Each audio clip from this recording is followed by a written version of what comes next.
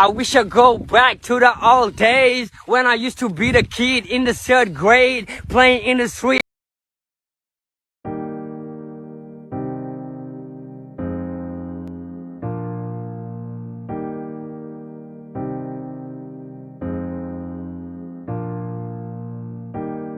Obono gini kama chozunu imana chukwa koti womo onyele miu nyelu yumi. What am I looking for? See my God, he don't bless me, oh. He give you me, give me you. Obono kife la chasha so, obono kife mi chasha me. My baby, you know, say you go love for me. Hey, yeah. I do go. I could go. When I call your name, Shakara for me.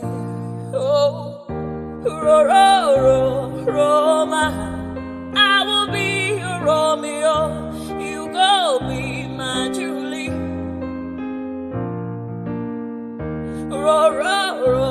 Roma, I will be your Romeo. You will be my Julia. Oh, give me your love and I'll go run away. Show me your love and I'll go use you play. Carry me, go me, I go follow you way. Follow you, they go. Maka Munagi, me and you. Okwa Munagi, my baby and me and you. Me and you, Aqua Monagi, my baby. Obuzi kife la chasha so, Obuni kife la chasha me. My baby, you know, say you go love me. I do go. I could go. When I call your name, Shakara for me. Oh, Roma, I will be your Romeo. You go be my Julie. Yeah, Roma, I will be your Romeo. You will be my Julia. Oh, Roma, I will be your Romeo. You will be my Juliet. Roma, I will be your Romeo. You will be my Juliet. Obuzi kife la chasha so, obuzi kife mi chasha me. My baby, you know, say you go love me. I do.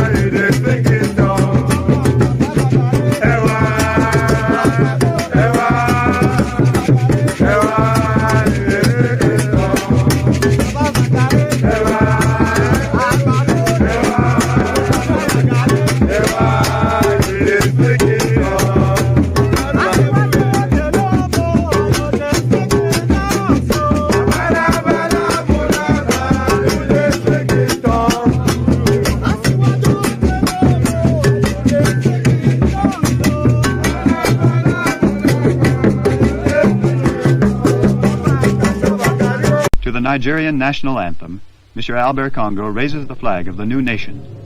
Nigeria, we hail thee, our own dear native land. Though tribe and tongue may differ, in brotherhood we stand. Nigerians old and proud to serve our sovereign motherland. Our flag shall be a symbol that truth and justice reign. In peace or battle honored, and this we count as gain. To hang on to our children a banner without stain. Oh God of all creation, grant this our one request. Help us to build a nation where no man is oppressed. And so with peace and plenty, Nigeria may be blessed. Ẹ̀jẹ̀ mi ni ẹ kí n gbọ́, àkọ́bí ewé ayò, ewé tún lè yé, ìtún ló ní ọ̀tún ẹ̀ ṣe, ìfà ló ní kan fà ẹ̀ mọ́ra, àìbínú gbogbo àtàrẹ, gbogbo méjì ọkà bàbà, gbogbo mẹ́ta ọkà wáṣẹ́, orí ló túmọ̀ ẹ̀dùn, gbogbo ọ̀nà ní túmọ̀ ẹsẹ̀. Akọni ìmọ̀ tú ìmọ̀ ọjọ́, ìmọ̀ èmi ni wọn kì í dálẹ̀. Wọ́n bá lọ mẹ́lẹ́mọ́, wọ́n á fi jóye ẹlẹ́mọ́. Akọni wọ́n bá lọ gbé fèrè, wọ́n á fi jóye ẹlòkò.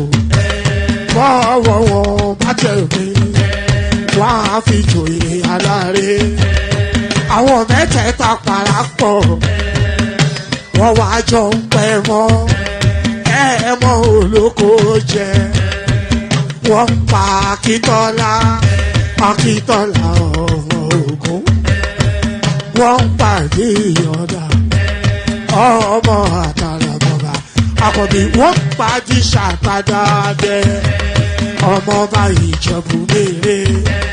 Aṣíwájú odò gbólùkẹrẹ, ajagun lólòdì ọ̀run. Tó o bá ṣe pé tìyẹ, tó o bá ṣe pé tìyẹ, náà bá ń darí jọ wí. Àpérò mi kún gbọ́wọ́, ọ̀bọ ti ṣìgìdì máa gbé, àgétì ló máa ń gbé, àyàn ti ìlàyàn ewúrẹ́. Ọlọ́run dákun má padà lẹ́yìn ẹ̀, kó má gbàgbé ọ̀rọ̀ tẹ́. Aṣíwájú Ọlọ́run dákun má padà lẹ́yìn ẹ̀. Àkọ́bí Ọlọ́run dákun wá padà lẹ́yìn ẹ̀. Ọkọ̀ olúrẹ̀lẹ̀ Ọlọ́run dákun wá padà lẹ́yìn ẹ̀. Òdòlé sọ bẹ́ẹ̀, gómìnà sọ bẹ́ẹ̀, dẹ́pútì sọ bẹ́ẹ̀, ọ̀túnbá sọ bẹ́ẹ̀, spíkà sọ bẹ́ẹ̀, bàbá Ìjẹ̀bú. And there it is right there. Oloma Padaleye, may God never depart with you. So that's a wonderfully majestic prayer. Of course, amen to myself and everyone listening. So amen to myself and everyone listening. So another day, another session. Of course, another day, another session. It will never stop. Well, we do it all the time, and we will always do it all the time. Always grateful for your company, and thankful that you're spending it with us again. So thankful that you are spending your company with us again. So the usual protocol, click on the like button just as soon as you come in, or if you're in already and you've forgotten, please still click on that like button. Subscribe if you haven't done that already. And if you want to be an active combatant, click on that hyperlink that says StreamYard. Up it pops you into a studio space. As soon as I finish delivering the body of the talking points, I'll let you on the screen, invite your thoughts. So nothing complicated. You know the format, so do that. It's been a long time since we birthed a new voice. So maybe yours will be that new voice that we birth today. So let's birth you as a new voice. So all that. We're going to be picking around the news items today, and not much in giving in terms of the news cycle, but we have some sort of a session, and then we'll see where it lands. So we have some sort of a session. We'll see where it lands as Boson kicks it off in the excellent manner that he does. So thank you, Boson, for that. So let's kick it off with this one. The room needs populating, by the way. If you want to be an active combatant, I always say this, there's always a slow build up to the room filling up. So if you want to be an active combatant, click on that hyperlink that says StreamYard, pop into the studio, come say hello. So pop into the studio, come say hello. We start with this. Tinubu to make national broadcast on Wednesday. So I think the window of opportunity for that national broadcast should have been his 1 year anniversary. But I'm not quite sure. Memory does not serve that this is essentially something that is conventional. I don't know it as a convention that every Democracy Day there's Democracy Day is actually Abiola Day. So that's June 12, isn't it? So Democracy Day really is Abiola Day, which is essentially tomorrow. So he makes a national broadcast, but what will be the content of that broadcast? Is he going to wrap it around the theme of democracy, or is he going to speak to the wider journey of his tenure so far? So 1 year and in. Where's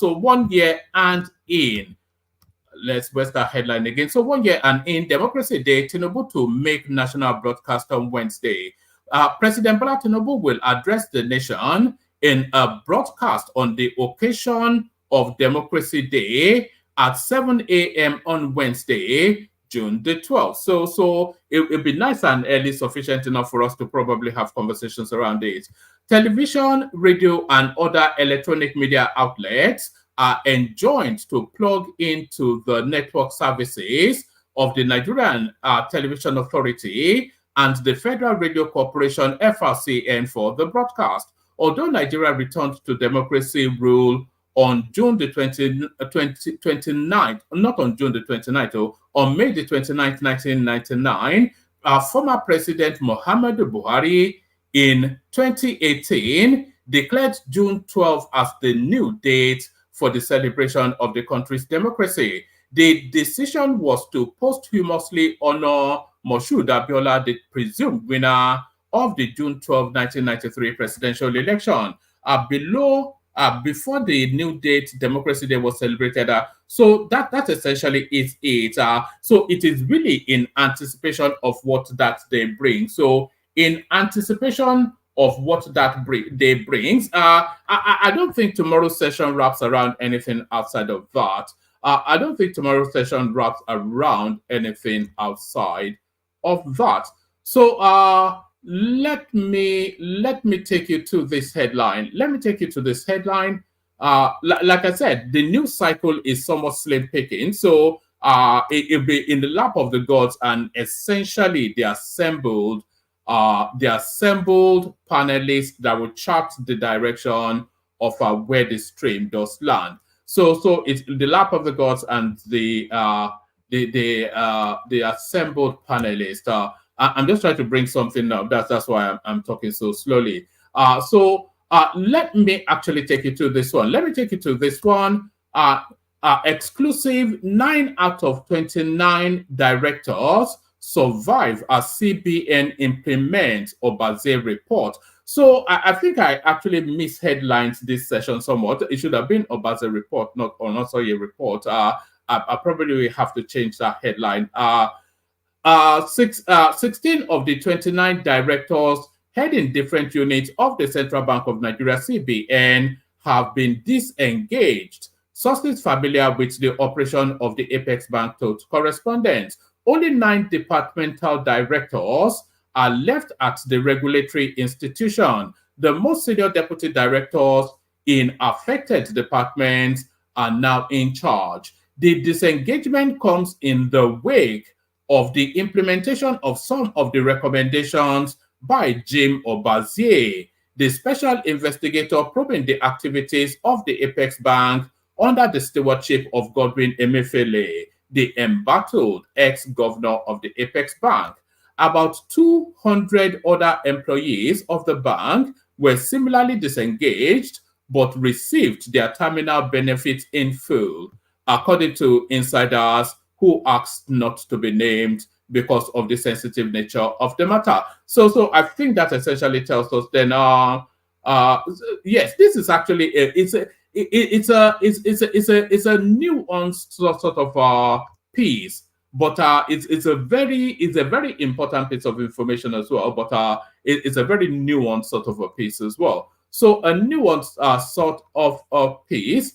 Let me take you to this one. Dauda Lawal, no political will to end banditry. Tinubu not getting proper briefing. So this guy has actually been circulating around the media space. I saw a clip of him, actually. I think I sent it to someone.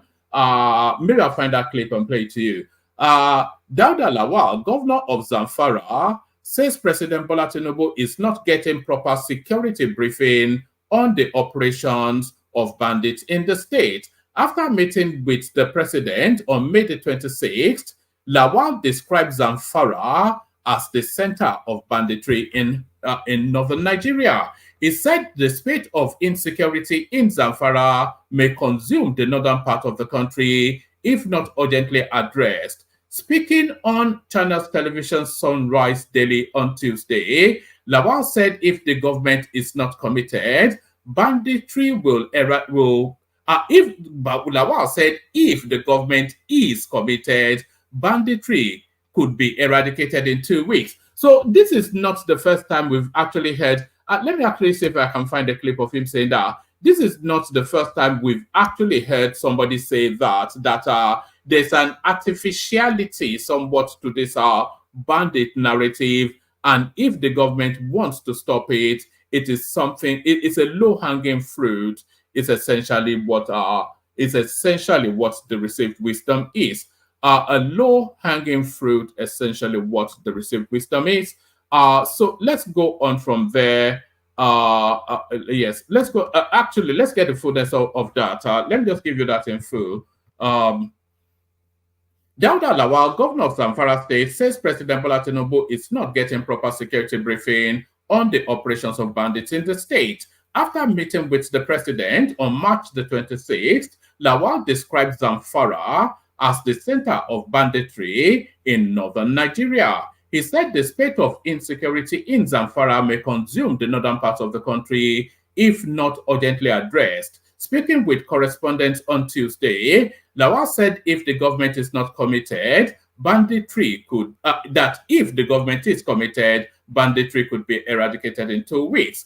Whilst we are trying to take care of the situation, somebody somewhere, somehow, behind our back, is negotiating with bandits as a governor of a state without my knowledge. When the situation got really bad, I met with Mr. President and complained one-on-one. And I told him the true situation of what Zamfara is facing in terms of security. When asked if he believes the president is properly briefed on the actual state of things, the governor said, based on the conversation we had, the answer is no. And I had to explain everything to him, what we're going through and what needs to be done. Zamfara State has become the hub of banditry in northern Nigeria.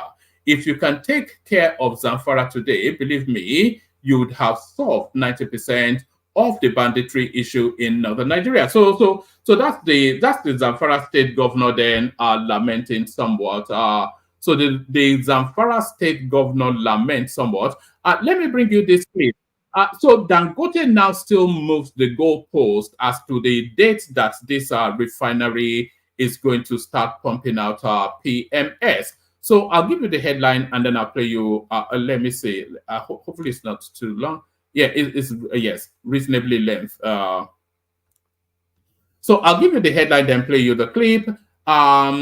we had a bit of a delay, but PMS will start coming out by 10 to 15 of July. But then we want to keep it in the tank to make sure that it settles. So by the third week of July, we'll be able to come out to take it into the market, the president of Dangote Group. So that is Dangote. The PMS, he gave the assurance, this was actually at some seminar symposium he was in Rwanda. He gave us the assurance then that at the most, by the but within this month, he said midway through June that PMS will be awash and the country's problems with petrol would have been solved. So he kicks the can down the road again, but let's hear him in his own words. It's good for us to test all the types of crudes that we're receiving so that, because sometimes you can buy a crude and then people can give you the one that has a lot of metals or a lot of sulfur. But the most important is this, that because we know mainly West Africa is a home for dumped bad fuel, bad petroleum products.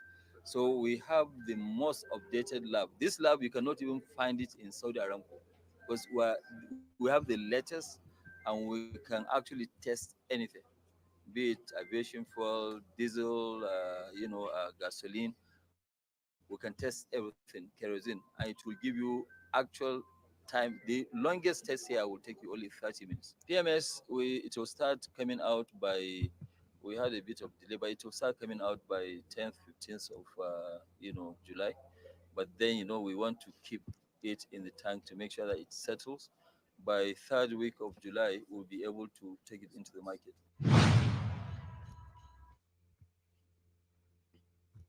So there it is right there. Dangote shifts the goalpost yet again. I'll be surprised if we ever really see. I have the anticipation that we might not get petroleum from that guy this year. Let me give you this as a headline. CBN can only dissolve board of Keystone Banks, Union Bank, Polaris, North Banks. So it looks as though a spate of revocation of licenses of banks are taking place at the moment. So that speaks to that. Like I said, there is slim pickings on the headline. Let's carry on. Akpabio identifies faults in the national anthem. There's a move to somewhat reword that national anthem. So there's a move to somewhat to still retain the spirit of it, that independence anthem, but to somewhat reward it. Akpabio identifies errors in new national anthem. So I think there are certain words like native, I suspect. Senate President Godswill Akpabio has identified errors in lines 3, 5, and 18 of the new national anthem released by the National Orientation Agency. Akpabio observed the error during the plenary on Tuesday and directed the National Orientation Agency to immediately correct the error. Last Wednesday, the Director General of that agency, Lanre something or the other, unveiled the standardized version of the national anthem in Abuja. The Director General, during the unveiling, urged Nigerians to pay attention to the words in lines 3 and 5 of the anthem as released by the agency. We call the attention of Nigerians to lines 3 of the first stanza, which reads, "Though tribes and tongue may differ, note that the word tribes and tongues are plural. We want you to also note that line 5 of the first stanza reads, Nigerians all are proud to serve. The word are and not, the word are not and is correct.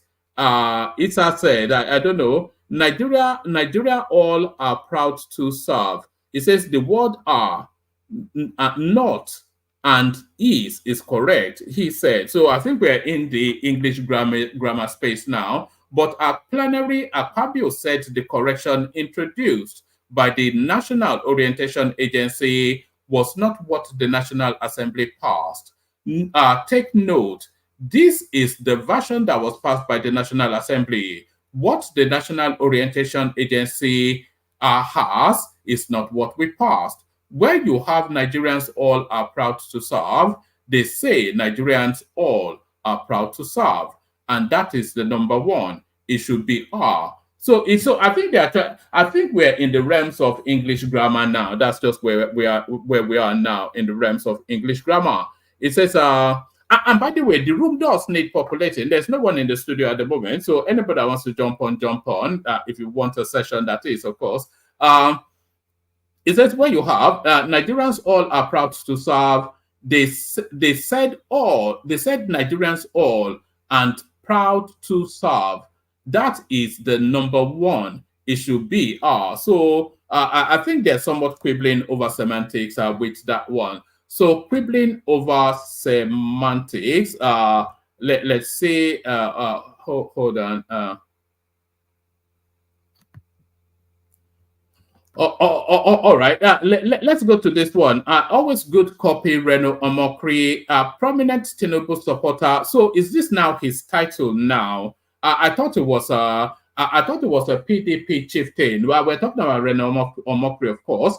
Prominent Tinubu supporter Reno Omokri speaks on getting rid of president. So I'm not quite sure what that means. It says, as Nigerians look forward to the 2027 election, are they already looking forward to the 2027 election? We're still 3 years away from it.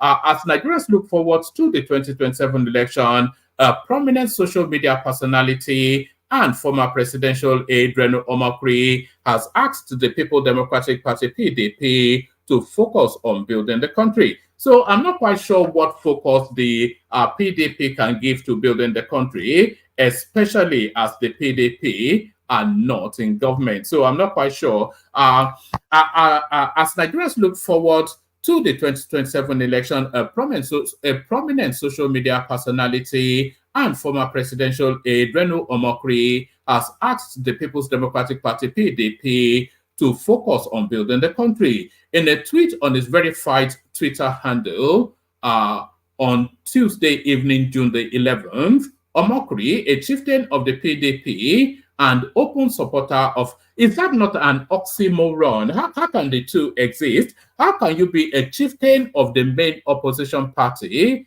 and an open supporter of the incumbent government? So only in Nigeria do we have this sort of ménage à trois.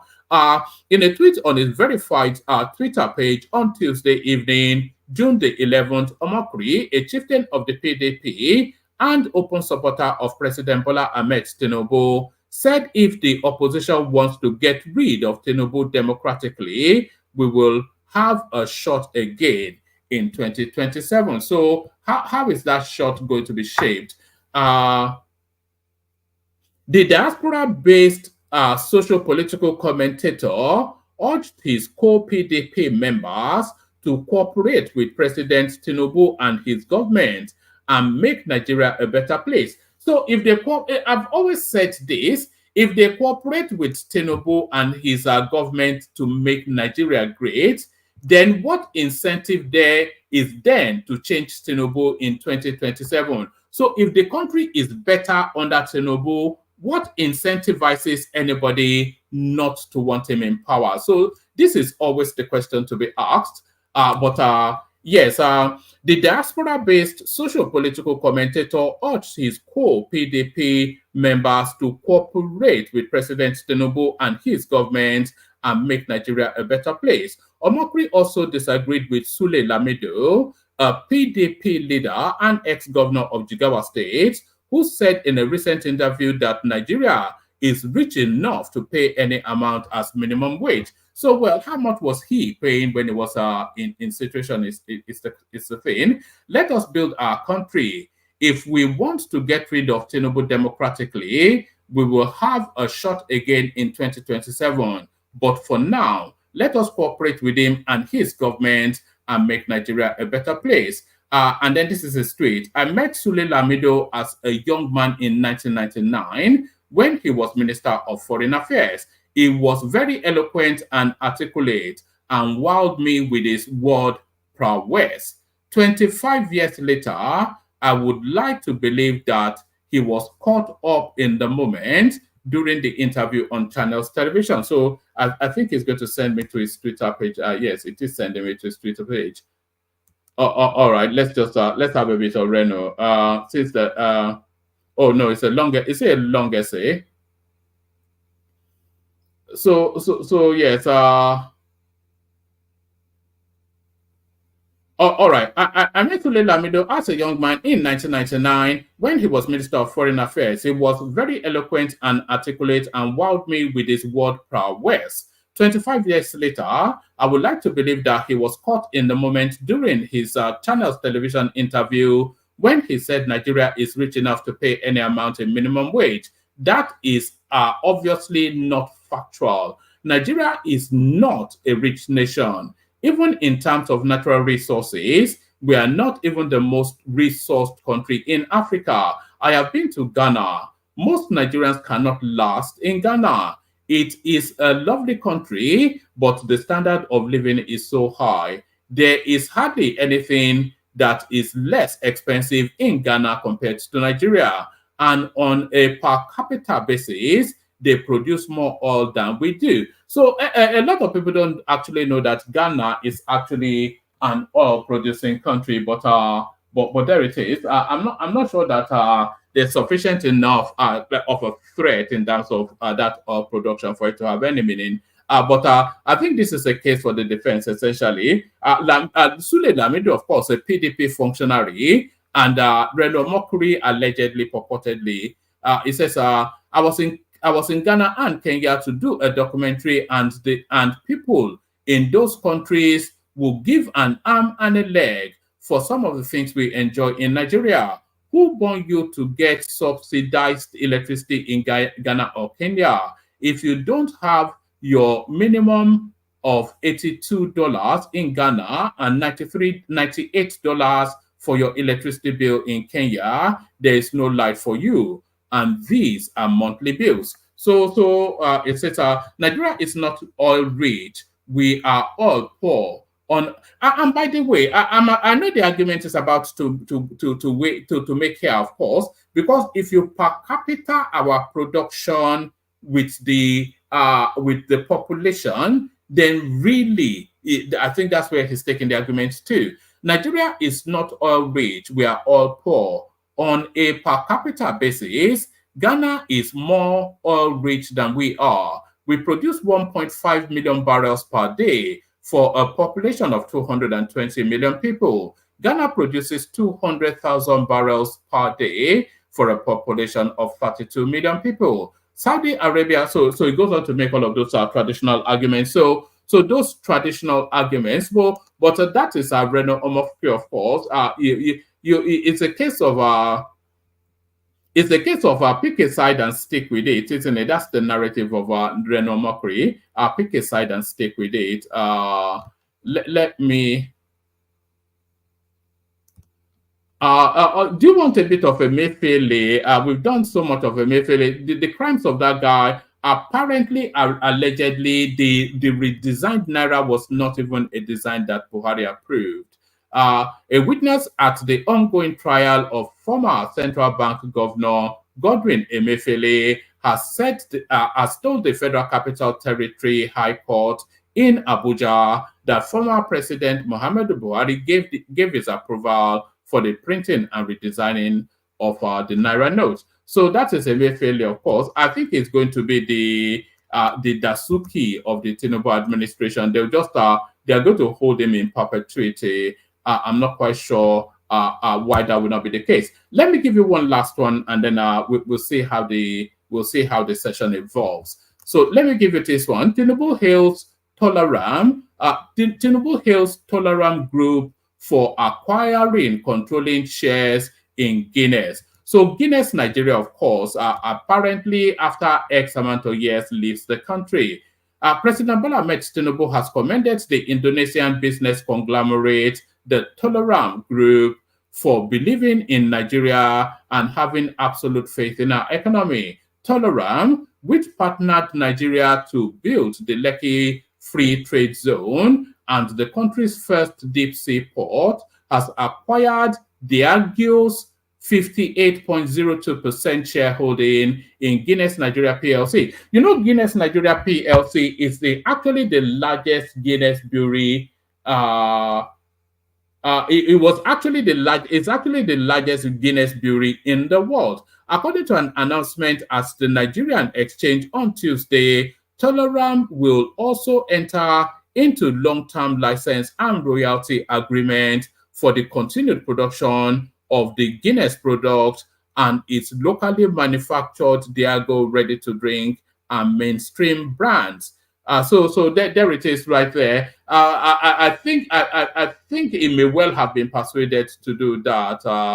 I think monies may well have changed hands before that situation came about. So money may well have changed hands before that situation came about. Like I said, the room still needs populating. So I'll send the link again. I'm not quite sure. We'll see how the session goes, but there is the link. Let me acknowledge the super chatters, play you the K-Guide music, and then we take it from there. So super chats from Bosun, Alexander Gomez right there, Isaac Ojo are also in that space. So that's Isaac Ojo right there. Ayo course tradition would have, and that's still Ayo continuing as it does. Let's see. That's Ayo still continuing as he does. That's Ayo still continuing as he does. That's Isaac Ojo right there. Isaac Ojo again. So that space still. We want other names in that space as well. So let's play the Kegite music and then we'll take it from there. So if you want the session, as I said, you have to hop on. So let's play the Kegite music. Only water, where they see my water. Oh yeah, she go for me, yeah.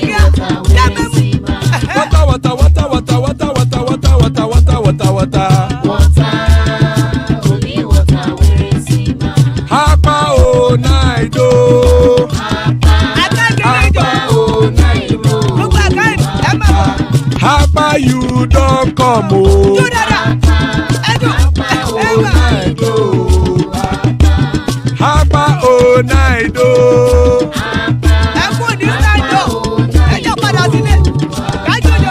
Oro kẹ̀kẹ́ ẹlẹ́mù yé o. Ilé sọ́dí kẹ̀kẹ́ rẹ̀ ẹlẹ́mù rẹ̀ o. Hobby master kẹ̀kẹ́ rẹ̀ ẹlẹ́mù rẹ̀ o. Chifu Faila ti kẹ̀kẹ́ rẹ̀ ẹlẹ́mù rẹ̀ o. Eruku lẹ̀lẹ̀ ẹlẹ́mù dé. Eruku lẹ̀lẹ̀ ẹgbẹ́ ẹlẹ́mù dòde ojàre o. Eruku lẹ̀lẹ̀ Ghana ti dé ẹgbẹ́ bọ́dì o. Ọmọ ẹlẹ́yẹ ẹ̀yẹ o ó dilé o. Odúyẹ̀lá ẹ̀yẹ o ó dilé o. Petrosonama ẹ̀yẹ o ó dilé o. Petrosodúnkẹ́ ẹ̀yẹ rẹ̀ ó dilé o. Ẹlẹ́kọ̀ ọ̀run mú ìní o.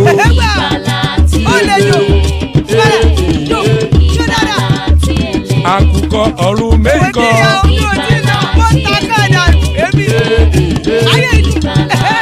Ikú kò ní ríwà gbéṣe o.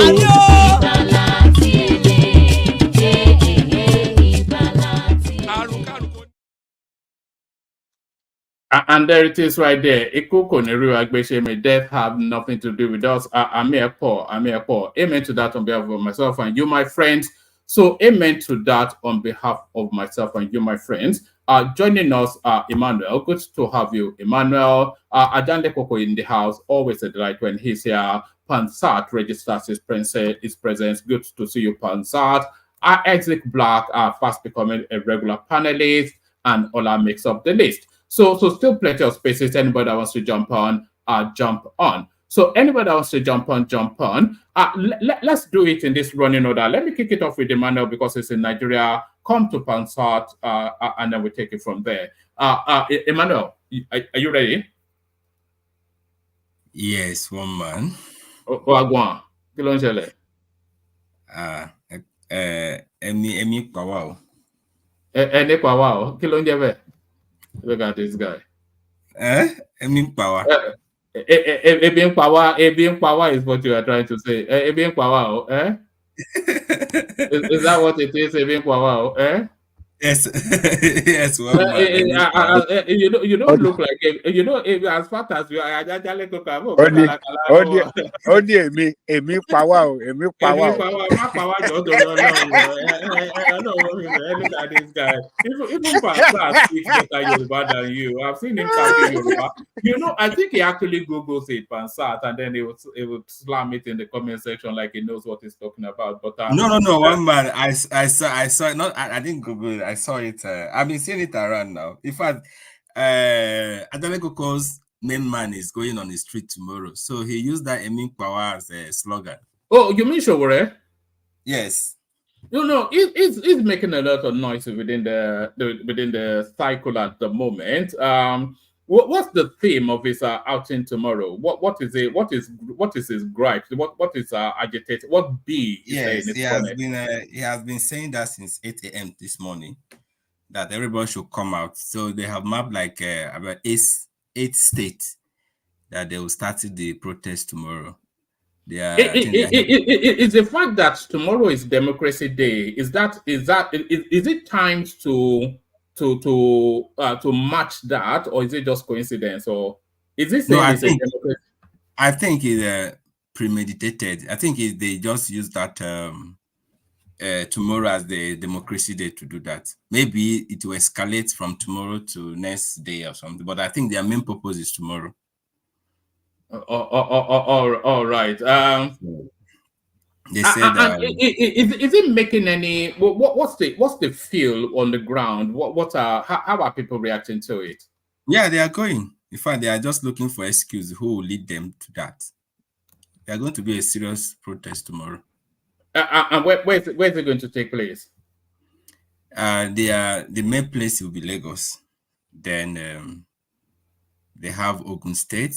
They have Delta State. I think they have about 8 states. They have Abuja. So I think Showore is the arrowhead. Are you reading? What's your reading of it? What politics is in play? I think now there's a lot of reading behind the scene, because now they are saying that Showore is the only main Yoruba person there. That the agenda is the Igbos, because the list of the coordinators, I think their list is they say the Igbos are more in the list. But this guy is inside. Deji is also inside. So inside. Yes. So a lot of them is inside. And I think there's one other prominent person inside there. But now the reading now is that is politically motivated. Of course, it's politically motivated, but what politics? Is it politics against the government, or is it intra-fighting amongst the opposition? No, I think their slogan is that Nigeria are hungry. Yes. Tinubu should step down, or I think I don't think it's about Tinubu. It's about populism. A lot of this politics is about populism. Yeah, they say the policy that he's rolling out. The policy he's rolling out is attacking citizens, not for political elites. Yes, no. That's the headline. I'm talking about the politics of it. Showore is paying rear guard in politics at the moment. It's on the back foot. So, and the person that occupies the populist space is Peter Obi. So I'm not actually sure that rally, the banner, the theme will be against the president, using all manners of anything. There's so many things that everybody wants to protest. So it's not really. Why are you rubbing it into Obi? How does no. I'm talking about no. It's not even an anti-Obi something. No, I'm just talking about politics now. Yes. I'm saying that Peter Showore wants to cut into the populism space or try to seize the center ground. If that place goes successfully, then he will, you know that Peter Obi and Showore, they occupy the same space within the political paradigm. You know that. So Yes. if Showore's name spikes up, then it gets more agency into that space. And I think that is what he wants. He wants agency into that space. You know, I don't think it's especially bothered about Tinubu or even power or not. No, one man. Don't be saying that. It's not You, true. you understand what I'm saying? Yes, no, one man.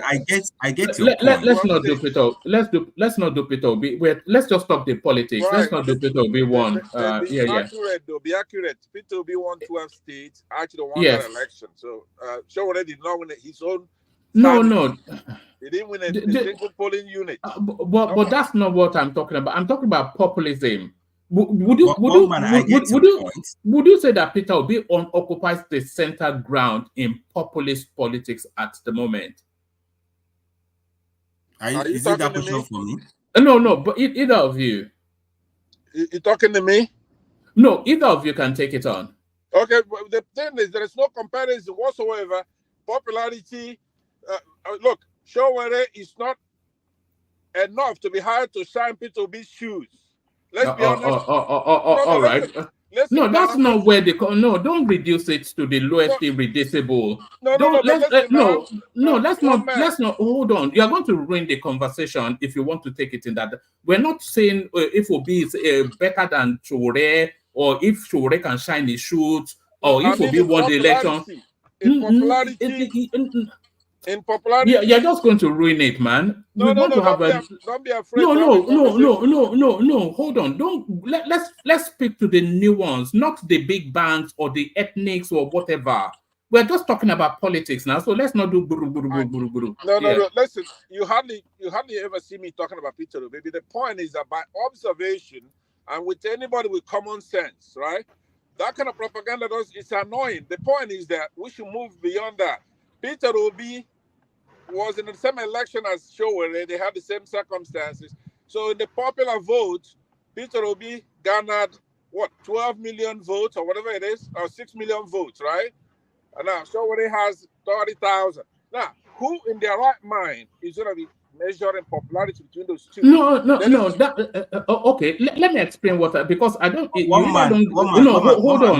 on. Just hold on 1 microsecond. You still have the floor. You either don't understand it or you are obstinately fixated to a single narrative and you cannot say beyond that.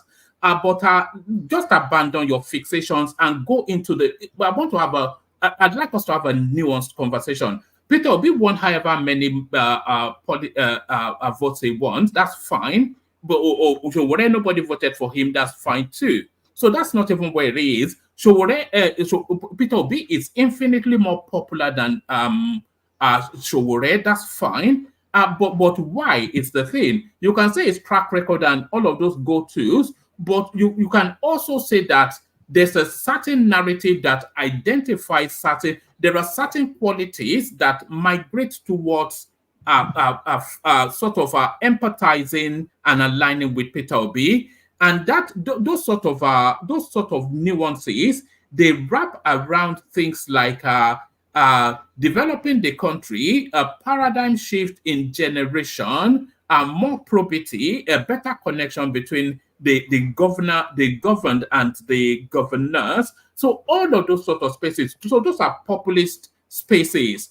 So now, not about who won what, who's more popular. That space itself is an entity and a large entity, and Peter Obi sits at the center of that. So Showore feels that is his natural habitat, and this sort of protestations is essentially to make incursions into that space. So it's not about Obi ding dong. So that's the nuance. That's the nuance. That is Showore habitat. What is the antecedent for that statement? What is the antecedent? Because Showore's politics has always been anti-establishment, pro-people, transparency, get rid of the rot in the system. So that sort of political space, which is a space that Obi occupies now. But no, I mean like a proven record of him getting that. No. It doesn't have any backdrop. Let me respond. No. It doesn't have any backdrop in politics. So we're not even talking about that. We're talking about believability, personality. Yeah, if you say believability, we have a lot of them on the space, in the political space. Wama, can I give my own? Is there? Wama, can I give my own understanding? Let me respond to one man. One man. Before you respond, can I give my own understanding to it, please? After me, hold on now. So no, you've been talking. You've been talking. Hold on, Pansat. Isaac is often brief and to the point, and then you come after him, Isaac. Yeah, wait till we try make una know be say. For those of us who come from Edo State, now Sowore na be the real person where we really want me there. But the politics can they play in a way where we say we come they look and say Sowore never get leg like that. So people with this Sowore side we be want make people like Sowore come they rule the country. They can't just join Obi for now. They can't really look and say since Obi they inside all this they are caucus before. So me we just first join Obi first. If somebody like Obi fit come, then if he pave way for them Sowore, now Sowore get that space. Obi an opportunist. And that's exactly what I'm saying. I'm not to say Obi is an opportunist, but I'm saying that Sowore, this protest is Sowore trying to seize the center ground of populist politics back. At some point, you're gonna let me tell you what's going on. No, come in. You can give your opinion. Okay, so when people like that guy from Edo, first of all, I've said it many times, Edo is not worth all the trouble. Oh, let's not go in that direction. That will just ruin it. Don't ruin it. Let's be elegant. Don't start attacking people, please. No, I'm not. I said Edo State, right? It's a divided state up to like 8 regions in Edo State. So if you're a very popular candidate, maybe you get 150,000 to 200,000 votes from there. Is it worth all these insults? People seeing something that is clear. Who is going? If your head is correct, how are you going to compare Obi with Sowore? They do not occupy the same space, like you said. You aptly described Sowore as somebody who throws mud, who organizes students. Which space does? Hold on, no, you made a point now. Which space does Obi occupy in the Nigerian paradigm? All of it. So that's what I was going to use Doreka to give you an example. All right. You just don't get it. It's not brute force. Hold on now. You're just going to brute force. Okay, go on. We're going to clash at the end. We're going to clash at the end, but let me get a word in here before we clash. What I'm saying to you is that you're looking at somebody who organizes students, sing a song, go out there. He's courageous, right? As a matter of fact, Obi is not doing his by courage. Obi is trying to appeal to Nigerians who are sensible from the north, south, east, and west, right? Business, students, youth. Now, what you're pointing at is that, you know how, I don't know if you've been to the market where they have Doreka, right? Whether they measure something. There are some cups that fit into that Doreka, they're smaller. And there are cups that are bigger than the Doreka that you put in. Let me ask you a question. Why do people follow but the things so that it can be conversation? So don't be long and winding. Why do you think people follow Peter Obi? People follow Peter Obi because he went out there and made a case, right? He did it the old-fashioned way, trying to gain credibility. He invented some mantras. One of them is to go and verify. He's using his term in office experience out of 8 years. Nigerians they didn't even know they had such a public servant that served for 8 years, did not waste money. All right. Yes. One man, can I continue? Credibility, and then people went and verified. No. I did say don't give us the longer. I wanted are you satisfied with the answer? Did I? Well, not especially, but I wanted a sonnet, not a prose. Calm down. Let me log off. When I get home, I'll be on a regular computer. Yes, Pansat, hold on. You take the time back now. But Pansat, when you do come back, please, I want it to be a conversation. and It's not up to brute, you. not brute. It's up No, to you. no. Well, it's up to me, but I I've don't made want it. points now. You never Yeah, disagree no, with but, any of my points. You you know, just say, I don't disagree with it, but okay, so okay, all right, let Emmanuel carry on. But the yeah, carry on. conversation, yeah, Emmanuel, carry on. But Emmanuel, do you understand where the conversation is? Because Yeah, I'm one not more. quite sure. I'm trying to understand what you're trying to say. You know, Showore, you are saying that Showore is trying to, you know, claim that natural space that I think that he belonged to by orchestrating this protest. But I'm not seeing it that way anyway. I'm seeing it that he just, you know, he's a revolutionary person, like, you know, his own method of uh,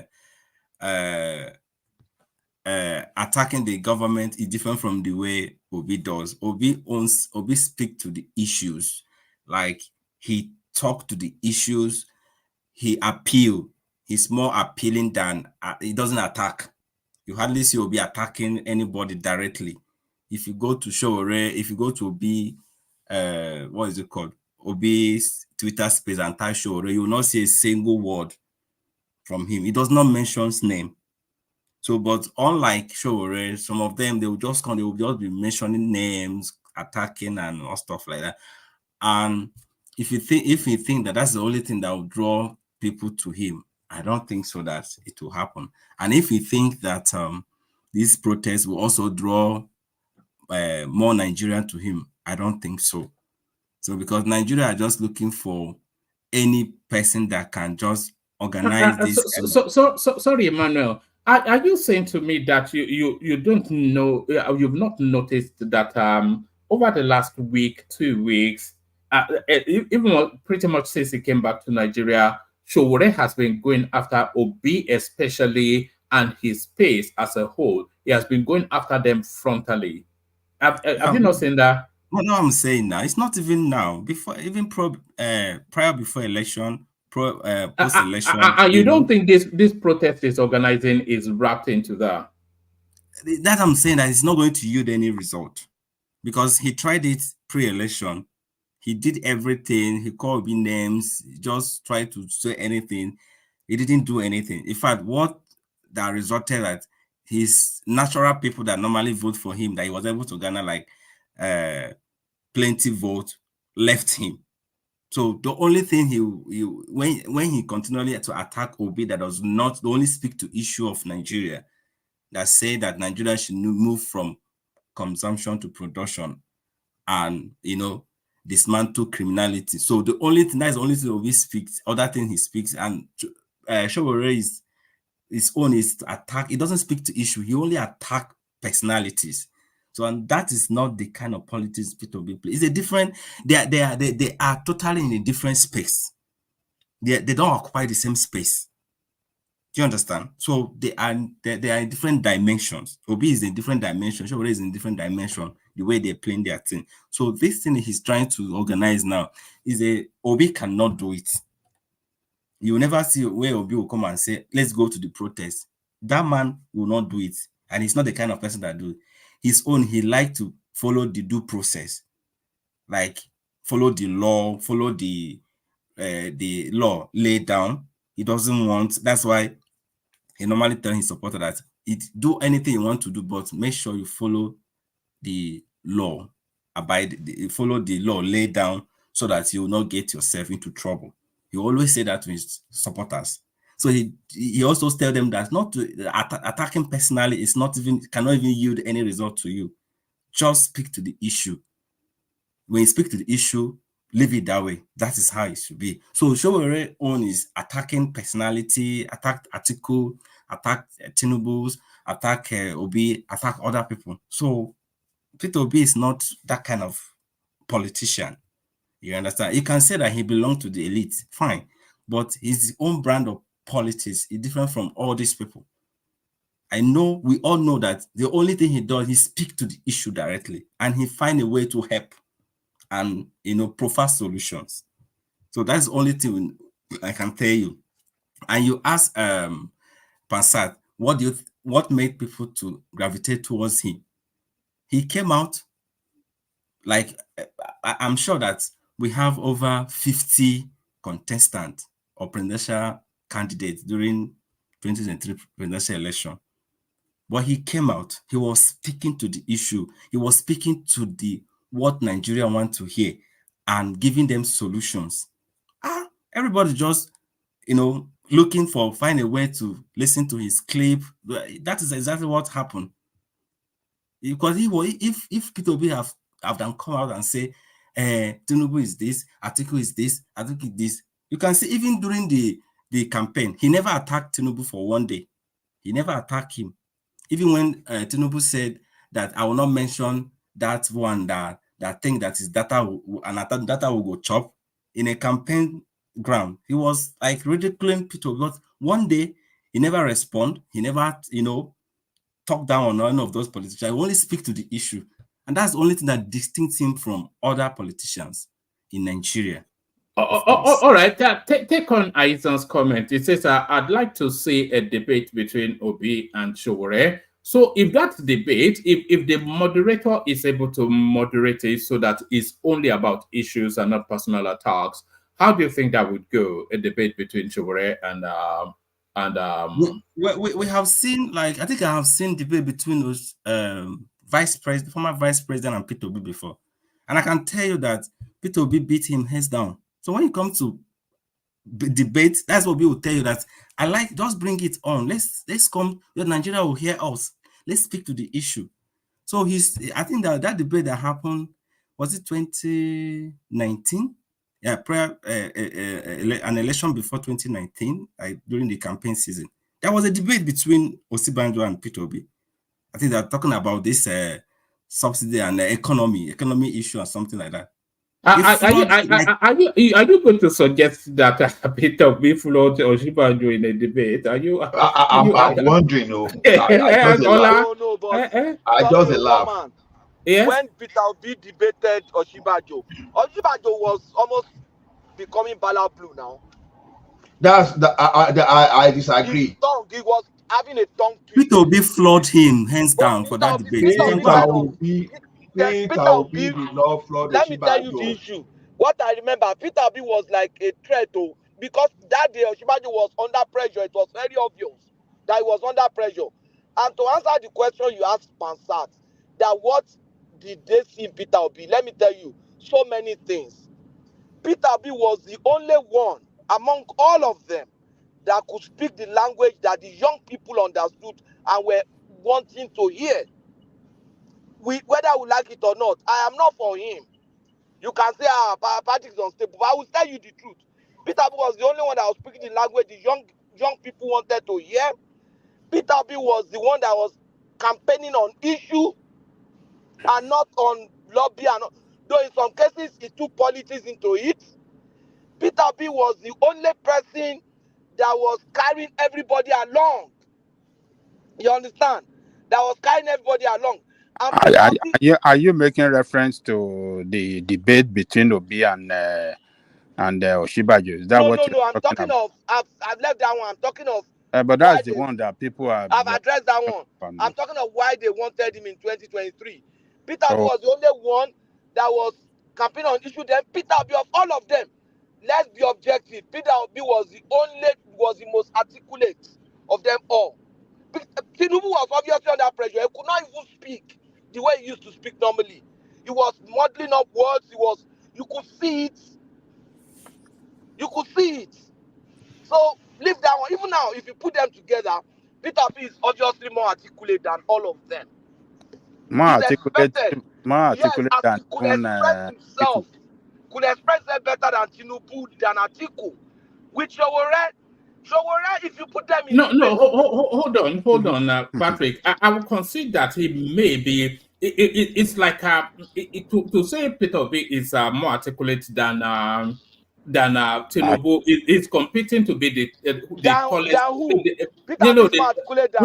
hold on. Let me make the point. If you are saying Peter Obi is more articulate than Tinubu, it's essentially competing to be the tallest dwarf, because I don't think either of them have articulation. But you cannot suggest that Obi is more articulate than Atiku. Is more articulate than Atiku? Yes, now. Are you joking? Atiku Abubakar. Election is gone. No. Yes, one man during that election. Let me say something. Atiku, we agree. I'm wondering, I'm wondering the 2019 debate we all watched because I no 2023. I've even passed 2019. Wait, no, because we are talking of that 2019. Like seriously, that 2019 is what we can bring up Oshibajo was under pressure at a point. Wait. He was saying, is he Obi that didn't know what he was talking about? We didn't or didn't something. He was under pressure. No. One man pull that video. That video is still online. That their debate. Let's watch it. You see, he's more articulate. He was speaking to issues.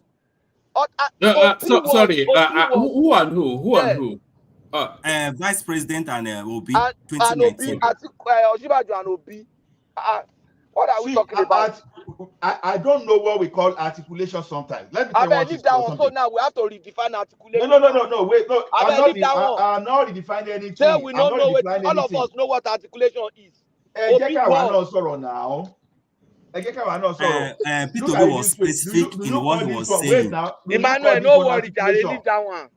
Wait, do you I'm not for Bio, but let's lie?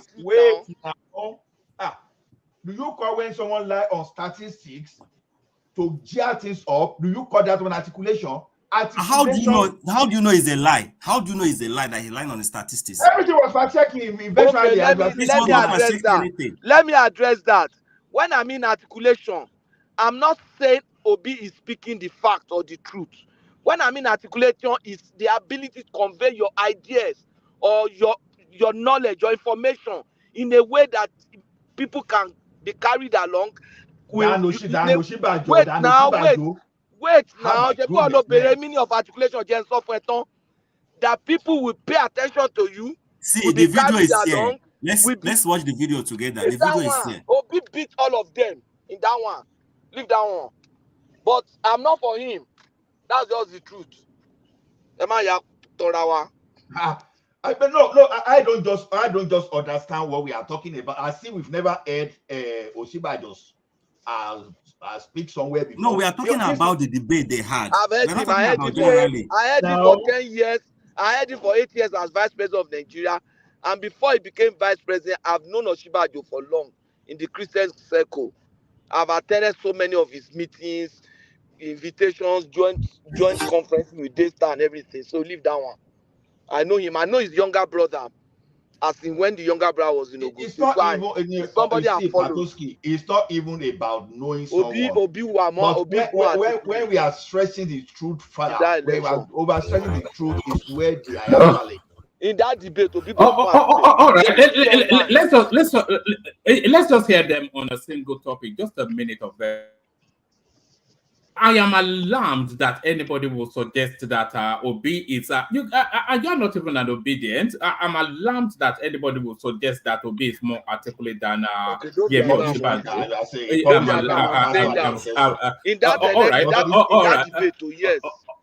right. This is 2 minutes. Let's have a 2-minute back and forth between them. Fighting corruption is not an economic policy. It is not that you can't fight corruption, but you can fight it more aggressively while addressing economic issues. For example, in 2015, unemployment and underemployment was 24%. Today it's 40%. In 2015, we attracted $21 billion in foreign direct investment. We attracted only 17 last year. We attracted only 12 last year. That means it's going to, our GDP was 520 in 2015. Our per capita was 2,500. Today it's under 1,900. If you look at our stock market, it's lost over 2 trillion in 1 year. So that is not any policy. You're not creating jobs. You're not doing the right thing, and you're just fighting corruption. You can't shut down your shop and be chasing criminals. Thank you very much. Thank you. If you allow criminals to steal all the inventory in the shop, there will be no shop.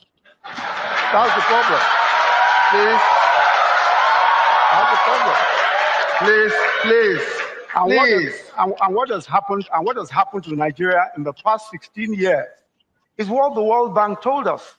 that the major cause of our poverty is corruption. That's a major cause. That's what we've been told. So let me say that there is no way that we can minimize what has happened. We can't minimize corruption. If you minimize it, we run the risk of completely, in fact, the argument is lost. We cannot do what we want to do unless we're able to minimize corruption or eradicate it completely, which is what we're trying to do. That's how from this discussion now, what suggests that Obi is less articulate here than him? Sorry, Ola. I think we just the opening just 3 words. Oshibanjo defeated everything. One man, take your time and watch the full. Just go and watch the full of this debate. You will clap for Peter. Go and watch the complete. You will see how Emmanuel and Patoski. The challenges I have with you, obedient is this. You go. It's just sentiment. It's just sentiment. One man is almost saying that Obi is even not more articulate than Tinubu. Wait. That Obi is more articulate. No. Patrick, Obi is more articulate than Tinubu. Is not articulate at all now. But I was saying that Tinubu is more articulate than Atiku. He's more articulate than who has contested the election. He's more articulate than Sowore. It's not more articulate than Kwakwanso. Certainly not. Certainly not. It's more articulate than Obama. Than Obama, yes. Obi is the most articulate than Obama, than Trump, One man, you would have asked yourself, just allow me. Why the educated people why the educated people tend to towards him, tend to go towards him. Emmanuel, no worry yourself. Hold on. Let's have one voice and let Ola come in. But Ola, that's where we were. Emmanuel, that's where we were trying to have the conversation. That why are the educated people gravitating towards him? But let Ola have that is interjection, and then I want us to open up that space because that's where the conversation is, and that is where Sowore is going as well. But Ola, yes. Yeah, you see one thing, Emmanuel. Whenever we are saying something, the integrity of our statement matters a lot.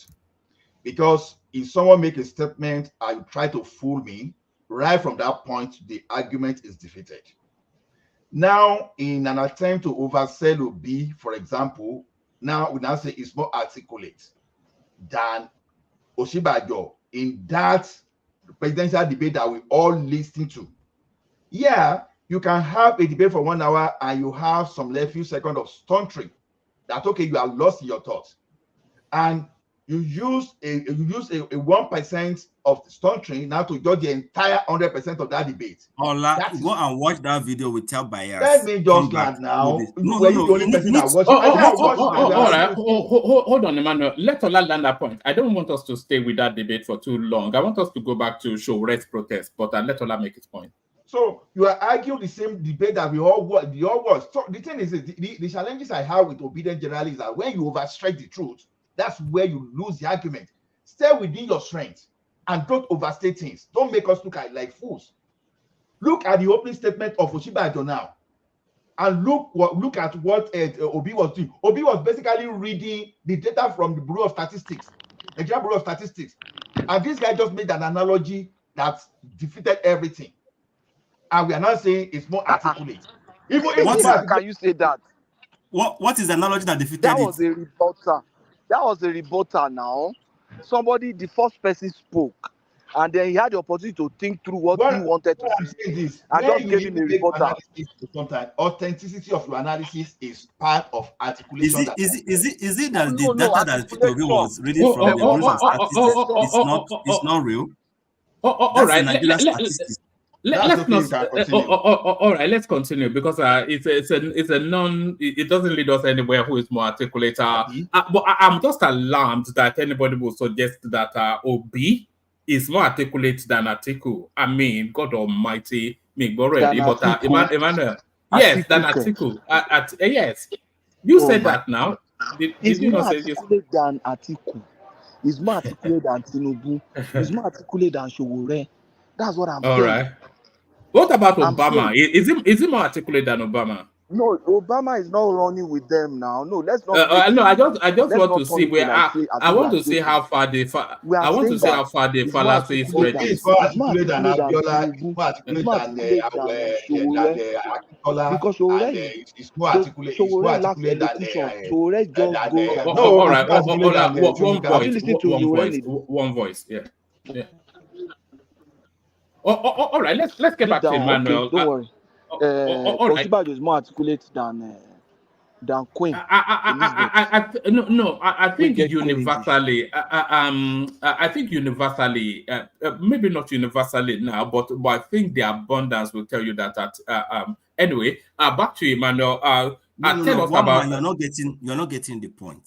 We are not saying generally Osinbajo is more articulate than. We are not saying. We are saying based on the debate they had that.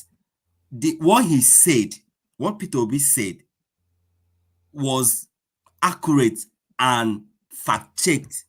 That's why I say more because maybe Osinbajo was afraid. Fighting corruption is not an economic policy. Well, no. Ola, just let him have it. I want us to move from there. Yeah. So maybe he's already in power. So he's just trying to know the kind of words that he will say or not say. Maybe that's the only thing that affected him there.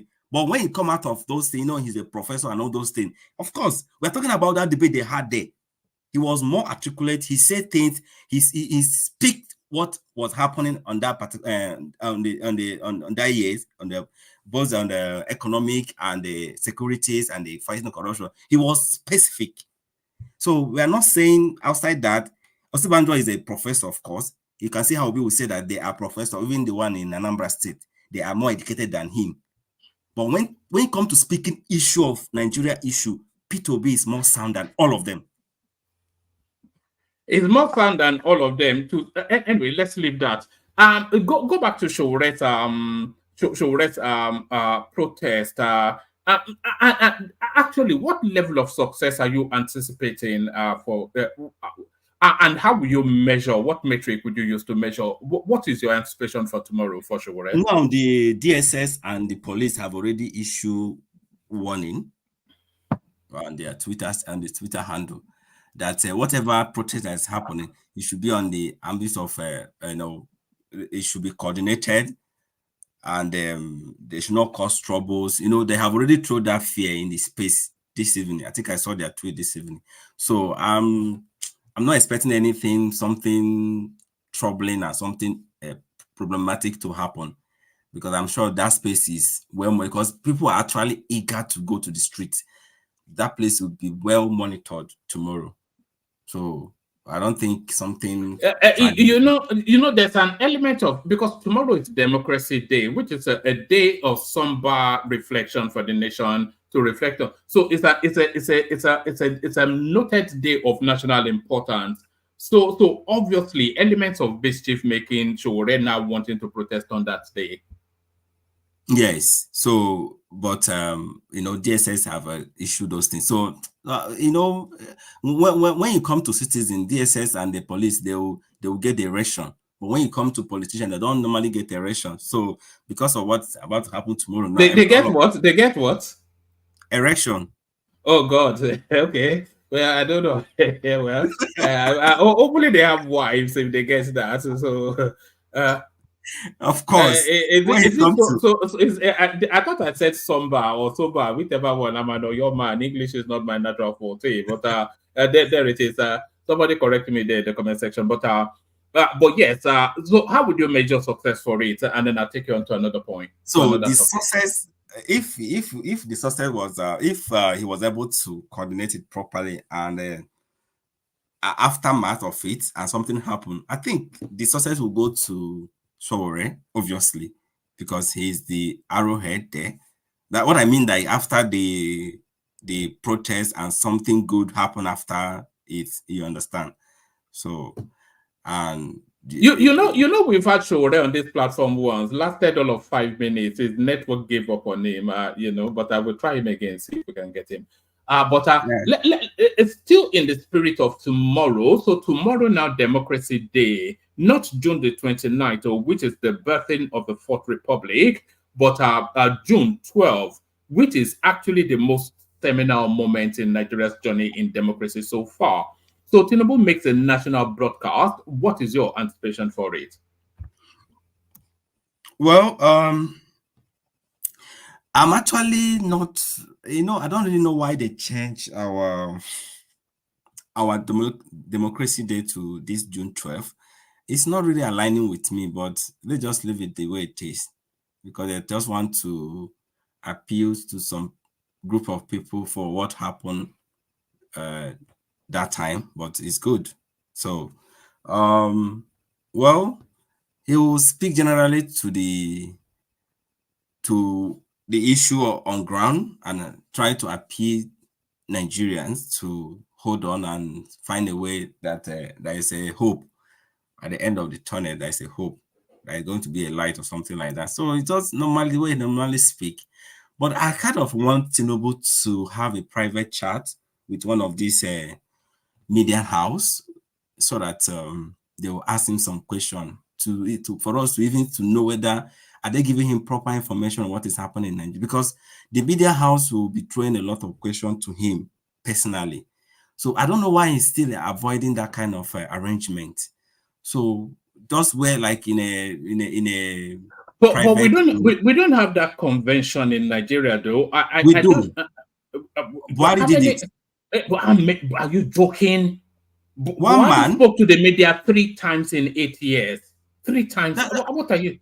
3 times in 8 years. Okay. So 3 times in 8, at least he did it. That's what I'm saying, that he did it. So I'm expecting that kind of conversation, because when Buhari did it, we all find out that he was not being carried along of the happening of what is happening in Nigeria, the issue on ground. So he was just saying based on what his aide we are telling him and stuff like that. So we want kind of to listen to that conversation between the media house and the president, so that when they ask him something is happening and something, let's see how he responds. Let's know whether he's actually aware of the issue on ground. I don't think he's aware. I don't think they're telling him the truth. Those people around him, those circle around him, they're not telling him the truth. He's very much aware. No, he's not. No, he's aware. It's just that when you don't have a solution to problem, you avoid such interview, and you don't want people to query you. You run away from the media. You cannot be having, for instance, this first subsidy. They say that they are paying through the back door. If he's aware of what all this is happening, he would have sent someone to just address that issue permanently. But no, there is nothing they can do about it. You just have to admit that. So you just have to admit that there is nothing Tinubu is going to do about it. Corruption doesn't fight corruption. That's a simple fact. Before you can fight corruption, you wouldn't have some corrupt issue or corruption around you. You understand? So people that surround him are most corrupt under Buhari regime, and he recruited them into his own regime also. So how do you expect him to fight corruption? Corruption doesn't fight corruption. All these things they are doing is just mago.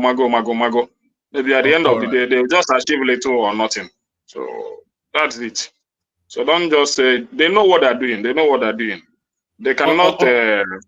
They cannot just close their shop. This is their business, and they're doing it perfectly to suit their narrative. That's it.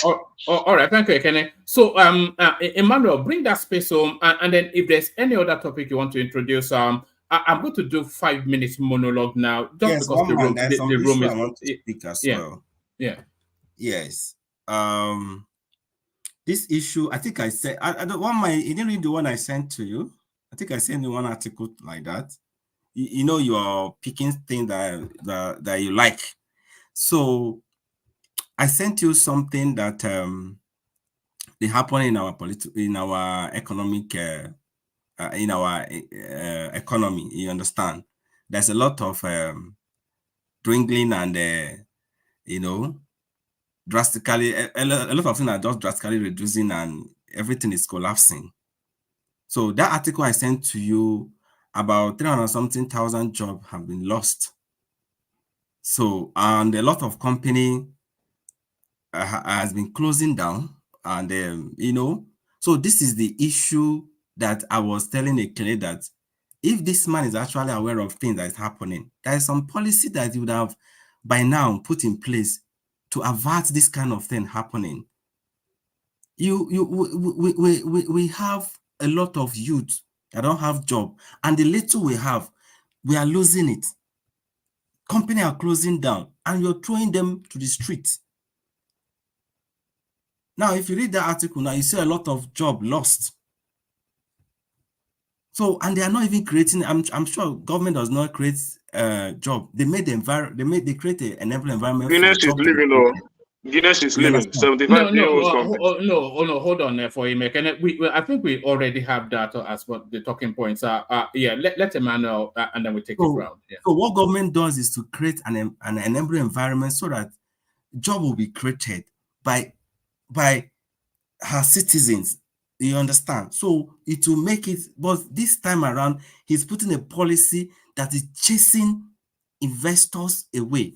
That's making the little job that have been created to close down. So it's not palatable at all.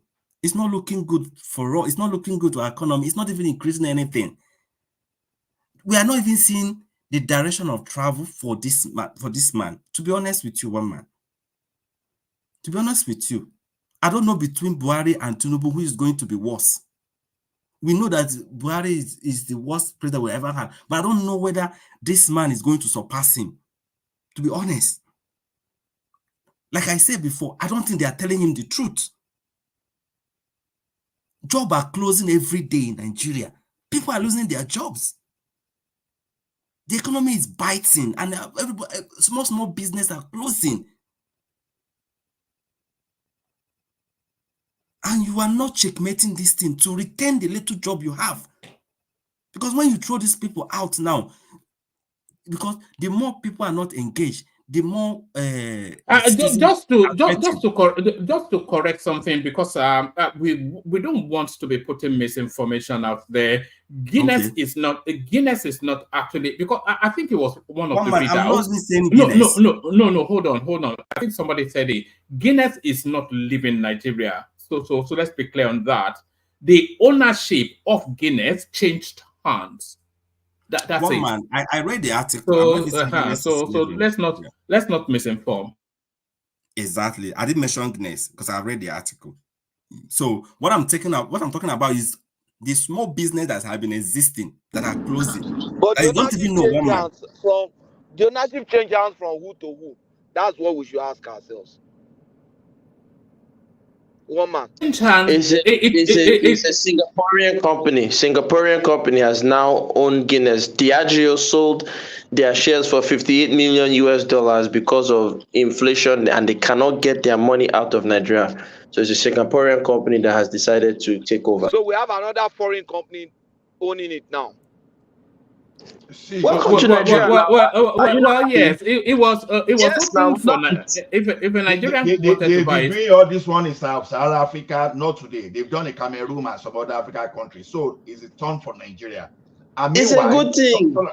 People will dominate us. I love this, man. Nigeria is working. Hold on. Sorry, Ola. Hold on. So a foreign company divested, another foreign company took it over, right? Yes, but they did not preclude. Hold on, there's an undercurrent to there's an inferred meaning there. They did not stop any Nigerians from buying it, and Nigerians there's plenty of Nigerians with the funds too. So if they wanted to buy, they could have. So nothing stopped them. Nigeria is working. I love the country, man. Can I go one man? Yeah. Carry on, Emmanuel. Bring it home, and then we'll take the conversation round. Okay. So, like I was saying, so they need to let him know what is happening, so that some of this policy will enable business to drive in Nigeria, at least to some extent so that people can even retain their job. Now, speaking to other things like the minimum wage, I have not talked about it since, I've not been coming for some time. Sorry if I'm taking you people back. So speaking to minimum wage, I think the federal government should at least try as much as possible to push that money to 100,000 naira, at least 200,000 naira, so that it can little be as a living wage. You understand? So people you can't even buy anything with 60,000 naira. You can't even buy anything with 60,000 naira in Nigeria. You can't buy anything. So, and for the NLC not to embark on another strike that they will shut down our national grid and close airport, Tinubu needs to find a way to at least increase that money to 100,000 naira. I'm sure the NLC now, I think they're 250,000. It's not sustainable at all. So, but I think if they push it to 100,000 naira, it's reasonable for everybody. Oh, okay. Can I ask you a question, sir? While it's still a moment, I just want to ask you a question. I want to move the conversation from him only because so many people waiting. Yourself. Allow him to ask, so I'll answer quickly. All right. Okay, very quick. But before you say that, I promise you a quick question. I promise you. He mentioned 100,000 naira. I just want to ask you, sir, have you looked at the budget of Nigeria, and are you sure they can afford 100,000 naira minimum wage? So if you're talking about the budget, so the budgets we're able to budget some irrelevant things. So budget shouldn't be our problem. We have the money, but they are not prioritizing our need. Imagine them lavishing 21 billion. Have you looked at budget to that's what I'm saying. If you look at the budget, imagine them budgeting 21 billion naira for a vice president innovation and building and stuff like that. It's irrelevant. But is that 21 billion going to be, is it going to be significant for, let's say, how many civil servants we have in Nigeria? Billion, hold on now, from plus 92 billion for Hajj. Exactly. Plus so all those irrelevant, money. Plus the billion, so a lot. No, I'm not. But we have to be mathematically precise. If they have a shortfall, let them go and borrow the shortfall. No, but sir, Nigeria is already borrowing heavily. That's what I'm trying to say, sir. If you look at the number, sir, if you look at the number of civil servant workers, right, that Nigeria has that will be receiving this 100,000 minimum wage, if you multiply this 100,000 minimum wage times 12 months by number of workers, is it still the 90 billion that you said? Is it enough? My question is to you: are you pitying? Hold on. I don't want us to talk in that space for too longer. But if we bracket the civil servants to like about 2 million, and we say that 100,000 naira minimum wage, and you know that the minimum wage is the base level wage, so that will escalate proportionally up the up the food chain. So you are talking what about at least a good 3 trillion naira, if not more. So I don't think but I don't know. But okay, let me that's what I'm trying to say. When people say these things, to respond to that. Can I say something there? No, Oga Patos, sorry, I'll be going out in the next 5 minutes. Okay. The thing I said is this. Before you go out, I'm coming to you after. So try and make a conclusion before you go here. Okay. So the thing is this. I'm not an apostle of giving these guys money. You can increase wages in the sense that you increase incentives. Wages is not all the take home in cash only. You look at other things, because when you make everything cash, you are setting the tone for inflation. At the end of the day, whatever you are doing will be less meaningful. What are the other incentives you can give to these guys? That is where, are you going to reduce the cost of transportation by giving them some kind of voucher just to reduce that? Because immediately you are forcing these people to pay, then the impact will be totally different. So for those people that are talking about, you can't blame workers. You can't be saying there's no money to pay. and you prioritize Hajj. I wanted to say that in yesterday. And you prioritize going to Jerusalem for who? You can't be doing all those and we say you cannot pay. Why? So before you can sincerely tell the workers that you cannot pay, remove all those things. Then you are serious.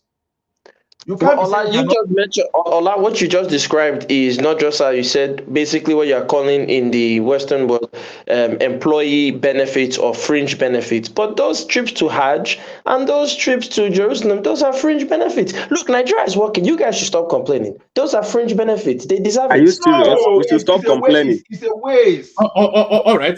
Thank you, Emmanuel. So Ola, one man, let me conclude now. Okay, conclude now. You've been concluding for so long. Conclude. Okay. Now, if well, I just a form of, because I know one of them or the agent will be listening to us. If we don't want to create anarchy, because this man, the Ajero, I'm sure he's cooking up to go another strike again.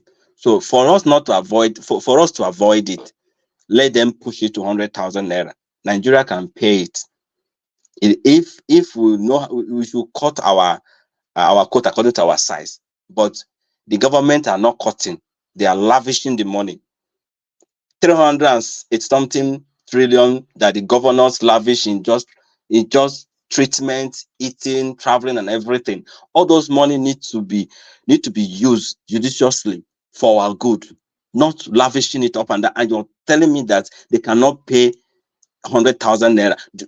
There was a day Ajay Koko was comparing what other countries are receiving as a wage than what we are receiving. We are the least at the bottom, but we are the oil producing. We are producing oil in our nation like other oil producing states in other countries.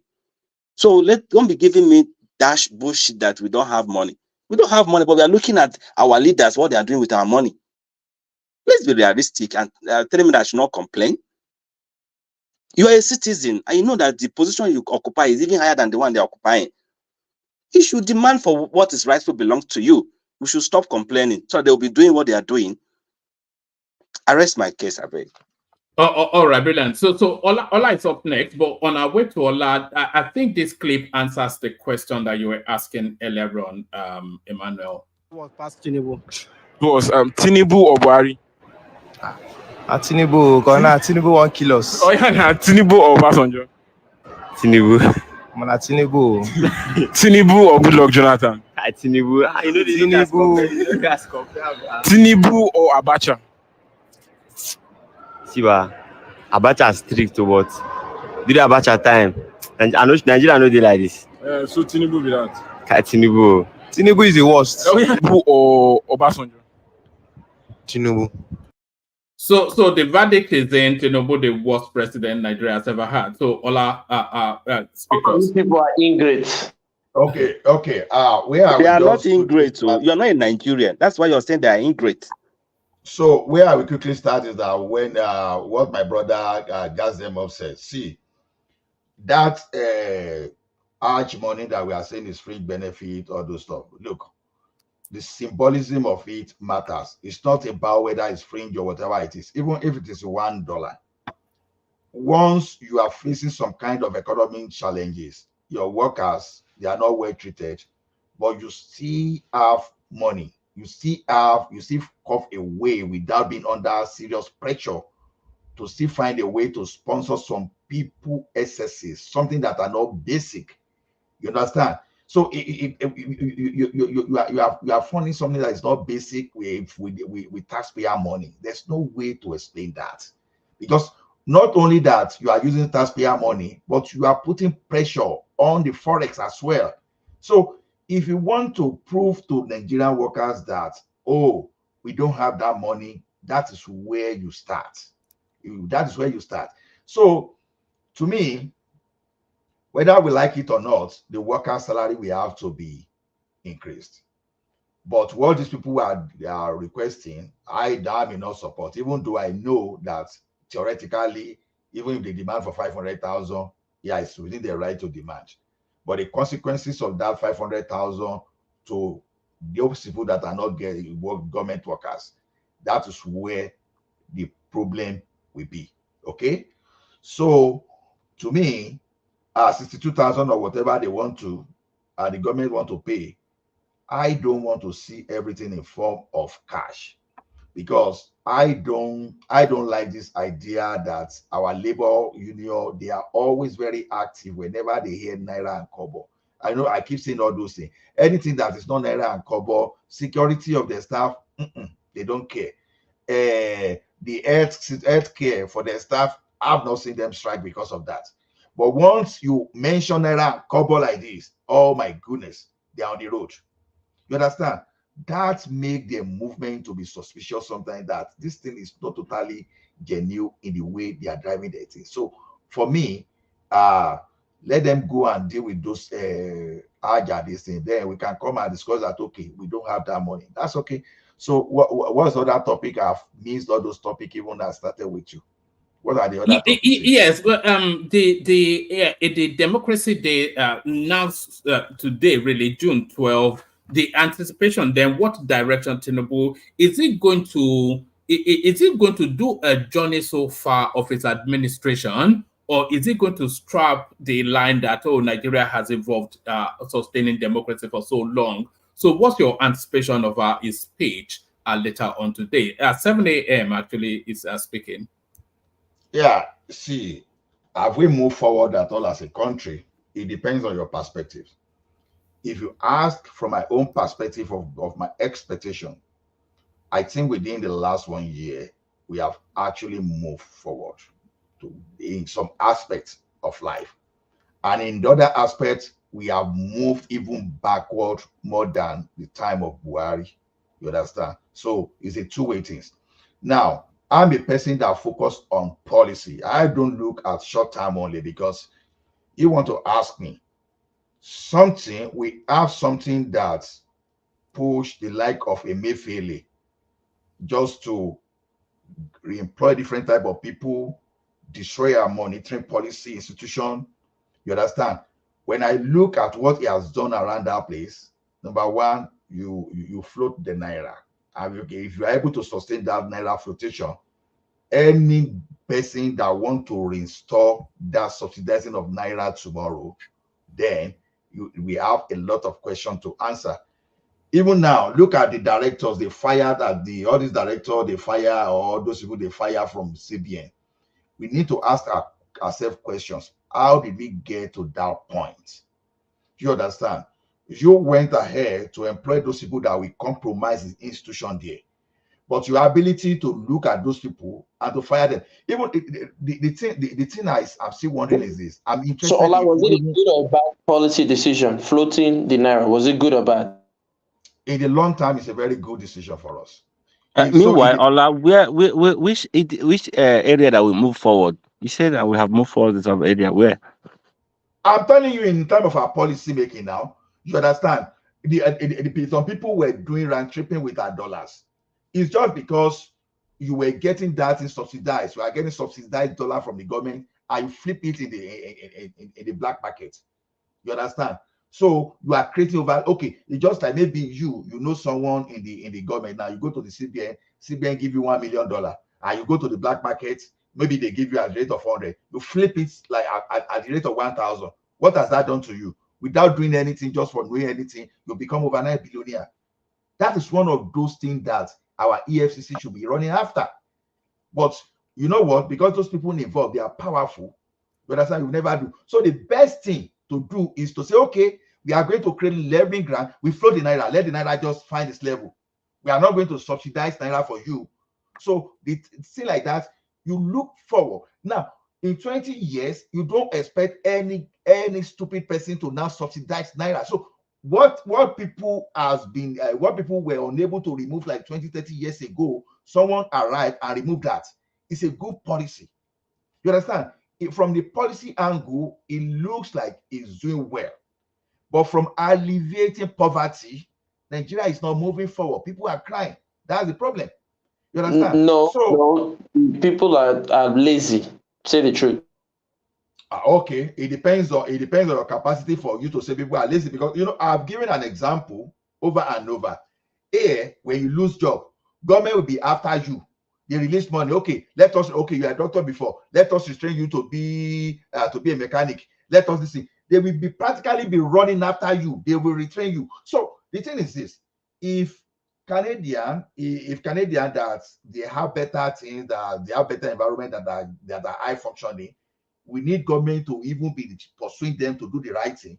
Now, go and look at Nigeria that will demoralize these people for more than 50 years, that they are lost, they don't even know what to do. That is where government needs to be on the toe and teach people. You can't just say someone is lazy. Are you sure that these people, they even have an idea what they can do? It is very easy to think people have an idea. You will not know until you put them together and you start explaining and you start training them. To come up with innovative idea to do things, it's not that easy as we just say it like a motivational speaking. The speaker will just say, okay, do this, do that. It's not that easy. Even some people will still know that, okay, I'm supposed to do this, but if you don't apply the law of physics, if you don't push them, they will never do that.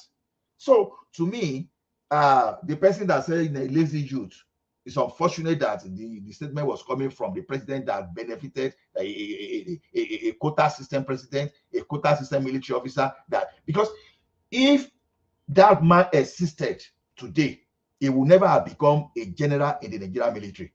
So using that thing to just call Nigerians lazy is derogatory. Are we not talking of Nigeria that used to own manufacturing factory those days? That you will see some people manufacturing battery, they be manufacturing like a corrugated roof, roofing sheet and all those stuff. How come that Nigerians that were industrious like 40 years ago, all of a sudden they are now lazy today? So because you guys are complaining and you're all a bunch of communists that want your government to run things. See, you cannot do things without the government. So let's just say, like I've just given you an example now, that when people lose job here, the first thing government start running after them. Oh yeah, we are going to pay. See, there are some programs here that government is paying as much as $25,000 per head just for people to be retrained and get back to job. Because government is after its taxes government here will not even like you to even sit down at home for more than 5 months. They want to push you out. They will support you with everything. In fact, that's one of those welfare things they borrow money. When you hear Canada is in debt, for example, those are where they are spending their money. They are not spending their money on legislators just for them to benefit. They are not spending their money on. Are you a communist? Are you against the free markets? Nigeria is working perfectly. Is Canada a communist country? Is Canada a communist country? Nigeria a communist country. All right, Ola, let me take you to this headline on the screen. Nothing to do with Nigerian politics. You are not an American, neither am I, but we follow that space anyway. Son of U.S. President Hunter Biden convicted of illegally buying a gun after hiding his drug use. So, it's that American politics space. There's been somewhat of a response from the broader Trumpian space. Let me play you this clip and then see if you have any thoughts on it. So Hunter Biden was convicted. Big freaking deal. This trial was a sham. Just like the Trump trial, it was a sham, but a sham for a different reason. It's a sham designed to legitimize the Trump conviction. That's why it came right after, even for charges that date way far back. But it also avoids accountability for the Biden crime family on the actual things that Hunter Biden should have been charged for. Like, for example, peddling foreign influence while his actual father, Joe Biden, was the vice president of the United States.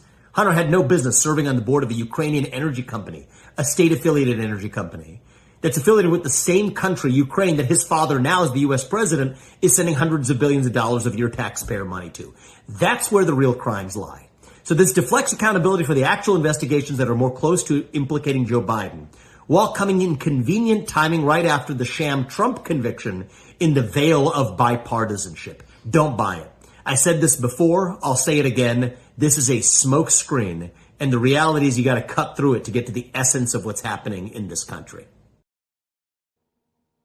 All right, I'm not quite sure if you have any thoughts on that. There's a book called Black Skin, White Mask. You know, anytime I see people like this, I always remember that book. It was written by some British guy who so embedded is he in the Englishness. He's a black guy that when eventually he was walking down the road and somebody called him black and pointed at him, it just broke down. So that's that guy, black skin, white mask. But do you have any thoughts on that? The American going That book was not written by a British guy. It was written by Frantz Fanon. Was it written? Was it not written by a British guy? No, it was written by Frantz Fanon. He's from Martinique. He was a psychologist. He actually wrote The Wretched of the Earth. His whole position was that the colonized have to violently fight the Oyibo, and bloodshed is the only way. He took Hegel's thesis and expounded upon it further. All right. Let me see. You may well be. You are right. Frantz Fanon. Yes. So yes. But the anecdote though that was. I was going to yap you and say that the book actually applies to you. Well, applies more to you than me. But there it is. But look at this American guy. Ola, do you have any thoughts on this, or are you busy rebuking your son? No, I know. I'm telling them to get prepared for the game we are having. That's why. What game are you having? Is it Xbox night, Abby? Xbox night, eh? No, this is football now. We are footballers. His children are going to play for Canada. They are not going to play for Nigeria. It depends. If they don't make the Canadian team, then they will default to Nigeria. You see, I got you. No, it's all about opportunity, right? It's all about opportunity. So wherever opportunity is, even if it is England, so it doesn't matter. So one man, well, on politics of America, well, I know that politics is everywhere, but I'm one of the worst person to discuss the American politics. But I know the politics we play. So this one, I will leave this one to Ajali Koko. All right, that was actually sent in by Prince Daddy. But give us a little flavor on Guinness not leaving Nigeria, but not really. It's no bigger a story than companies changing hands, isn't it, under new ownership? Yeah, one thing about businesses is, everybody find a way to maximize their profit. So the thing is, it is possible that Guinness may not be getting the type of profit they had before, or they are just trying to move to another area of Diageo, not necessarily Guinness. Guinness is a brand. So then they probably need to concentrate on another area where they have their full capacity, they have full strength. So the way the thing is that it is true that the time they are coming, it coincides with the time there's economic hardship. Probably it's probably contributing to it. I can't say, but then the fact that we still have another foreign company that is taking over, that one should give some kind of relief that okay, one foreign company is going, another foreign company is coming. Then if you look at Toleram, they are the one in charge of this Lekki Deep Sea. So could it be that part of their strategic portfolio of investment in Nigeria for them to be able to do something? Just what you said. When I was reading it, I came across that as well. They did Lekki Free Trade Zone. They also did the first deep sea port. There was a part of me that thought that the government encouraged them to buy it to save face. Can you explain to me what is a free trade zone? I'm a low IQ African or American. I have no concept of that. That's a collateral question or a Patrick question. Abi? Okay, please, what is a free trade zone? Please help me understand. I don't know who is calling himself a low IQ. Is it Grazing? You are an economist. Who are you setting up? No, I'm very low IQ. Please, what is a free trade zone? I know. You have. In fact, then I'm lower than you in IQ. So let's just move.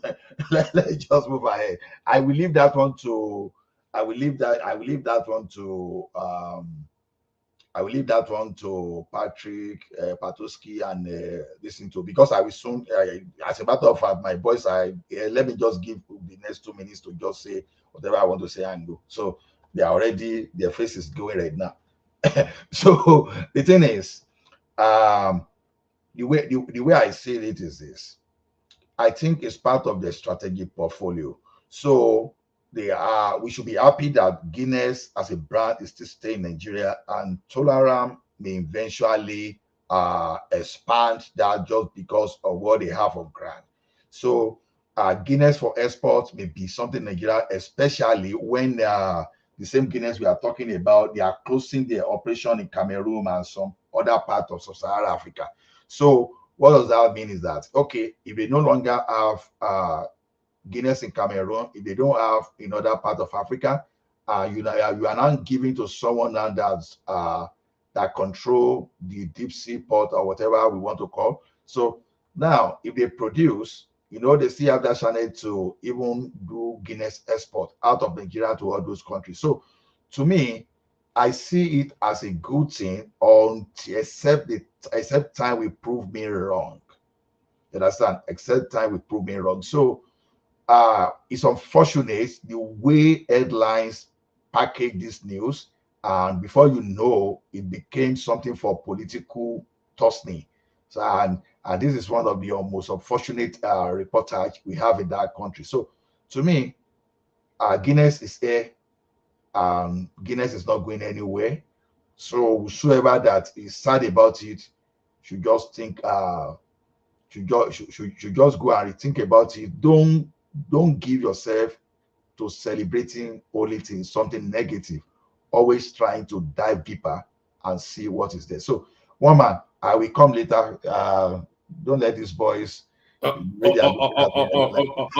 right, go have fun with your sons. So thank you, Ola. So that was Ola. So Isaac, you're up next. 5-minute monologue from you. You don't have to stick rigidly to the talking points because there's not even sufficient of them anyway. But let's hear from you. Where do I start? You can start on the Independence Day and what you anticipate to hear from Tinubu tomorrow, which is now today, the 12th of June. Yeah, I think that would be nice. As the president of the Federal Republic of Nigeria, it's his duty to address the nation, give us hope, and then assure us all promises made to all Nigerians, give us that anticipation, give us that hope that as he has sworn to oath, he will be able to deliver to all Nigerians. So his speech to Nigerians on the day of independence, as you said, is going to actually bring awareness. I think he should try and elaborate more on issues. He should try and speak to Nigerians the language they understand, and then maybe tell Nigerians the truth, and those that are still living in ignorance, at least they should be able to get exact knowledge of where Nigeria really is. So I wish him the best. I know that after the speech, there's going to be a lot of critics, and people will come after Mr. President. But all the same, I believe he's going to do his best. He's going to deliver his speech, and then they continue to do the good work that is known for. So that's for the speech. All right. Yes, and to this next headline, this is Reno Omokri. This time around, not actually taking on the obedience, which is his natural habitat. Prominent Tinubu supporter Reno Omokri speaks on getting rid of Tinubu. So on that headline, you may recoil with alarm. But what is actually saying is that work with this guy, and then in 2027 try and kick him out. And then he goes on to try and defend sort of the woe is me narrative that we hear a lot from Nigeria. He went on to draw, because for instance, Sule Lamido, the former governor of Jigawa State, he came out just a couple of days ago to tell us that Nigeria is so rich that they can pay a minimum wage at whatever entry point. So he went on to tackle all of those spaces, drawing parallels between life lived, life in Ghana, Kenya, places like that, and life lived in Nigeria. Just then to address that we don't have it as bad as we do. Apparently, they are paying about $98 a month for electricity in Ghana, in Kenya. Yeah, concerning Reno is it's another smart guy. He knows exactly when to push. I don't really hate. But some people say I hate him. He's not straightforward and all that. Though he might have his bad sides, but sometimes he speaks to the fact. Say that should allow him on the 2027 be kicked out. I believe that should be the decision for every Nigerian. My own opinion is that any president we voted in, if he's not the first 4 years, if he's not actually doing what he should be doing, he should be voted out. That I support. Concerning minimum wage, Nigeria will be able to pay. Nigeria is that rich to be able to pay whatever minimum wage. That partially, I believe. But we all know the problem we have in our country. For example, many of us already suggested the fact that the federal government, even at the 60,000 already agreed by the federal government, we all agreed that federal government will be able to pay, but for the states and then the business owners, the private sector, might find it difficult. So it's all left for labor or whatever to negotiate with outside the federal government. It's all left for labor to negotiate more, so they know exactly what to. There was this time we all deliberated on the issue, how it's going to affect the country and how it's not going to affect the country.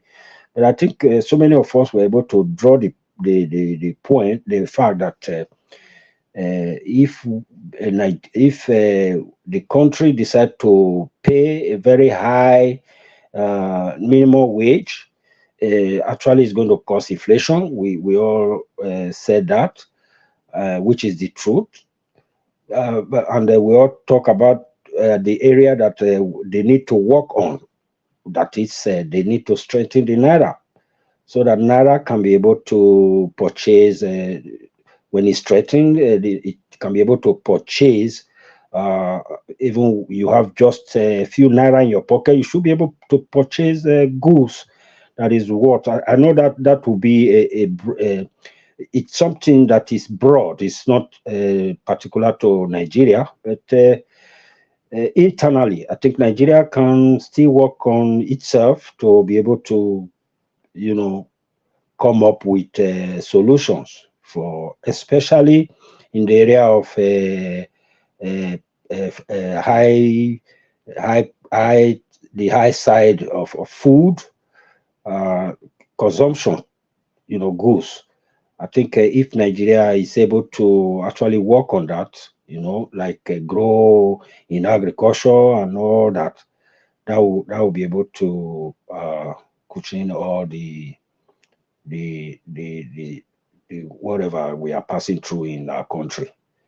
So, all right, take us to the headline on the screen, Isaac. Take it. This is off the back of what Emmanuel was talking about earlier on. Take It Back National Coordinator Sonyaolu Jumo arrested in Lagos amidst clampdown on planned June 12 peaceful protest. So yes, there's a lot in that protest. There's a lot to say that this is Shure actually politicking and not protesting. But what are you making of timing a protest to coincide with the National Day of Democracy, Shure? yeah, although sure, somebody already made mention of him fighting Obi ever since.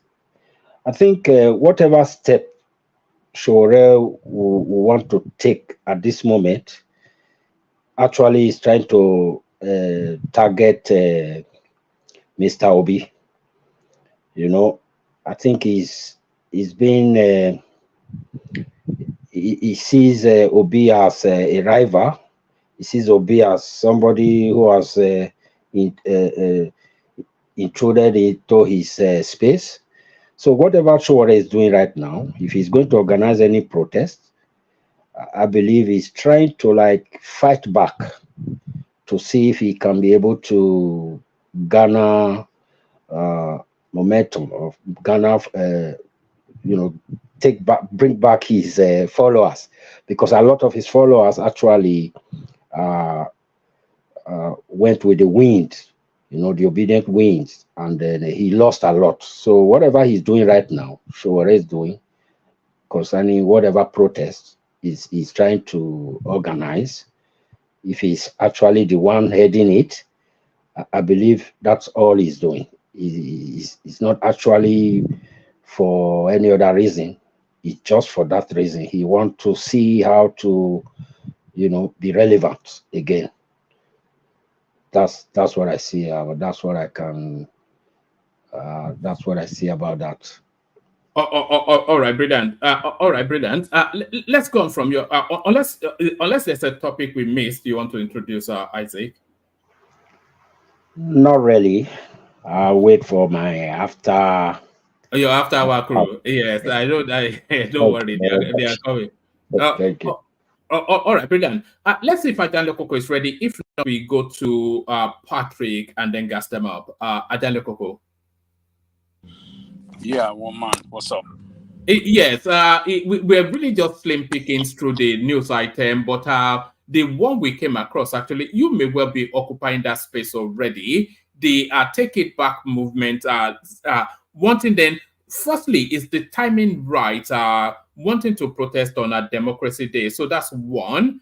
And then the clamp down now by the government. So to that space, Shure in play again.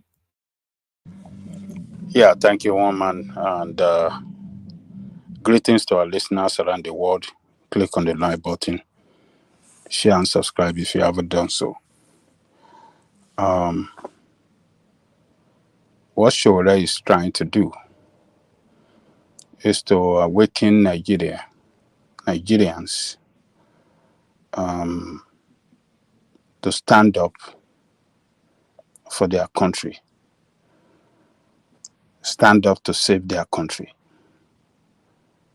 stand up to stop politicians from destroying their country. This is not a political matter. It is human rights matter. It is a push for good governance. So, a democratically governed country that doesn't have sometimes a protest against the barbaric policy of irresponsible government is not a democracy. And this is what Shore is trying. I mean, since they have stepped into political race for the president of Nigeria, he has introduced a lot of things to Nigeria, a lot of way of pushing for good governance. You know, introduce this, what do you call it, this town hall meeting kind of campaign,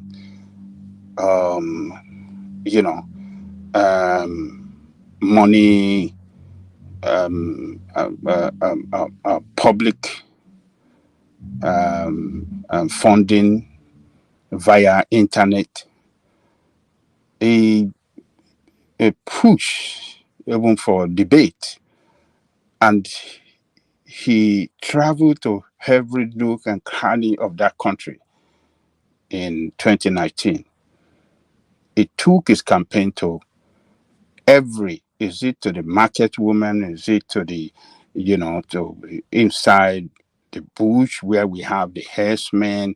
Is it to the farmers? Where is it that it did not carry the campaign? So Shore is just trying to, awaken Nigerian people that, look, don't sleep, don't be allowed to be cowed by this politician. Stand up for it's the timing. All of that is good, by the way, and I think I somewhat but it's the timing, not on Democracy Day. It's just going to put pressure on already a stretched security situation, isn't it? So, what do you make of the timing that specific day? It is the right day for such protests because it's a Democracy Day. It is a day that we should be able to speak our mind by protesting against government that have not done good for the people of that country. It's a Democracy Day. It's our day. So if the timing is the right time,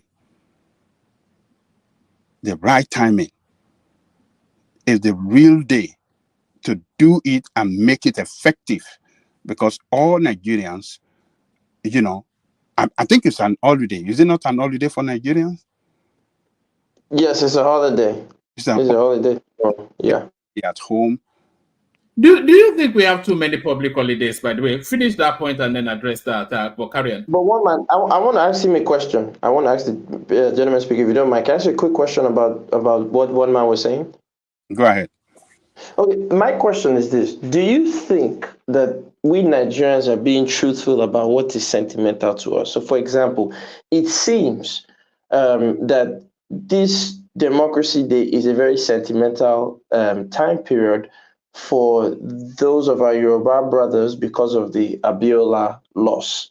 And just as it would seem that things that are sentimental to our Igbo brothers, right, they'll have their own things that are sensitive to them, such as Peter Obi, and then there'll be things that will be sensitive to us. So why do you think that we Nigerians are not able to acknowledge and have empathy towards one another in terms of what's sensitive to each particular group and region?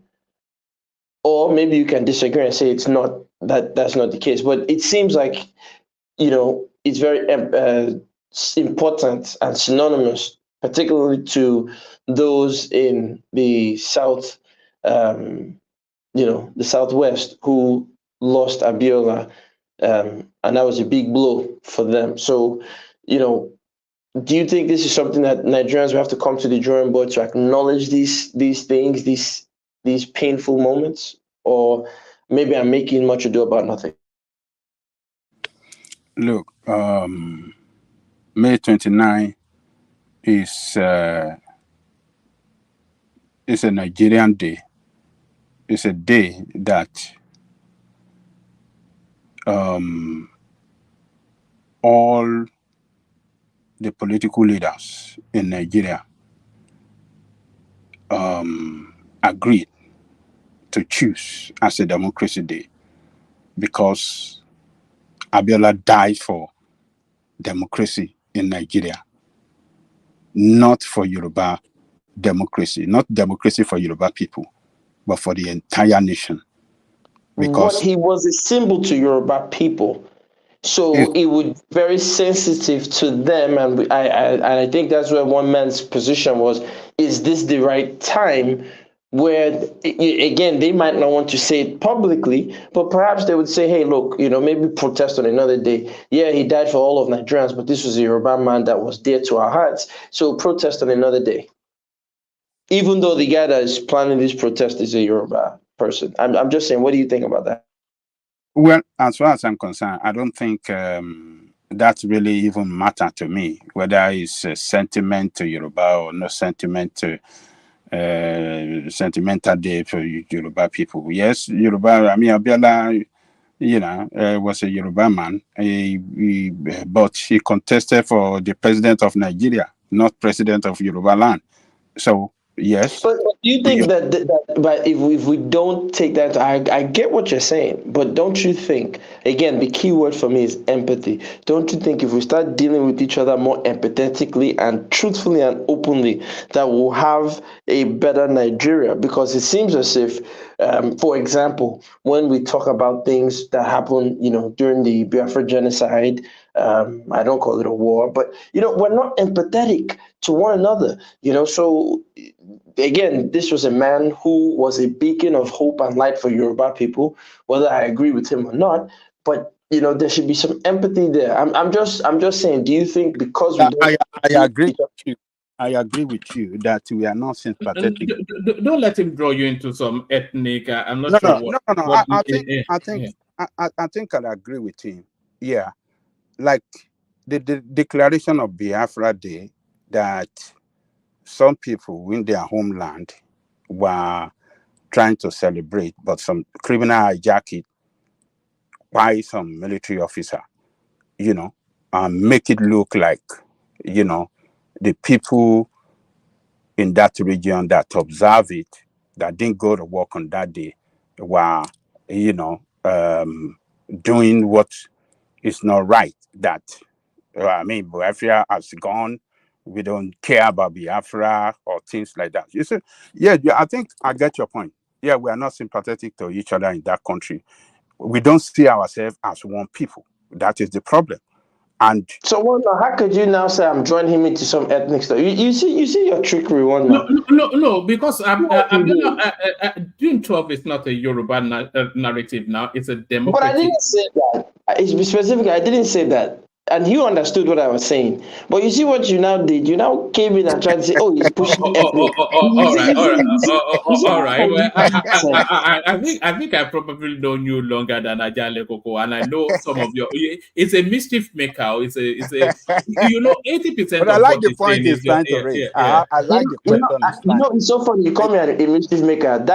My father is a shoe. He's the father of mischief. So I agree with that. Go ahead. A shoe, not a shoe. What is a shoe? A shoe. I didn't say a shoe. I said a shoe. You see the Yoruba man will try. You see what the Yoruba man will try and prove to me that because he can pronounce it with the proper Yoruba intonation. But when was the last time you put anything down for a shoe? But hold on. It's the same in your culture too. Is it not the Edo culture? You are from that coast. I'm not Edo. I'm Isoko. But my point is that my point is very simple. is that the man understood what I was saying. There was nothing ethnic. There was empathy. He understood. He mentioned celebrating Biafra Day as a remembrance, not as something to be against Nigeria. But people will not have empathy.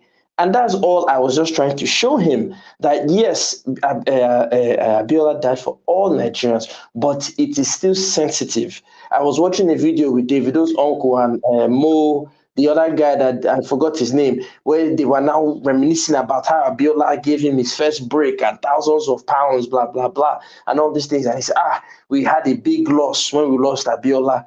That thing, especially for the Yoruba elite, is a very sensitive thing to them. They may not say it publicly, but it is there.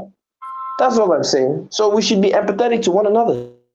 I agree with you that yes. Would you agree with him though? I think Papa was to come into that, but would you agree that because the Abiola's narrative has been cycled twice now, so I'm not quite sure it's cycled with Obasanjo, now it's cycling again with Tinubu.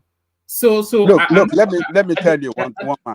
I don't think anybody can still claim to be aggrieved about Abiola when April 2016, after you get 16 years of presidency.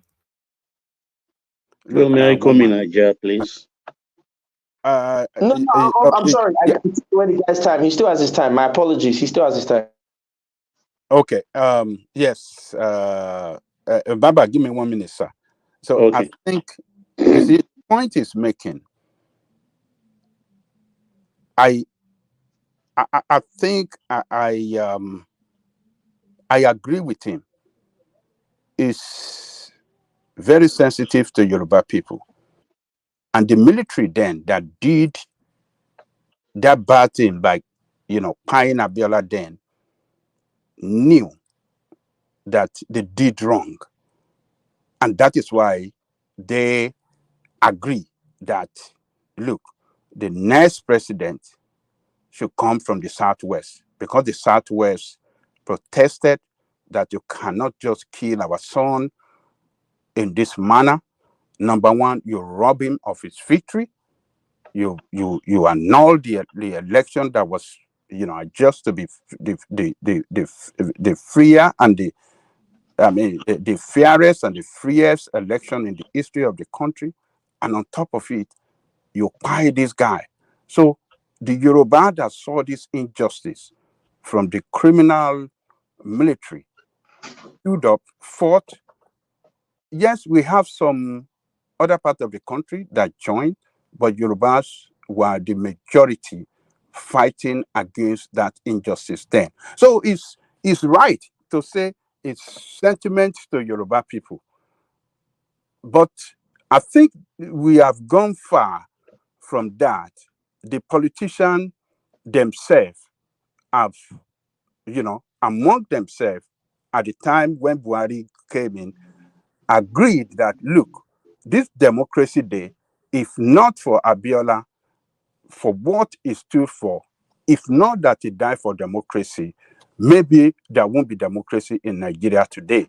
Okay, let us honor him by this having our Democracy Day on June 12th.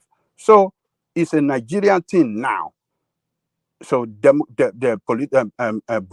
did the right thing in that respect. We have to commend him for that, for showing leadership to say, look, I want to honor Abiola by giving him that Democracy Day. And you see, but you cannot see tomorrow what this guy is saying going to come right. You are not going to see it celebrated more as we're going to see it in Yoruba land, which means what he's saying is right, that we are not showing empathy with each other. So it is right. But at the moment, it's a Nigerian thing. We must accept that it's a Nigerian thing. And that is why the federal government declared June 12th as a holiday in Nigeria that's been celebrated every year now. So it's a Nigerian thing now. But I can get your point, and I agree with you in totality. So, Baba, you can come in. Yeah, the way you put the case, the question asked by or gas them up, it's like how do I put it? You made it look as if it was a given that that date will be specially set aside for Abiola. Don't forget that day originally was termed Democracy Day.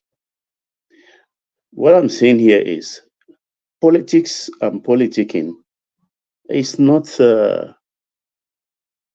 it's not a game of gamesmanship. It is about consensus, reaching out to people, lobbying, if possible, for your people to gain, you pander.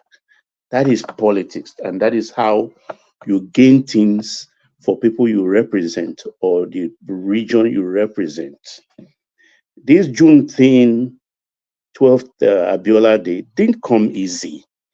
Abiola died over 26 years ago, 27. Obasanjo was there. We all know the history of what everything is said about June 12 and Abiola.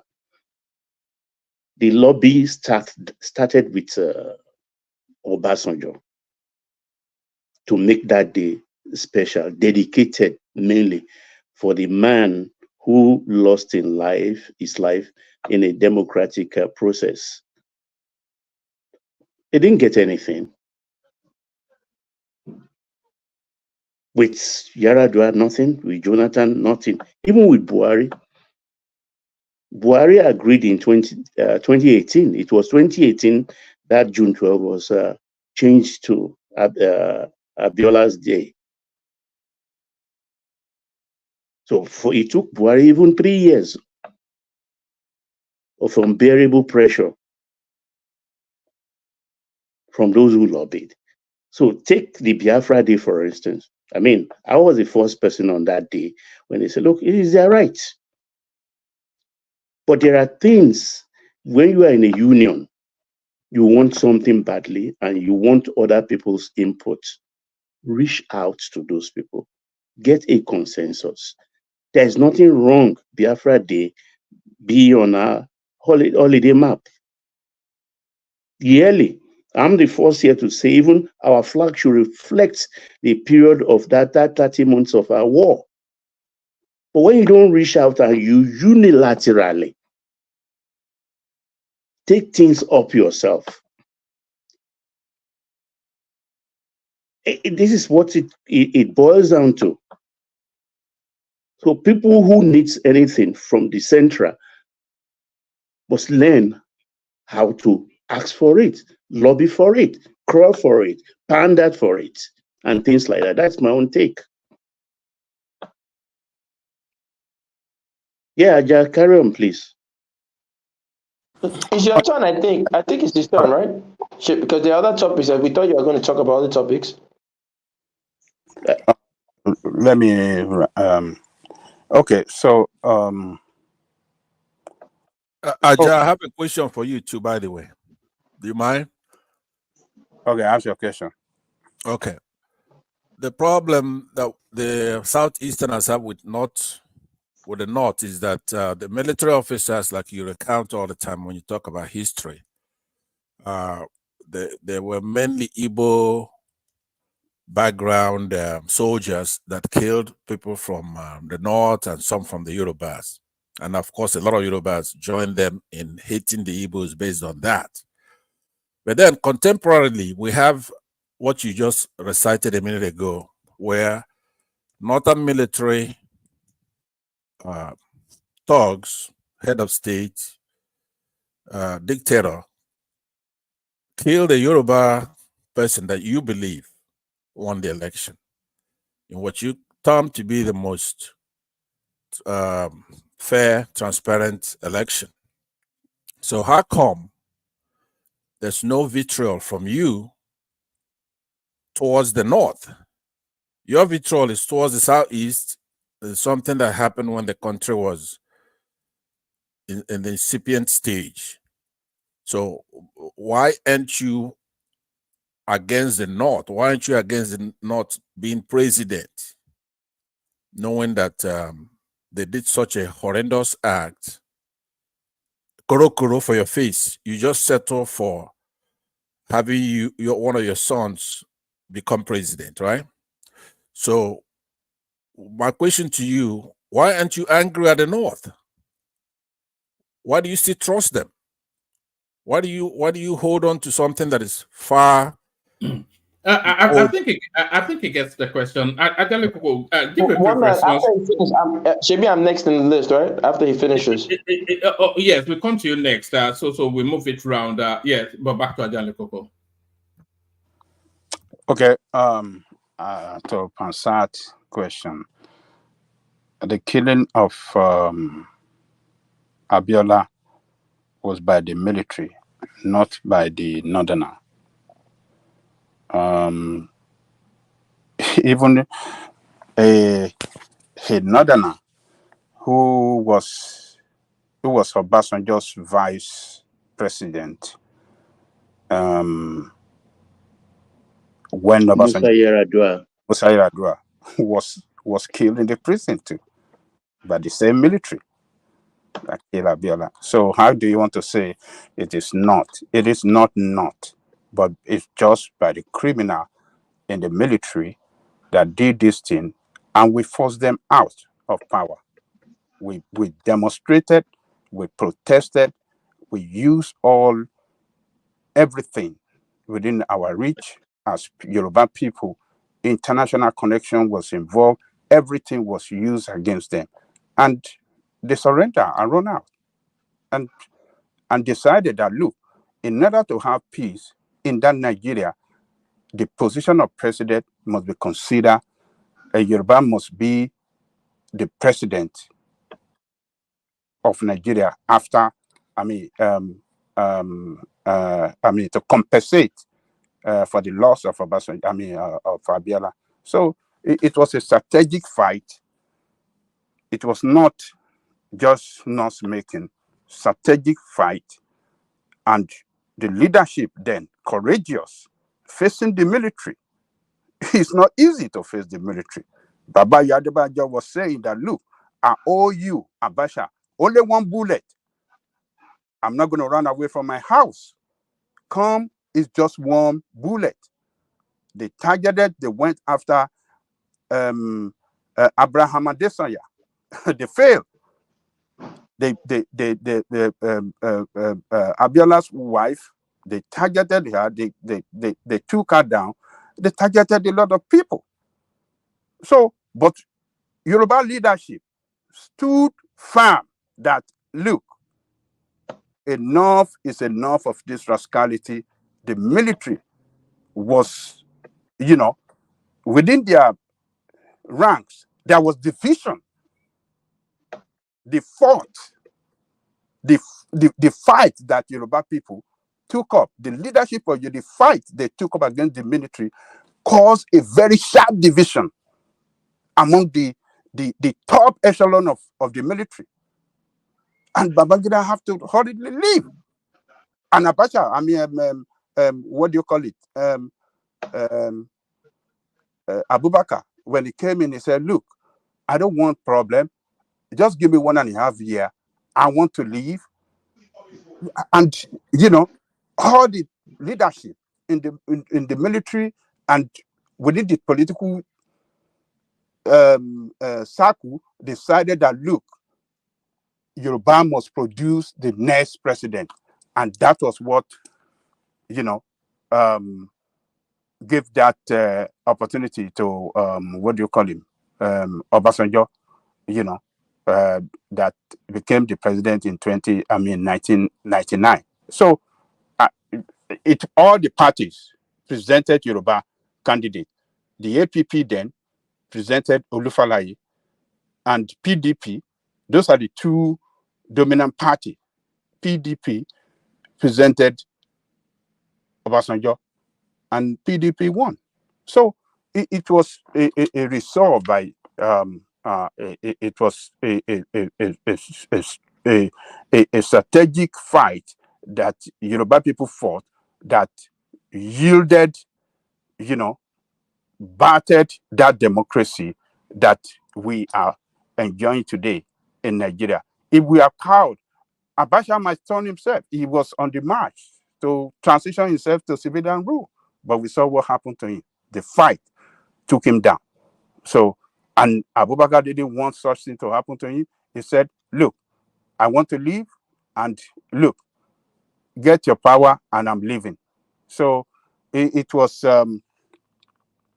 we have to give kudos to Abiola that he did not yield to the pressure of, the international community.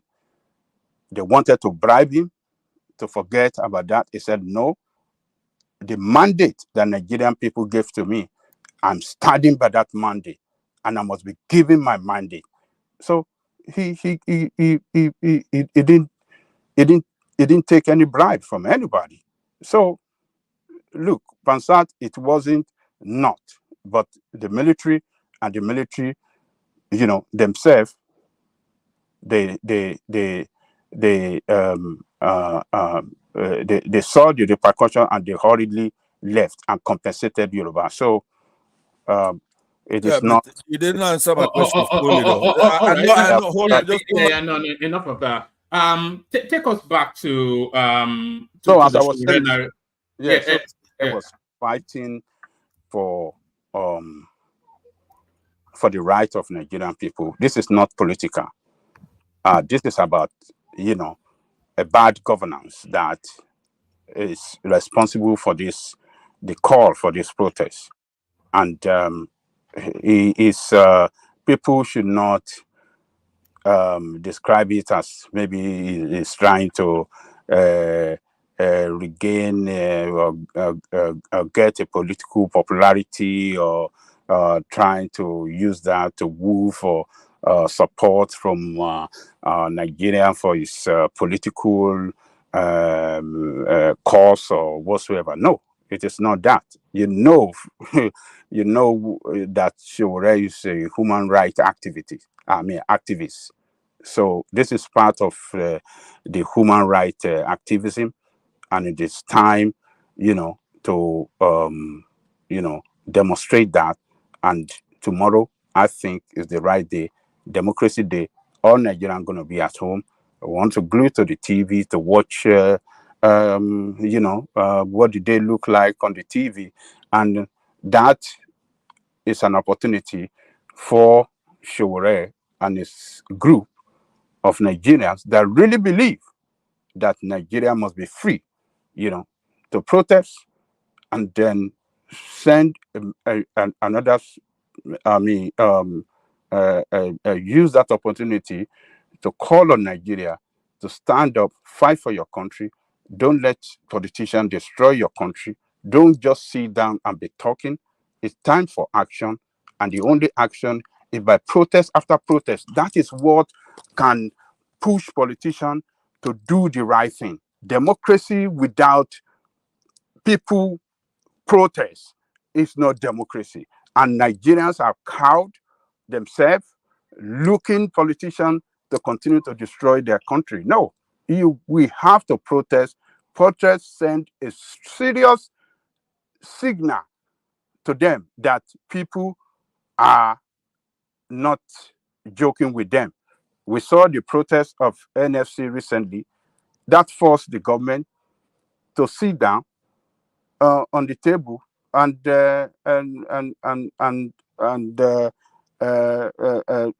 start a very serious negotiation with the labor. Before that strike, they were just dilly-dallying.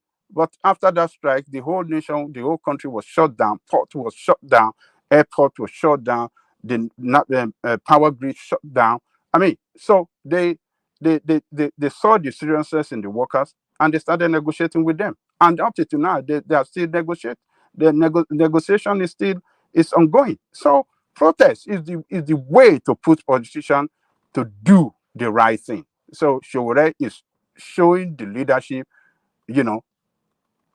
calling on Nigerians, let us together push this politician to do the right thing and put our country on the right track and govern in accordance to the rule of law, so that Nigeria can be a better country for all of us, not only for the politician. So that is what Showore is doing. So that's my take there, one man.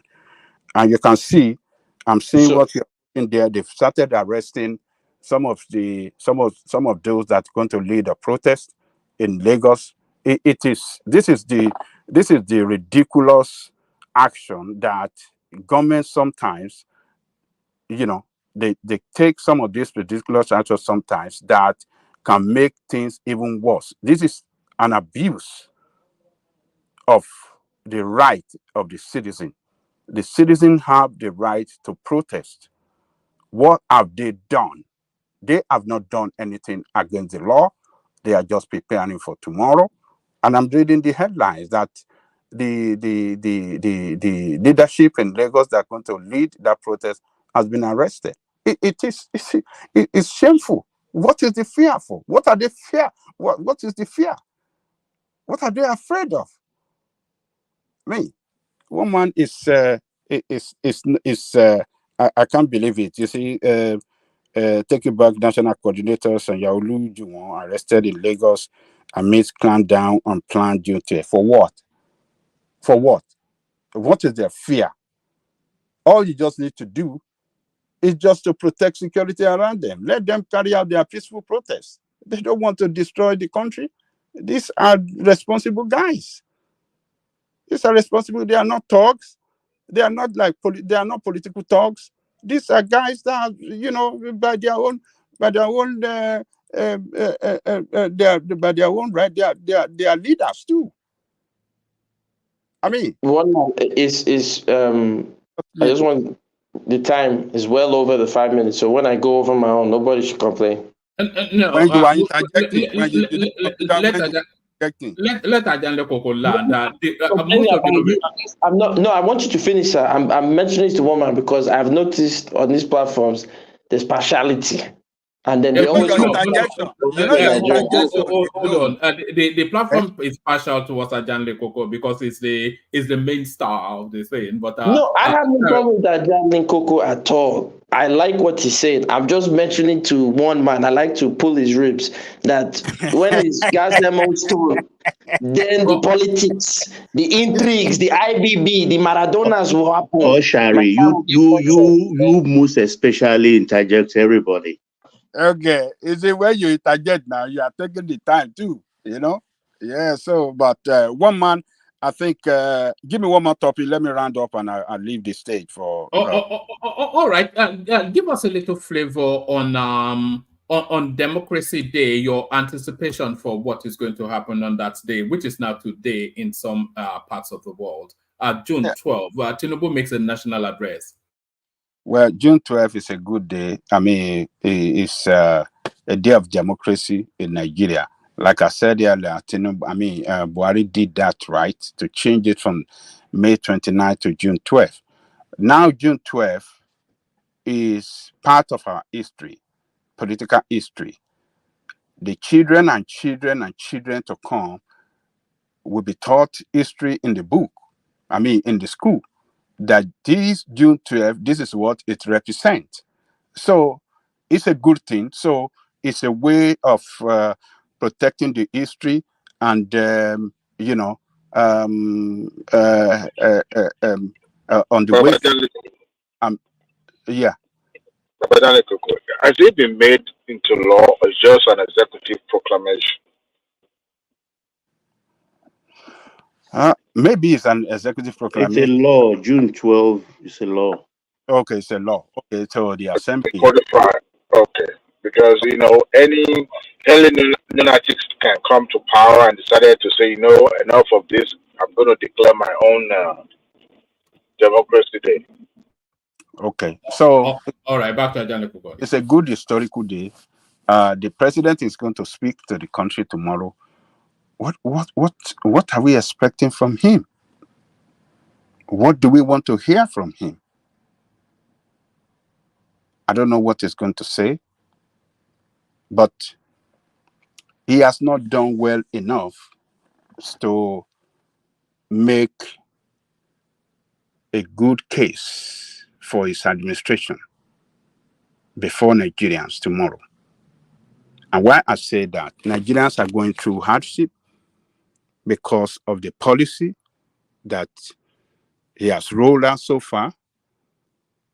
He has not increased the salary of workers. Companies are moving out of the country. One of them is the Guinness that we are reading. One of the talking points that you brought to us. What is he going? What does he want to tell us? I don't know what he want to tell us tomorrow. A lot of things that he will have done to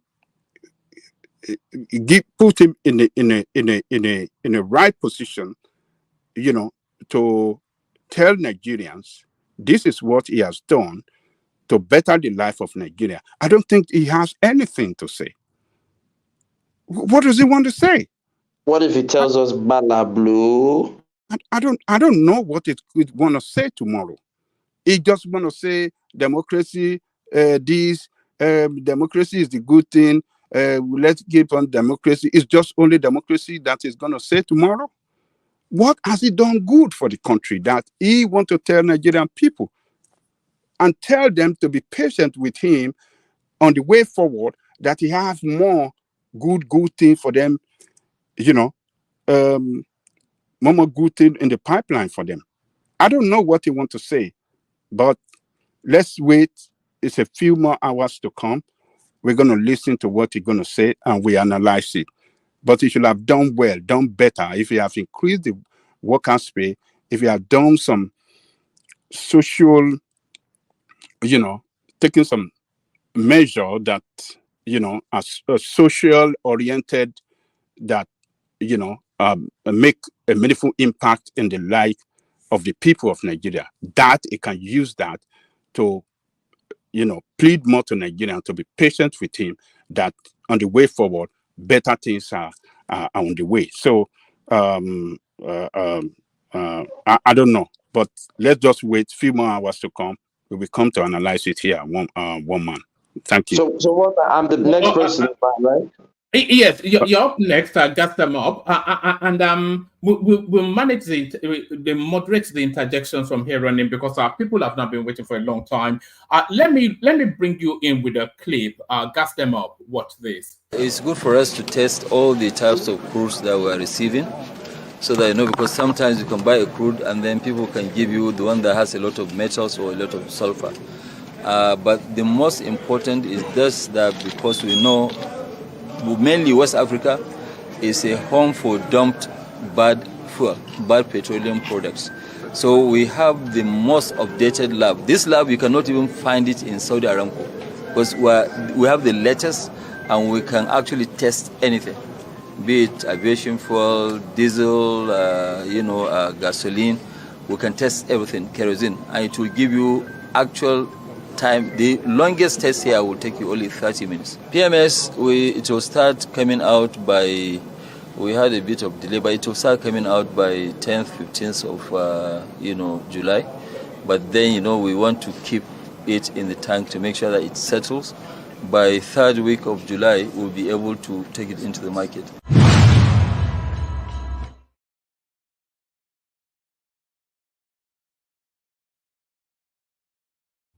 So that's Dangote moving the goalpost yet again. It was meant to be the first half of this month. He gave us the assurance in Rwanda, and this seems to be a recurring decimal. He will just move it again. Almost with certainty by this time July, he will find reasons to move it. So what are you making of this oil that is not gushing? Yeah, listen, look, let me be serious, because I was joking the whole time. Nigeria is definitely not working, but I like to joke with you Nigerians, because when I get critical, it's like your feelings get hot. Then Nigerians will be the ones attacking me, saying Nigeria is not so bad. Why are you talking about us? So look, listen, Dangote, Shmangote, all of these people, like, who cares, bro? We have state-owned refineries that can be up and running. Have we looked into the sabotage of the Nigerian refineries? Who are the agents behind the sabotage of the Nigerian refineries? Does Dangote think that he too would not fall victim to these same agents? Maybe he's powerful. Maybe he's with the right mafia. He'll be able to defeat them. But I know for a fact that a strong Nigeria is a threat to MI6, is a threat to NSA. It's a big threat. And so they definitely don't want a strong Nigeria. So whether it's a private enterprise like a Dangote, who is still backed by the state, or is a state-run entity like our refineries all over Nigeria, there's a deep conspiracy as to why none of them are functioning and working.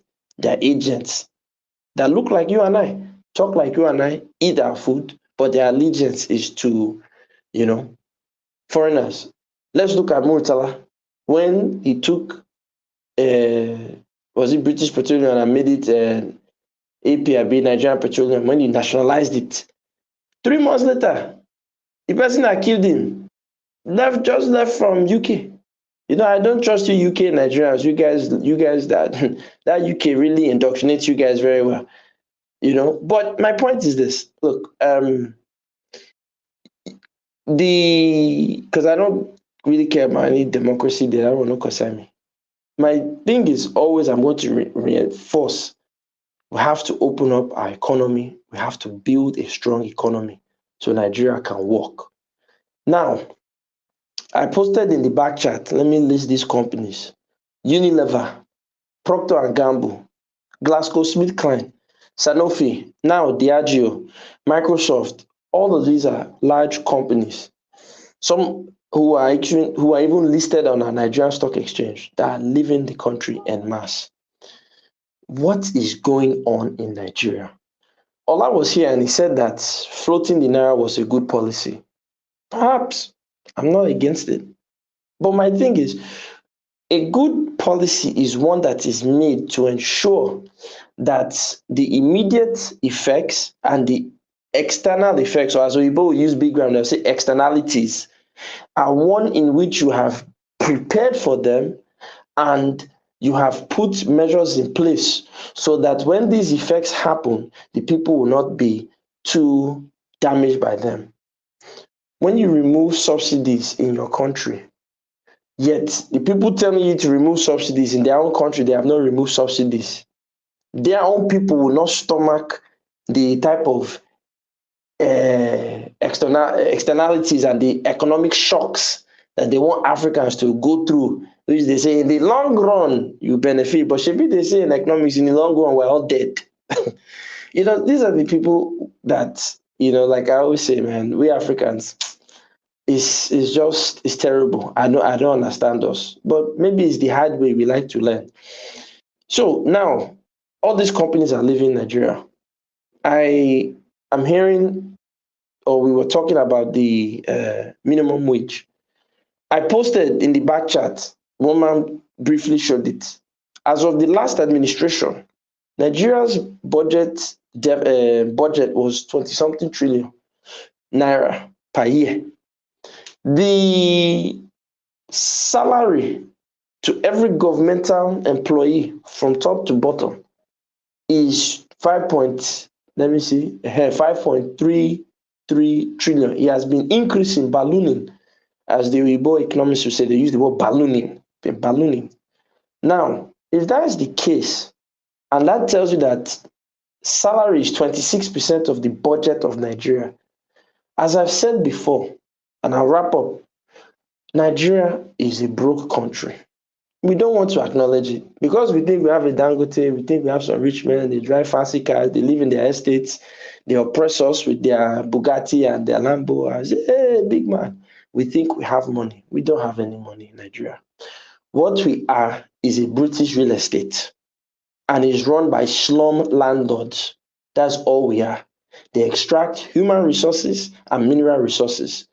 They will never allow us to transition to a sophisticated state where we can process our own resources internally. Maybe it's Dangote that's facing the same frustrations that our NNPCs have been facing, our refineries have been facing. He just starts, that beer go grey for your head. He doesn't know who he's dealing with. The same people that are around him are those same agents that belong to all these foreign entities. That's what he doesn't realize.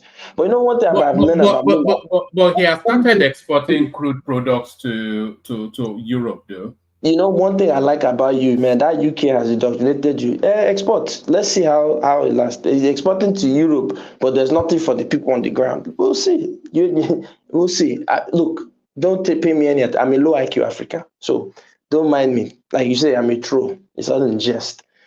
My point is this: when you see this happening in our country, inflation is at 30-something%. You have a central bank president that is telling you he's going to raise the MPR rate, and that is going to bring the price of dollar down. What he is not going to admit to you is that central bank president of Nigeria does not control the price of dollar in Nigeria.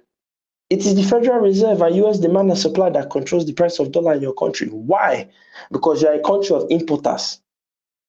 If you now ban imports, our elites and our middle class will be the first one to fight you because they live on imports. That's their existence. Since the time of the slave trade, we've been an import-dependent entity. That's all we do.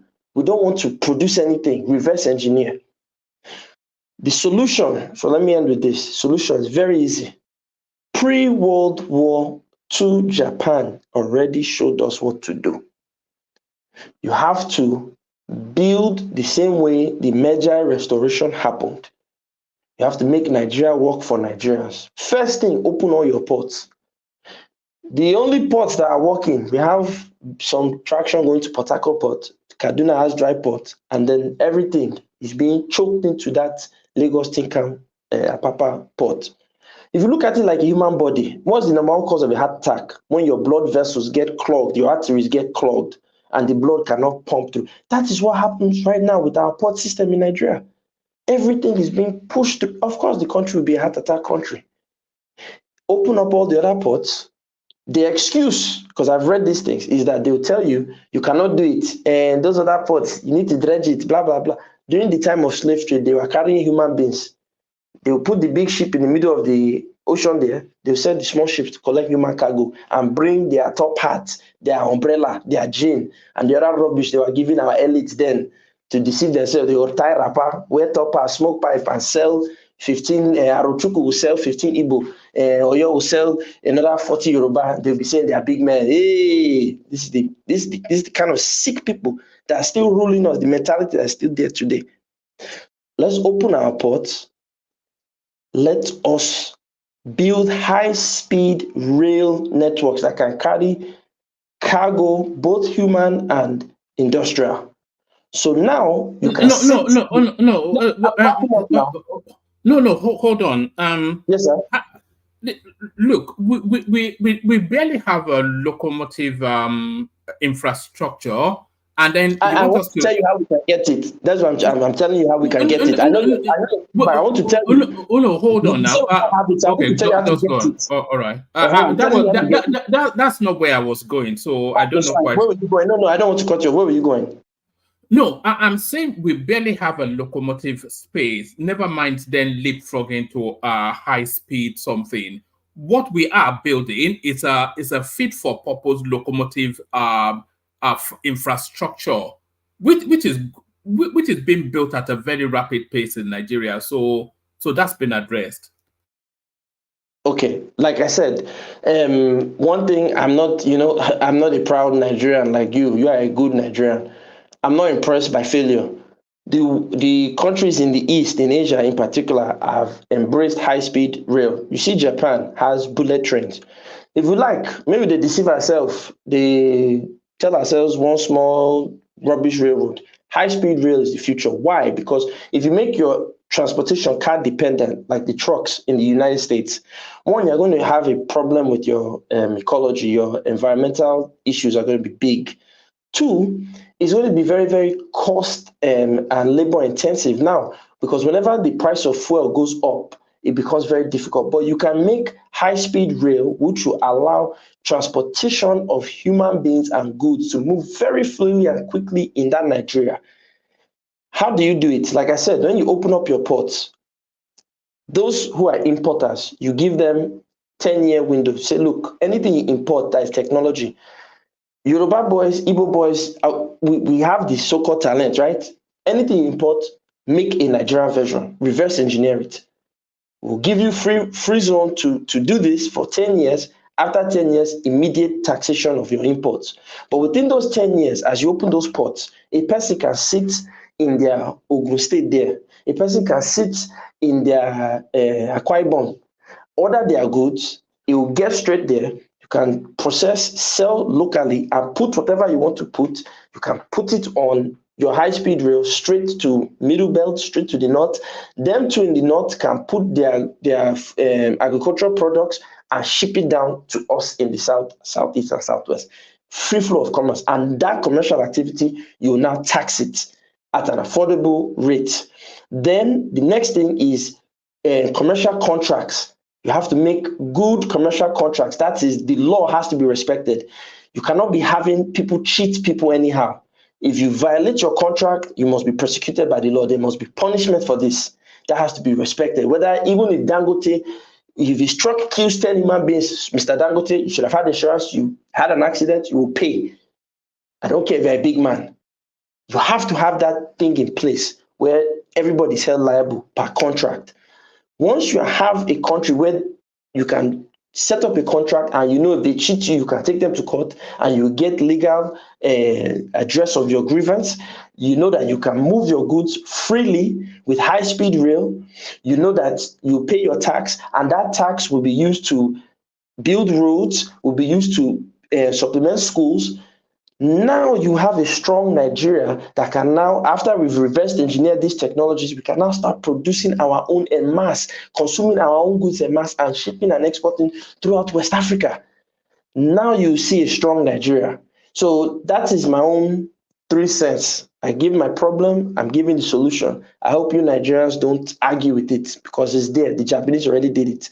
Let's make our own. Like, I'll end with this. Let's make the village great again. I stop there. All right, brilliant, excellent. Stay there. We'll look round back still to you. Let's see. I think we may well have lost Kenneth, but hopefully we've not lost Patrick. Patrick, you're up next. Patoski. All right, let's try Baba. I think Patrick. Baba. All right. Who's I'm here, but is Patoski not available? No, I think he may be in the middle of something, but we'll try again after you.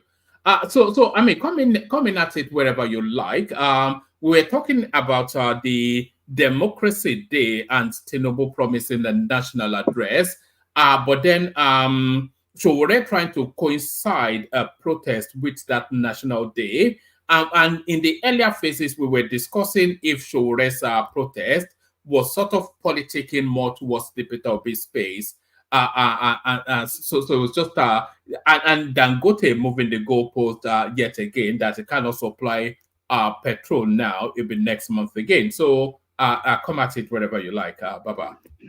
Well, Showore actually, I don't know. I think maybe he's suffering from what we call green fever because I think we started hearing his voice again about a couple of days back when he talked about OB and things like that. And that has not settled. The dust has not settled on that, and he's jumping into this June 12 fray. I think the rights to protest is one of the human rights fundamentals guaranteed to every citizen. So it is his right, but is the timing correct? Is it a thing of now? Is it necessary? We have two things going at the moment: the wage bill issue, which is burning, and also we are talking about stability, question of security, bordering on security issues and stuff like that. And you want to take people to the street. What do you want to prove? To prove that you are better than the obedience, or you can organize people, they should see your crowd or things like that. That is, I mean, it's juvenile as far as I'm concerned, because this could be easily hijacked. And if that happened, you think the government will fold their hands and just look in askance, or they look in helplessness? They are not going to. So what is it trying to prove is the question I ask myself. What does it stand to gain? Is it personal aggrandizement to show that I can do it? I'm the man. Some things are not necessary. Your timing has to be right. You don't pick off. It's not all fight you fight. You pick your fight. You pick your moment. You pick your place.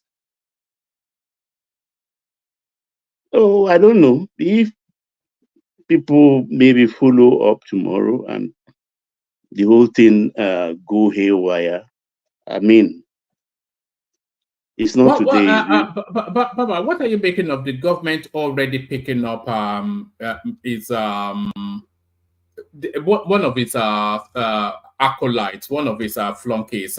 Take it back. Lagos, in Lagos. Okay, this one, the Sanyaolu boy. Well, are we back to Buhari days? Is this the heavy? They have better intelligence than you and me. You understand? They know what's going on. Look, we've been sitting, SEETHING. We've been sitting in the last 1 year. People like, it's a miracle that everyone on leash has not broken the chain and go on the streets. So there is this volatility going up in the air. So why are you going to light up that gas? So they have better intelligence than everyone of us. So they know the people, they know what they are saying.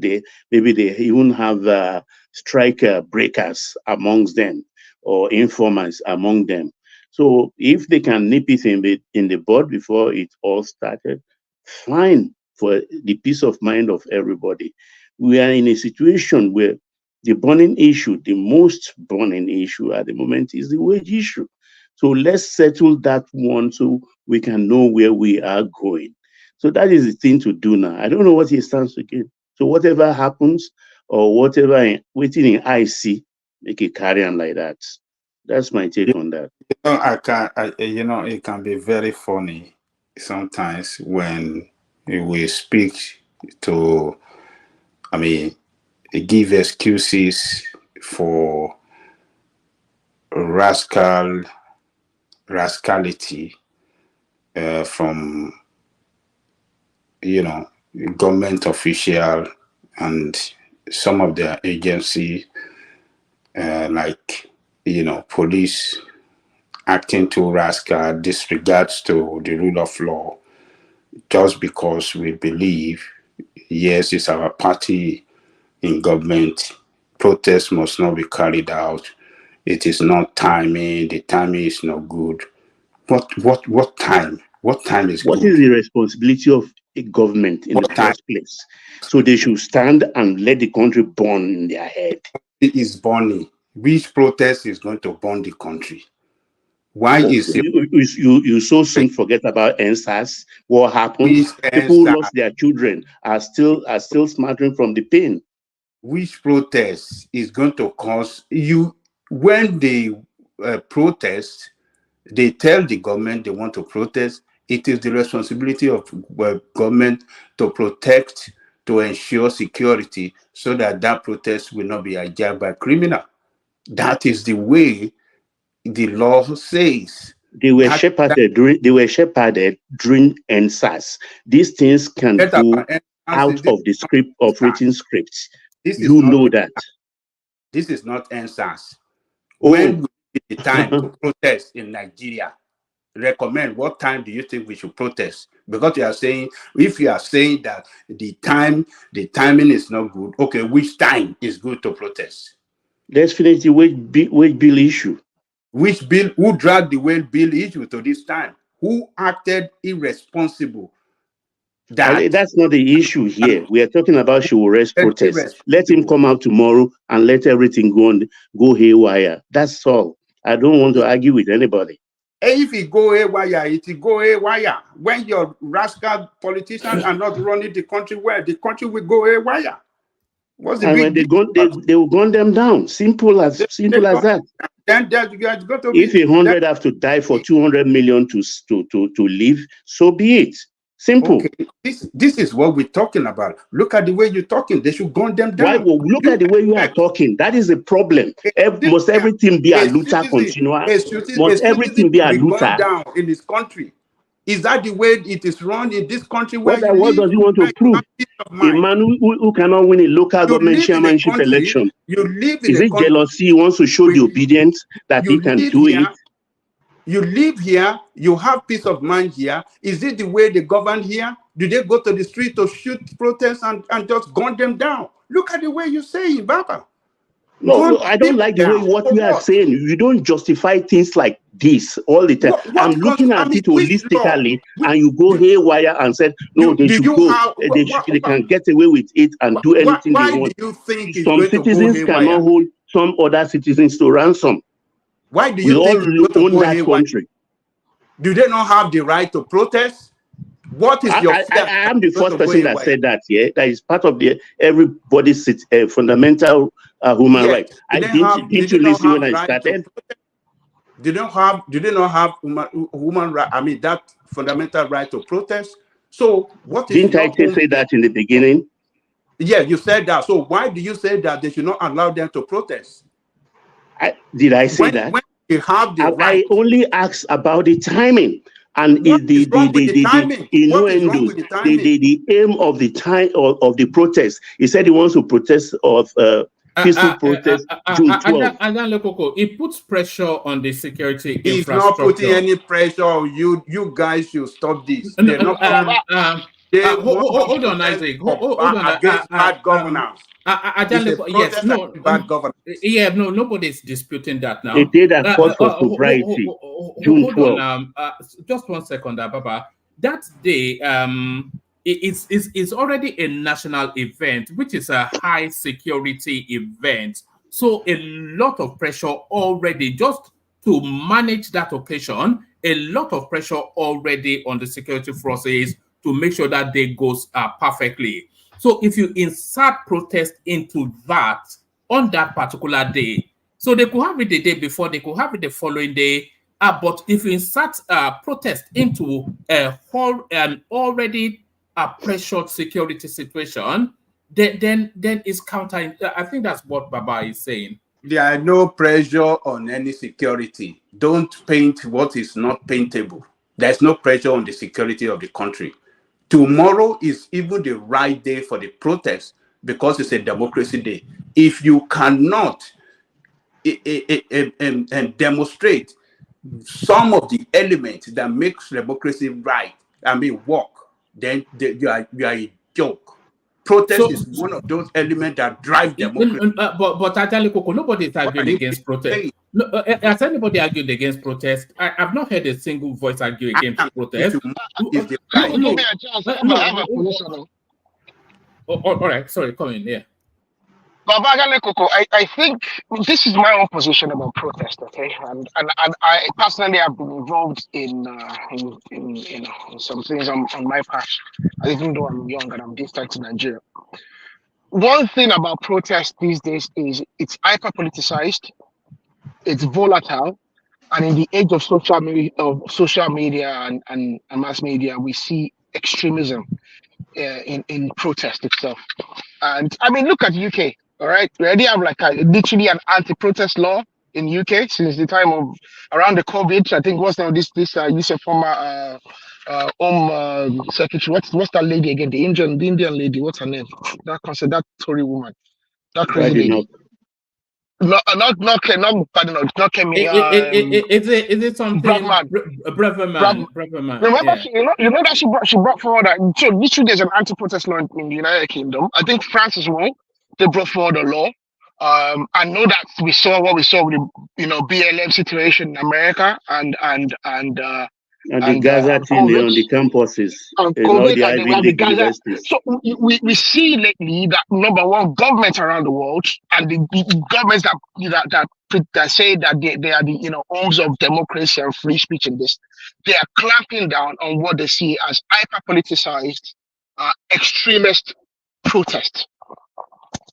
The whole and one thing about protest is I take my own leanings from Martin Luther King, who all of everybody that wants to talk about free speech, protest, and they always try, even on the right or the left, they always go back to to find a place of abode, to defend their actions. Martin Luther King's idea of protest is this: I'm protesting a law or situation because I believe it's unfair. However, I understand that that is the current situation. That's the current norm. So if I'm going to protest it, I have also to be ready to suffer the consequences of my protest. So protesting and expecting that the law, that the system that is in place would not resist your protest and would not use the instrumentality of the law and the influence that they have to possibly, demoralize your protest is stupid. So the government has a right to clamp down on protest if they believe it's extreme or if they believe it's unreasonable. And you have a right to protest, but you also should be ready to possibly suffer the consequence of your protest. I think that's the way I see it. Sorry, Abareibe, where are you based? I'm based in just beside you right here. I wish you were in America because I was going to say on a commemorative day of national importance, if people are protesting on that day, does that not put pressure on the security structures? It absolutely does. Yeah. We saw what happened recently. The World War II Memorial Day. Just about 2-3 months ago, and then we had some people protesting the Gaza thing in the UK. We saw it does put pressure on the system. It's hyper politicized, and people are not decent in their protests these days. I'm not by any means like a conservative or someone that is one of these. I mean, you need to see what happened in Harvard, in Yale recently, where even the schools are mapping out a scale of entry point and trying to disenfranchise some certain people and religion. And people defunding the universities and things like that. There are a lot of things going on in the world right now. I support protest and I support protesting and I support the rationale. But one thing I always say is this: number one, let your protest be about the matter. Stick to the topic, okay? Don't be unreasonable, okay? Not everybody has to support your protest. And don't punish the generality of the citizenry because you believe in what you believe. I don't have to believe in what you believe. Okay? You believe in what you believe. So protest us. But do it decently. I mean, you see people now gluing themselves to the road. I mean, one man knows this. This happens in the UK and it's become ridiculous. They go to the main street and they literally glue themselves to the main street. Okay, now they're presenting themselves as a danger to I mean, and we even saw it with the Lekki situation. At some point with the answers, look at what was happening in Ikorodu. They were literally stopping cars in Ikorodu, and they were literally protest has to be reasonable. But obviously, we know what Shawara is about. He's an unreasonable individual, okay, and he believes that protest must be a situation where it discomforts everybody. And you saw it with these people, these union people. What they do, they went to shut down the airport. They believe that by protesting, that they have to be so difficult that they make life unbearable for everybody. That and as a consequence, they overpower the government. They overpower the government into submission. That they make us all complain, that we all complain to the government. So just say to the government, just give them what they want. You know what I mean? And that is what I find so unusual about protest these days. And so, I mean, it's terrible. So one man, I think the least. Baba, please let me make this point, then I will yield. Look, you guys doesn't want to get it. Tomorrow is even the right day for that protest, because protesting tomorrow, the day of holiday, is not putting pressure. It's not going to cause any traffic. It's not going to come, because all the workers, the road will be empty. It is the right day for the protest. It's not going to put pressure on anybody. What are they protesting, Baba Ajalekuko? What are they protesting? What exactly are they protesting? It's a protest against bad governance. It's a protest against the policy of the government that brought hardship on Nigerian people. So tomorrow, what policy? What exact policy? Don't worry. Okay, Don't what worry. does that day stand for? We need to What does articulate June this, 12 Don't stand worry. We need I've to just encourage the hinted you. articulation of. You keep on asking me that what are they expressing? I've told you the protest is against the government bad policy that brought hardship, that brought, caused economic hardship on the people, and What policy? I'm not disagreeing with you. Don't worry. Don't ask me that. Tomorrow you can see your way on the TV. Don't worry about that. But they need to articulate it before they go protest. Don't worry. You might not support the protest, but what I'm saying is that tomorrow that roads are going to be empty, workers are going to be at home, is the right day for the protest. It's not going to cause any commotion. It's not going to cause any traffic jam. It's not going to put any pressure on the security. So one man, and you guys are saying, oh, it's going to put pressure. It's putting no pressure. It's a pressure-free day protest for tomorrow, because workers are going to be at home. I think that is why it's not relevant. That is why it's not relevant. The reason I'm saying this, there is a protest on hold by Labour. That should be settled first. That the protest, it just asked you a question. You said the bad policy of the government. Okay, is this protest right now, if they do the protest, are they going to reverse fuel subsidy is gone? No. Are they going to floating of the naira? Are they going to reverse it? No. So the protest is irrelevant. Baba, so can I take back? Yeah, please go, Baba. Please finish. But I just want to let Baba know that I protested as well, and I've been a vice president of the Amnesty International. I protested the Iraq War and I was a vice president of my we set up a wing, and I was a vice president. Okay. And this is not in Nigeria, okay? So maybe I'm speaking, from ideal positions. But before we go out, we'll articulate a position. We'll write to the local police, let them know we are going to protest in such and such a place. This is going to be our route. This is going to be a catchment area. Articulate your position so that when you go out tomorrow, when people get on the stage and speak and address, the protesters, that they have a position that they are articulating. Articulate a position, put it out there, and you might actually win the general public. Let there be a position that you're protesting. Have some points that you're protesting, so that you can know that these are the things you're looking for, and we can know that these are, we can come. You are protesting against people. They don't even know what you're protesting, so they can't even come to the table. They already notified police. What are you talking about? They already notified police about their protest. They would have already they would have done that with the police. Why they want to notify the police? Why they no, don't try to. Can I have the floor back, please?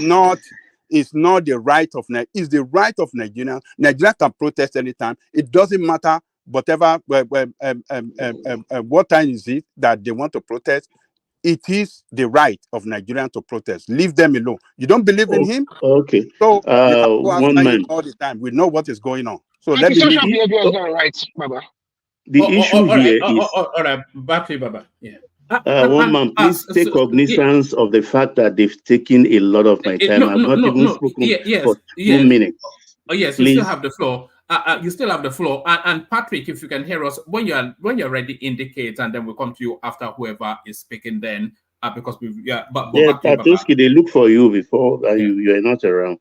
So what I'm saying is that what's tomorrow, June 12th? It's a day that calls for sober reflection.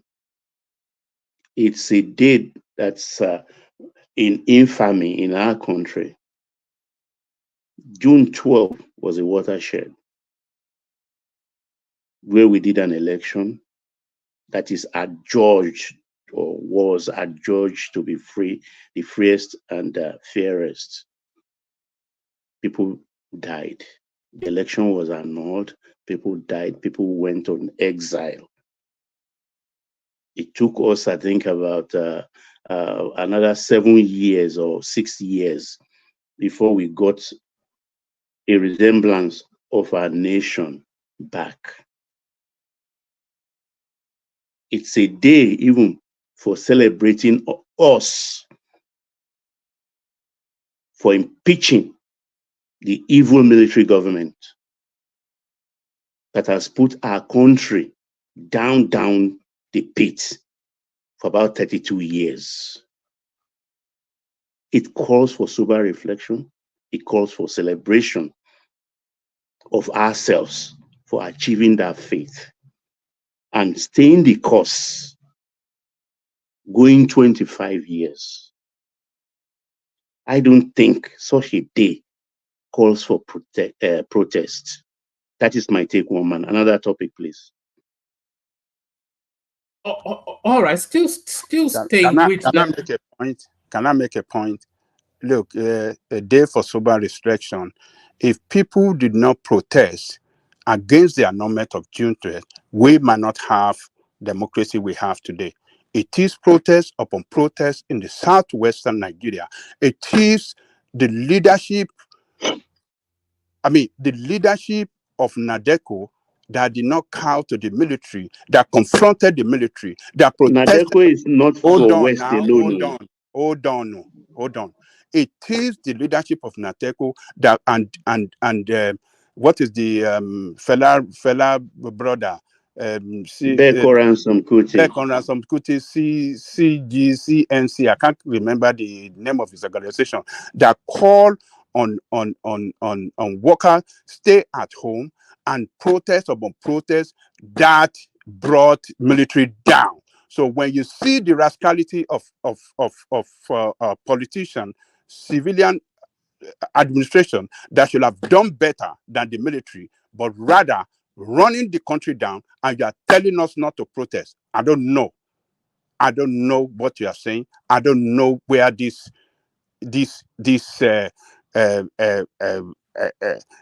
lay back attitude, sit down, let them continue do it and destroy the country. I don't know where it's coming from. Protest is the only way forward to correct this civilian rascality and push them to do the right thing for Nigerian people. So protest. Point of correction, NADECO. Yes. It's a war. It's still alive though. It's a national organization. It contains a Bitoikiwe senator, this senator with plenty hair in Kaduna. Himself, he went to jail. But what's his name? The man with plenty hair. Where was the protest? Kanu, Professor Mwabweze, and he was part of NADECO, so it's a national thing. Which part of the country did we have the protest effective? Which part of the country? Is it not in the southwest? Was it effective in the north or in the southeast? Particularly when we have a lot of southeasterners run out from Lagos back to the east, they thought that. What you must know is that some people are adept in protest, Aluta continua system. You know the truth. It's only in the southwest that we had effective protests. It's only in the southwest back then. And the leadership that constituted the arrowhead of NADECO, and the majority of the leaders, they were Yorubas. We can't deny that. It is the history. We cannot rewrite the history. We saw everything. So the protest brought us democracy. The protest cannot destroy anything, but rather bring good governance and respect to rule of law. That is what the protest tomorrow stands for. I hope it doesn't get out of hand anyway. One man, the next topic, please. All right. Do you want to go to it depends on the reading of the storyline. People reporting it as Guinness leaving Nigeria, but in actual fact it looks as yeah. Look, I've always been an advocate of Nigeria for Nigeria. Nigeria is not a rich country. Nigeria is not a rich country, has never been. Somewhere, somehow along the line, it entered into our heads that our country is rich. But by all means of calculation known to man, known to statistician, mathematician, Nigeria is not a rich country. By any stretch of anybody's imagination, we just pretend to be. That is one. So I've always advocated, because Yoruba say, Igida eyefu. It's not the first time. When a tree falls, all the birds that perched on it will fly away, isn't it? It's not the first time they are leaving our shores. Anytime they leave, our people always roll up our sleeves, their sleeves, and pick up the gauntlets. And we've always known to perform. We have rich people in our countries. Very, very rich people. They've taken over all of these companies before bad governance by the military ruined everything for them. So when this has come up again, I've always said here that there's no problem. Who wants to go, let them go. We will take up the space they left, one way or the other, because there can be no market in Black Africa as large as Nigeria. It's a producer's dream, a manufacturer's dream, an entrepreneur's dream. These Guinness, they are even saying, because I've been to a couple of African countries, particularly West Africa and Central Africa. It's in Nigeria they even make the greatest profit. No any other African country you can find Odeku. Odeku is the big bottle of Guinness. You know that Guinness Nigeria is the largest in the world, bigger than even in Ireland, you know. Yeah. Do you know there's no Odeku bottle in all other African countries, that large one, because their people cannot afford it. But Odeku is what people call for in beer parlor in Nigeria. Odeku is the Nigerian thing.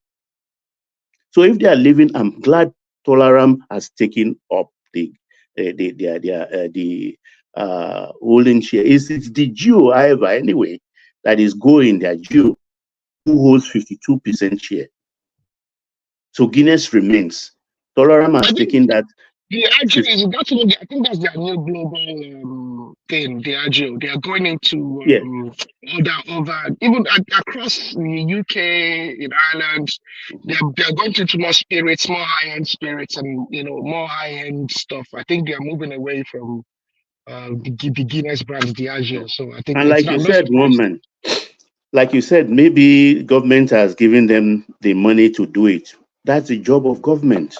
Rather than government going into business, they should enable our people. Let them buy it, pay back later. It is the thing to do. It is the right thing. So it stays. Workspace becomes secured for our people.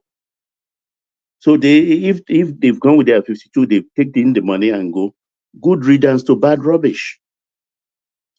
Adversity introduces a man to himself. So if their so-called fair weather friends are leaving us, then it behoves on us to take up their space and work hard. That's how we will hone, H-O-N-E, hone our own skills at manufacturing things and doing things perfectly. That is my own take on this. So I'm not afraid of anybody leaving. Procter and Gamble have gone, they do Pampers and everything. I will do Pampers. this has gone, we will do it. You are not afraid of Nigerian losing jobs? When people are taking up the space, whose job is being lost? When Guinness leaves, do you know how many Toleram has taken over, so no job lost. There's no way Guinness would ever leave Nigeria. Nigerians are making millions of Guinness, like not even Guinness as a company. Nigerians that are supplying Guinness, they are in different contracts with Guinness. They are making millions. So why would Guinness themselves be like? Why would they be? They're not making a loss. Guinness are not making a loss in Nigeria. I don't think they've ever made a loss in Nigeria. It's one of the most profitable companies in Nigeria. I'm seeing the headline now. Toleram Group acquiring controlling share. Okay. They've taken it up. We take it. All right. Look, all right. There is. Hold on, Baba. It's a simple narrative of a business changing ownership, but when the headline came out, it was Guinness leaving Nigeria. You know the sort of newspapers that report like that. Yeah, that is what confuses me. Yeah, that's what confuses. Okay. One man, Diageo has been trying to get out the Guinness business across the world. Diageo are trying to divest themselves from Guinness across the world. I think even though they're trying to sell up in Ireland as well, they want to go into spirits and another high-end liquor. Okay, I don't think they're really interested in Guinness anymore. Diageo as a brand, because Diageo themselves took over Guinness. They were doing something else, and they bought Guinness as the brand. So I think they're trying to get rid of the Guinness brand from their box across the world in general. All we do, we have to think outside the box. Look, when Amazon Prime, they almost grounded the postal services in America. What did they do? That postal services, I think, is the biggest employer of labor in America. People, their pay is not good, but people like to work there because your pension is guaranteed for life. It's automatic. So what did the government do? Okay, you people, we've come with your innovation, Amazon, this, that. All you have to do, you've taken business from the a kind of a quasi monopoly, which is US Postal. All you have to do is that on every shipment you make, a certain amount will be paid to postal services because you've taken up their space. And that is what they are doing. Every shipment you receive in your home, US Postal Services has money in it. That's why they are still surviving till today. So we have to think outside the box and do a lot of things and create an enabling environment for business people to thrive. Because one of the good things, as bad as we say Buhari is, do you know the road from, let's take the road from Points Road in Apapa, cutting through the Marine Road roundabout into Tinkan, up to Oshu, the end. Dangote has done it. How did he do it? Buhari said, look, don't pay your tax. Use your tax to do that road, concrete. The one Umahi is doing now in Lagos Calabar Coastal Road. Concrete, do it effectively and use your tax to cover it. And that road is now complete. For 20 years, that diminished all the properties in that axis, particularly Apapa, which we call European squatters. But now life is back to that corridor. No more traffic holdup, and it's concrete road, guaranteed to last at least 30 years. The only drawback is that, well, the man Dangote, the tax may lapse 2025 and say, no, it's 2027. And he said it. He said he's not going to pay tax till 2027 because of that. But I asked myself, the ones he's been paying, did we see it?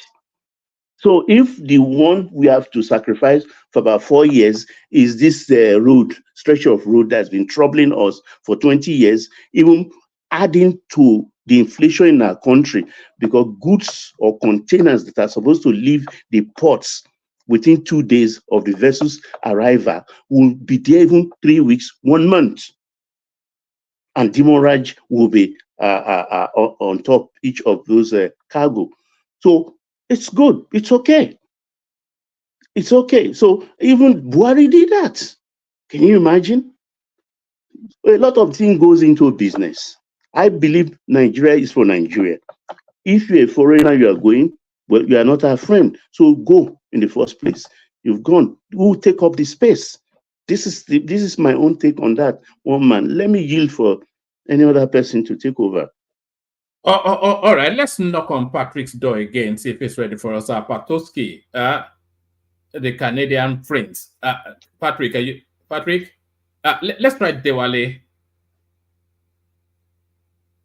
We keep seeing Patrick's same flash. I hope I have not muted him. No, he's muted himself. Dewale not ready as well. So let's go to Aruki Digba. But let me bring you in with a clip. Let me bring you. This is a nostalgic one that speaks to now contemporaneous politics. So let me be as cryptic as that, and then the video reveals everything. It's a nostalgic one that speaks to contemporaneous politics. We're telling you what a little personal anecdote about this person in whose name is a colloquium series been inaugurated. You see, many people know Bola, many aspects of him, but me, I treasure personal, very. As you know, he was a fugitive offender, like many of us here. Many other things. Former governor of Lagos State. But you see, and a businessman, or some of us within the anti-Abacha movement would not have survived. But then even for businessmen, successful businessmen, there comes a crunch. And during our period of exiled resistance, we looked for all kinds of means to raise funds, including even trying to print redeemable bonds. I think we did print redeemable bonds. We were so confident of victory that we said, look, let's print bonds and sell those bonds, and the opposition triumphs. And we designed those bonds. Incidentally, you may not remember this, apparently the symbol that we used during that time, which was supposed to be symbolic of growth, because it was a shrub. Apparently, that shrub looked very much like marijuana. We didn't know it at the time. Somebody pointed it out later on. But finally, Bola said, what are we going to do? We have to find funds. I said, well, you're the businessman. What can you do? I said, well, I've heard that there's a rice line between Taiwan and other places. I think that I can get a contract to sell rice between Taiwan and Africa.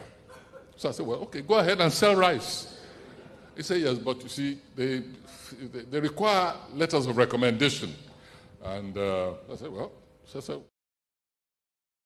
All right, so that is once upon a time. It can be whichever year. Soyinka eulogizing about Tinubu. So what do you make of? Because I was always of the thought that Soyinka looked down his nose on people like Tinubu, but apparently they have a long-standing relationship, which has culminated in Soyinka being rewarded with a super highway in Abuja. Look, no, he deserves it to minus all this exile. To be frank, I think I actually didn't want Tinubu to run for presidency. And I used to tell people that I thought Tinubu was just setting up a decoy so he can push one of his boys, maybe VP or Subajo at the time, into it, kind of give him cover from the the cabal, and what's that party that Buhari and CPC, the CPC cabal, I thought it was just getting cover. I don't want him to run because he suffers from the same thing I was suffered from the same thing. I don't know why we were saying the other thing about MK Abiola and John Trump is a Yoruba thing. If they line up the amount of Yoruba people that like MK Abiola, the queue will be longer than the people that love MK Abiola. The queue will be longer. Okay, there's and the same thing for Awo. You know, the Ibadan people didn't like Awolowo from here to there, and the people in Lagos as well didn't really like him much either.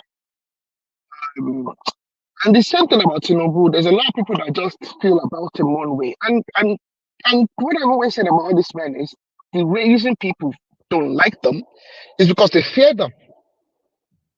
Because these are people that just manage to be able to make a way. And they fear their success, and they see them as individuals that you know, that are able to control their environment and dominate it.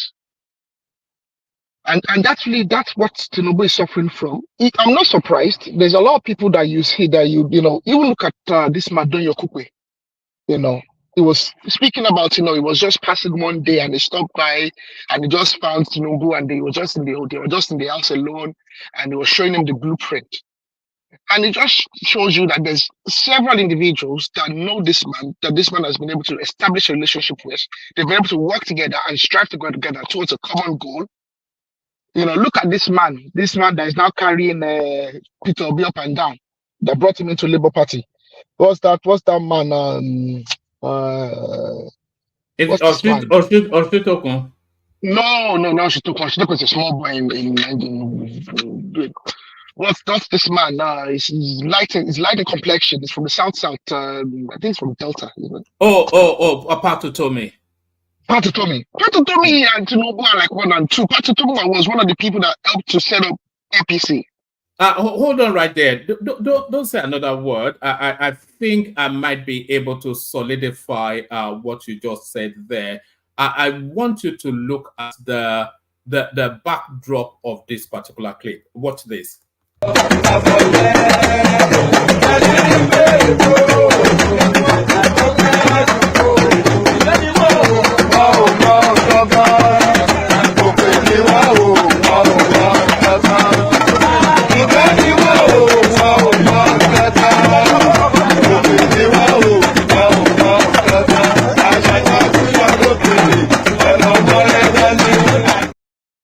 Did you see him right there dancing behind the label, holding his bag? That's a small. Doing boy. I've been following. I think sometime around 2011 and 12, when they started this, you know, muting the whole idea of forming a big political union of diverse interests to kind of get rid of PDP. You know the excuse he gave, Aro Gidigba. Why he's not in Tinubu's camp? He said he did it because Tinubu was not healthy or is not healthy, but he knows that they told him not to contest because he's not in good health. That's okay. That's okay. I mean, that's his own opinion. It's not okay. He are not all God. He himself has not been of good health. Let me put that in the last 1 year. He's done one operation, at least I know of. I know he's been absent generally, but I mean, the reason I said that's okay is that's his opinion. No one can stop him. And to be frank, I don't want to go into Tinubu's not good health. I think some of us that private some information understand that the man is not as sickly, but it's normal. People have different medical complications. All of us have their different medical history that it doesn't stop us, it doesn't make us incapable. It's just what it is. Well, I mean, there's different intrigues to it, but I wanted to go into this part to me more. This man was very instrumental in what we call APC to be, okay, and the reason he found himself in labor is because he couldn't secure himself something, okay, in the Buhari administration, and I think that's really what it is. Because he was busy fighting with Donald Duke around 2019 for the control of Labour Party. So I mean, the man is done. Okay. No, he contested primary in Delta, governor. Governor, yeah. And he lost in primary. He lost the primary. He was skimmed out. Patu told me, what's the name of this man, this lawyer, this Senate son from Ekiti? This serial complainant, Falano. They are all the same. Both of them wanted to become governors. They are intelligent men. They suppose themselves to be more intelligent than the others, than the likes of the Fayoshes and the Boris there, that dominated the politics around there. And they are bitter, and they're going to be eternally bitter that they are intelligent men that have been skimmed out. So that is what it is, and they will complain and complain. So that's the way it is. I'm not surprised. Tinubu is an enigma. He's built relationships over decades, and he's reaping those relationships now. Anybody that speaks ill of him, that's been in a relationship with him before, they're only doing so because they fear the man. The man understands things, is well educated, and the man has seen the pitfalls of others and is very, very desirous not to make the same mistakes that the likes of Awolowo and Abiola made. So that's that. All right. Take us to Dangote, who has now kicked the can ever so gently down the road yet again. Yeah, go on. I'm not surprised, and I don't see anything wrong with it. I don't see anything alarmist in it. I come from an engineering field, and I work in manufacturing, and I understand that you might. One thing about someone like Dangote is the CEO, okay? So you have to look at it from the CEO point, okay? He's gonna sit at the board. You're gonna have factory managers. You're gonna have line managers. You're gonna have you're gonna have VPs there. It goes up the ladder. Dangote sits at the board level, okay? He possibly does not know.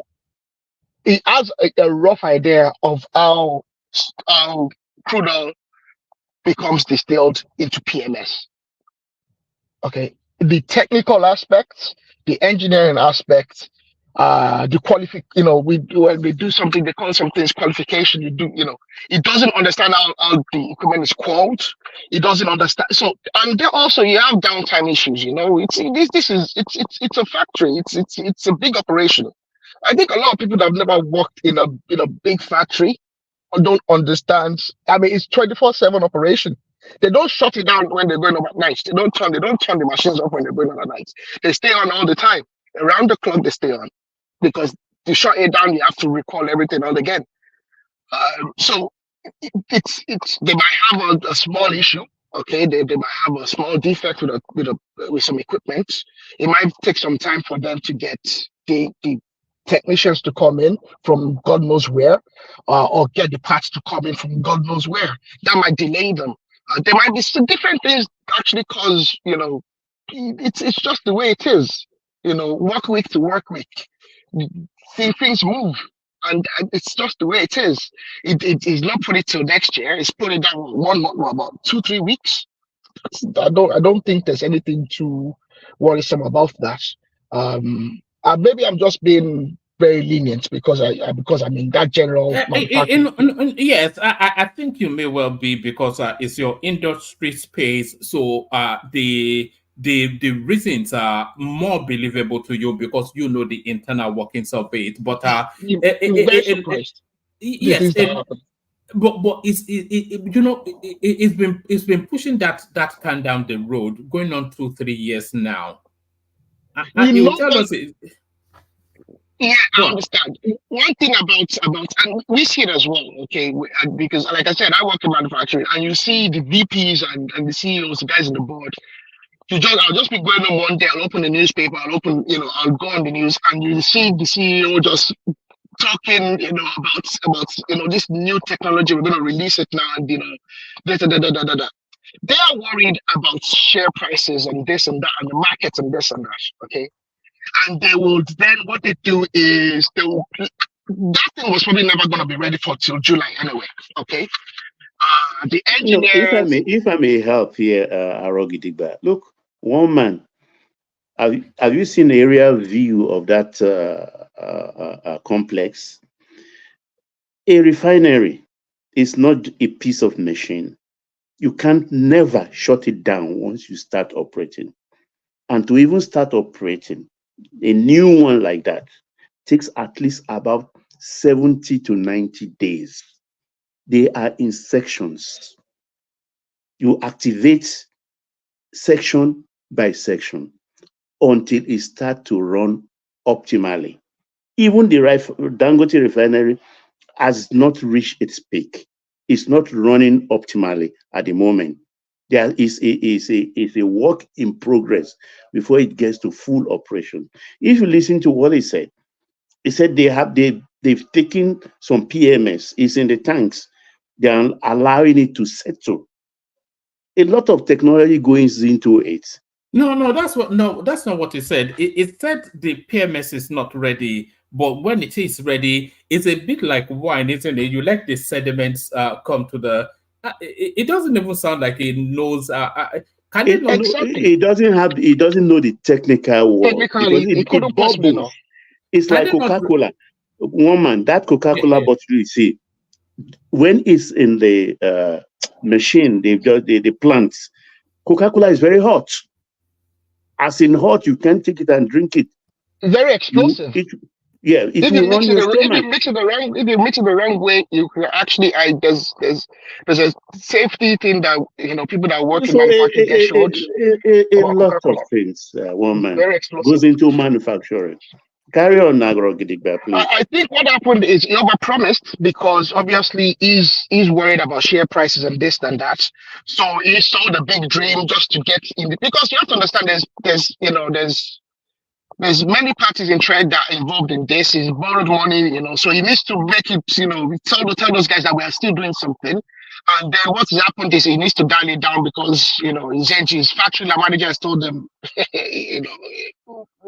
this is the milestone, this is what we've agreed to, So that's the reality of it is it's not going to be ready till July. Okay. They might kick the can down the road again. Things happen. Things happen in manufacturing that most people like Baba just said. If you see the area view just looks like they have big tanks, and it's something as simple as starting up a pump can be a 6-hour process. Starting up a simple pump, just one simple pump of the maybe 1,000 or 2,000, 3,000 pumps they probably have. Just one simple pump, starting it up might be a 6-hour process. And that 6-hour process is downtime. So it is what it is. I know they'll bring it to market. They want to bring it to market as well because every day they don't bring it to market, they're losing value. Okay, because those items have been paid for and they need to make use of them. Okay, and they have those machinery have to make money for every single second, every single day. And the only way for them to make money is for the products to be going out there into the market and for people to buy it. And for them to be able to reinvest and keep it going like that. So that's how manufacturing works. He doesn't want. He's not going to drink the PMS. He's not going to drink it. The only way for those machinery that they've bought to make sense is for the product to be going out the door, out the gate, and for them people to be buying it and for them to be able to make good forecasts from quarter to quarter. And that's how it works. All right. Take us back to Take It Back, the movement Showore. Planning a protest. There's just so many layers to it. I started the conversation with Emmanuel around somewhat this essentially a surreptitious incursion into populism, which is where Obi occupies. So I think that is the broader agenda. But then our conversations led to then the timing of this particular protest, which falls on Democracy Day, which is a high-profile security day anyway. So the infusion of that protest into already what is a strain on the security structures, what is the agenda there? So what game is the man from the creeks playing at? Showore is an intelligent he's an intelligent fellow. And I think his recent experience with the DSS and the police and the legal system in Nigeria has emboldened them. And I don't blame them, I blame the DSS. The DSS have the ability to actually, it is a nuisance, okay? Forget this Take It Back, it's just a nuisance. It just wants to fight for some space. What has happened is Peter Obi has come in, okay, and is rained on Showore's parade, okay. He's taking most of the Showore, supporters, okay. He's taking them, and Showore wants to get those people back, okay. Showore knows he's never going to be the president of Nigeria. Showore doesn't think Peter Obi has the capacity to be the president of Nigeria, but they both want to be very relevant in the grand scheme, okay? So they are both fighting, and that's all it is. Showore does not want the Peter Obi rhetoric to dominate his own. Okay, and that's all it is. And I don't blame the DSS. People like DSS, they are bungling these cases. These cases are simple. Okay, it's either is treasonable or it's not treasonable. If it's treasonable, go to court with proper concrete evidence. If it and be reasonable. If it's not reasonable, why would you put the man there for about 3 years? He's there and he gets even more and more emboldened because he knows that you can't charge him correctly. And it just makes him become like a Teflon Don kind of situation. And that's what's he's become a Teflon Don. Technically, he should not be protesting at the moment. He should be leading, and he shouldn't be even anywhere near anything like take it back, or he shouldn't be anywhere near us. But if he sees himself as a Teflon Don, if they couldn't get him, then they can't get him now. And so forget about the timing. He sees himself as that's his mentality. I'm a Teflon Don. Nothing's gonna stick on me. Yes, they're gonna arrest me. Yes, they're gonna keep me in Abuja for that 2 years. Yeah, that's fine. But the arrest of one of his main coordinators, though, in Lagos, is that a bit too heavy-handed? Yeah, like I said, the DSS don't know how to operate. They jump the gun. They don't know how to keep their gunpowder dry. For just long enough. I don't support the SSS like the DSS. I'm not. I don't fall in that line of what. But they're sloppy. Let them do what they want to do. Watch them. If they contravene any laws, arrest them, charge them accordingly. Don't do 50, 60, 70 count charges. Make it simple. They broke this law. This is the law they broke. On this day, this how they organize it, and that's it. If they broke the law, bring them to court. Let the judge decide. So they jumped the gun. Why they arrest the boy? Let them do what they want to do tomorrow. And even the DSS and police, they make these matters, because people like Shore, they know what to do to aggravate the DSS and the police. They know the things to do to make those guys, because those ones they want to please Tinubu, or they want to please the National Security Advisor. So they know the things to do to make them, to make them fidgety and start getting giddy. And that's all that is. Shore is a nuisance. It's just a nuisance, really. One man, can I give a question or two to Mr. Gidigba? Yes, of course. It's a conversation. Good to have you back, Pansa. Yeah. Thank you very much, and hello again to everybody. Mr. Oro Gidigba, one man was admonishing me to be convivial, which means to be sociable, hospitable, friendly. I know. Yes, I know. Okay.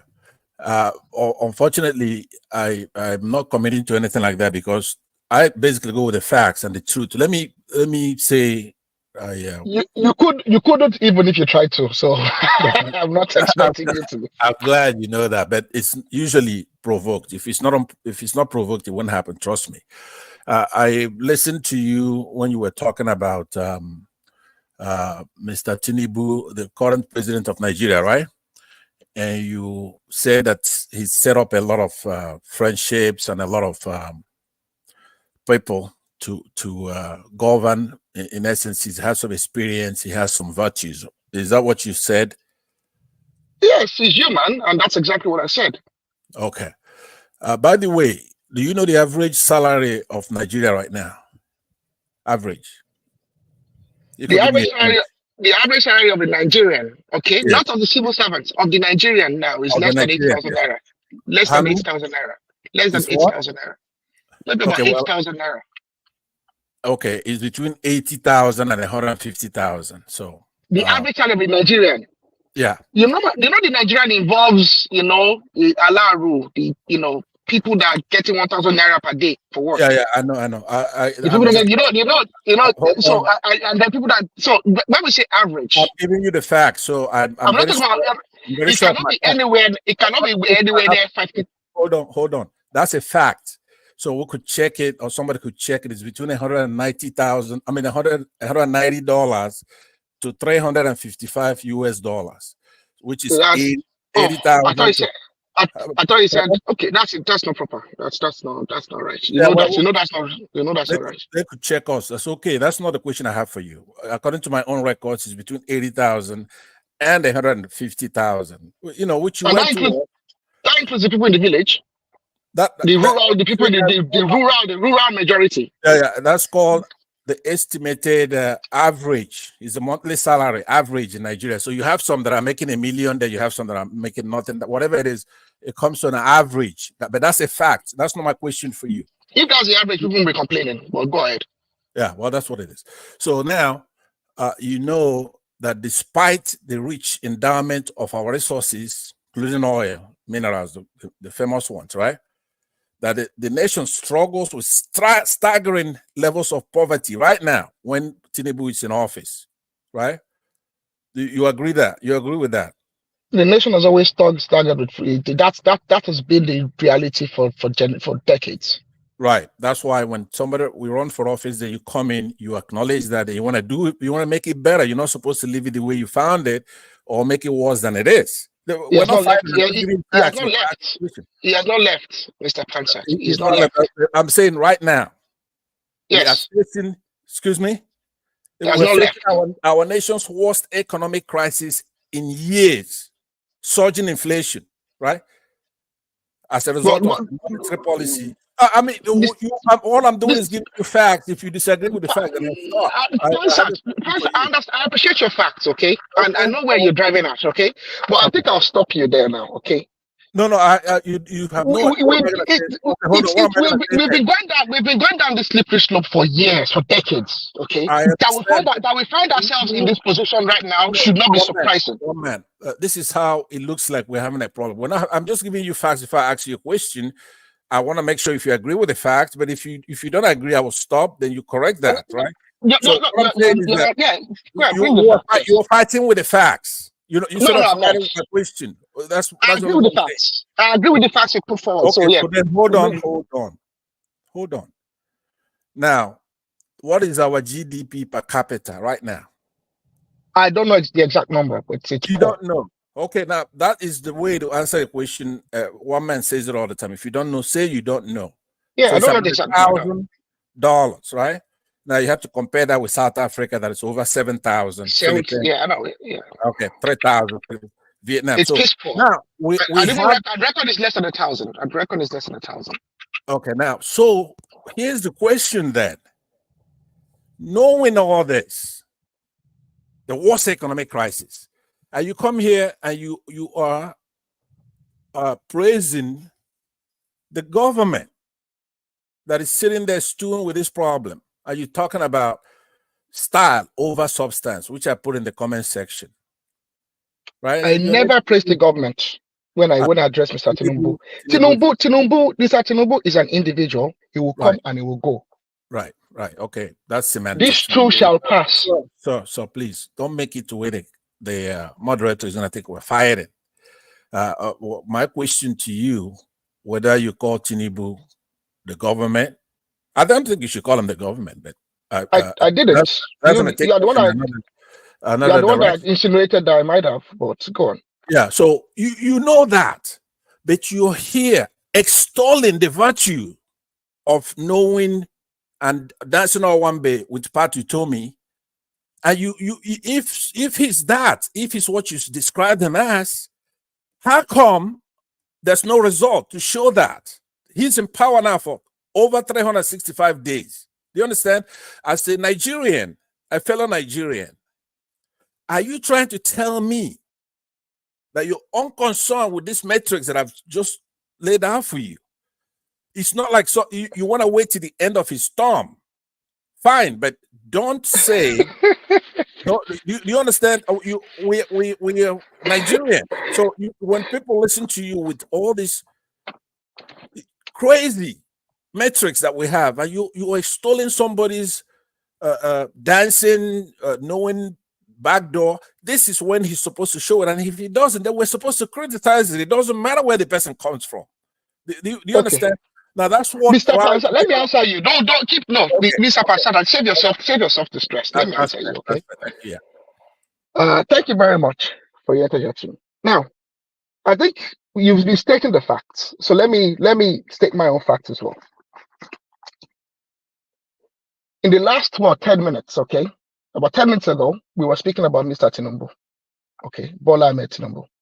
And we spoke about the fact that he had established relationships with individuals over decades. That was what was stated. At no point did we discuss that he was a good leader. That statement was never made. I did not say he was going to turn the Nigeria around. Implicit. That you were saying no, Mr. Pansat, I won't allow you to suggest that I implied what I never implied. All right, bring the octave down one and then make it conversational too. So Pansat, you've put a position, let Aro reply, and then I could have implied this if I intended to imply it. And if I implied this, I'll have a right to imply it, but I never did. No, I said let you reply, let you respond. And then so there's an ebb and flow rather than an overwhelming of each other. Yeah. Okay. Go ahead and respond, sir. You heard what I said. So I didn't imply it. I won't allow you to suggest I implied this because I never did. Mr. Pansat, you're intelligent. You understand English language. Okay. I never did.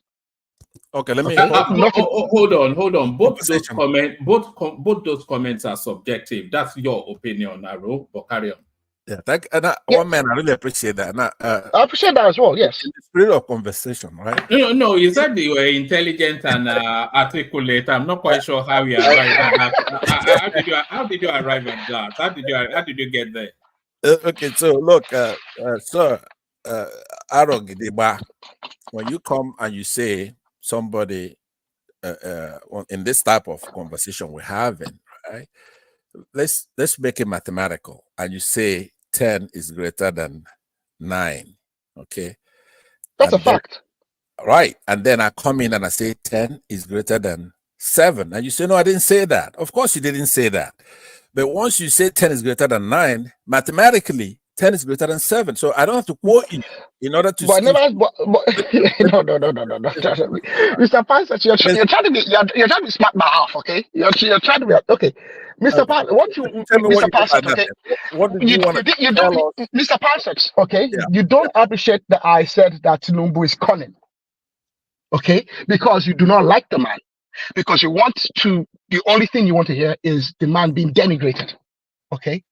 And the fact that I didn't go into the tribe where I denigrated the man, that is why myself and yourself are having this back and forth right now. Okay, I think Tinubu's capacity as the president was never discussed. Okay, Tinubu's history. Is he good? Is his capacity good? Does he have capacity to president from your observation? There's things that he's done that I don't appreciate in terms of decisions they've made. Are there things you do appreciate? There's decisions that he has made that but those decisions, I'm yet to see anything that is overwhelmingly characteristic of his policies. Okay. It's yet to define to me. Okay, I'm being honest. Okay. Are you a contortionist? Is this conversation actually going anywhere? But what I'm trying to say is this. Okay, is yet to show him. I'm not fully Bosch. Okay. I'm not going to write him off. Okay. I'm still. These are terrible. I know that. You don't need to tell me this. Okay. All right. Hold on, Aro. So, where are you in the Tinubu journey? Are you on board with him policy-wise and implementation-wise, but your empathy goes with the suffering that is vested on the people? Or are you not on board with him in all of those parameters? Or are you on board with him up to some point, but you have concerns as to the capacity to follow through? So the latter. What's the latter? Yeah. The latter. I'm on board. The latter, really. The latter. They're policy wise. They're trying to do things, but it's like there's some disjoints. Things are disjointed. But I don't think these are disjointed because they're not trying. It's disjointed because of. I spoke with someone today. The system, a system that is built around corruption, that overwhelms the individuals that are within the system. But we had that system for before he came in, though. In essence, exactly, and that's why I said I'm not going to write him off. Yeah, let me just say, the system is beyond that. Let me make an observation. I'm saying these people, they came and they ran for office, right? Now, don't forget that he was the leader of APC. So it's not like he dropped down from Mars and climbed into that office. He's been there. He's the leader of the APC. The conditions we have were dire, right? We had a problem before he ascended the presidency. And he should have known. He should have known what we have going on and what he needs to do. Now, I asked you a question, and look, I don't fancy you. If you want to defend somebody like that, then it comes with this stuff. I'm not defending them, and I'm making a very good effort not to defend them. I know you know that as well. Since this is the first time I talking to you, I'm gonna go ahead and give you a break. I'm gonna get my hands off your neck. Mr. Pastor, I'm not an absolute. I'm not absolute. I know you like to speak in absolutes. Okay, I don't do that. I try to be, moderation. Moderation in all I do is what I practice. Right. I'm not going to defend them. Then there's moderation, and then there's just obfuscation, and actually, I won't obfuscate. No, I don't do that. I'm not dodging. I'm not dodging you. I'm not dodging you. I'm just being this. With all due respect, Aro, I want this is not my platform. I want to get along, but yes. Like you said, when you're talking numbers, facts, you have to go to the chase and go to the facts. Look, Tinubu is not your brother, it's not your dad, it's not. He's just one of our politicians. I don't know him from Adam, aside from what I've read, right? But he has to be the worst president any country has ever produced anywhere in the world. I don't think there's any. Look, I don't think, because you have to have some kind of virtue. Somebody like Buhari, if you succeed Buhari, you'll be smelling like a rose, because there'll be so many things to do. People are considering going to Nigeria because of the crime rate, terrorism, civil unrest, kidnapping, armed gangs. The country is divided, right? There's so many things you can do, period. Mr. Pastor, let me put it to you, okay? Because one man is over here. I reconsider going to London, okay? Yeah, right. Should we string up Sunak and what's the mayor of London? What's it called? Should we string them up? That is ridiculous, right? It is ridiculous. Because some of those things we put up. Sorry, a lot of Nigeria, No. Sorry, Pastor. Just in that space, Aro. So the 4th of July, would that be the end of Rishi Sunak? Yeah, of course. Because all of the polls, do you think it's because it's Indian? Of course. The conservatives are not going to vote him in. The hard right are not going to vote him in because he's an Indian, bloody Indian. The blacks don't want to vote him in because he's managed to piss. Yeah, it's not because they hate him or him, because he's managed to piss them off. Because what he's done is his Rwanda policy is actually it's a dog whistle to far right. So what you see with the Rwanda policy is most of the people seeking asylum in England and in Europe are either Black Africans or Asians that come from Muslim majority countries. So Pakistan, Afghanistan. And the biggest migrant numbers in this country, they are Indians. But what happens with the Indians is the Indians have set up a system where they bring in their people, they have businesses, and look at the system in the healthcare system. What they do, they use fraudulent business companies to bring people in under the idea that they're sponsoring them for care jobs. They bring in a lot of people legitimately as guys from tech. They set up kind of like finishing houses from Indian universities. They dominate on some of the VPs and senior management in big tech companies. They literally bring tons and tons of their fellows who are in IT and the likes. They bring them into Europe, into high-paying jobs in Europe and America. And they have a certain reputation, and I'm not sure if this is they have a reputation for a whole community using one credential. You know, Yes. you know the classic, the average Indian last name is Patel. Yes. You know, Well, and so then I think they do like some of the Northerners do it. They name themselves after their village or their region. and then they all So use one credential for you know, one person goes and gets an education, and then all of them. Yeah, you know what? They have a system that works. They are very cunning. Even at work, I saw something the other day, and I shook my head. They're taking over. They're really taking over. In the technology space, they are consolidating and they are using their influence to they think they're quite interested. And I like always said to someone, when the English want to subjugate a minority, they use the Indians. They did it in South Africa. They did it in South Africa, and that's why the blacks hate them in this country. They use them in South Africa with Gandhi. You know, in Kenya. Sorry, Aro. You know that Indian space is the buffer against the racism narrative. So they will use the Indians to attack you, but you cannot claim race because they classify you all as blacks. They say, well, they're dark skinned as you, aren't they? And then they start to say, oh, you have a chip on your shoulder and all of that. But then the Indians are happy to occupy that space, lesser than and greater than. So that middle space, you know. Because the Indians are beneficiary, they are the primary beneficiaries of anytime there's any, you know, this BME, is that what you guys call it in UK? They're the primary beneficiaries of it. Oh, you're not in the UK. I thought you were in the UK. No. But I have a lot of family there, kind of come and go back and forth. But I'm just right beside you there. But they're the primary beneficiaries of that. Is it BME? I think you call it, or BLME or something like that. You guys have a, but they're the primary beneficiaries of that. Although it's meant to be for the general, but they benefit. They benefit from it significantly. It's gone. Rishi Sunak is gone.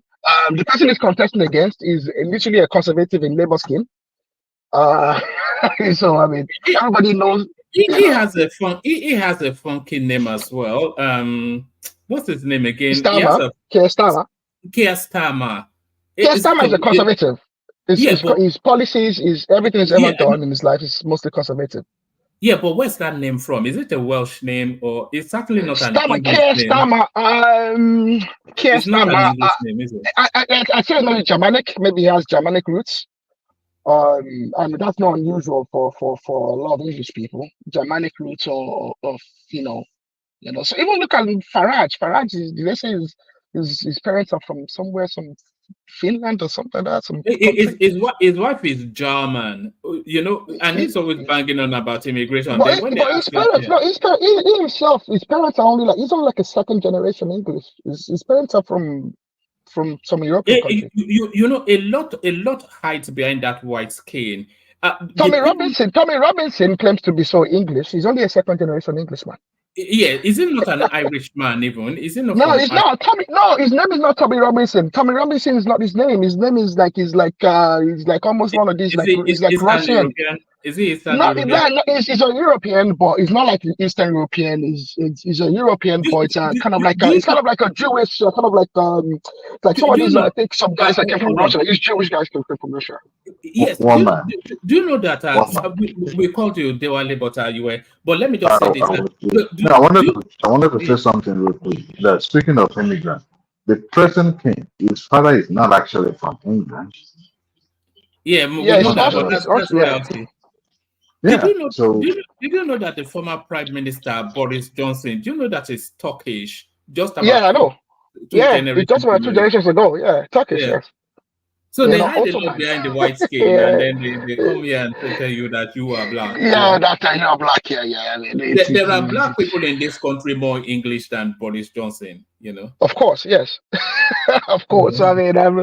It is what it is. That's the system, and you take it like that. But he's done. Rishi Sunak is done. He's good as done, because the one thing about it is this. Okay, with the conservatives, they are using you. Okay, you're just a tool. Okay, and he's done. He's not even a likable person, because in the Midlands you have the usual conservative places, the coal, where they start big the coal industry and this and that. They don't like you because you're a rich boy. You're rich, you're a rich boy. You went to private school. Your wife is the daughter of a billionaire. They consider you to be gouging the system. You're giving big 150 million COVID contracts to your to Tory, your bodies. So you're not liked over there. Okay, they don't like you because you're Indian. You're bloody brown nose. The Labour guys don't like you because, well, you are not a liberal. And then some of them don't like you because they don't like you because you're Indian as well. He actually has no redeeming factors. He couldn't win if he had, if he did everything right, he couldn't win. Do you want me to show you the moment Rishi Sunak lost? And Farage came back into the race as well. Hold on now. Can you hear me? Arrow, can you hear me? Yeah, go ahead, please. I wanted to show you the moment Rishi Sunak lost that election. Do you know when he lost the election? Tell me. On his first day as being prime minister. This was what happened on the first day, and this is how he lost the election.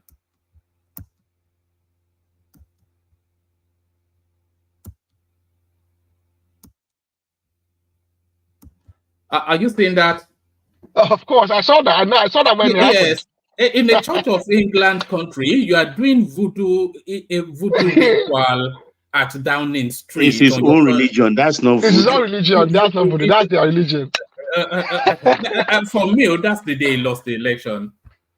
They do that. I have many Indian neighbors. Far too many. I'm uncomfortable with the number of them, and they all do these things around their houses. They do, and they draw swastikas as well. Have suffered that day with belly ache. The English. Oh, they did. That particular day, there's a radio show. What's that radio? Liberty Radio or something. Some London radio. I can't remember. And you should have seen people calling in that day. Conservatives, hardline conservatives, calling in and just saying, they just want him to call an election as soon as possible so they can get rid of him. It's like a desecration of their holy temple.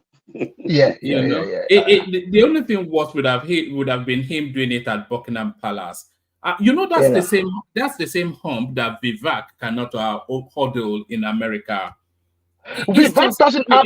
America doesn't have the same. See, the English are devilish when it comes to discrimination and racism and classism, and ethnicism. They're devilish, The Americans are not quite the same. I know we like to think of America, the Americas, the home of the Americans. It's not quite the same in America. Vivek has a chance, of winning. I can't think of a day where a black person would win well, it's even different in England because, well, it's an appointment. The prime minister is really just the head of the political party with the most, seats, as opposed to America, where there's an individual contesting on his own name, on his own merit, on his own, and trying to become the president, trying to convince the nation, the college, the electoral college, obviously, but it's different. Vivek has a better chance. Do you know what Ann Coulter said to Vivek just over the last? She told him that you cannot be an American president if you are not a WASP. A WASP is a white, or if you are not a WASP. And when I say it, you would immediately go to Barack Obama. A WASP is a white Anglo-Saxon Protestant. So if you don't come from that stock, it is said that the country has never had Biden's a Catholic. Yes, but it's still. She said that I think this Reagan. I think was Reagan a Catholic as well. And she said that the country has never had a president. Kennedy. Kennedy was a Catholic. He's Irish ancestry. Yeah. Yes, not only that, Hillary Clinton won majority of the vote over Trump by millions, actually. It's just that they have an electoral college map. So, Gidigba, are you in the United States? No, I'm not. Have you ever been to the United States? Of course, of course. When was that? I was still there. Just about a year ago. Okay, you came I to can visit. I can hop on a plane anytime and go. So you not came distant. in a holiday, right? Yeah, I came for a few days. Yeah. Few days. Okay. Why? I mean, it's only down the road. It's not United States. Not a distant place for me. It's never been. Right, because here, when I left, I've told anecdote. When I came to United States from Nigeria, I was a sharp guy, right? And I know that it took me a long time to figure out this country. Not only the cultural shock, but so there's no way anybody who visited United States could talk about it. Especially if where are you? You're England, right? Britain? Yeah, yes, UK. Europe. In Europe, okay, yeah, because it's a totally different thing altogether, right? We're true democracy here.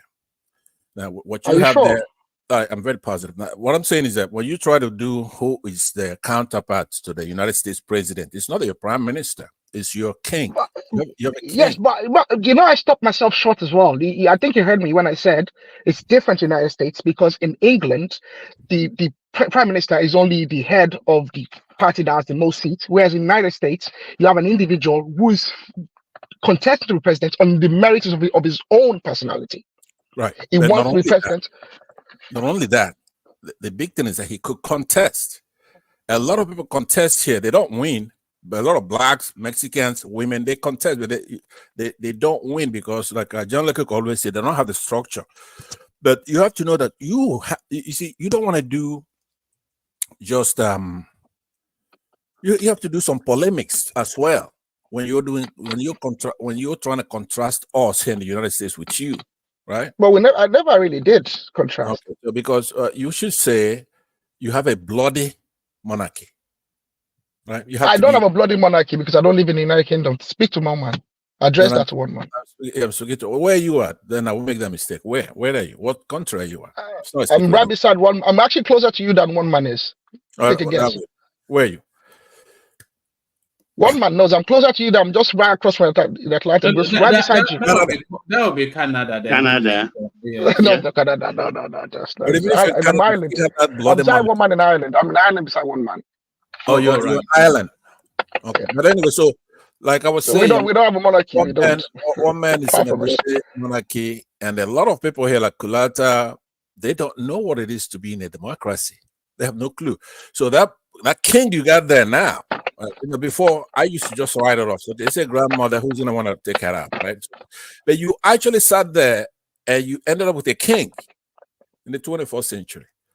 And the counterpart is our president here, the president of the United States, of which just should one. Should I put you at ease? Huh? Should I put you at ease? Yes. Yeah, in 2 generations to be done with the king. What about that? Would that make you happy? No, because what they've done to us, what that monarchy has done to us, it's unforgivable. Well, you guys turned the tea. You turned the ship of tea into the river, and that was done, and you got your independence. What else do you want? That's exactly what we're gonna. What you guys, one man they need to do over there. Nobody should have a king up to today. But anyway, I'm waiting. It's my turn, so I will give you back some time. I think I've cut in the way. No, that's fine. So I think I've spoken for quite a bit as well. Yeah. So one man. I only advise. Let me give you an advice before when it comes to my turn, I will reclaim it. Right. Yes. So Ogedeba. We have inadequate infrastructure in our country. Fact. A lot of barriers to trade. Some are tariff, some are non-tariff. We have a lot of obstacles to investment. There's a lack of confidence in our currency, the currency valuation. There's limited foreign exchange in that country, right? Yes. So I would urge you, and there's no simpler way to say this because it's a short time. I'm just going to speak for maybe another 30 seconds. I'm going to use a negative word here, and it's obfuscation. Obfuscation, right? Yes. Don't do it, especially when you're delivering. And then when I ask you a question, you use confusion, discombobulation. I did not try to dodge you. I did try to dodge the question. If that's what you're trying to imply. foggy memory, perplexity, puzzlement, and stuff. Why are you playing it to Pansat's hands? You are playing it to his hands. You know what? You're quite on it. You're quite a funny man. You think I know what it is. Okay, you've managed to pick up the Oxford Dictionary, and maybe you spent the summer while you were waiting for your WAEC results reading the Oxford Dictionary, and now you think you can, juggle words, and you're clever. You're clever. I do like you. I like you. I really enjoy listening to you. No, you do have me, but I'm not only here. I'm usually in many Nigerian platforms. Sometimes. I recommend don't join those platforms. I saw one man. I was watching a video of one man on Dr. Damages the other day. It was terrible. One man tried to hold his cool, and there was this professor, one Franklin, that was losing his mind. Yeah, I was there. I was on that. Hold on, Pansat. Who do you think won that encounter between me and that guy?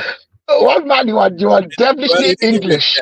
One man. I know you, and I know the English very well. Because he lost his cool. So he lost his cool, and you were just an Englishman being cool and composed, and this rowdy American just losing his mind. That's how it looked to me. It's not like he didn't deserve it. One man is not this gentle, convivial guy you see here now. When he's over there, he's wild and out of control. So this intellectual is, I had the same issue with him the first time. He came back again. I did have an issue with him, but we dragged it out because I think I asked him if he was a pacifist, and then he was very upset about that. But we went at it. One man is not this guy you see here on his show, even though you still see. I'm going to try and bring him here. Actually, I think we have to start bringing back guests again. No, that guy will get buried over here. That guy he'll lose his mind. He won't get buried now because you know this crowd is too civil to be. Yeah, this. No, this crowd is civil. Okay, but this crowd it may get beaten up intellectually though. That will be the thing. Yeah. But these crowds do not suffer fools gladly. That's something about this crowd over here. This crowd over here, and that's why I'm here myself. I'm not intelligent. I'm not a match for a lot of the guys over here. There's a lot of brilliant minds over here. I'm not a match for any of them. Who do you think? Setting Adanle Koko aside, because it takes. Who do you think the smartest person on this platform is? There's a lot of smart minds. I think they all have their own particular areas of specialty. But I think Ogbeni is someone we don't cherish enough over here. I think Ogbeni is. I think someone's been putting up that Ogbeni needs to be invited to just have a session where he speaks and addresses some fundamental issues. Yes, as a guest to address some fundamental issues, because I think there's a lot of the times, even myself, a lot of us over here, we speak but there's some nuanced ignorance in some of the things we say. Okay, but Ogbeni is always coming, and it's a matter of fact. It is the fact. Beyond just the reality, this is a fact, the legal fact. So I think Ogbeni is a mind that we don't appreciate quite and I wish he would actually come here. And because he's a nugget. Anytime he comes here, I'm just giddy. I'm happily. I think Adanle Koko is the brightest mind on this platform. Do you know why? Hold on. Yeah, it's the fairest one, but I think it's the brightest too, because he has a breadth of knowledge that constantly, just amazes. It speaks to any topic with a depth of knowledge that. He has more than he has even more than an educated view on most topics. But that's true. The one thing that he doesn't do, except on the days that he doesn't want to. The one thing he doesn't do is that he doesn't go into territories. He's willing to concede logic very quickly, because and most people don't do that. Most people they want to win rather than progress a conversation. But Adanle Koko wants to progress the conversation rather than just win an argument. So yeah. He's a fair person. He's a fair man. I think we need to applaud him. He's a very fair man. He's an arbitrator as well. He does get involved when things are getting out of hand. And I've actually seen a situation where things are getting out of hand, and one of the parties is actually calling Babajale Koko to come and intervene and settle, parties that, that have different opinions. So he's a very fair man. We respect Baba. We thank him very much. So that's that. I think I should vary sometime, just because you now have a reputation of Yorubas voting for Yorubas all the time. You could have Pansat, that's not the truth. I respect you as well. I enjoy you. Pansat, you know one thing about you. I've been trying to say this. Let me say this, Pansat, about you. You're intelligent, but you get in front of yourself so much of the time. Okay, you'll be going down the intelligent path, and you just trip yourself. It's like your shadow will jump out from beneath you and just like trip you. And you do that all the time. You're an intelligent person, but you get yourself involved in things that you need not. And I'm still waiting for you. Arrow. Pansat has a ball chain around his ankle. Do you know what that ball chain is? It is tribe.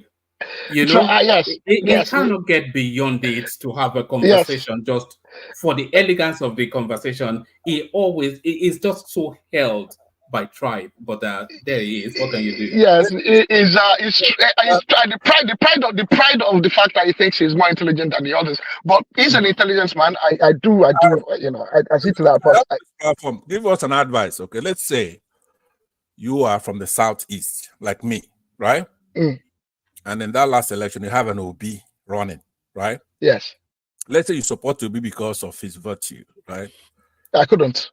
I didn't like Obi before the 2023, so I couldn't, even if I was in Southeast. It's like let's say, so play along with him. Maybe let me do it this way. You're from the Southwest then, right? Mm. Right? You see, that's what I mean by you don't answer. You answer everything so fast, aside from when you're afraid of something. I don't know. But anyway, because I'm certain I don't like him. I didn't like him before 2023. I didn't like Obi before 2023. I didn't like him. There were reasons I didn't like him. I found him to be a liar a long time ago, and to be deceptive. And that was something I established sometimes around 2018. What triggered that? What triggered that? Actually, when it started coming out in 2018 with the I don't use convoy, that narrative, because I'd followed him before when he was a governor. I'd followed him quite a bit. I didn't grow up in Nigeria, but I had a passion for Nigeria. So I used to read a lot about Nigeria, and I used to read a lot about Nigerian politicians. And I have a very good memory.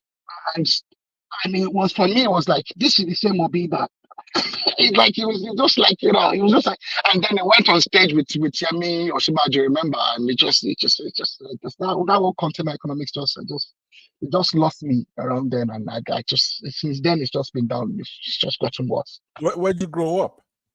I grew up literally where I am. I've never lived as an adult in Nigeria.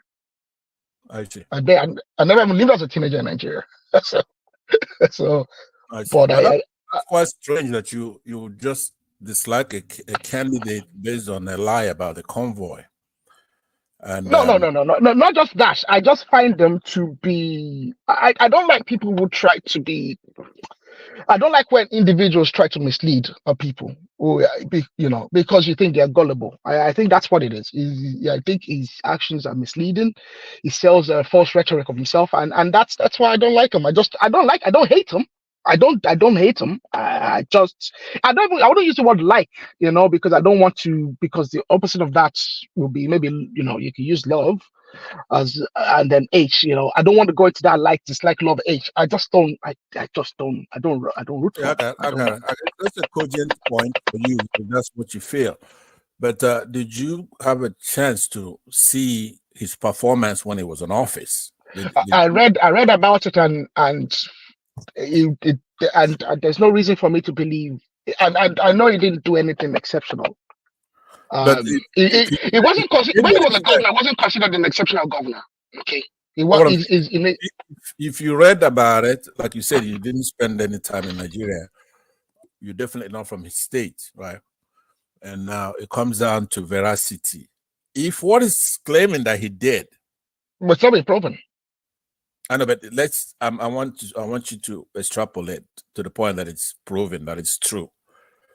His policies, his demeanor, his accountability, and then of course the man himself, non-arrogant and respectful. Don't allow him to reel you in. Okay? He couldn't. He can't. He can try. He couldn't. He couldn't possibly do that. He won't be successful. But he can try. Okay, it's okay. I'll take your analysis as your own opinion, and you're entitled to that. That's okay. Okay, when it comes to my turn, I'm gonna be asking you some more questions with my time, if you don't mind. I think it's handed the baton to you anyway. Yeah, okay. I have. I've submitted to your positions. Let me say that your voice, to me, is the first time I've heard your voice, and I believe that you sound like a sincere person. You may have the same disease all of us carry, which is tribal in nature, religious, or whatever. What are you? I'm a Christian. What are you, Christian or Muslim? What does that matter? It does matter, believe it or not. But you don't have to tell. If you don't want to divulge it, you don't have to. I'm Christian by birth.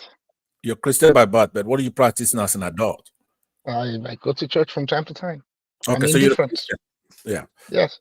Okay, but I'm indifferent. I'm very, very indifferent to other religions, and I'm actually more likely to defend a Muslim person against, if someone's a Christian beside me and they're talking nonsense, I'll pull their card. I don't subscribe to nonsensical talk. I don't. Right. Okay, that's good. And one thing is this: I'm not. I don't play all this ethnic stuff. I don't go down that road. I don't care much about it. It's either it is or it isn't, and that's what it is. A lot of us succumb to doing it because of just the state of our country. And you know that we owe, for example, to China alone $5.16 billion, right? So data from the DMO, Debt Management Office. Like I said earlier, when it comes to our infrastructure and stuff like that, people are starving. This is a country that's blessed with all kinds of stuff. And I know that because of the little information you're giving out, you're not really a Nigerian, right? You're over there in Ireland or something like that. You spent a couple of holidays in Nigeria. But if you look on the news, we're not doing well at all. So with that 2x4, I was carrying to beat you over the head. I'm dropping it because it really doesn't matter. You are somebody who loves Nigeria. You're concerned about us, and you're doing things sincerely, albeit with a little tinge, I could say, of ignorance. You really don't know. Like somebody who's in the country would know, or somebody who grew up in that country would know. It's just a matter of life, right? So when you have a candidate such as oh, by the way, actually you were going to show it before. What is it? Go ahead. You were going to talk about Showore. So let me give you back some of your time, 2 minutes to talk about Showore. Then I would claim it's a nuisance. I wouldn't waste too much of your time, it's a nuisance. That's what it is. How so? He's a nuisance. How is it a nuisance? What? Yeah. Showore knows he can. Showore's idea is that he wants to be disruptive. Firstly, do you consider him to be a politician, Showore? Well, he is. Once you practice, you're a politician. People think, okay, maybe because Nigerian politicians have made it into a career. But I mean, politics, anybody can be a politician. You can be a doctor and be a politician. So yes, he is a politician. It doesn't stop him from being a journalist or being an activist or whatever he wants to call himself. But he's a politician. He practices politics actively. Okay, by the way, let me say that I do agree with you. I do have respect for him, though. I think he's been through a lot. Oh, I do have respect for some of his activity with Sarari. But what's the basis of that respect, though? Because a lot of people, there's a counter argument to say that a lot of these things is really just for a self-aggrandizement, just for show, just to print and he likes to print and peacock. That's just all it is. He I think does. Sowore did, student union politics. I think in Lagos. It went from there. He did some, some zobu during the Abacha days. And I think it's not moved away from that. His mind he's grown older, and his mind has not improved beyond seeing the bigger picture. And he can't stop himself. He can't help himself. Even the Sahara Reporter stuff, it was almost malicious sometimes. They did eat pieces on people. They'd have a minister or some government officials and politicians. They do a hit piece on this guy, and but it did it. I mean, to the benefit of all of us as Nigerians, we got to know some of the nonsense and the dirty stuff the politicians were getting involved in. But there was some malice as well in some of the things he did. With Sahara reporters, especially during the Jonathan years. So he is a nuisance, a good nuisance to the benefit of some of us, but he is a nuisance still. But yeah, he's a journalist, and I guess most journalists that's just the way they are. They're just a nuisance. All right, back to you, Pansar. I think a call came in for him just then. Dewali, you are there. I've called you several times. So Dewali, are you with us now? Yeah, I'm here. I've been in and out of the yes of the show. But your voice sounds low. Long day. Yeah, I mean, it is what it is. It's always like that. But I'll be fine.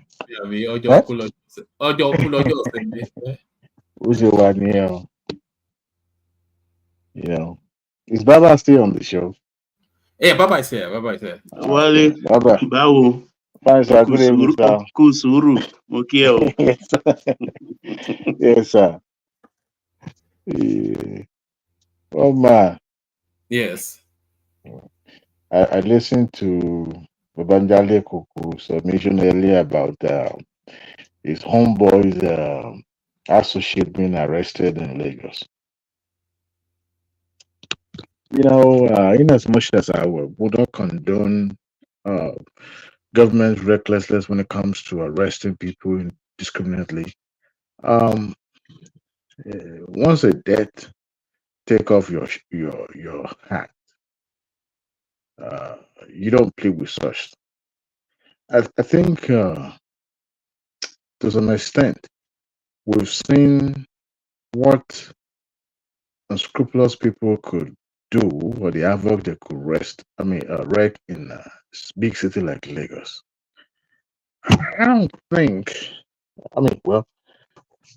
Way before now, I think during the struggle for democracy, most of the activists at that time, those who are actually active in that activism, chose Lagos for the significance of the city. And they protested in a very peaceful manner. In some instances, we will see the federal government sending military operative to dislodge those people. But you see, what you have now, what actually happens during NSAS, there's no, whether at the state level or at the federal level, will sit back, fold their hands, and watch their city or watch any significant city in Nigeria go on flame. And that is the reason why they decided to be proactive. I'm not saying that arresting people is the way to go in democracy, but I do not have any information that they have. But like somebody said on this show tonight, if the federal government or state government have anything against those who are being arrested, they should charge them to court instead of just holding them for a couple of hours and for them to achieve whatever motive they're trying to achieve. But for that little NSAS protest that almost turned the entire state upside down, I don't think any government will wait till some that are not part of the organization, or should I say, those who are trying to infiltrate them with the ulterior motive, will be allowed to do so. So, in order to take a active steps to want to forestall that, but arresting this particular individual that is not just an unknown person, but an associate of Showore. Uh, Maybe it's just a way of government trying to forestall anarchy, because it is very easy for activists or people like this with good motive, but you have people that will hide behind that good motive of protest and decide to hijack and turn into something else. So, and with or without their knowledge. But like I said, I do not support indiscriminate arrest. But in a way, I paid money, I paid go. Any serious government will want to be proactive. And I think, even though protesting is a fundamental right of any citizen, uh, in some advanced places, some to be able to have a well coordinated protest. In some cases, they do have, counter the authority for protection, because you might have some counter narrative group that want to, foment trouble. And to prevent that, they need the authority to protect them. So, but in a case like this, I don't think a senator gets to the authority uh, would. I mean, they would have done that because we have a penchant for Nigerians like to do things without recourse to authority. They don't even trust them in the first place anyway. But I mean, in the same client, you will see them contacting, local authority, ambulance providers, and services like that, just to protect and to ensure that the life of the protesters and the property around are saved, in a way. But I'm just putting that out there. Not that I'm holding brief for the government, but I do not support, arresting innocent people that may or may not have anything to do with whatever the government is thinking. Anyway, and for June 12th is a significant part of the history of this country. It's unfortunate that history is not being taught. I'm not sure if it has been introduced back to our secondary school. Uh, the struggle for June 12th, we all witness it. Uh, the role every uh, actors of that era actually played. Um, you know, it was apparent that the southwestern part of the country actually, not just Abiola alone, the southwest of the country was actually suffered in a way. Uh, at a point, the narrative shifted from Abiola and it became a public uh, thing that democracy is on demand, autocracy has to go. And we now started seeing people from other parts of the country joining that movement. But at the initial stage, when it was mainly political, a lot of people took a step back. They did not get involved. So, and what we have today, that we are able to look the state government in the eye or even abuse the president. Because you dare not, that short man called Abasha, General Sani Abasha, that man, to some, is like an angel, but for those who actually witnessed what he did when he was in charge of the affair of that country, uh, I don't think any Southwesterner will say anything good about him. In some part of South South as well, because it seems South South part of the country actually, they came in, in force and supported the Southwest in the struggle. I'm not so sure about other parts of the country. But you see, And I mean, we saw what he did in Ogoniland. Just rejected every plea. Uh, Also, some of the uh, assassinations that happened in the Southwest, even to the point that the wife of the subject matter actually, you know, lost her own life in that struggle. So um, we've gone a long way. That significance or the of June 12 in what we have now may not have been pronounced for those who actually have no idea, the journey of what we now have. I'm not saying it's perfect, but I think if you look at the way things are, even in the 1999, things were not the same way it is today. Today we can challenge um, people in charge of the affair of the country.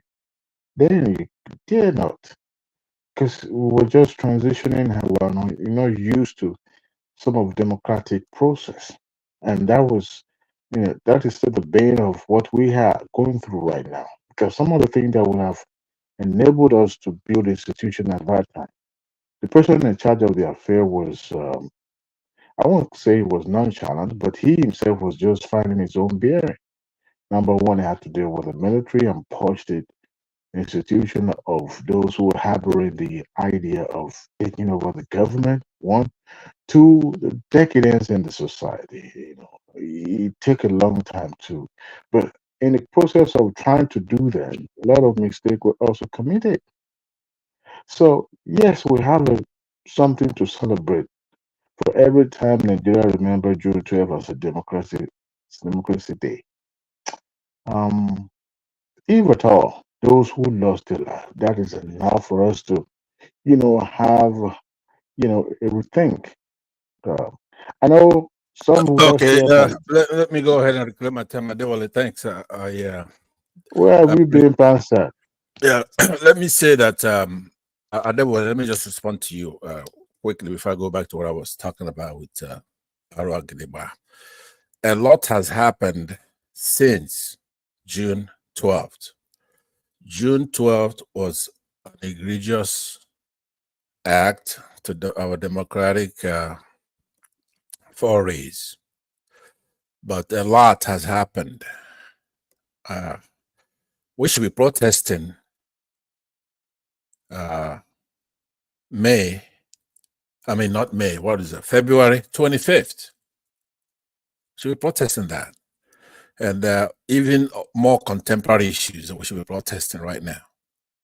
We are in dire straits. We've got a problem. But I know where I am.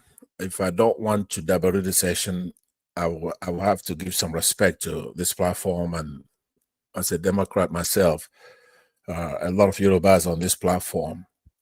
And I come here for that reason alone.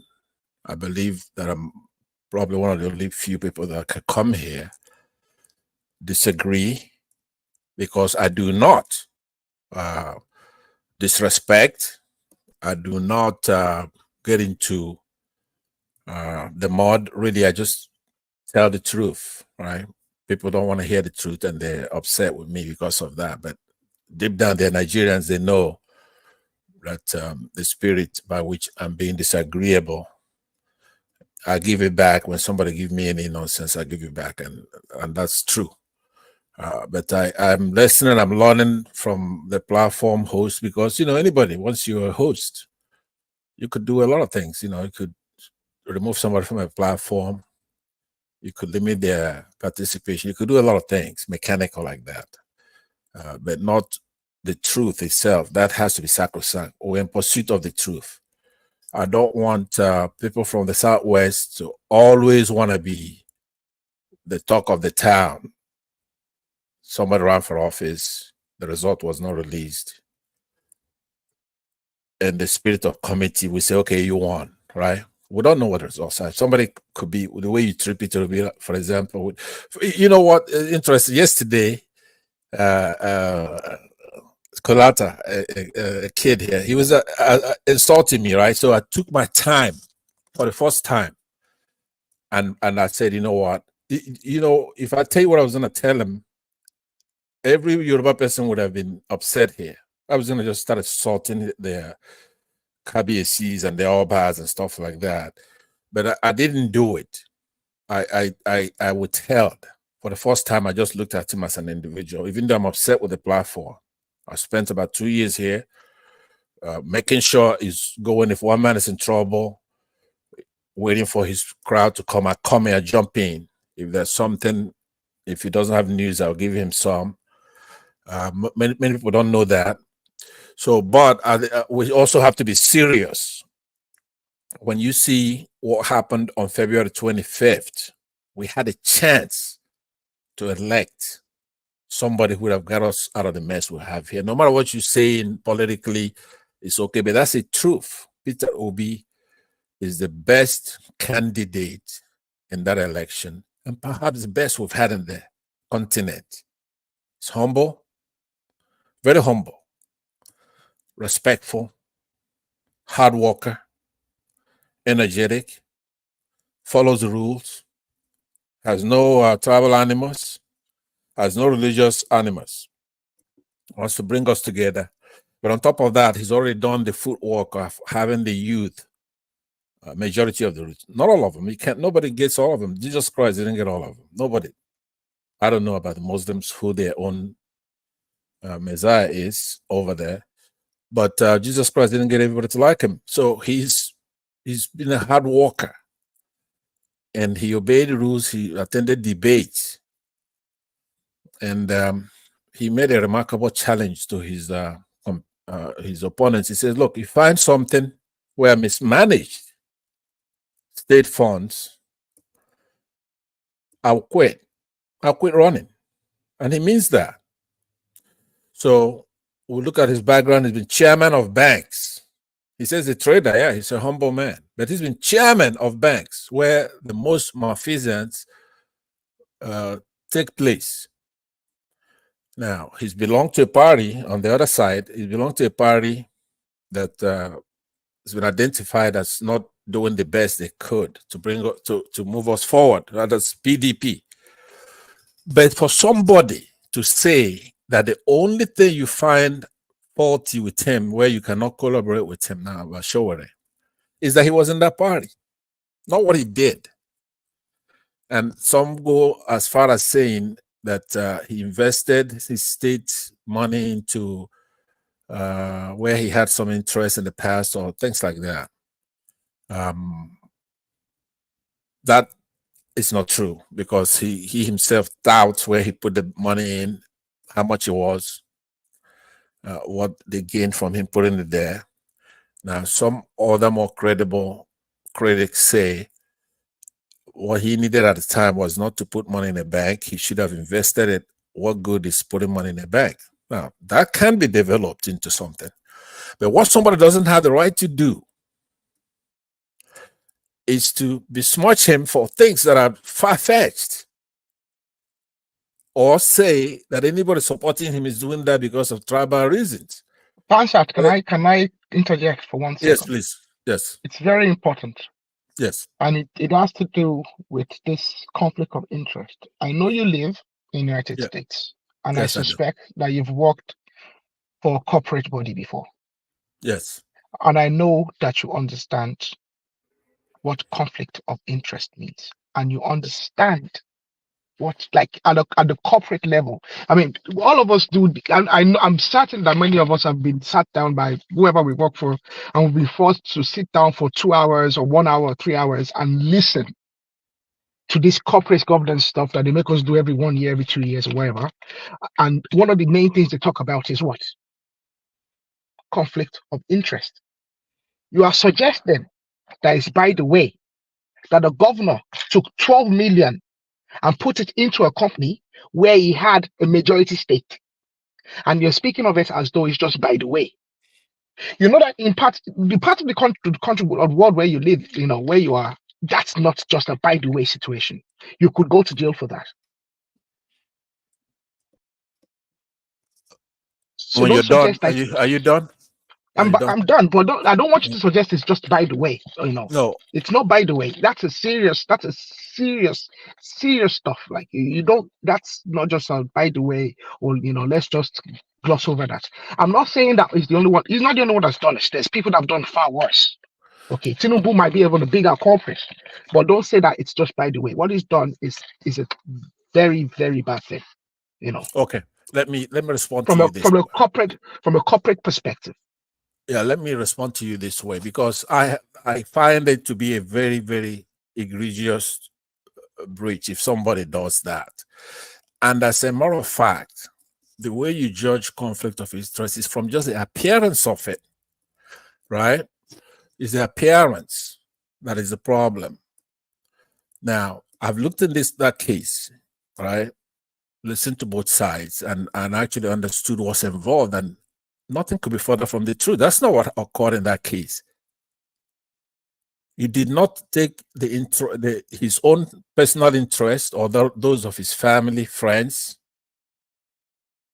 right, in the financial or social factors that surround him to compromise his or her judgment, decisions, or actions in that workplace that he was placed as a governor. He didn't do anything like that. Right? It's a serious thing if it's true. He put money in 3 banks. He used to be a shareholder in one of the banks. Right? He did not make any interest and put in his pocket or do anything that's unethical, because first of all, how would he reveal it? He's the one revealing where he put the money. He's the one that's saying go and verify. Now, a lot of politicians, local politicians such as Atiku Abubakar, right, Tinubu and all those, they may lack opposition research material or how to do it. Showore doesn't. Showore was a contestant in that election, and all his life, what he's known for is actually opposition research, including what would you say? There's nobody, not just opposition. He does research on every human being. Aside from himself, he thinks he's a saint. More than that, he believes he has the power to determine who's guilty and not guilty. That's not reserved for even a journalist. If a journalist sees somebody doing something illegal, he still has to say allegedly when he does it, because in our country here is the jury or the judge that determines guilt or innocence, not the government, not the police, not the lawyers, not the DA, nobody. Only the court will determine who's guilty and who's innocent, along with our jury here, the jury system. So Peter Obi did not, I repeat, there's been a lot of lies about that, but if Peter Obi says something and somebody else says something, Peter Obi is right. He's that kind of a person. Nigerians are not stupid. Do you know how many Nigerians believe in this man? It's almost like coming out and say that Nigerians are stupid. They're not stupid. He couldn't fool all of us, no matter how much he tried. Can I state some facts? It's been proven beyond doubt that Peter Obi, his family have a stake in the parent company of Eurobia. Is that fact? Okay, but listen, here where I am, when you have a rich man such as Donald Trump, his hands is probably in everything, right? Either in the past or presently. Donald's been proven as well to have a conflict of interest situation with his hotels and getting, I know. Just hear what I'm saying. You have to differentiate between morals and ethics, right? I know. Yes, I know the difference. Excuse me? I know the difference, yes. Okay, so you have to apply in this case that knowledge. What you have to understand is something that is wrong or right. The conduct, I'll tell you where Mr. Peter Obi was unethical. When he crossed the morality, when he crossed that morality bridge and got into the unethical section. Okay. The fact that it has been said, and it has not been disproved, that he did not seek legislative approval, to go ahead, and spend the money the way he did, which could then, if Nigeria was a serious country, be termed a misappropriation of public funds, All right, let me which could be then no, be a hold on. criminal matter. No, listen to me. You are jumping from one thing to the other so fast without considering the past one. What I'm saying to you, right? In that particular bank deposit issue, and if you stipulate that you now understand that he didn't do anything wrong there, you say cross into ethics. When you cross into ethics, then you must have broken some law. Yes, he did not seek legislative approval. That's the law he broke. Okay, no, hold on. That's we're gonna get to that. When you talk about somebody breaking a law, then you're gonna have to prove that person, especially if it's in the criminal act itself, right? You're gonna have to convict that person beyond a reasonable doubt. One man doesn't like this particular discussion when you're talking legalese and stuff like that, but you have to. If somebody comes out, if he did anything wrong, he would have been either accused of it formally, there'd be an information, he'd be solved, and then before you begin to make such absolute conclusions and statements, you don't have anything like that. And in Nigeria, most governors get charged. For example, this Rufai right now, he got charged, but the Northerners and Muslims do not answer in the court. They answer in editorials on TV and talk shows. They never get charged. Somebody like Rufai, when you do an investigation like they do with Emefiele, they should be apprehended and put in custody. Somebody like Buhari, it's a lot of allegations. Somebody like Tinubu even. But only the Southeasterners and South-Southerners get charged and they put in custody and have to answer to the judge. Somebody like Rufai, you're talking about a lot of money. But I'm not even concerned with the money more than there are allegations that he participated in genocides, massacres, stuff like that. There are a lot of allegations on those people. You don't have anything like that with Peter Obi. Now, there are some who've made allegation about his treatment of his people. IPOB, for example, and there were allegations that there were bodies found in rivers. Now, those are serious allegations, but he answered those. He says, look, I'm not in charge of securing my state. It's impossible for me to do X, Y, Z. Now, his critics... He didn't answer those allegations where it was most important, though. He didn't. No. He avoided it. And he actually got some legal assistance to avoid it. No, well, that's what we're supposed to do. An innocent person could get legal assistance. Just because you get a legal assistance doesn't make you guilty. But you're painting him as a moral warrior. I know, that's what I'm doing. Why didn't he show up where he mattered? He should have showed up to the, when, after the NSAS and when, all the different panels were set up, he was invited. Yeah, but and even the funny thing at the panel, there could have been legal consequences after the panel. But at the panel, it wouldn't have been subjected to any legal consequence at the panel itself. But he didn't show up. He had the opportunity to show up. No, listen to what I'm saying. In any jurisprudence, we practice Western jurisprudence in Nigeria, so it's not different from what we have here in the United States. Those Abakwan Nwaife that you're talking about, I don't know how to translate that Igbo maxim so you could understand it. All those are just pure gossip, nonsense, right? If somebody's summoned, if you are summoned by a commission that has a jurisdiction that's properly instituted to undertake such a thing, you have to appear.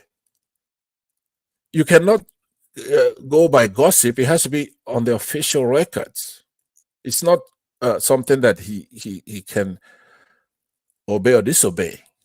Was he officially invited? Yes, he was. Did he go to court? How do you know? What's the date of that? If he wasn't officially invited, he wouldn't have gone to court to seek an injunction to stop them from actually. Well, that's a response. Hold on, that's a legal response. If you're summoned or there's a legal action against you, and you seek injunction, that's a response. If Yes, so that, you can't then claim that it was never summoned. no, but listen to me. Your And claim a then few you, seconds ago was where's the proof that it was summoned? no, The proof that it was summoned is the fact that he actually went ahead. Maybe he did it ahead, he did it to stop the possibility of a summon. okay. But the fact is, That's what I'm saying. if he has a clip, if he's an honest man, as you're Yeah, trying to paint him, yeah. he would have, because he put himself up as the people's champion. If I'm the people's champion, truly, okay, I'll be very, very eager to help the people put their Okay, minds let to me rest. disabuse you of one thing. Using these words carelessly. For example, an injunction is something an innocent person would seek and obtain. It's an order to restrain a person from doing some action, threatening them or invading them. Do you understand? It cannot be concluded to be innocent. Well, No, yeah, but that's true. Well, you're innocent until you're probably guilty. But right. well, I guess, yeah. No, Well, but I guess. don't make it too what I'm going by, and we shouldn't spend too much time on this because you have nothing to stand on. All that kind of talk works when you're gossiping, when you're being serious, right? If somebody seeks an injunction, and usually to compel, the court makes what in this case will be a predetermination. All right, it could be a hearing. They just don't do it without prejudice. Do you understand what I'm saying? You just don't walk into a courtroom and say, okay, give me an injunction. You have to state it and answer questions. In that special case, the court will then do something to compel. When you've done that, Mr. you're innocent. Yeah. Do you want an injunction? I can get you one tomorrow. It will only cost you some money. It's in Nigeria. Okay, Yeah, everybody can get an injunction in Nigeria. So don't let us put it as though an injunction is I agree generally, and that's not what I'm saying. And let's not spend too much time on that because you have to bring something that passes the test. When you go to a court, right, you want to introduce an evidence. There'll be a hearing, and a lot of the stuff you think are gonna get in don't get in. You could bring something that is just like a photograph of what happened, and probably because of the way you got it or whatever, the court can rule it out. It won't come into evidence. So that's why a court, it's important now. We know Nigerian courtrooms, you saw what happened in the last election, right? We don't have a court. That's true, but it is so wrong to take a man like Peter Obi and be doing what you're doing, right? Because he who comes to equity must come with clean hands. We are making a judgment, okay? That's math involved here, just your basic arithmetic. You have to take Peter Obi, his virtues and his vices, right?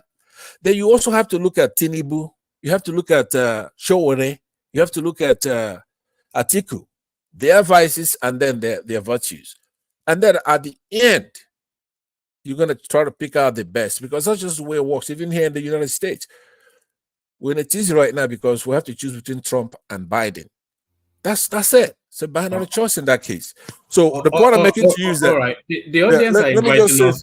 They want yeah. us to move away from Peter Obi. I think people are fond of his name, but yeah, it's okay. This guy is quite sincere, so I really wanted to convert him over to no. You can carry on and land. Yeah. Let me land by saying this to you, Mr. Ogede. But I've been praising you here all night, and I believe you deserve that. But at some point, you then have to try to be reasonable, right? You go out there trying to say what is wrong with Peter Obi, but you have to compare him to others. He may not be a saint, but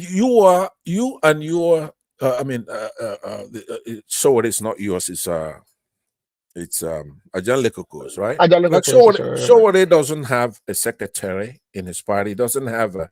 He's a chairman and he's a chairman. Candidate. Yeah, he and on top of that, then he gets accused of pilfering a lot of money from that party, right? The government accuses him of all kinds of crimes, including treason, and some of them are malfeasance in UAE. What is that?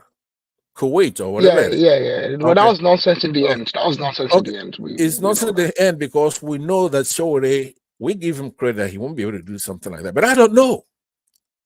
I used to say he lacks judgment. Somebody who lacks judgment can do anything.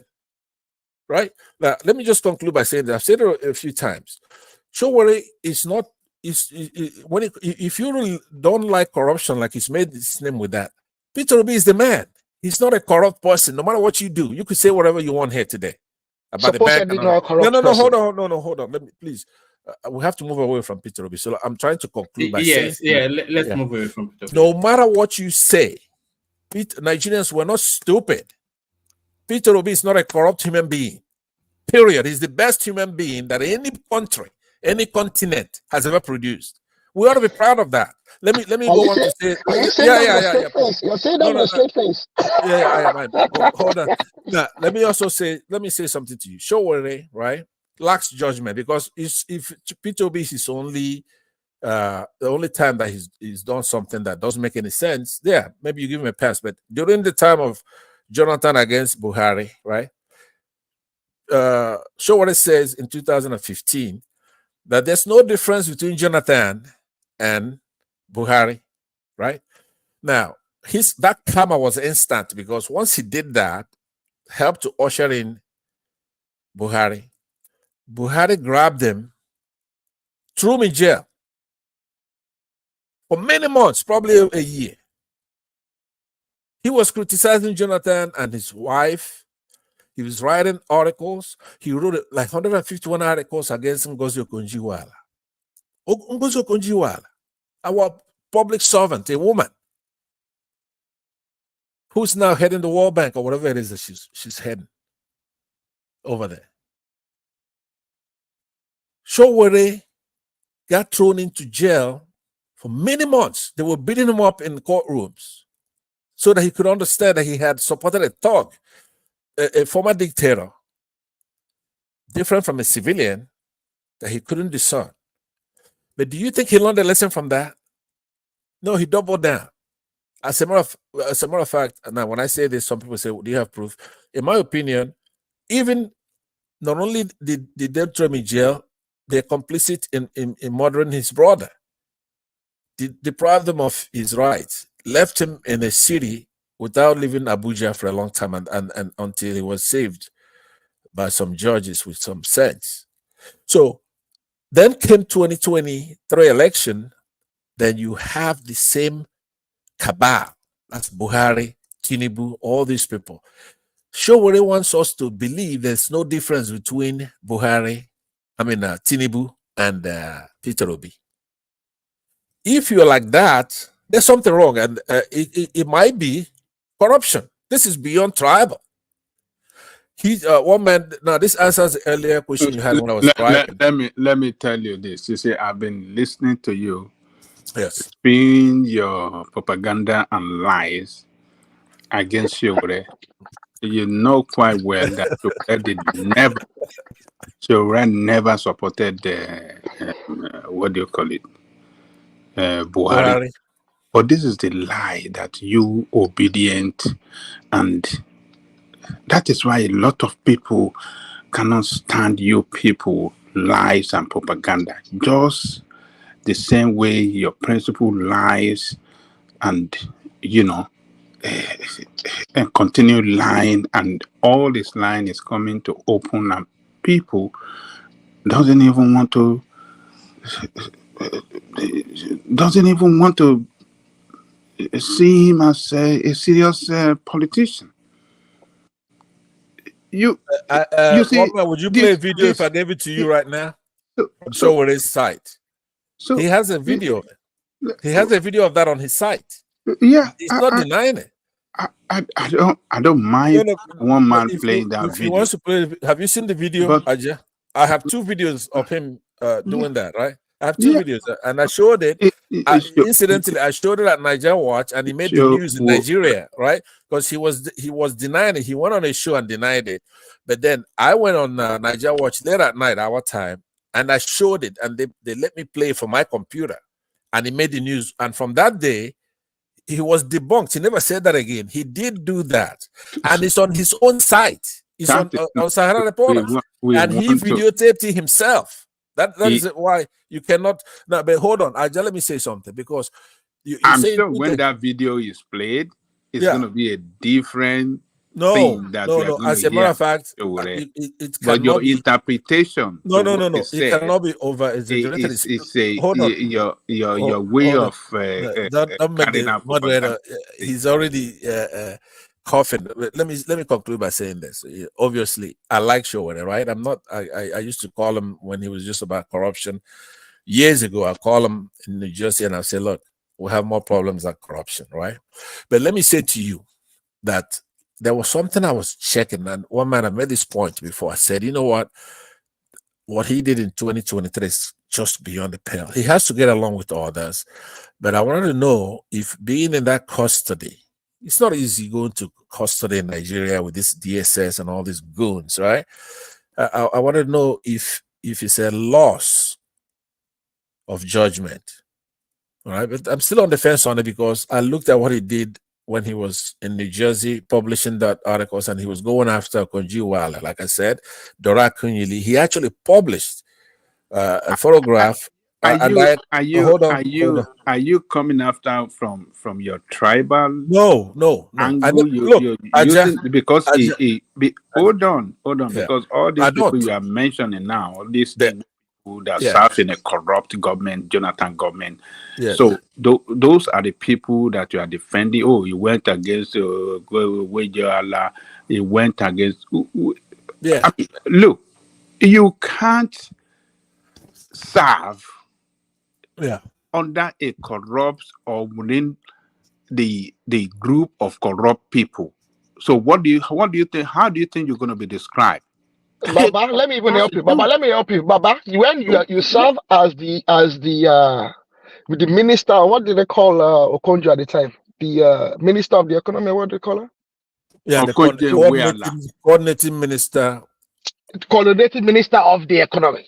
Yes. And then she wrote a book some years after to say that she absolutely had no clue as to what was happening. Oh, come on, Pansat. But look, she has been vindicated, right? Because she's the director general of World Trade Organization. Now, hold on now. Hold on. Pansa, hold on. Hold on, please. Hold on now. Give me 1 second of that time of yours. I yield the floor for you to continue, but it just wants 1 minute. You know, in that administration, that Jonathan administration, it is possible for Mrs. Okonjo-Iweala to say that she was not aware of some of the things that are going on. You know who was ruling supreme in that administration? It was the Minister of Petroleum, Desani. She was like a de facto vice president of that administration. She ruled with iron hand. So the like of Okonjo-Iweala probably may not have been privy to a lot of things, or they decided to look the other way around. But she's still one of the best that we have in the country. And I will not accuse her of something that I cannot substantiate it. But her being in that administration. Okay, thank you very much. She was not tainted. Yeah.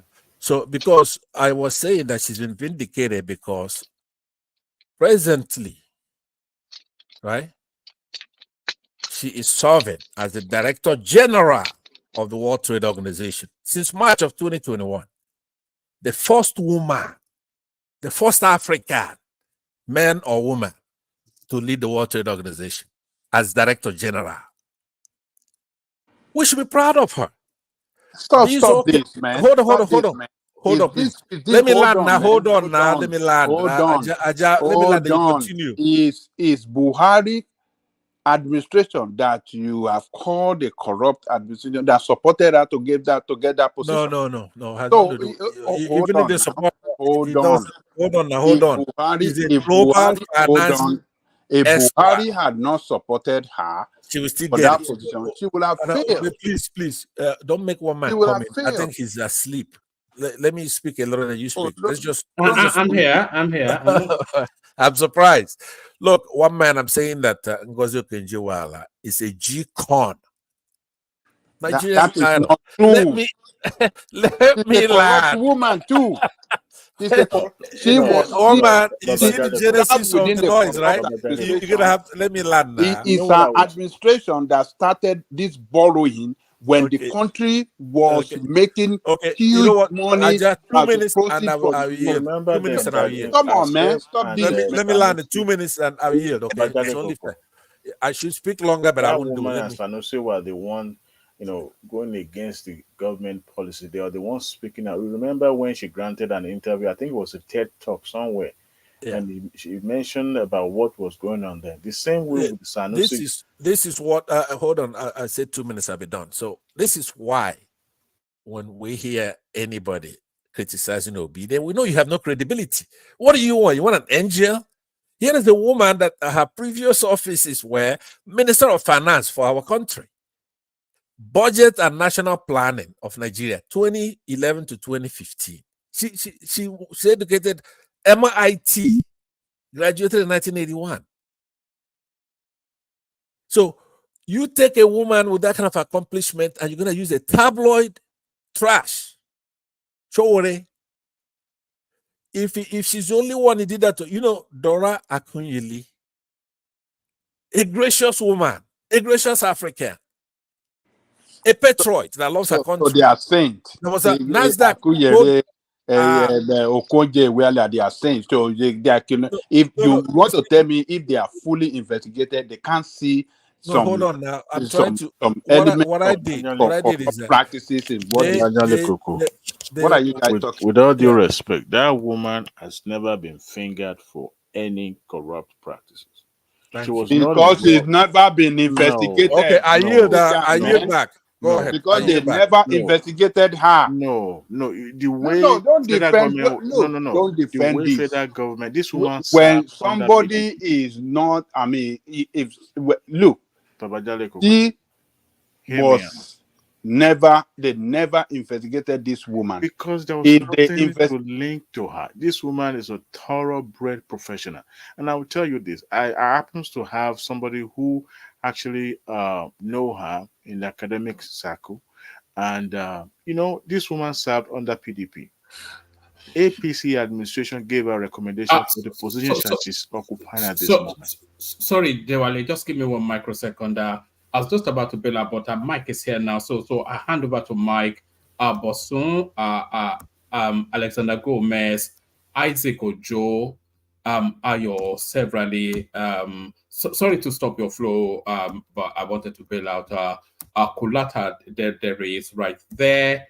Ola joins that space as well. Tima Jack. And then Adeyemi Badejo, I think that's the first intro to that space. And One Nigeria. Thank you, everyone. See you tomorrow. Mike, over. Like I was saying earlier, that woman was never fingered for any corrupt practices.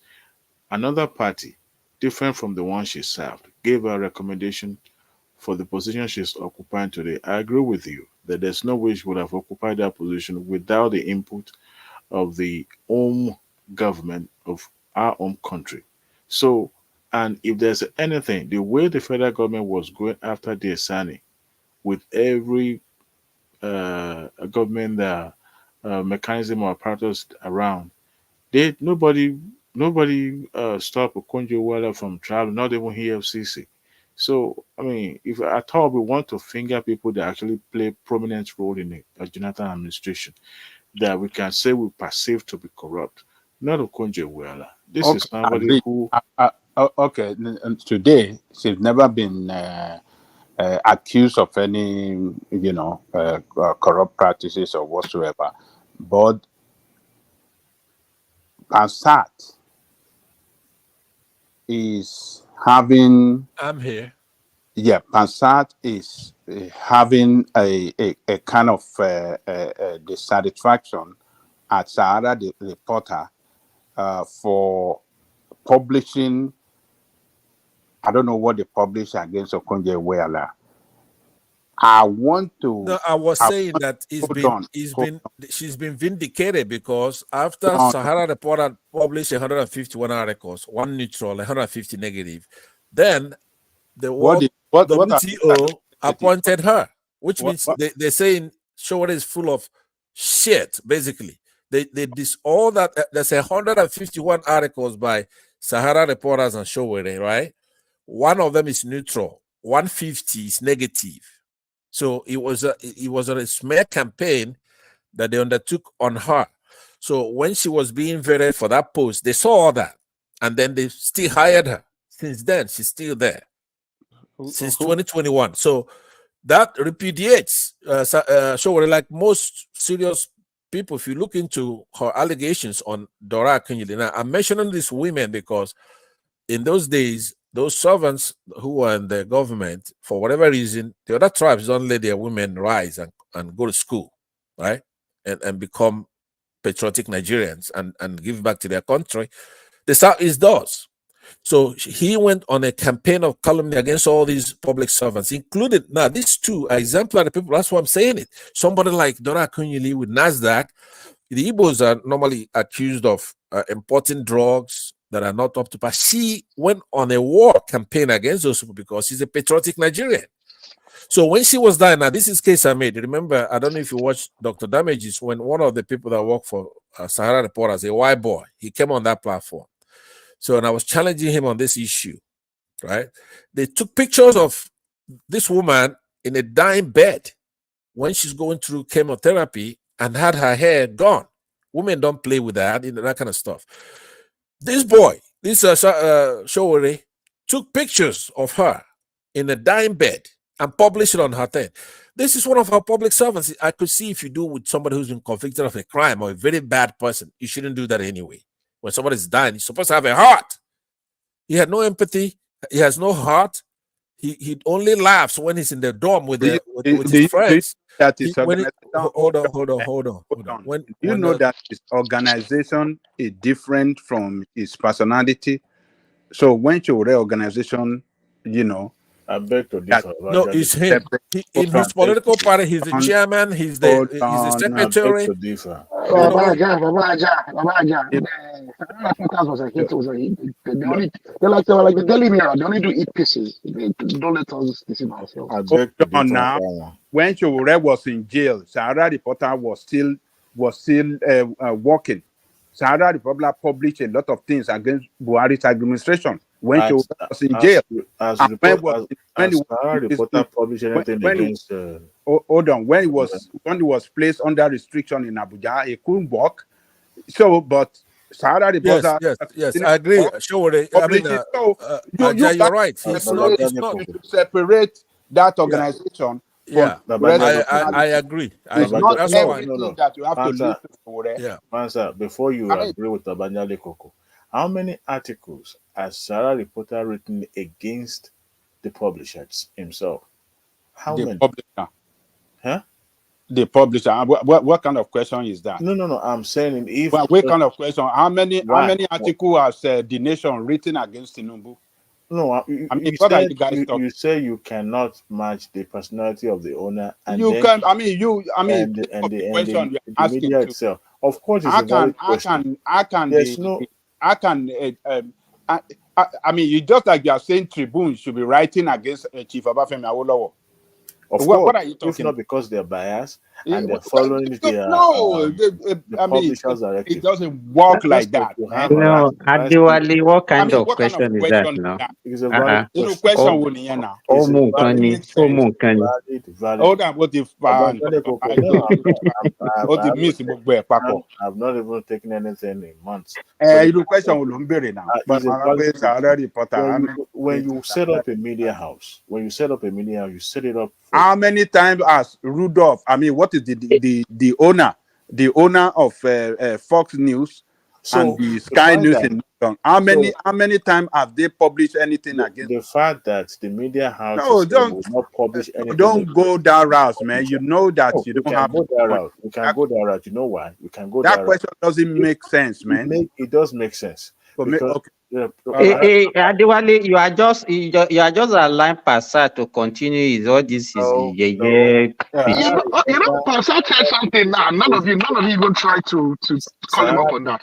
Passat said that Yoruba people don't educate their women, and you people just let him go and get away with it. And there was that one that was there for finance minister for a little bit and ran back to Passat, who is the director general of NAFDAC at the moment? Of NAFDAC? I don't know. You got me there. Okay, look at Mojisola Adeyeye. It's a Yoruba woman. She's doing It's an Igbo. And she's an Igbo woman. By the way, that's what they do now. Whenever they do something like this, they try to make it look like that. Does it even make sense? But listen to me. The spirit that said that, Igbo right? It wasn't a criticism. I'm saying that's what we need more. In essence, I'm not saying anything bad about the Answer, my Yoruba. friend. I'm saying, hold is on. having I'm saying, grudges against Shore because Sahara Reporter published against Igbo. no. Sahara Reporter is biased. Aja, if I tell you what I did for sure to be released, right? I did a lot, right? I'm not. Listen to what I'm saying. I'm you not will kidding. do anything. No. If I tell you, first of all, you won't believe it, but I worked very hard, right? Showere, I'm not against Showere, right? What I'm saying is that I am looking at it to see if when he was in DSS custody, if they gave him some.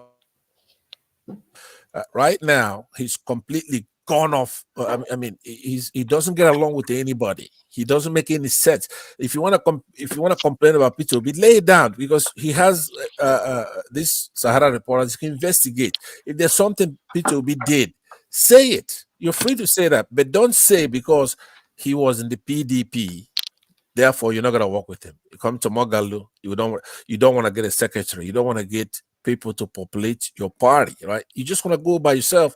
You're gonna call people to come out to protest. There's a threshold you need to protest against the Nigerian government, or they're gonna just if they see a dozen people or even a score, they're gonna wipe you out.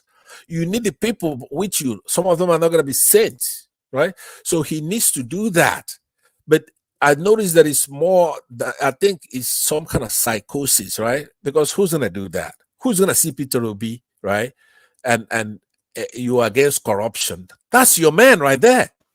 Because no matter what Nigerians say about him, you have to compare him with what we have on ground. You're not gonna have the kind of Nigerians you wish you had. You're gonna have the Nigerians you have. We know that a lot of Nigerians in the political class are very corrupt. This man left office, they haven't bought him a bottle of water. He claims that. Was I there? No. But he claims it. So if you go and find out that he took a land or that he's getting paid still, then it's an easy case.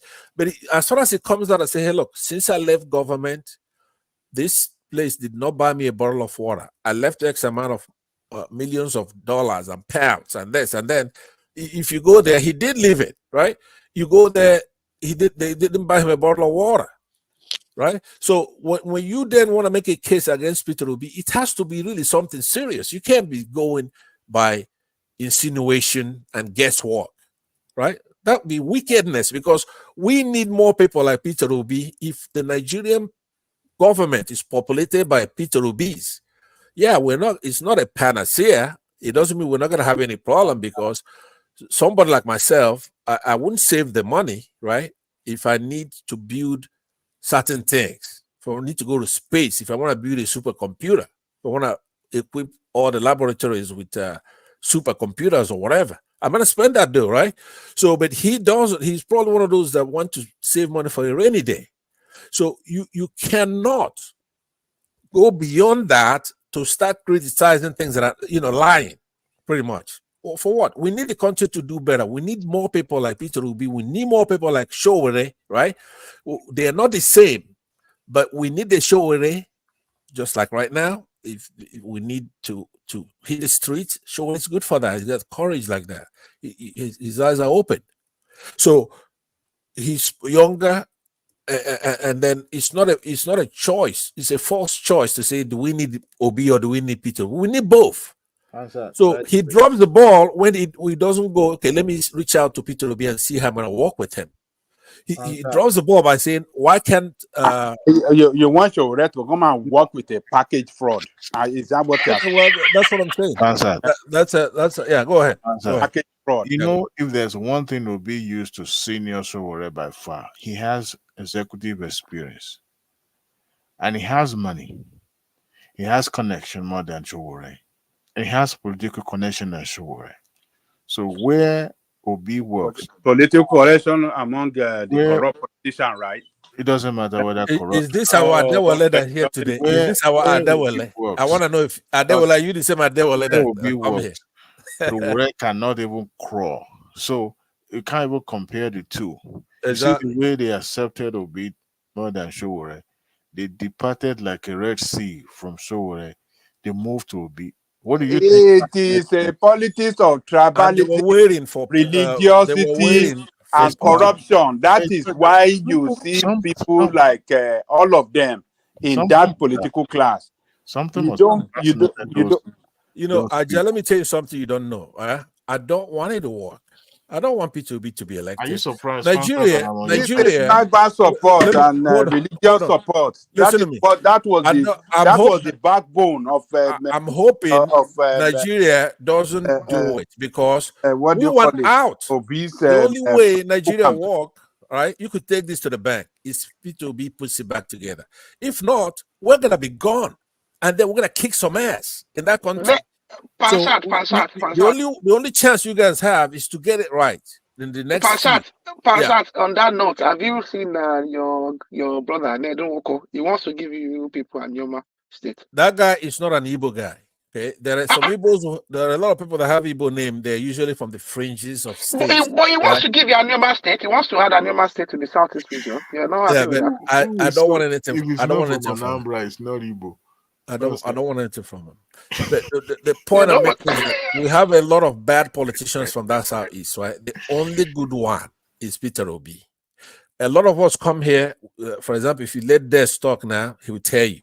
We say Okorocha, what is the other? Ozodema. And then when we're saying it, say, oh, because the only thing, there are two things that concern the Yorubas. I'm not going to make any friends here after what I'm about to say. Here's what it is. The only concern Yorubas have with the South is that P2B doesn't become president. Any other Igbo man can be president. Two, that Southeast doesn't get along with the South-South. Why? We're not against the Yorubas. You did Amoteko here. We supported you. You claim that... how did you support Amoteko? Did you see any Igbo person say, hey, why let the Yorubas get Amoteko? They may break off. There's not a single Igbo man that I know. Hold on. On what basis do you try?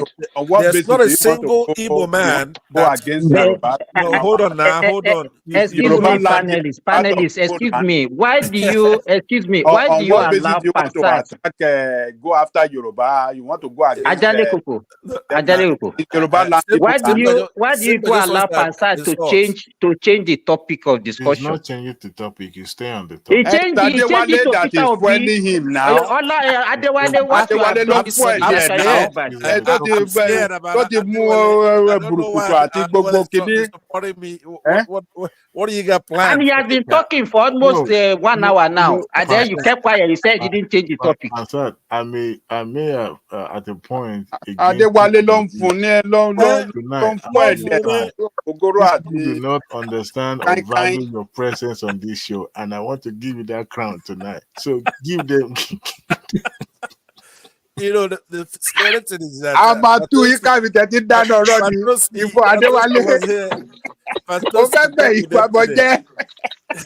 Patoski there with them today.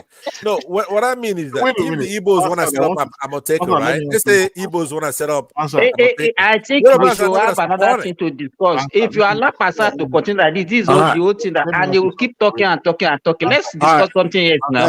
If we are the one talking about Peter Obi, they will say Yorubas are talking about Peter Obi. He's the one that started this Peter Obi issue now. All right, I'll mute myself. Simba, are you familiar with this guy called Chinedu Okoli? No. Okay, his name is Chinedu Okoli, but popularly called Flavor, right? The guy that sang the Big Baller, right? So I understand the musician. Yes. So he's from Anambra State, and his father. Okay, Flavor. I know Flavor now. And instead of him to take his father to Anambra, he went to Enugu to do the final burial. How come?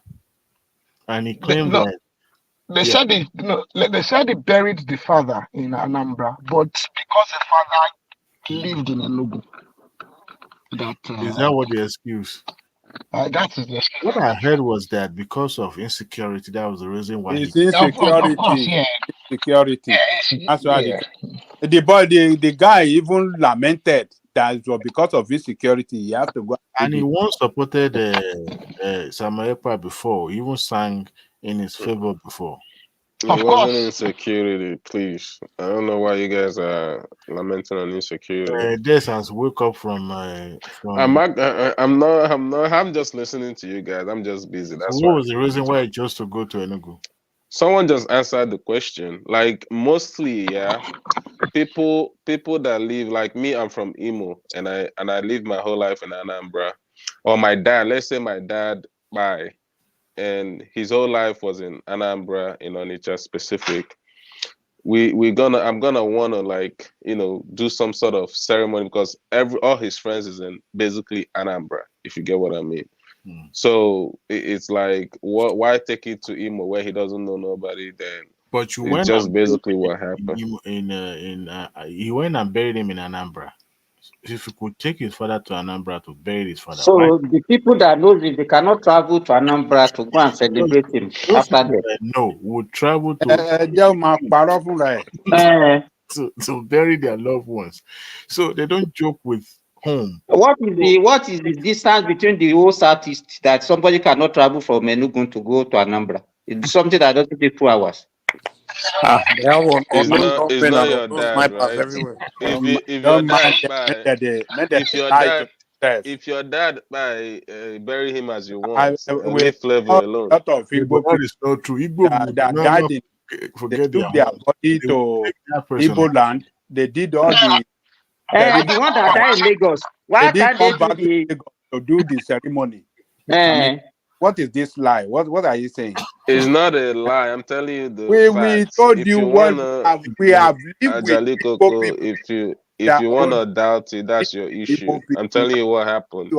Live all their life in Lagos. When they the died, one that died in Kano, they will go and celebrate. They will go and do the burial in Kano, Abi. They didn't do anything. anything. They'll do the big bear in their hometown, build mansion for that as well. Yeah, waiting. Come on. That I know, do not joke with tradition. They will take that person home, give that person proper burial. So for someone in his status as a musician, a known person, to have boycotted Anambra, it was a big celebration in Enugu. By the way, you guys don't even see Enugu as one of the core Igbo anyway. So, and to talk of Ebo, you don't suffer for in the hand. This. But Pastor already did. Let me say this, yeah, because people are confusing something. First of all, Flavor grew up in Enugu. I hope you guys know that. He's from Anambra. Yeah. He grew up in Enugu. His music started from Enugu. It's basically it's like every of his connection is in Enugu. His father grew up in Enugu. So I don't see any bad thing about him trying to do some sort of ceremony. Grew up in Lagos, did all their business and everything in Lagos. We're not talking about them. We're talking about Flavor. So if you want to go that route, that's their business. You cannot be given that excuse. That's what you are saying. That is a lie. Took his mother to Oba, turning animal in that small town. You can't tell me, because he could as well done it in Abuja or do it in maybe Lagos, but he took his mother back home for burial. Obi Kubana. So, and people went with him. People followed him to that dusty, rusty town. They didn't care about the situation or the condition of the town. They went there to celebrate his mother. So you can't tell us here this. Okay, thank you for bringing that up. Obi Kubana did the burial of his mother just last year, right? There was no insecurity or nothing. You can't tell me you can't tell me that is an insecurity that was a problem. Please don't say that, because even at the time Obi Kubana did his burial, there was Southeast was worse than it is right now. There's level to this thing. How many right now? Did Obi Kubana went what are you saying? I said there's level to this. How many security operative did he went home with? The whole place was there with military and police. And you think Flavor can't afford security? Flavor doesn't Is that have what that you're saying? Flavor doesn't have actually came to that. It doesn't have that came to that burial. You know that, right? That is different. But it's gallivanting around the place now. Does he have another job? Go there. Mike, I beg, moderate. Don't put your mouth in We're this stuff. trying to tell you that Obi will go to anywhere there's a action shoot. No, that's not Obi. You don't just say you don't know Obi.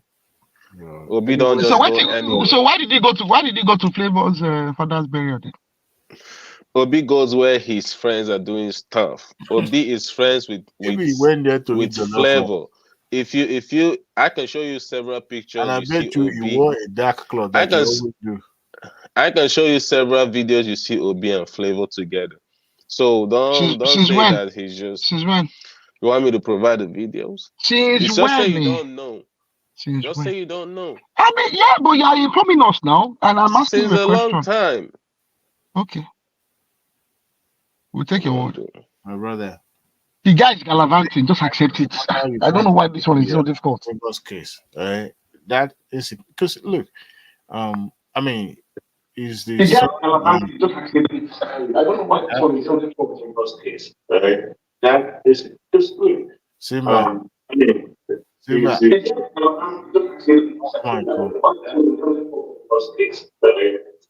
Simba off Michael.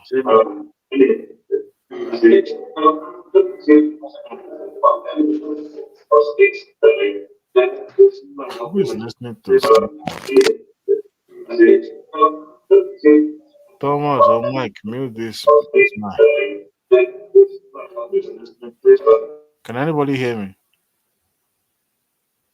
Good. Yes, what is going on?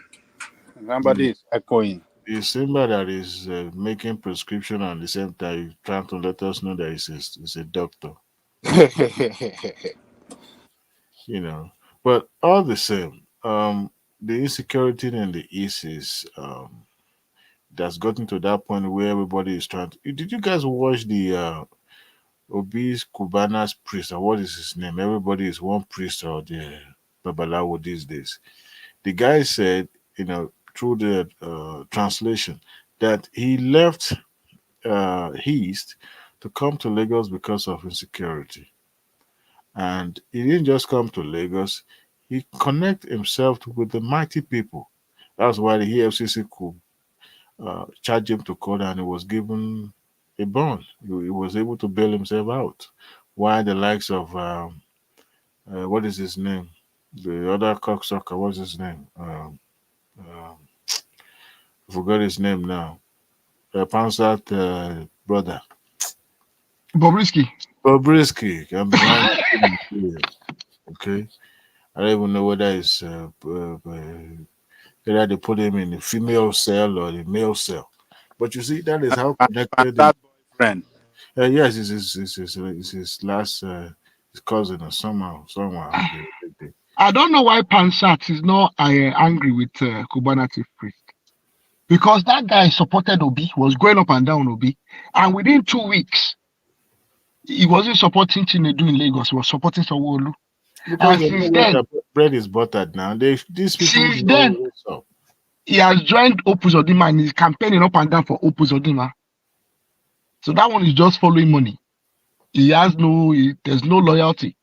Earlier there was a discussion on this show. I think yesterday or so. It started yesterday. We were talking about Dangote's connection with the government, and someone said, "Look, I think it was one man that said Nigeria has been sold to Dangote.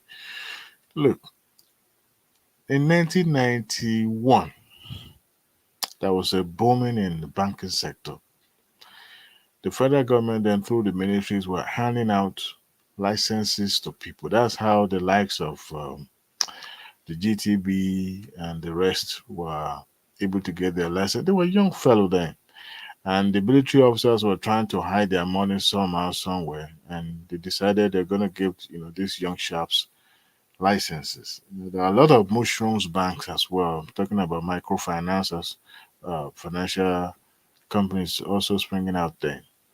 But you see, everybody wants to be on the side of the government because it has been known in this country, in Nigeria, that government is not consistent when it comes to policy. So they shift their focus every now and then, especially where there's a new administration, and you want to be on the good side of the government. So what do?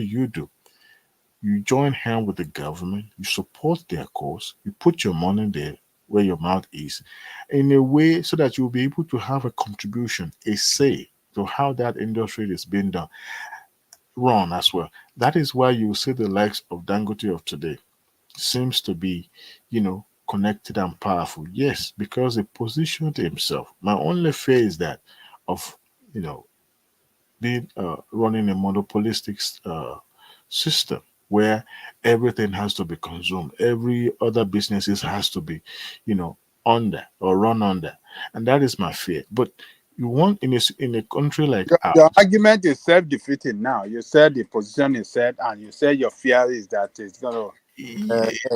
Well, yeah, but everyone. Who are those people that gave him that monopolistic power, if not the corrupt system and the corrupt politician? Yeah. I mean, if you look at it, Evangelical, we are not. We are a third world country. It's not a no. It's not a. No, it is. It is. We are just imagining. Our system does not create a level playing field for competition. It has never been. Favoritism. There, some people are not allowed to, go into some certain business. You'll be crushed.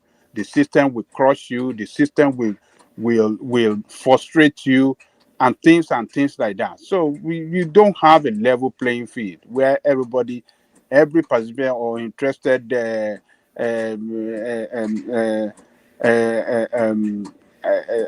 person in a particular field can jump in and just do his own play his own game. Babajale Koko, you agree with me that we started recording success growth in some of the sectors that before used to be in the hand of just few. And I give you an example. Telecommunication sector. Before now, or before 1999, had those who have access to landline are not that many. The walkie-talkie were just for the privilege, right? But we can say that was during the military era. But democratic system ushered in a template that allows people that are not in government to partake. You remember when federal government started selling licenses, state government put their state money, invested it in the likes of Econet then, right? So the Ndi Okereke formed corporate Nigeria or corporate Nigeria, I'm not so sure. And the aim of that group there was to position themselves closer to the government. Remember, we are just living military system where everything is being dictated from the top down. So there was never a time of playing field. That's why I said we are emerging company, emerging economy, emerging democratic system. Everything is still on the try and fail. And government then, as at that time, were using those who could help them to do their dirty jobs. So the likes of Dangote must have learned through that process and decided to position themselves. And to an extent, it now becomes something that, now valuable to national security because government see him as a partner. So they would rather trust someone like him with his organization than somebody who is just coming newly to challenge that status quo. And a time will come, and I believe so. The reason why I say my fear is because monopoly is something that, if encouraged by the government, can be deadly, and for national security purpose as well. But a time will come in that country where interference from government will be limited, because it seems government is beginning to hands off some of those key areas that they used to be a key player. All right. Right now we're talking about food security. Now, can you imagine if we were to be, because there was a time Dangote was importing rice. I know for a fact around 1990, Dangote has shops in Daleko Market and other big markets in Lagos. It started from there. But you can imagine if it's the only person being granted that license to import rice, as it is right now. So that is the reason why I say it's my favorite, because we continue with that style, that tradition from the military era. Let me question you then, since you just admitted it. It's your favorite, right? You mean Dangote, right? No, I'm not saying it's my favorite. Where did you hear me say said it? Okay, no, hold on. Let me ask you. It's my favorite. I'm just highlighting some of the areas that we needed to look into, or we needed to celebrate more. Not necessarily is my favorite. Okay, let's have a conversation on this, because talking about Dangote is not tribal thing, right? Every country, when you go and you teach politics 101 or whatever, or you're a student, one thing you have to learn is that there's a Dangote in every third world. You know, every single third world. Most famous one will be Haiti. If you think about Papa Doc and people like that, when you go into a political class, you notice that all these things that we keep arguing about, it's nothing new. Oyibo, they know these things from a long time ago, maybe hundreds of years ago. Somebody like Dangote is a known phenomenon. Number one, you have to know that his counterpart, let's say in the United States, will be somebody like Bill Gates, Elon Musk, titans, right? So you try to compare him with those people. Dangote does not have any value-added products. He's trying to build this refinery. Perhaps if he ever does it, then it's going to qualify. But he doesn't qualify. Cement and tomatoes and all those things. Because when people hear about value-added, they just maybe you take sand and put some carbonates in it and you make cement. That's not really value-added. It's not sophisticated. It has to be improved and be sophisticated, innovative, avant-garde, state of the art, modernize something. Like his counterparts, like somebody like Elon Musk will launch satellites into space, all kinds of stuff, produce cars that use electricity, solve problem for his country. If they want to go from fossil fuel to electrical and things like that, you add value. You take something, you make it more sophisticated, be worth more money because people use their brain, come up with something. He doesn't have anything like that. He's nothing like that. As a matter of fact, let me just land on what I'm saying. If he takes $1 billion from Nigerian government and does something, it comes down. Dangote does not have more money than the money he took from our government. There was a list when Sanusi became CBN governor, and others that followed him. On every list of debtors, people who borrowed money from the government and didn't pay, he's always on that list. On any one of those lists, you can't find one that he's not on the list. He's never prosecuted. Others take a fall. He never goes to court. He's Dangote, right? Oh. Even the only man that was brave enough to challenge him. So how do you expect government to charge him? Let me land. If you commit a crime, you're supposed to be charged. What crime did he commit? In America right now, what crime did he commit? Biden's son, let's be conversational. I'm trying to, I'm gonna hand it, but if I haven't, I understand, but I want you to don't answer understand. You don't understand because I haven't landed. When I land, you're gonna know where I'm going. I know I am also guilty of going many places because I'm very upset about this.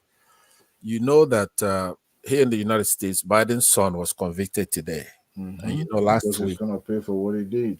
1 week or 2 weeks ago, Trump himself was convicted, right? So there are no sacred cows.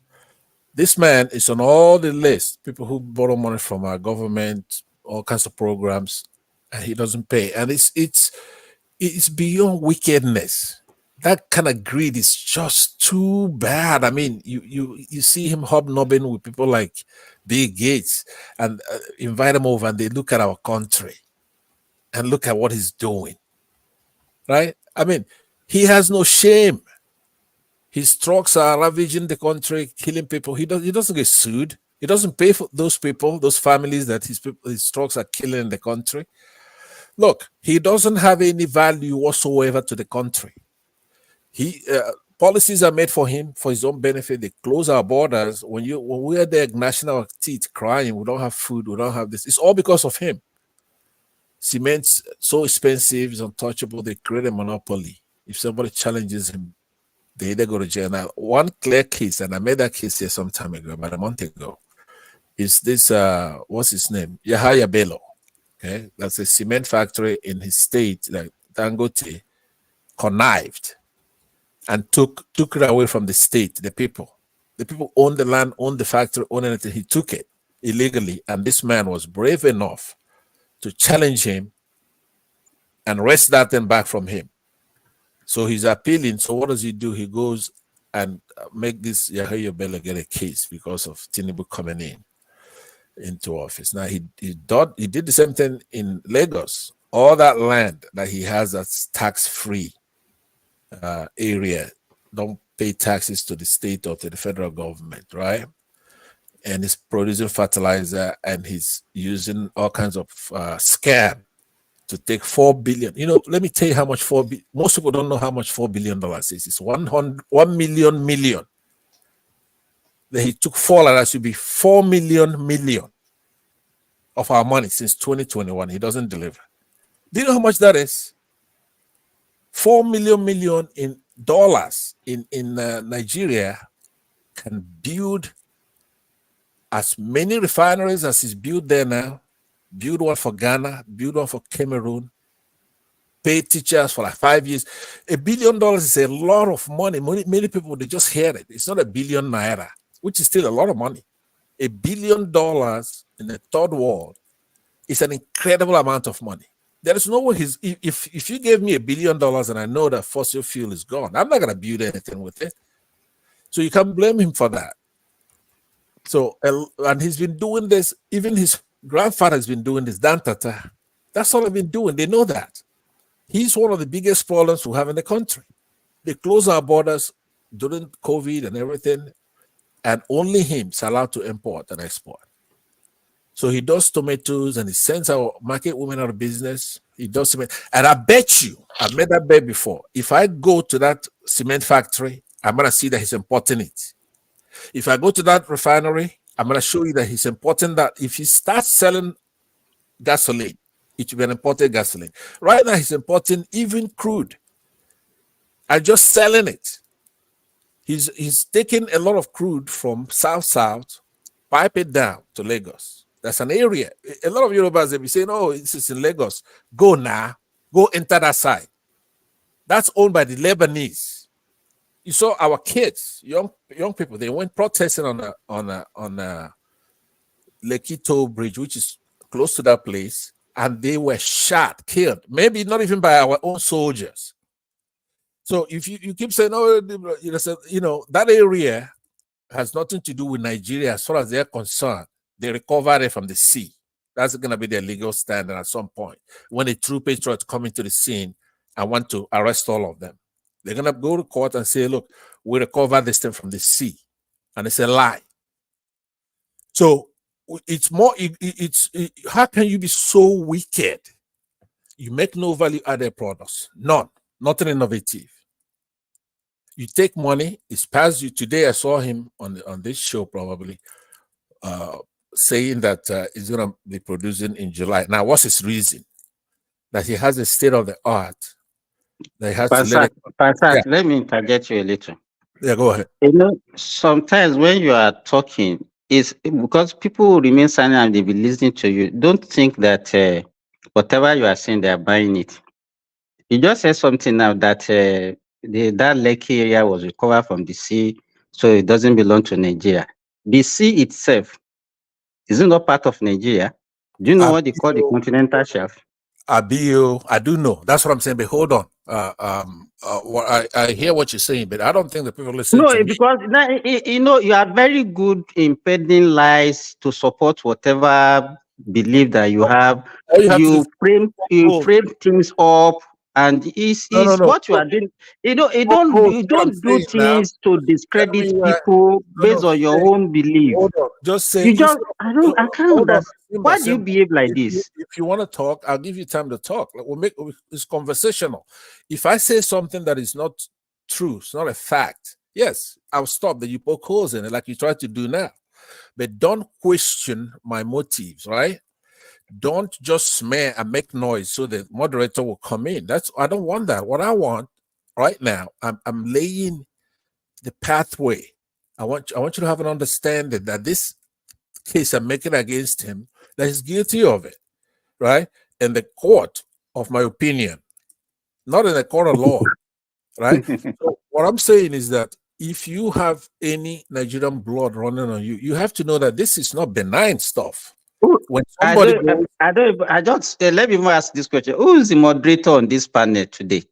Do we really have a moderator, or we just you want to talk? It's me, man. Because we don't have a topic, we don't even have a pathway that we are following. We just allow Pasai to just be roaming around, just saying whatever he likes. Let me give Simba the floor. Simba, switch topic, I guess. Yeah. Because I came late, I don't even know the topics that they have talked I came late, about man. before. I just took over. I came late. I didn't follow the show. Okay, let me give you the topic. Showore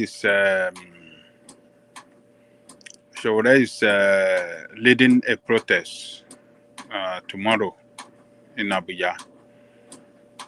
That is number one. Then number two. Leading the protest. What is the reason for the protest? You should know now. You don't even need to ask.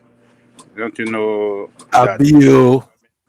Don't you know that the government policy, the hardship that he has brought, and bad governance and stuff like that? So he's leading a protest in Abuja tomorrow against the government rascality. So that's number one. And number two, Dangote refinery is postponing his promise to start delivering petrol. PMS. Is postponing it. And then what was his excuse for the postponement? What was his excuse? I was just about to say it. If nobody knows, I'll say it because I heard him say. We cannot believe whatever he said. Let Ajale Koko is one talking. I'm trying to remind Ajale Koko his excuse when he granted that interview, so that he would also include it with the reason why he postponed it. Yes, I think what was his reason? I can't remember. He said that they needed that product to settle down that is already in the tank, and they are conducting some tests. Tank that they just need to set it down so that before they start releasing it to the truckers or something like that. So was that a good excuse? That's a scare, right? Just let him finish now. Okay, Simba, I go ahead and go do something else. Go ahead. I've had enough talk anyway. So, guys, you guys, okay, I've been listening in the background. Then the third one, the Guinness, another organization is taking over the larger stake in Guinness. So the original owner of Guinness, it looks like they are quitting the stage for another. So Guinness has been bought over by another organization. Yeah, another organization is taking a larger share of. Is it Nigerian one or is worldwide? Because Guinness is a multinational company. Yeah, I think it's local company, something like that. I read it on the Twitter that there's a particular document that's been paraded on social media that Guinness is leaving Nigeria. How true is that? That one is sensational. That heading is sensational. It's because another company is buying a larger share in Guinness now, which means that automatically the brand. Yeah, the brand will remain. Okay.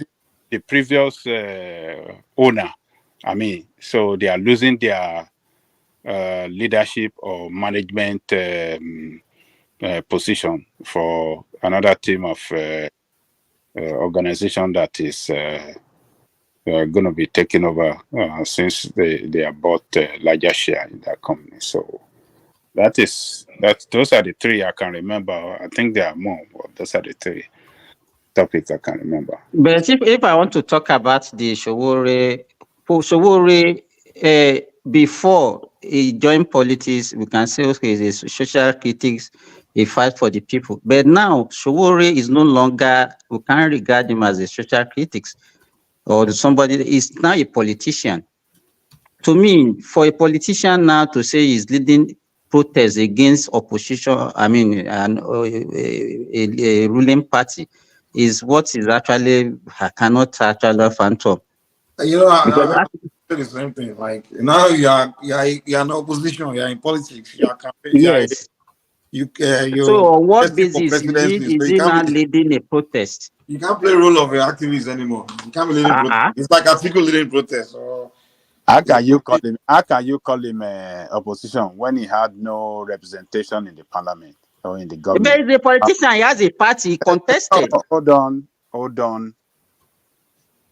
Those that are real opposition are those that are in the government that he cannot change the goalpost. Babajale Koko is not in the best position to lead that protest. Well, can it be an effective opposition? It's not. Whether effective or not, you're an opposition. Opposition is an opposition. No, opposition must. If you contest against someone, you're an opposition. No, that one is different. No, contesting for position is one thing, but who are those in the government? Do they have? It's not relevant. It's not. Did they have? It's for be an opposition. Whether I have a representative or not doesn't really matter. Yeah, look, opposition can fight both inside and outside. So its own style of opposition is, its profession. It's real profession, and what people know him for is an activist. So you cannot stop him. You can't take that activism from him. You can't say because he had joined the political race, then he has to abandon activism. It's not possible. But the two doesn't go together. It's just like it's a conflict. It's a conflict. Is what you can even time is a conflict of interest. Exactly, because people will see that okay, your purpose for your campaign. Yes, because whatever he's doing now, maybe because he lost an election, that's why he's doing that. Why can you call that a conflict of interest? How can that be a conflict of interest when he's fighting for the right of the people? He doesn't have any rights. He doesn't have any. He has lost that right. It's like a Republican saying he's challenging against Democrats. He's fighting for the people. We are fighting for your party, man. Hold on now. When Trump was there, what of all these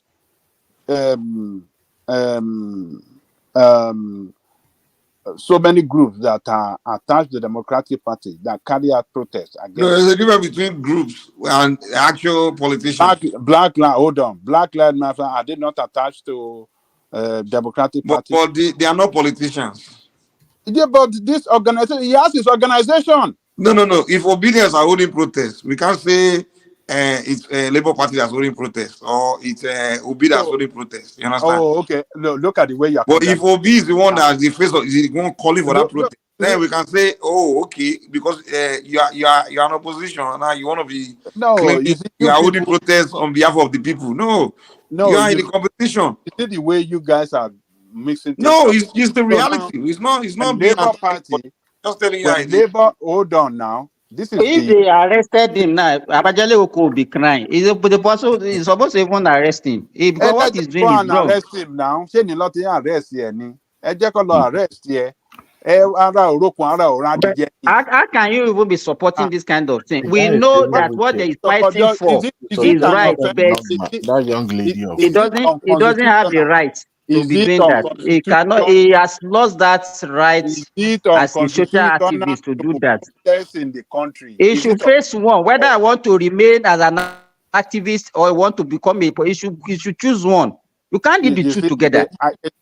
You see, when some of you that are well enlightened speak like this, it can be so laughable that okay, because it was a human rights activist, and at the time he now joined politics to contest for election, and because he couldn't win, he went back to activism, and you said it is wrong to go back to activism. No, you can always be Has he activist. gone back?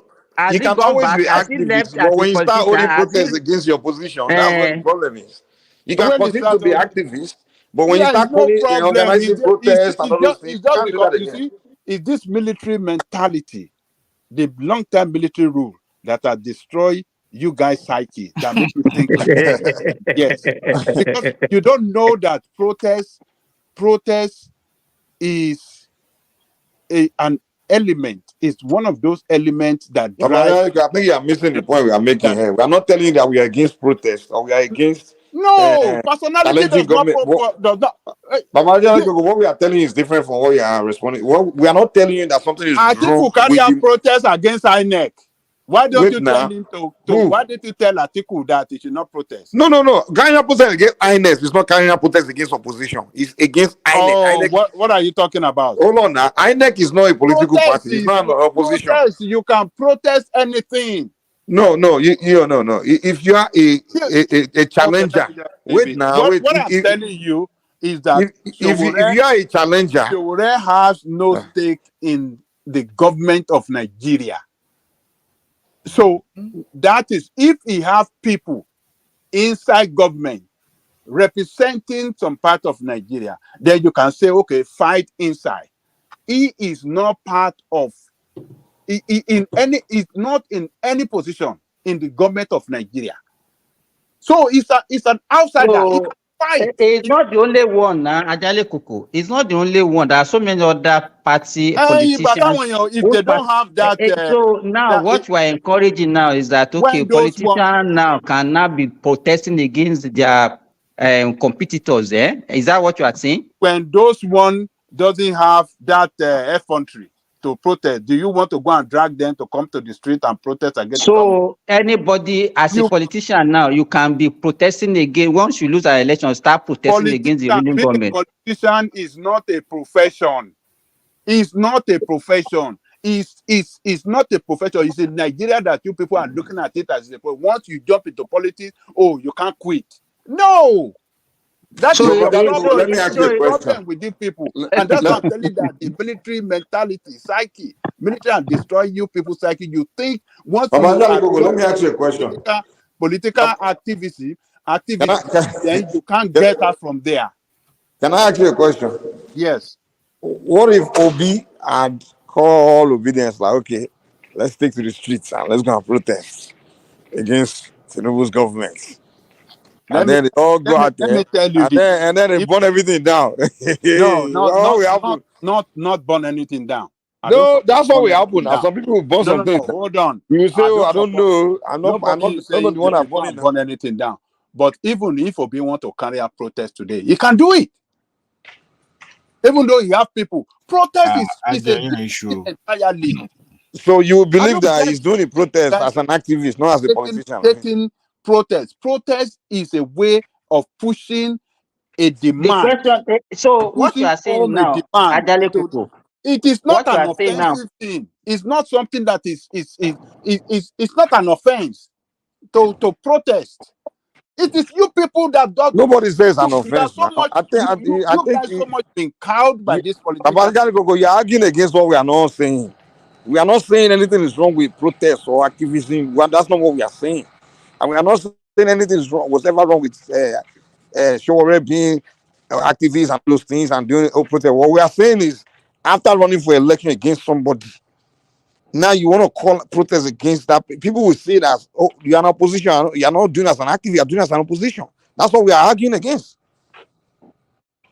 That's the point we are making. We are not saying it's wrong to protest. You can carry out opposition in so many ways. If you want to carry out opposition against the government on the street by protest, fine.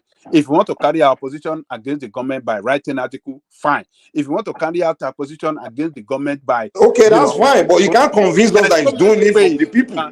There are so many ways you can run as an opposition against bad governance. So what Sowore is doing, he has not done, is in accordance to the law of Nigeria. The law of And Nigeria. nobody says it's breaking law. What we are simply saying is, So people that whatever want to protest they are interpret it, organizing, you can't convince I us they are understand doing what it. you are saying. There are some What? people who want to interpret it that, because he failed election, yeah, they have the right to interpret it like that. It doesn't mean anything.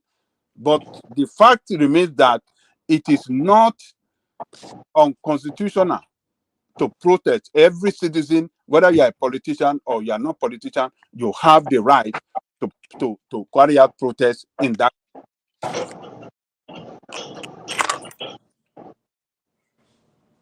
So Simba can continue. Then this what is the next one that I talk about? The Dangote that is postponing the PMS of it. I think that the reason that is given is not tenable as far as I'm concerned, because it's in part is actually, how can you even, because if somebody knows, if you know the way they distribute petroleum products, company. Abi he will be sabotaging himself. What do you say, Adewale? Now he owning his own company now. He can't be sabotaging himself. So he's but if he should tell us the truth, he should tell us what actually happened. But for you to say that the thing is in the tank and you are waiting for it to settle down, what kind of product are you going to supply to Nigeria? This thing is based on distillation, fractional distillation. It comes stage by stage. So if you are not saying what is settling there, Simba. So somebody will invest such humongous amount of money,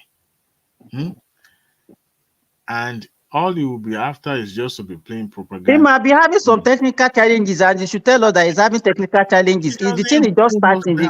But for him to be telling us that they wanted the thing to settle down, what is settling down? Something that they produce every day and they sell to people. How can you say it's settling down? Simba, calm down. I think the reason why you are reacting. Simba is right. No, you cannot calm down. He didn't think of something is going to set down before he promised. Give us a date. Let's look at it.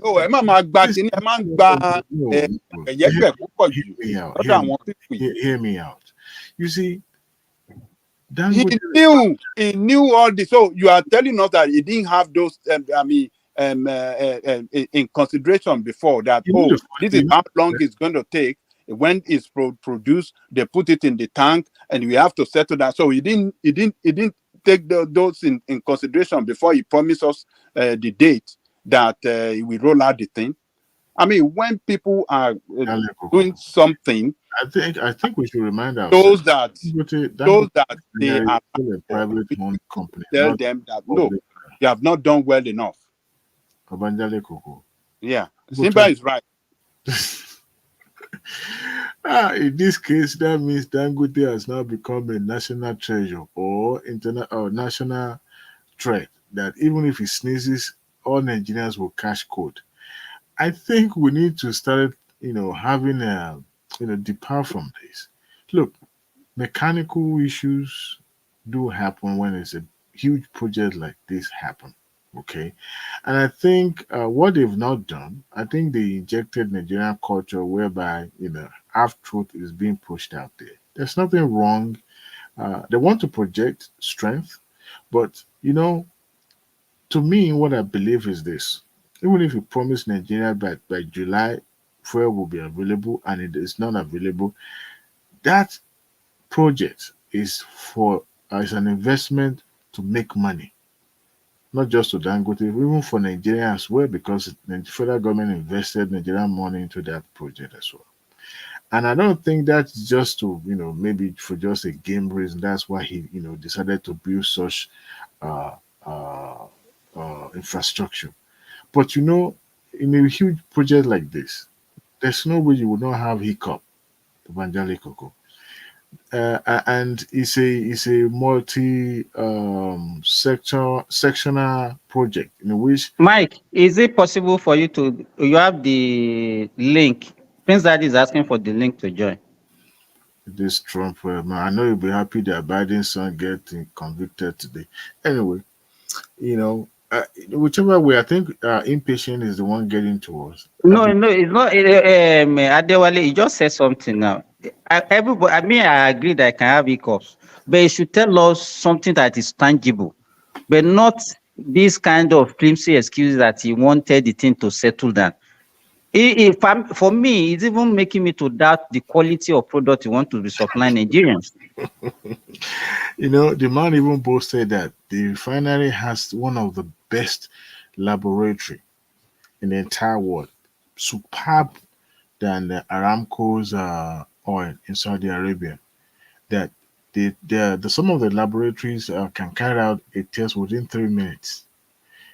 But because of all those other things that needed to be done before it now begins to ship the product to the public, so they're taking precaution at the same time they're subjecting. Yadewale, I could remember sometimes, was it early this year or late last year, when Zita was talking about this thing. If you have a knowledge how complex the refinery can be, then all these things you shouldn't be surprised. But what I'm actually against is just this flimsy excuse. It should tell Nigeria that's having challenges. Let us know the challenges instead of just giving us this business excuse that is just pending out there.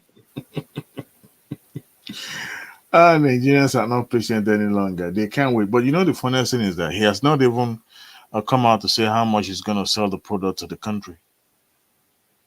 They cannot determine that one now. There are some, the variables that can come into this. At the international rate. So do you think that there will be a significant change in price? If anybody is expecting that person is a joke. I mean, it won't be, because let me tell you, there's nothing that you can get now the way the whole world is structured now. How long? How many times he has promised and failed to fulfill and postpone? Man, you think Okuro ni man ton pe Dangote yen. The man is trying to protect his interests and his investment. So Mike, are you there, Mike? Mike is not there. Possible to project strength. And what you've seen him doing so far. No, the question, Adewale, can you tell me the expectations of Nigeria with Dangote refinery? I think our expectation is set so high, super high, that any little thing will become a disappointment to us. And it is high time we'll, depart from that. Because what if this man decided tomorrow it's not going to be, it's going to be selling it to the international community instead of Nigeria? I mean, that. I think maybe because of lack of knowledge. I don't think, because even you will hear people like even the labor leaders that you should fix our refinery. If they fix our refinery, then we can be selling petrol at 100 naira. I can't get that. Yeah, but there's no way there won't be any significant reduction in petroleum price. It cannot be. It cannot be. Before now, yes, levies that or tariff that goes in the importation of that particular product, even the landing cost, all these costs factored in. That is the reason why NLPC is always saying that they are unable to remit money to the government, because of the amount of money that they claim to be paying. All right. So, but we have a product that is they'll be paying for the importation, or they are paying in terms of subsidy. Well, it also goes into subsidy. It's also part of subsidy too, when they are paying to cover the cost of the landing costs and other costs factored in when the product is imported. So that is also part of what they call subsidy as well. And that is the cover up for NLPC, that they are unable to remit money that federal government is owing them instead of them remitting to the government. That's their claim. All right. But when you have a product that even let me give you now, because you know that petrol is an international commodity. You understand? And even here in Saudi Arabia, if I calculate now, it will be like 1,250 naira. You understand? If I calculate it in time of naira, and even here there's still some kind of this is something that they produce and refine on their own, and that's the price they are selling to their people. So let us even base it on that. Now look at the price in Nigeria, 600 naira. Even some places you can get it below 600. 600. Let's say now for every how much per liter in Saudi Arabia? About 1,250 No, naira. Saudi Riyadh. How much? It's 2.5 riyal. Okay, how 2.5 riyadh? Is that a big money in Saudi Arabia?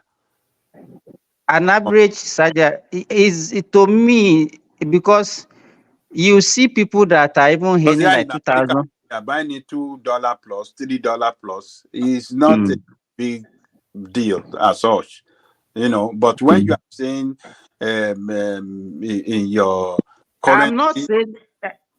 What I'm saying, just get me a Jale Coco. What I'm saying, I'm just calculating how much the government is paying on each liter of petrol if you buy. You understand? Yeah. So if you look at it now, let us even assume that for every 1 liter of petrol that in Nigeria consume, 600 naira is being paid as subsidy. That is huge. You don't say it's now. If look, No, the issue here is this. Let me say, because sometimes we just Nigerians are poor. Nigerians are poor. Nigerians cannot. Nigerians are poor. Let me tell you, I agree with you. You don't have the economic wherewithal to buy it at that international distance. Nigerians will crumble. The economy will crumble. Anyhow you look at it, whether they allow them to buy it at that price, somebody is paying for that price. There is no way we can reduce the price based on our own economy. It's either the people pay or the government pay for it. And either way you look at it, the two will become poor. That is it. It's either the government become poor or the people become poor because of it. So either way, it's poor. No, it doesn't work like that. Let me tell you the way it works. When they sell it, when they subsidize it to the people, it stimulates economic growth because it is a commodity that drives economic activity in the country. So when you have it high, it kills your economy.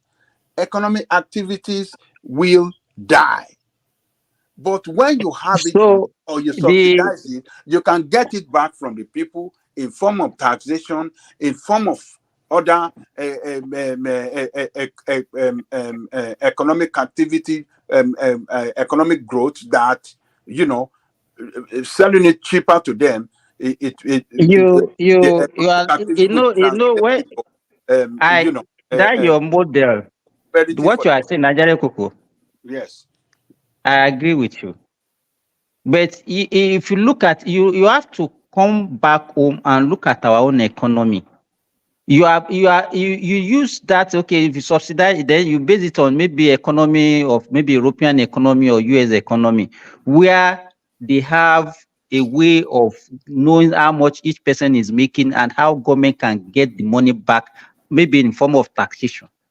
If you do that in Nigeria, one, you can't get it back in terms of tax. How many people pay taxes? Two, a majority of this thing will even be smuggled out of the country. So how do you get the money back?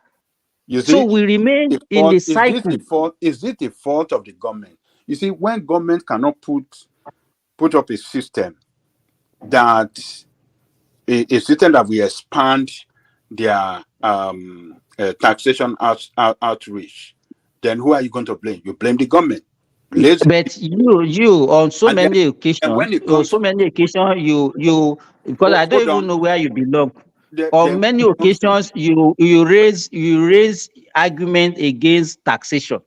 Because you are an advocate of everything free. You are talking about tax now. No. Government must collect tax. no matter what, government must collect tax. It shouldn't be too high that will make it miserable for people to pay.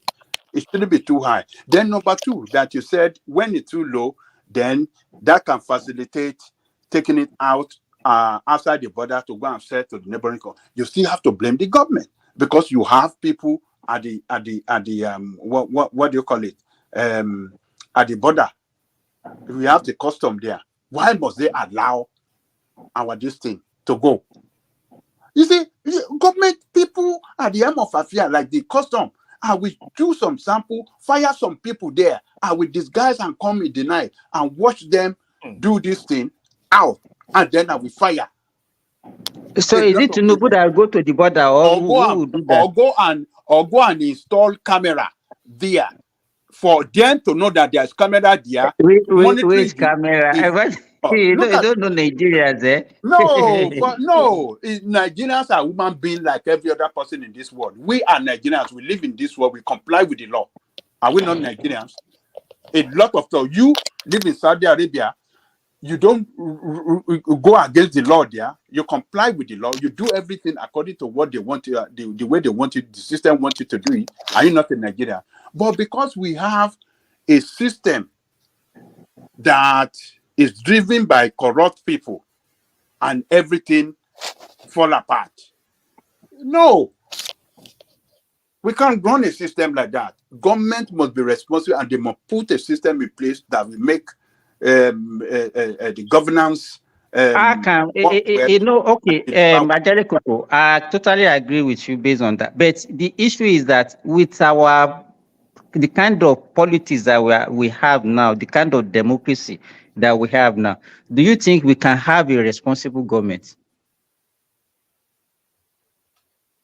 Yes, we can do if we have a leadership that is not corrupt. The process of getting that leader, of selecting or electing that leader, you understand? And that is why your candidate, people like that can never get to that position. Because the people that you are fighting for, excuse me, even the people that you are fighting for will not accept such people. They will not accept him. No, because the problem is that they have never experienced. Let me tell you, all the people that will join him in his whatever protest he wanted to do tomorrow, they will just be there because they want to catch cruise.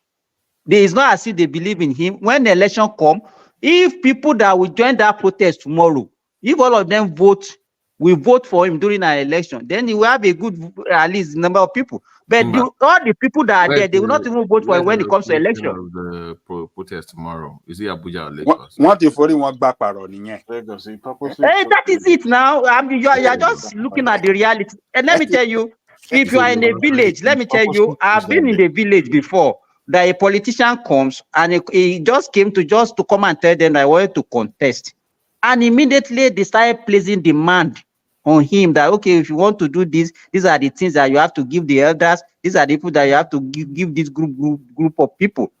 That is how bad our mentality is as Nigerians. And that's what we are saying. If you continue with this, let me tell you, if you want to become a leader in Nigeria, you have to dine and wine with thieves. You have to dine and wine with smugglers. You have to dine and wine with all sort of people, and you have to negotiate with them. That is the kind of democracy that we are practicing. And if you continue this way, it can never work. What you are clamoring for will never work. But Showore has come to save the people, Simba. That's what Obaleiku was saying. Don't mind Ajale Kuku is just dreaming. The savior is here to save them. So was the savior not rejected by the Israelites? Simba is right, though. That Nigerian, the people, they have problem too. As we blame the problem, not the leader. They are the problem. Nigerians are the problem. And where did the leaders come from? They came from heaven. Didn't they come from the people? If they cannot, look, the politician is taking advantage. The politician is taking advantage of the poverty in the land, they weaponize poverty so that they can continue to have their way, bribe their way to power.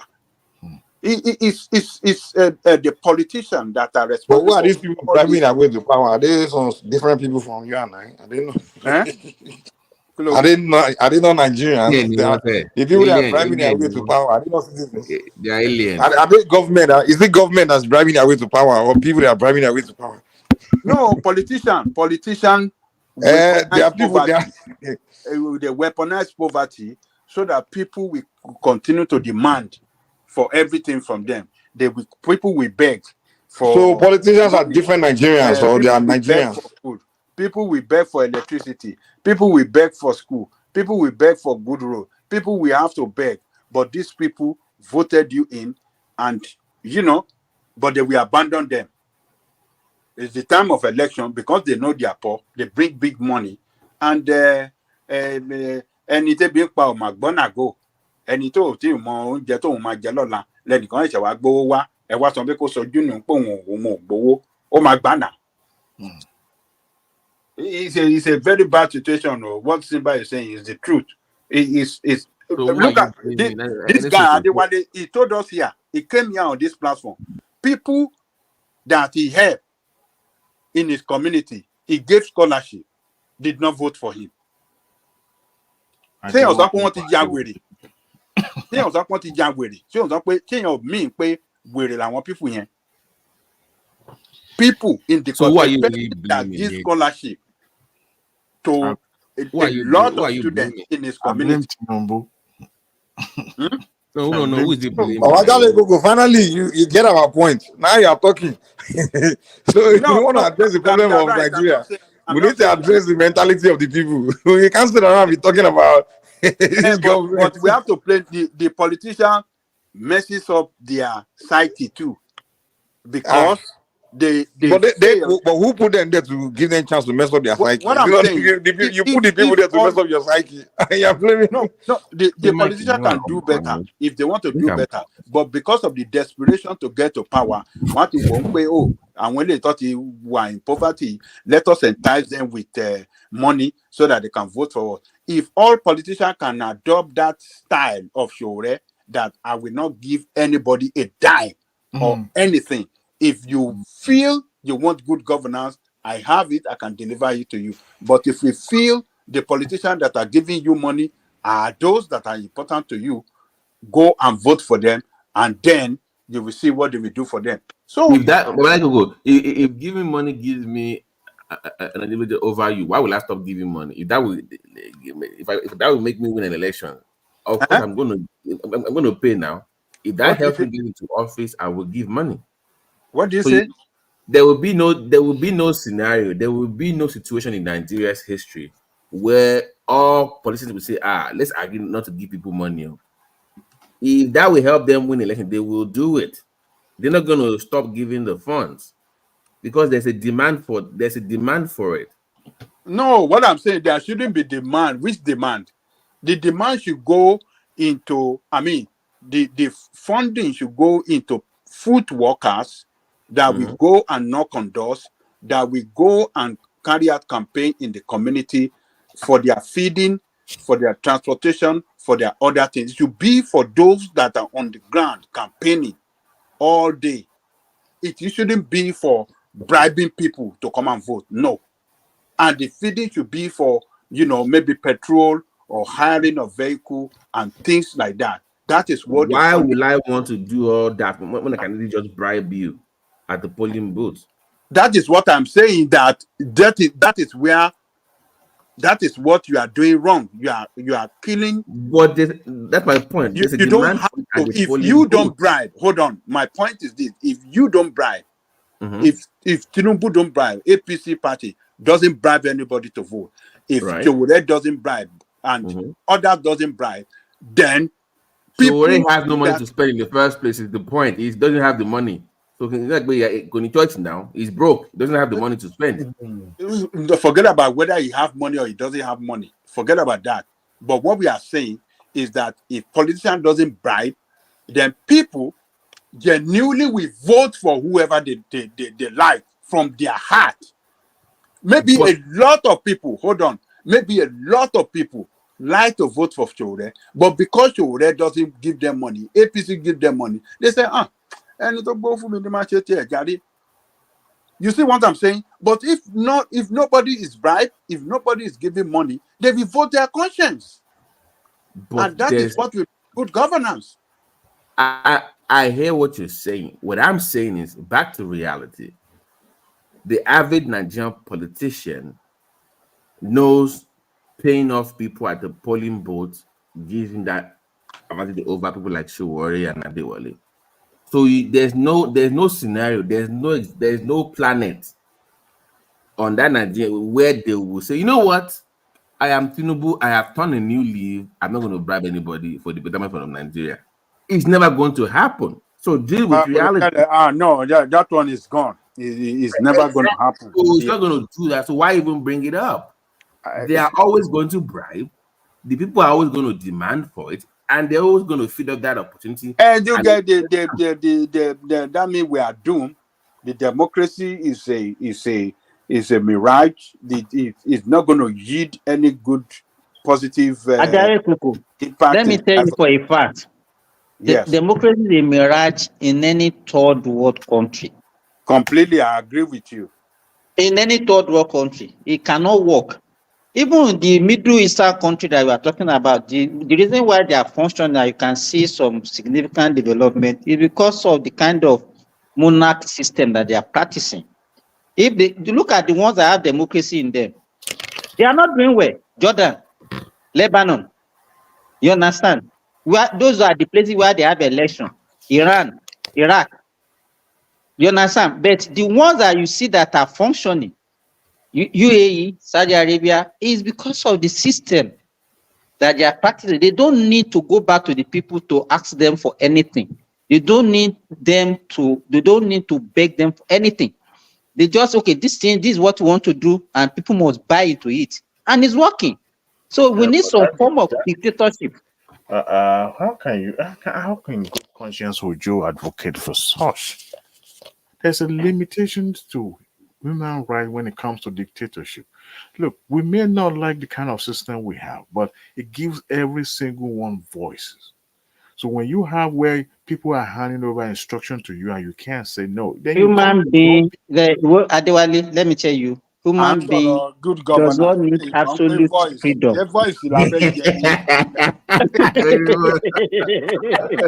So you prefer a benevolent dictator? I have to come on Gidi. Everywhere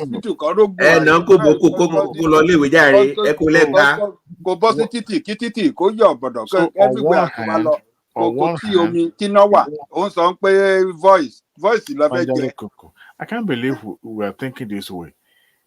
I cannot believe that. So on one hand, we are talking about something that is working. You are talking about something that is not working. I don't even know what. We don't trust the average Nigerian voter to make that rational decision. That's the point. You've not seen any evidence in the last 24 years. Dewale, have you show me where? Okay, Dewale, hold on. Kidding me? Dewale, hold on. Wait. Suggest. Dewale, hold on now. Look at the obedient movement, for example. Are they rational human beings? Is that a rational pick? If you want good governance, would that be so? How can you tell me that kind of people that you want to leave power in their hands to decide who they're going to pick? You see, it's not. Look at people like Tinubu now. Democracy gives them. They chose, they chose Tinubu, Atiku, and Obi over people like Adewale and Showore. And you tell me that you can't. Come on now. They're not a reliable voting bloc. That is their choice because democracy. And how is it working? How is it working so far? You know, I'm glad we're even talking about this because some of these things are just mirage. They are not reality. Simba, I don't know whether you live in Riyadh or Medina or whatever it is that is modern. If you go beyond that and go to the rural area where you have the royal Saudi Arabians living, maybe you will sing a different tone. Look, most of this. What are you talking about? Where I'm living, I'm not living in any of their popular cities. So what are you talking about? Which of the city do you live? Tell us. Or without being specific, maybe we can just have an idea. Look, I'm living where I stay is like the border. We share border with Kuwait and Iraq. So So you it's talk very far. normal country. Hey, Babajale Koko, you of all people that have Well, been no, what is your point? waiting. What is your My point? point I is want to that know. no ọ̀rọ̀ matter how, lọmọdé tí ń jẹ no ládéwálé ọlọ́rọ̀ ló ń fẹ́ no, jẹ. no matter how benevolent the dictator is. Oníwàásù àbí oníwàásù wọn wà wàásù fún wọn. Oh my God. No matter Voice. how good, Yes, everybody have voice. no matter how angelic Kò dẹ̀ sí electricity. they pretend to be, okay? Dictatorship is dictatorship anywhere in the world. They will give you, but they will take millions of things away from you, and you won't have a say on whatever it is that they are shoving down your throat. You don't understand what Simba is saying. Simba is telling us that democracy cannot work in our place because we don't understand the integrity of it. We don't know how to even manage it. And that is why it never works in any African country. It is strange. The practicality is not is something very strange. We are not used to it. No, We have our own style of governance. It see, is not this democracy. It doesn't work. Brother Coco, in the 17th century when America was formed, right? Do you think they had it this good? Oh, stop it. They Don't went go through to American this their thing. own hiccup time, their own problematic So we time. have to go the same routes. Go for I'm just saying centuries. that any Because system that you centuries. are integrating into your community or to your area is going to face stiff challenges like this. It's going to purge himself anything that is going to stand in the way of achieving greatness. And that is one thing about democratic So system. how long do you think it will take us to get there? Oh, you see, we are so much in a hurry in 60 years. We're Everything is in a hurry, that would take Everything. But hurry. okay. You know this idea that we are young, we are young. I don't believe that stuff, man. We've been existing for thousands of years. We are not these young people like that. Or this, we are only 60 years old. That's a lie, man. We are not. I mean, come on, man. We've been existing for thousands of years. You know, if America changed their name to another name now, doesn't mean that they are young now. Let me tell you, look at the Asian countries. Which one of them is practicing American democracy? Look at least the one that we can say they developed, Singapore. Look at China, even Japan, all those things. Is it the same type of democracy they practice in US, they practice in those countries? Even Malaysia, even South Korea. You understand? So that is what you are saying. We have to look at what is working for us and start practicalizing it. Not this one that you say everybody needs to. Which voice? The voice that is even rubbishing us, that is not even working for us, making us to be in poverty. Nothing is working. And say we should have a voice. The voice that we use to abuse ourselves, just to abuse ourselves. Yeah, I miss that military era, to be honest, man, where people were more humble. This freedom time, man, it's just Lord.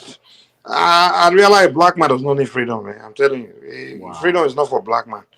You have to control black man, man.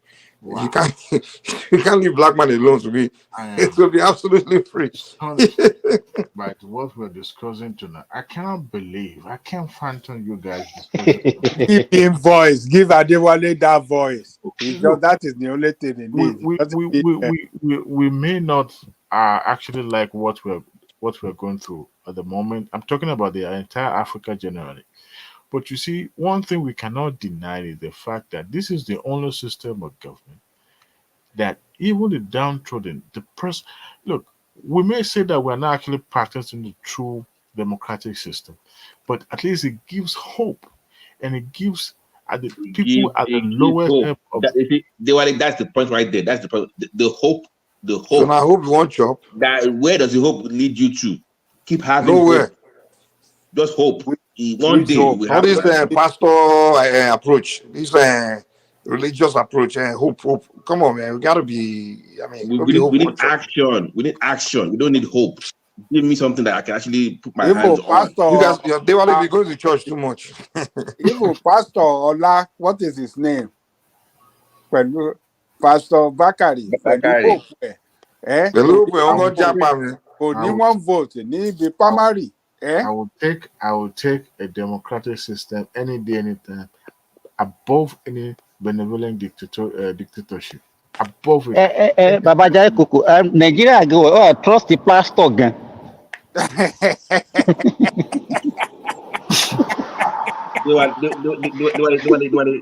Don't get me wrong. Ọlọ́run mú pòun ní 16 president Ọlọ́run ti choose.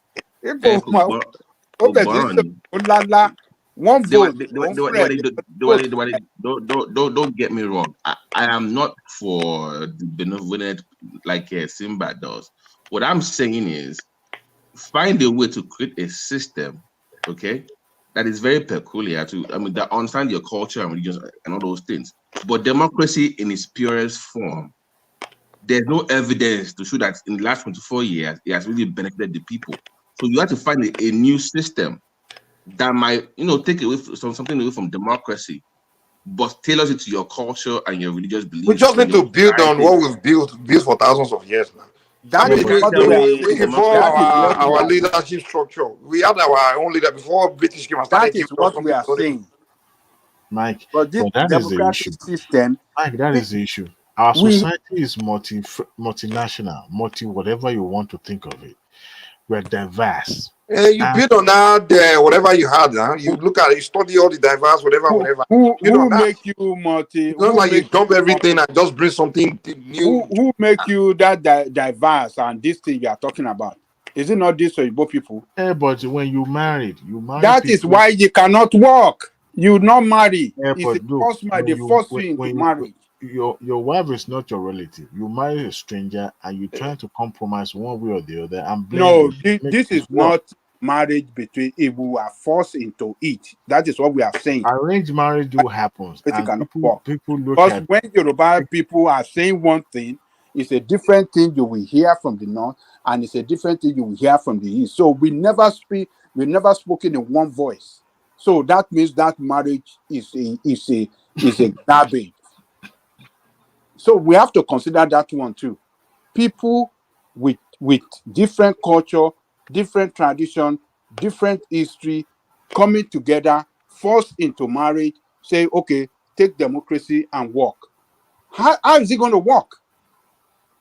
It's not going to work. Because the reason why it cannot work, because we're never going to agree with each other. Everybody will be running after their own interest. Look at even on this platform, when some people, majority that are Yoruba or all Yorubas, talking good about Tinubu, all the Igbos here talking bad about him. That is not true. About Yoruba, all Yoruba on this platform talk good of Tinubu. Majority. And you cannot tell me that tribal sentiment is not applicable to that.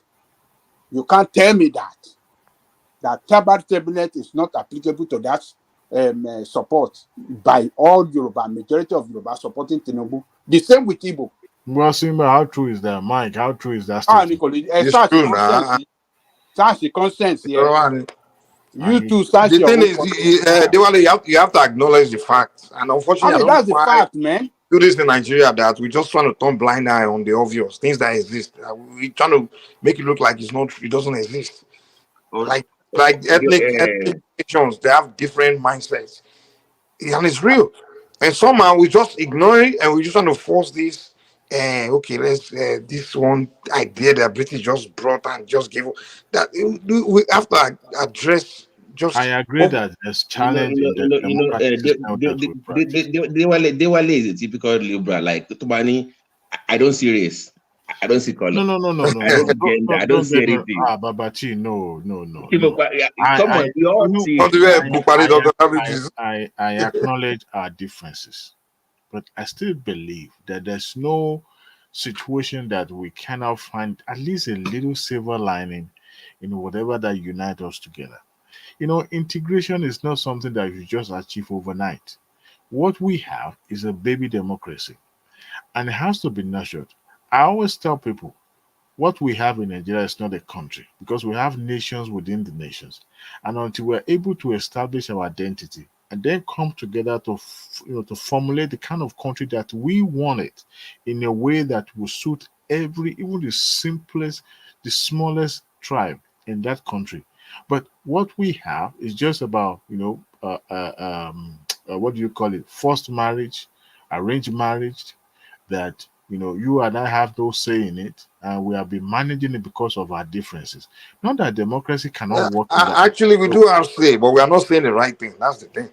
And this idea that somebody force us, I don't think today we decide we want to do anything, British will come and force us. I don't think so. I don't even think the people going in our head to make us one Nigeria. It's something because as at the time we got independence, we were so much in a hurry. We were eager. As a matter of fact, we were supposed to have gotten our independence way before Gold Coast. But because every nation wants to be independent away from the white people, just like the way we fought against military to give us democracy, the same way those founding fathers. Why didn't we have that independent before Gold Coast? Why? You see, because of that differences that we have. No, why? We are unable to reach consensus. Be specific. Well, why? Some part of the country were not claiming not to be ready. Okay, now we are talking. Because of now we are talking. Some level of skepticism. So the North was saying they were not ready. They don't even want to be part of us. That's what we are saying. But the British forced them that don't worry, we have this country for you. No, they were not forced. They were not for as at that time, the British were already winding down every of their investment in West Africa. They realized that there's no way they can overstay their welcome. So what they need to do is to find a way to bring these people together so that their economic investment in that area will be secured. They were waiting for them. However, we also have part of the country that are more or less putting pressure so that they will be able to have a unison voice in front of these people. And that was the reason when Tafawa Balewa, no, not Tafawa Balewa, Sadana of Sokoto, what's his name? The premier of Western region, says they were not ready. But you see, they look at their cultural difference. They look at the way they were self-governed. They look at the way other regions are also governed. And they realize that this thing is going to cause a lot of chaos. But we're not there. You and I were not there. We found ourselves in this contraction. But I think, we can build on it or trying to identify ourselves first. Unfortunately, we will not be able to. We are patching things. But I believe what we have is a little democracy, a baby democracy that can be worked upon. Then we'll be able to figure out who we are. In a way, we fine-tune the kind of democracy that we How is democracy going to figure out who you are? Well, people are not patriotic enough. That is why I was so, And how does democracy even address this issue we are talking about? Democracy is just voting and it goes beyond voting. It goes and government of people somehow. The democracy does not address. I don't know how you are keep saying democracy. Democracy does not address what democracy does, if properly practiced. What it does is that it gives even the smallest among people voice to be able to hear their grievance, to be able to channel their protest. And that is what democracy does. In an authoritative autocratic system, you can't actually challenge the status quo because you are nobody, or where you have majority that controls the power or controls the economy. So what we have, I believe that, I may sound too optimistic, or perhaps, and that is why I felt a little bit down when the new national anthem was introduced.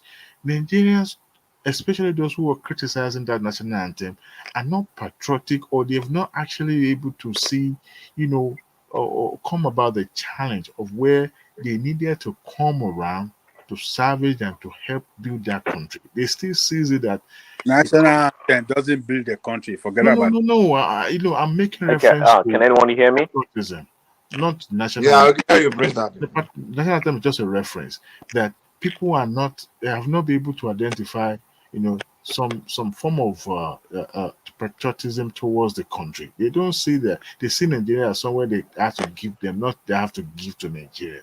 Okay, in other places where national anthem is being sung, you see people crying because of their affiliation, because of their ties. Their Okay, I do. Yeah, your talk. Before you go on the tangents, let's keep to the democracy you're trying to define. Okay. Okay, go ahead.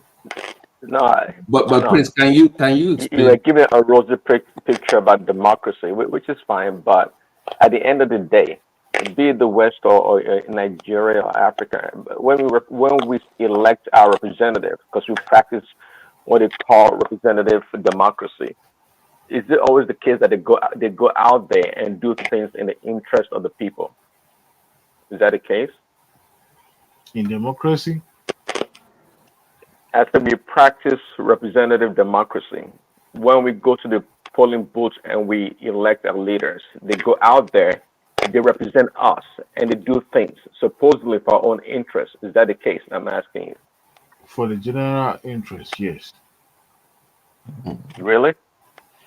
But true democracy, that is it is the interest that they go out there and spend millions of dollars or billions of naira on buying SUVs for themselves every 2 or 3 years to go on these expensive trips and spend money for this and that. No, they don't represent the people. No. Can we, Prince, if you don't mind me, sorry, Diwali, if you don't mind me asking Diwali a question, because every country, the Prince, you can also chime in, please, if you don't mind.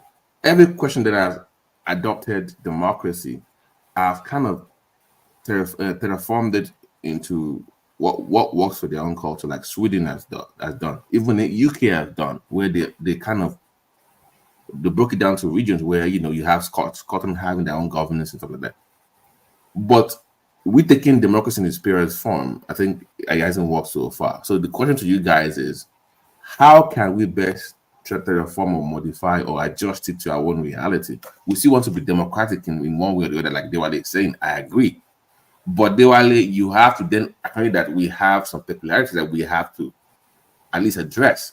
So how can you find a way to at least in your own way, maybe you can just explain to us, in your own form of democracy on the Nigerian soil, what would it look like, taking into consideration the culture and the religious beliefs of the people? I believe that our democracy should have involved the local authority, like the Bales and Co. They should have been involved, in the sense that those are the authority that were in charge of the affair of people, of Nigerians, before we introduced this foreign uh, self-government system. Now, the moment we discarded that kind of governance, it make mockery of what we have, as even our culture does not our culture not really have much input on how we are self-governed. That is why it seems that everything we do always coming from a myopic standpoint. Okay. That is in terms of governance. Let me give you an example of where I'm going. In America that you live, they have a system of voting, right, that ensures that California and New York do not decide for everyone. Because if they practice democracy the way we practice it, California and New York and Florida will decide who wins, right? So they came up with a college system, right? You know that system is also faulty. I know, but they at least consider, they have some things to consider about their own culture, about their own people. So that's what I'm asking you. That there are things that you need to put into consideration here in Nigeria. If I'm to make a reference, I would not Right. So Adewale, only a liberal like Adewale would say such American electoral college system is faulty. Well, because it's New York, right? Completely. Because I'll tell you this. What is okay, actually, before you go for it, let me tell you, actually, I myself, I thought was kind of faulty also. And I wouldn't blame you actually for thinking that way, nor would I blame myself back then.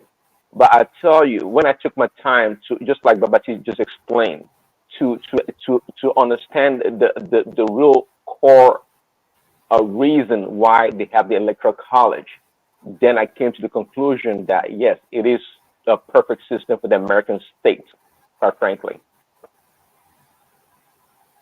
Don't be. So you should have, in other words, you should have a rethink. That's what I'm telling you. Whichever way you think. See, Prince Daddy, you see, that system that you see as the golden standard, it's not. Because what it does is that it negates the purpose of democratic system in a Wale, sense please. where Brother, majority have a say. No, Wale, it stay is with me not a now. fault. No. Stay with me now. Leave them alone for a second. That is their own system that they develop. I'm asking you that for us. Forget you were talking about Oba. Forget Oba. I'm talking about the voting itself. What can we develop that ensures that one part of the country does not see this as the one that has the majority of the voters that will dominate everybody else? You must come up with something. Listen, there's nothing you can do about population. You cannot do pure democracy. Is the point. See, that is the beauty of democracy because What beauty? Because somebody has numbers. Hold on now. Because of number one, certain area have significant number over another. Right. Does not mean that those who have lower number does not have some form of impact or influence on the outcome of the election. Now, what you see happening in America is just a way it's been designed, that certain. Prince, can you help me out here? Maybe he doesn't know where I'm trying I to. understand what you are saying. So Adewale is actually listening to him so far. It sounds like he's trying to make a case for electoral college because every day in Nigeria, the minorities are always complaining of being marginalized. Because the minorities are always complaining of being marginalized in Nigeria. The beauty of having majority deciding the outcome. Now that issue of the issue. Hold on 1 second. Scholars have kind of looked at it, and the foremost of all the scholars would be Noam Chomsky, and he called democracy, at least the form you're talking about, is the tyranny of the majority over the minority, which is true. How so? How so? How can I stop also quickly? Do you know? In America here, left to a pure democracy that you're talking about, New York, California, Texas, and which other ones? Just a handful of states will determine the outcome of the election in this country. Because they have the highest number of voters. That's the reason why. Exactly. And to you, is that fair? Is that fair to you? Election is not a deciding factor.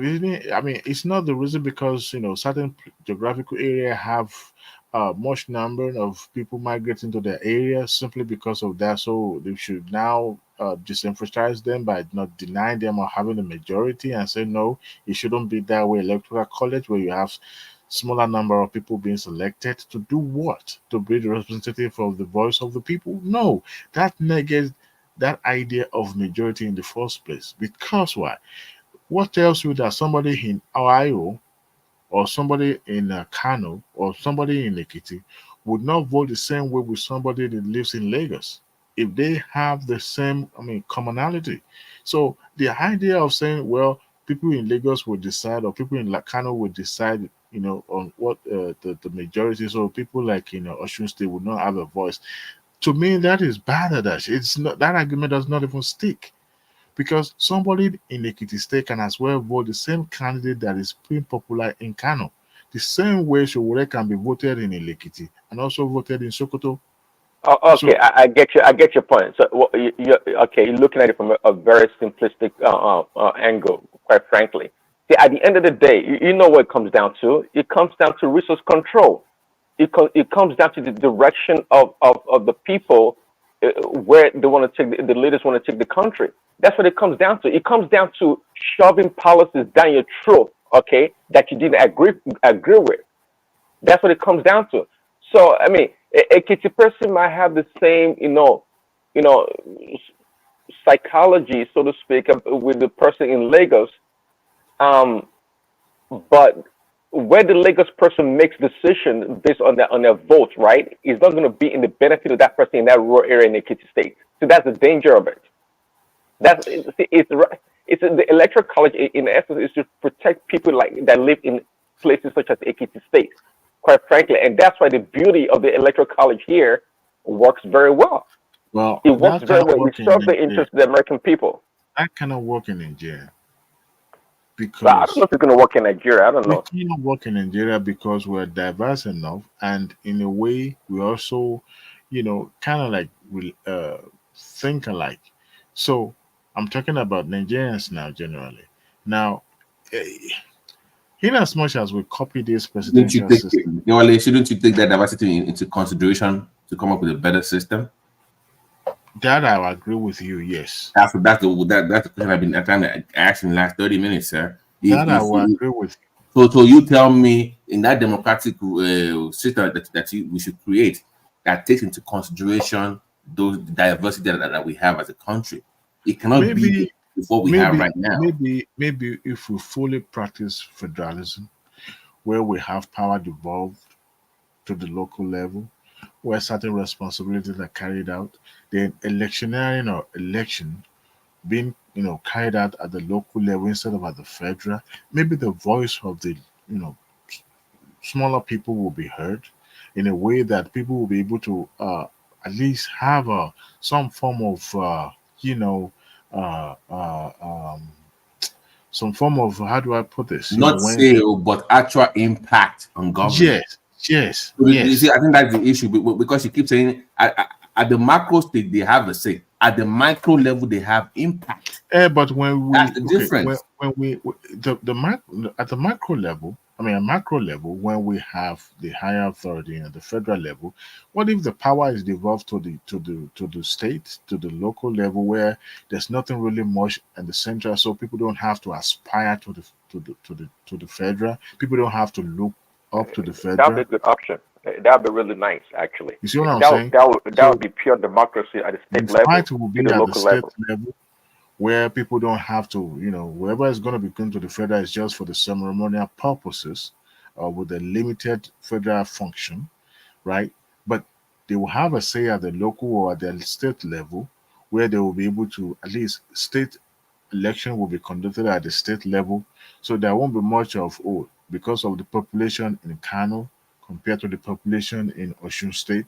You know what I mean? So I think, and also the peculiarity of our culture, it's itself kind of make things a little bit more inimical in a way. The in Yoruba land, there's this Omoluabi kind of a thing that you don't want to be seen, doing the wrong thing. But at the same time, in the big city like Lagos, that Omoluabi thing is out of the window, right? So, in a way that our democracy can be fine-tuned, that can be able to, absorb some of those differences that we have, I support it. But the fact that people are able to participate, the participation in democratic system, not even about electionary process now, but democratic system itself, is what gives me, or let's say, is the beauty of democratic system. Now, I said earlier about the traditional institutions that have been excluded for too long. Is it possible that the traditional institution can be also corrupted? Not just being corrupt financially, I'm talking about morally corrupt in a way that they will, because things, we're in the modern days now. We have kings that are not even going to doing the right normal passage to a baship, So, but in a way that their function within that democratic system will also be limited, so that there won't be any form of power corrupt and absolute power corrupt applicable in that way, and still be answerable to certain authority, but also responsible to their subjects. Maybe with that we'll be able to appreciate and also get involved more. you know. But as it is right now, we copy presidential system, and it's not a kind of fitting into a kind of culture that we have in Nigeria, whether in the north or south or anywhere you find yourself. But I still believe what actually the beginning of this discussion is the fact that people are looking at maybe the dictatorship is even more suitable. No, that you obviously is a bit extreme. I know that, but the end game of what I was trying to get through to you is that it has to be a system that people will pay attention more. Like in America, people care more about their local elections than the federal or state. We used to have that. Come up with. We used to Where have that. people value what goes on in their localities more than what happens at the federal level. We used to have that, but if you remember, even the election that before 96, the 93 election, I'm sorry, yeah, 93, is it 93 or 92 elections? We had council in the 80s. We have, the local authority or the local level at the local government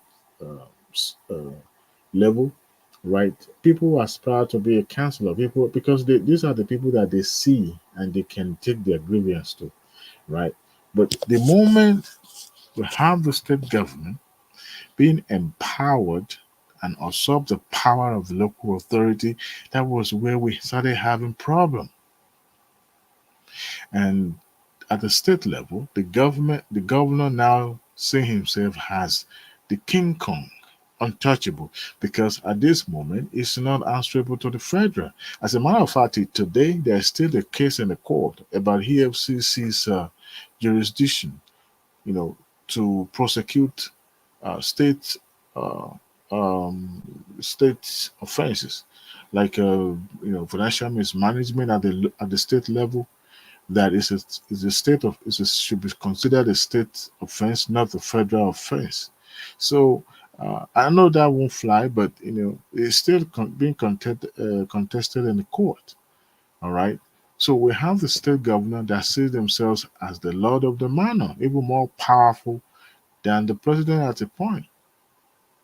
All right. So if we can break this down, take this power at least to some extent away from them, because they control the local government in their area, as if it's just an extension of their offices. So if we can figure out a way, or unfortunately we don't. If I may ask you, if you want to look at the 3 tiers of government that we have, the federal, the state, where do you think that there's more impunity between the 3 layers? Executive? No, I'm talking about the 3 tiers of government. I'm not talking about executive legislators. Level. Okay, so if we are now saying that we should give more power to the state, or we are talking about regional, do you think there is something? Is it going to work?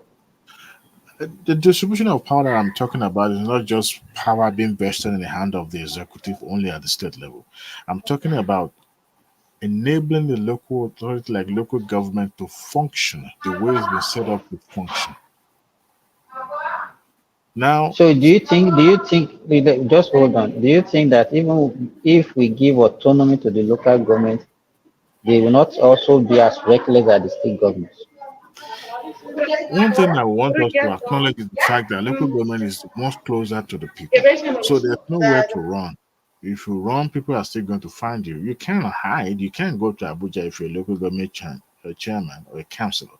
So you live among the people. I mean, a local government can barely boast of maybe 2-3 millions in Nigeria.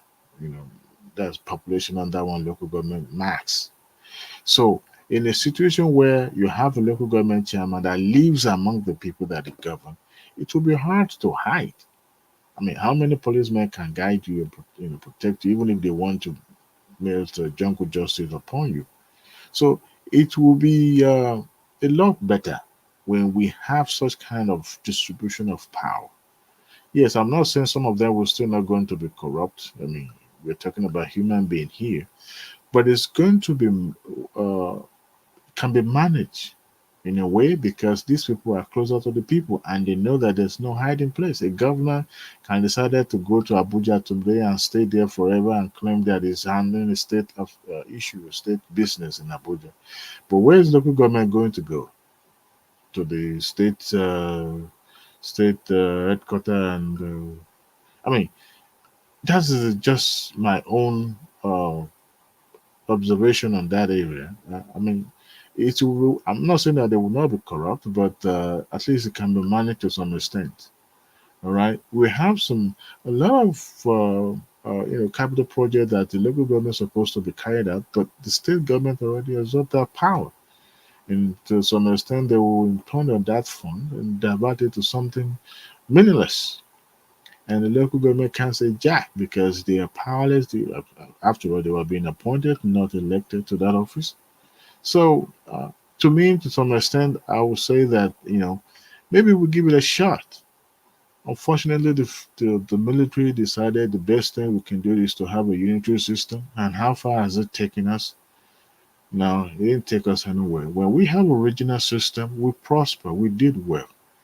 But because of the greediness of those young young fellas in the military, backed by the corrupt foreign government, and they decided the best thing to do is to get the power and unite, bring the country together, and bring resources under their control. And unfortunately, they are unable to manage it. And look at where it leads us today. So we have more problem than before, and unitary system did not take us anywhere. So, unfortunately, but I think it can be managed if people are not self-centered and they're sincere. We've had a couple of confab in that country where people come to hear their grievance, make suggestions, and they have a blue paper being issued, but government never for once even look at it because number one, that would be a political suicide. So the jamboree ends in the paper of black and white. All right. So I No, no, still no. believe You didn't democratic answer. system. uh, You didn't Sorry, answer. You didn't answer Sinbad's question about if the local government she's talking about is going to work. it will.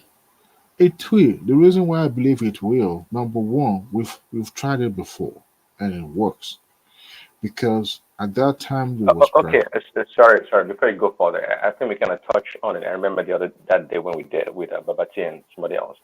The local government, okay, is being bastardized. Okay, is being destroyed, and I think you know that.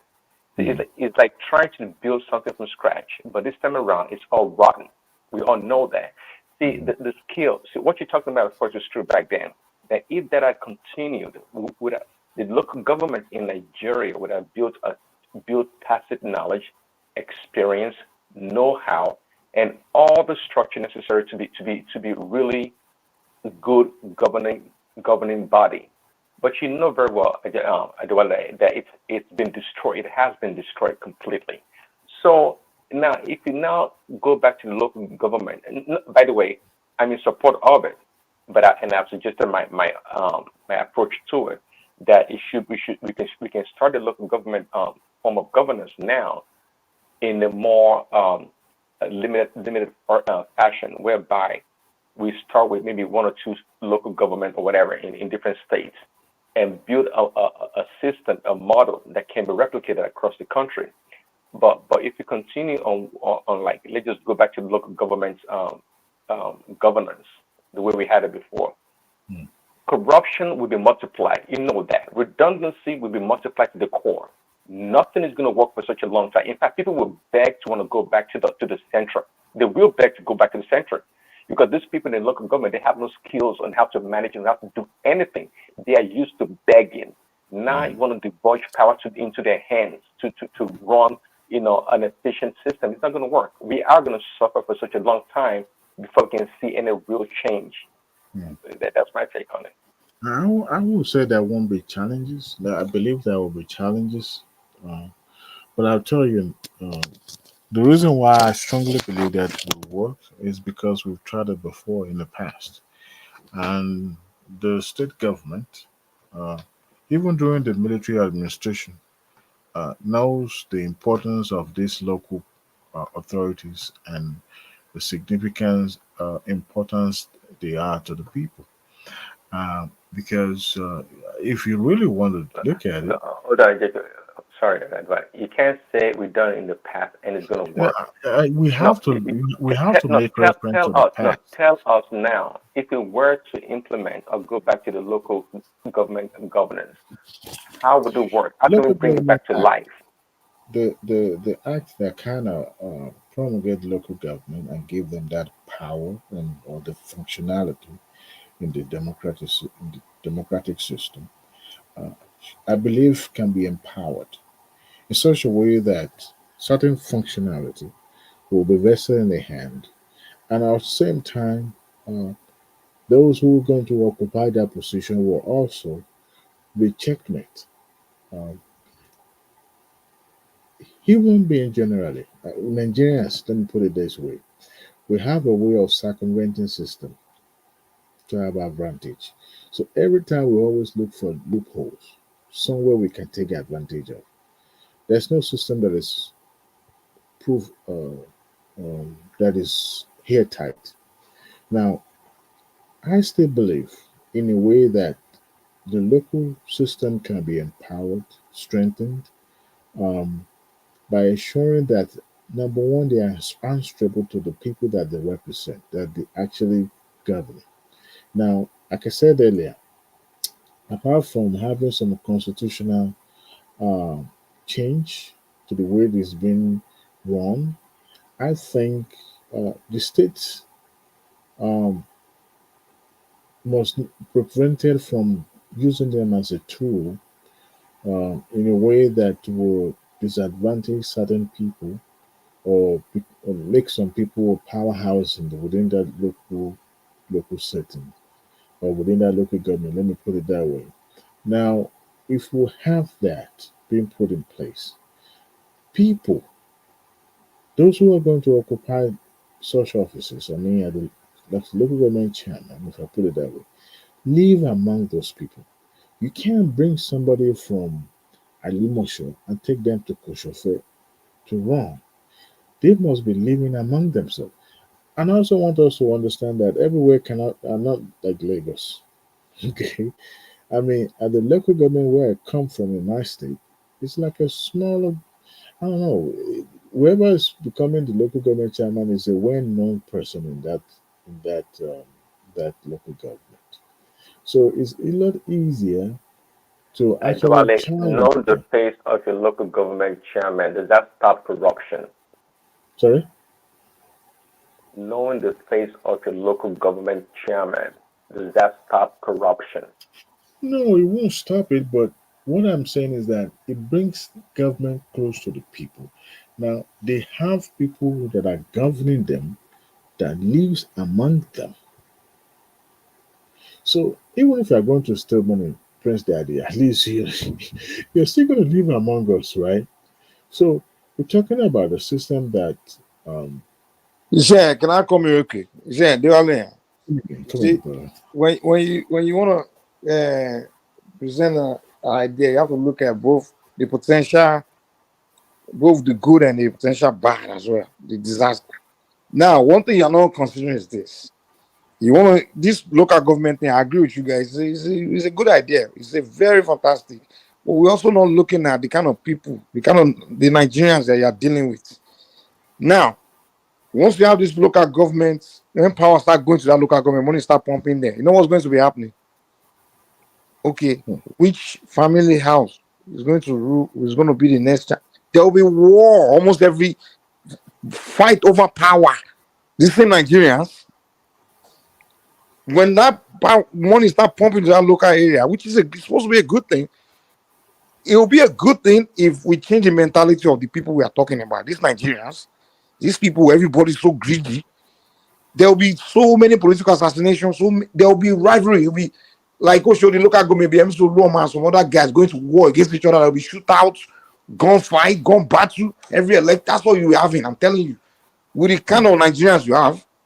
So the idea is good, but I think the first thing is to first just figure a way to change the way we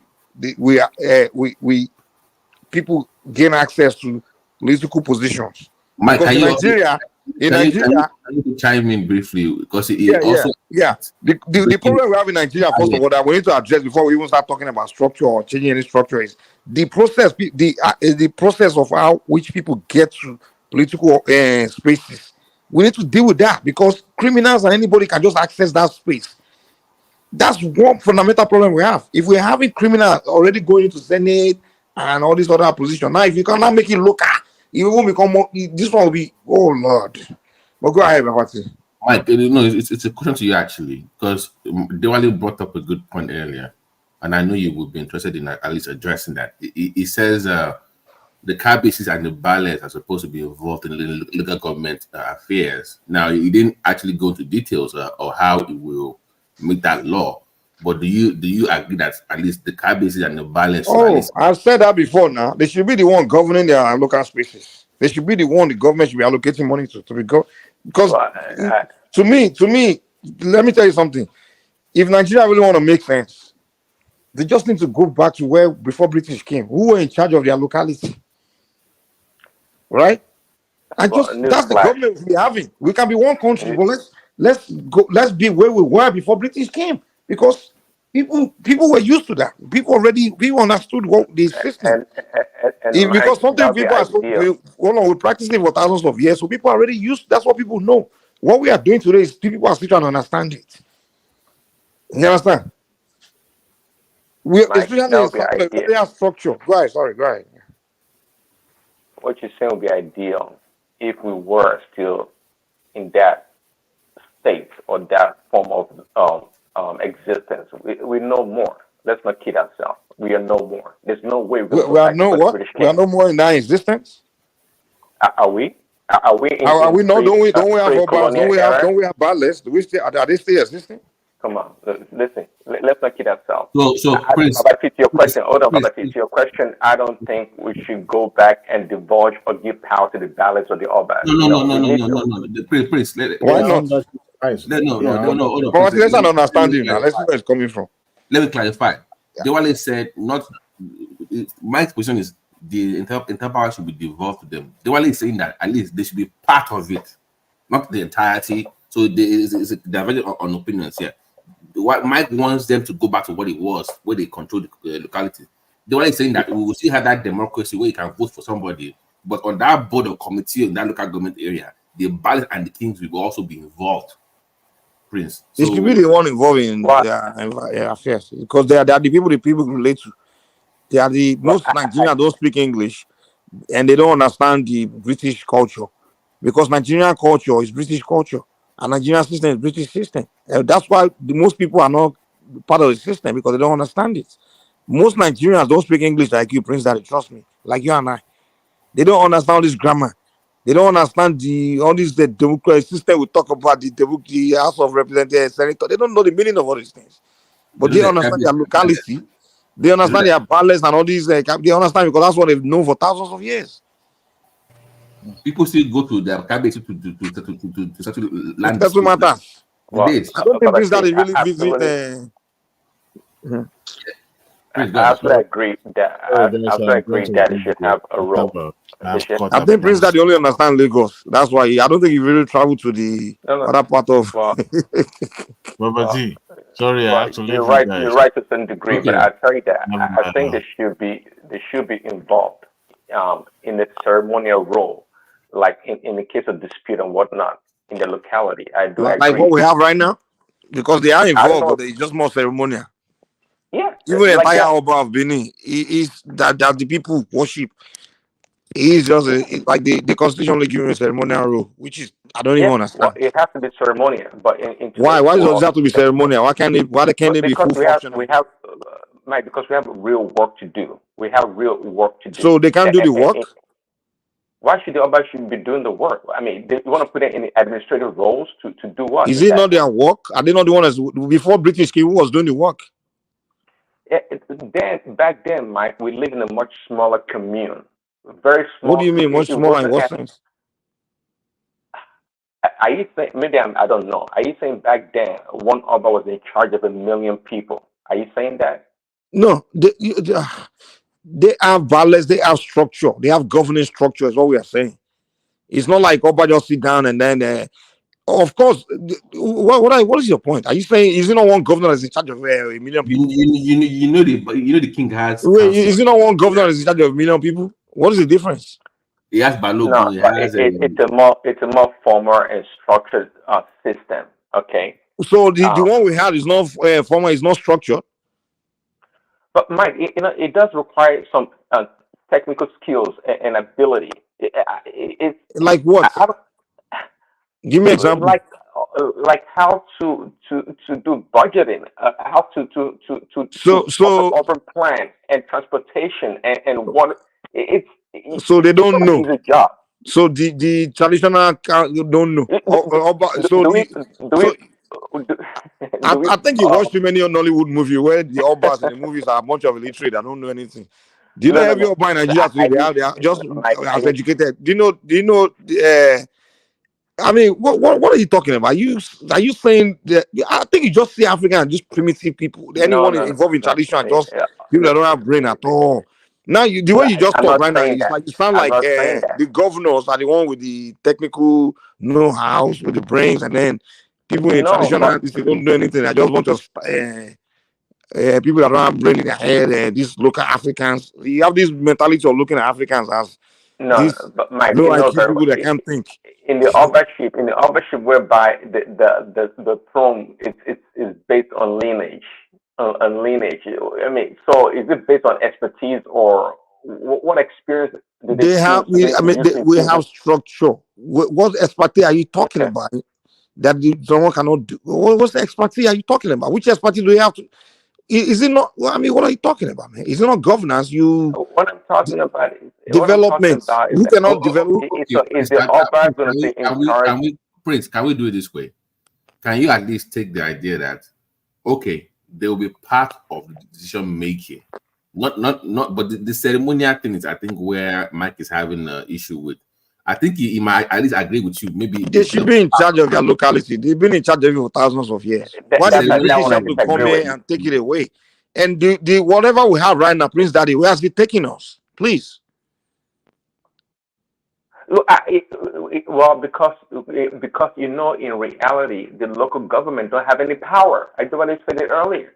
We don't have any power. They don't do anything.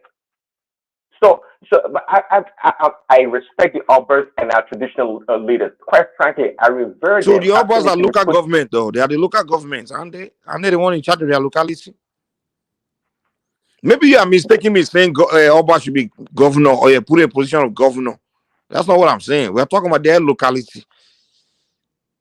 I know what you're talking about. Their locality, their local, and that I know what you're talking about. And I'm saying that job is not for them in the sense that it should be for them. I'm sorry. It should be for them. Like Yoruba land, I don't think you understand Yoruba. Yoruba land is so well structured. There is no part of village or town or community going Yoruba land where there's no Obale. That's how organized we were. That's how well organized and structured we were. So Prince, what should be their role then? If you don't agree with if you don't want, what should be their role then? Their role should be ceremonial. Okay. It should be more like maybe festival, cultural based, quite frankly. But like we have right now. But at the same time, if you have an Oba that's an engineer by training, by background, why wouldn't we try to tap into his wealth of knowledge? I'm not against that.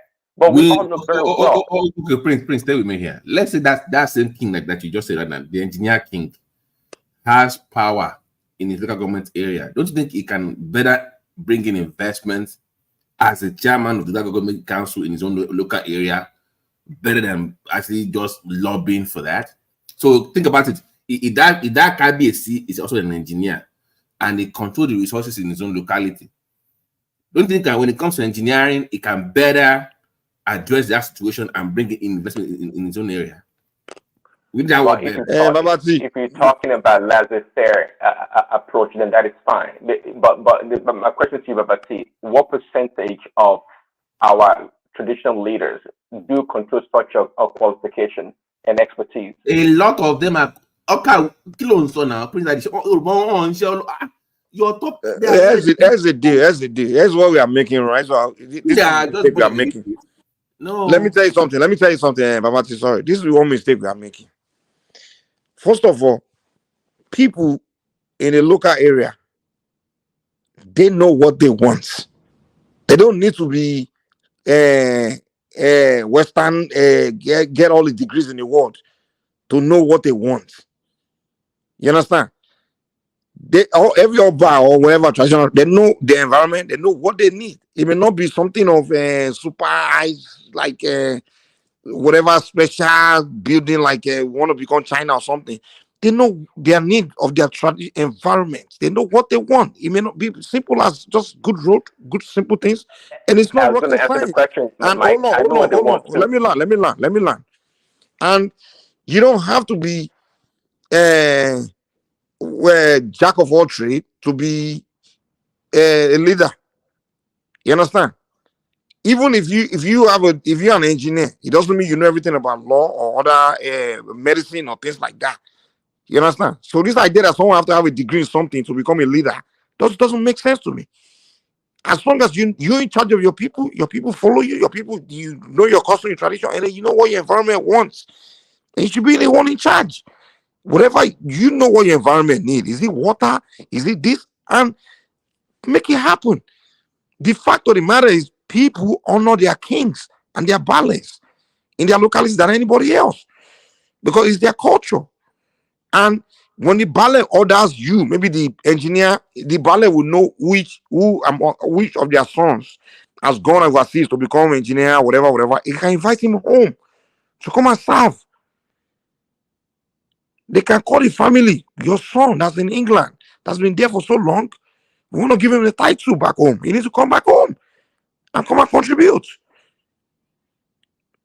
Nobody can invite the diaspora back home than their local kings and their local chiefs and of their villages or environment they come from. But if you and I in the diaspora, we have all this expertise and want to contribute to Nigeria, who's in charge? Do I have access to Sanwo-Olu? Do I have access to Tinubu? No. But I have easy access to my local king or ballet. That's the angle we are looking at something. Well, that's the angle we are looking at it from. But when my ballet, my king, don't have any power in Nigeria, and I want to contribute to Nigeria politically with my whatever I've learned, expertise, things I've acquired from overseas, I don't even know how to start. I don't know where to start from. Man, come on, man! You guys just start seeing things. Brace, I think look up our old structure. You can look up the Egba one and look at, like I said, there are still people still visit the court. If you go to Ake Palace, to your left when you enter, there's still a court room there. People come there more than go to the local court when it comes to dispute about land, family matters and stuff. They go there more than the actual court, because they trust the system and they trust the elders there to make the decisions for them. And that court is actually also recognized by the Constitution. If you look at our laws, it recognizes those local courts, those traditional courts, to handle some cases.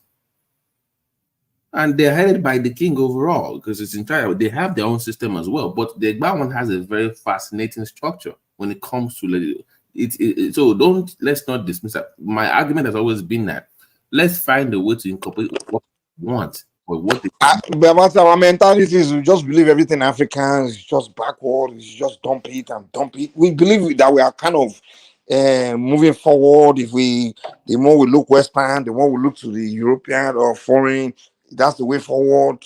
And anything African, let's just forget it, let's just dump it and throw it away. And that's been the root of our downfall. Right? We are not moving anywhere because you have to be yourself to get somewhere. You can't be somebody else, man.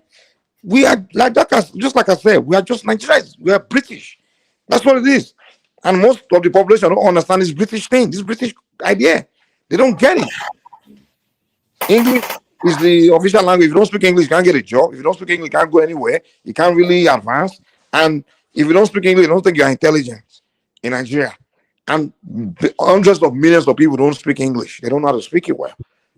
And so therefore, they can't build themselves through the system, because the system is complete grammar.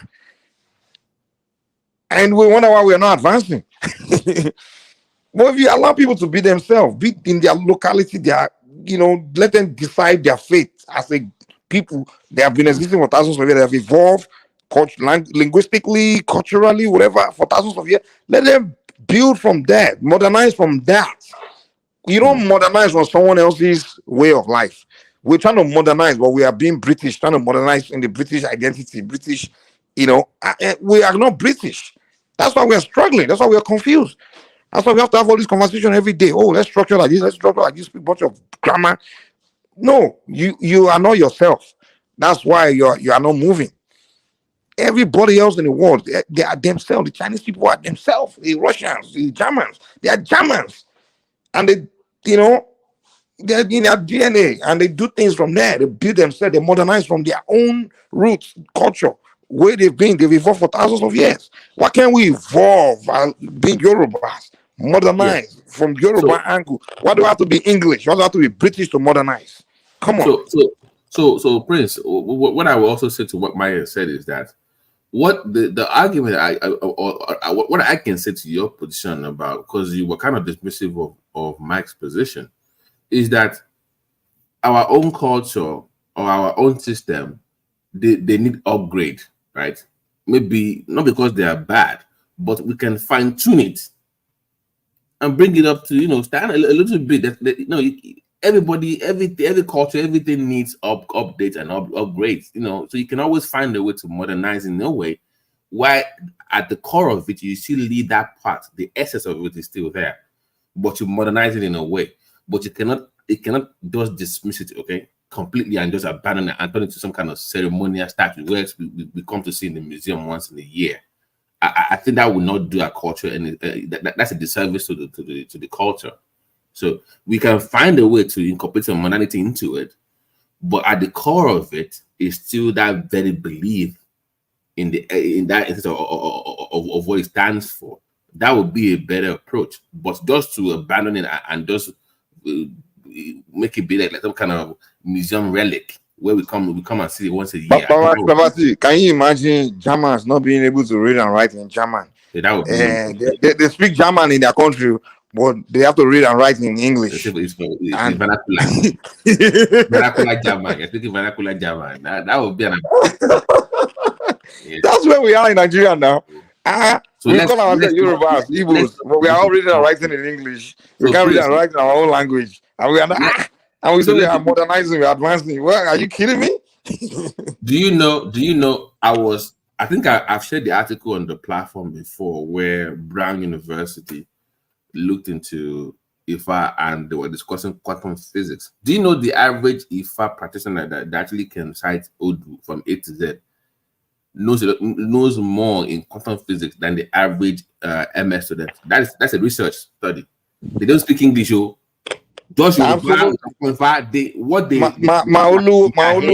can barely speak English, but the man is far more intelligent than me. Like his level of wisdom, his level of education is beyond I don't know. You have to stack at least 6 master's degrees. Even in that world of science, they are saying that those people that actually can, because it's this probability that I think I put the link there before. Maulu, he knows at least 6 stanzas of each of the 256 Odu of Ifa. That's like advanced. That is advanced science. Is my point. Exactly. That's the man is so. That man is a genius. Like I'm telling you. But if you ask the average Nigerian, they will say, he doesn't speak English. Yeah, but they see the man, they say he's not a illiterate man. That they will say those people, the way they look, they say that illiterate man. But when the man comes, he can't. When the man wants to speak, the man, right? When he can't speak English, he tries to struggle to speak English. But when he starts to talk to you in English, you think he's retarded. And when he starts to speak in something like Prince, you say, that man. But when he starts to speak Yoruba, hey, I know the man is far too intelligent, man. I know, but Mike. But people like that, they can't get a job in Nigeria now because they can't speak English. They were go ahead. But so I'm sorry to cut you. But Brown University is saying that what that person has in their head is advanced quantum physics. Yeah, they are saying that, but we don't want that. But people that are abroad that actually look at this thing and look at the calculation, say this is advanced science. Do you know how many white people? Most of the people that interact with Europeans now, white people. They come, they invite him to Brazil, they invite him because then we do the translation of those things. Because they know I'm on the man is so advanced, Mike, I'm sorry, were you here yesterday when Simba was discussing if you know that our chewing stick, tomato man tie. As man, no. No, the other one. You say kilo? What do you call it? Not the white one. Bako, the other one. Tomato. When you brush it, it's very hot when you brush your teeth with it. Apparently, that iggy, that's for any. Ni wọ́n fi ṣe oògùn sickle cell. And according to Simba, we sold the right to foreigners. The is it patent or whatever? Is it the people making decisions in Nigeria are our so-called educated now. We are the advanced, we are the educated because they have not they acquire bachelor's degree from one university in Europe. I looked it up, but they don't have brain at all. I looked it up, so even the research was done in Nigeria, and yet they sold the right of that medicine to Abareibe, and we lost that thing for sickle cell. Simba was showing me that actually is it Nicocan or whatever it's called. Nico, that is the thing that comes from that Bako. And we lost it because somebody did not see a value in it. Only you calculate more. Nobody saw the value in it until you lost it. So, Prince, let's not have that kind of mindset about our culture and the way we live. Can we do better? Can we upgrade them? Yes, we can upgrade them, but we cannot turn them into some kind of relic in the museum. Come on now. Let's do better. Come on, Prince. You're a Prince, for God's sake. No, you can't blame Prince now. These things from the angle, the lens where you usually look at things is what you have to understand, So you can't really, the way the thing is the way we've been educated to see Africa is like most Africa don't know much. Like all these things you talk about, he doesn't know about it.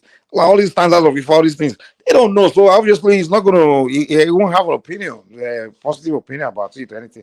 Because all these things is that okay, these Nigerians are poor, there's no advancement going on there. And okay, why should I recognize this? Whereas I look on the other side, the European society is moving forward, advancing. Well, I gotta respect these people more, and I gotta look down on these Africans. But which, of course, if you're looking from that angle, yeah, it makes sense to see things like that. But if you look deeper and deeper and deeper, I understand that. Hold on, there's the reason why this is like this. There's some, something that's not rightly structured. These people you are saying they are not advancing. But of course, the people that are supposed to invest in them don't want to have nothing to do with them. Mike, we're talking about this Baba that knows all these things. When the president, the governors, they are all Muslims and Christians. They don't want nothing to do with these kind of people. So if you are the authority in control of the finances, you're supposed to invest in your people. You're not investing in those environment, those people there to see what they can come out of it. Of course, you're not going to get anything out of it. So President is also see it that way. The President will just like, okay, if you people are saying these people have this brain, they have this knowledge, they have this, why are they not doing anything? Because the authorities in charge are not investing in that area. They don't want to have anything to do with them. Okay, so Mike, I found the name of that element in that chewing stick. It's called Nicosan. So if you Google Nicosan, you will see Nigeria will come up. It's a herbal drug for sickle cell from Nigeria. You will see Niprisan. It's called formerly Nicosan, normally called Niprisan. That is Nigerian, no? They have changed the names 3 occasions now, Babati. Niprisan. But how did we lose that the rights to that Simba? What happened? Why would you say the patent for that medication? Why? Oh, make sense because now. Of money now. Because of money now. Whoa. You can make more money down the road now. Well, go ahead again. This is why we are saying let us have the right people in the position of authority that can bring the best brain and use them to develop that country. When I stand or call for free education, people will say I'm a socialist. A country that does not invest heavily on education will lose, you see, all their potential. They won't be able to develop it, and others from outside that sees that potential in them will take it away from them. So in the case of this thing you are talking about now, it's because we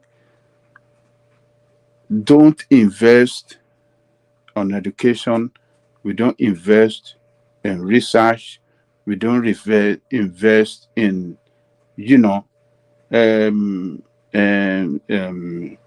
innovativeness and stuff like that.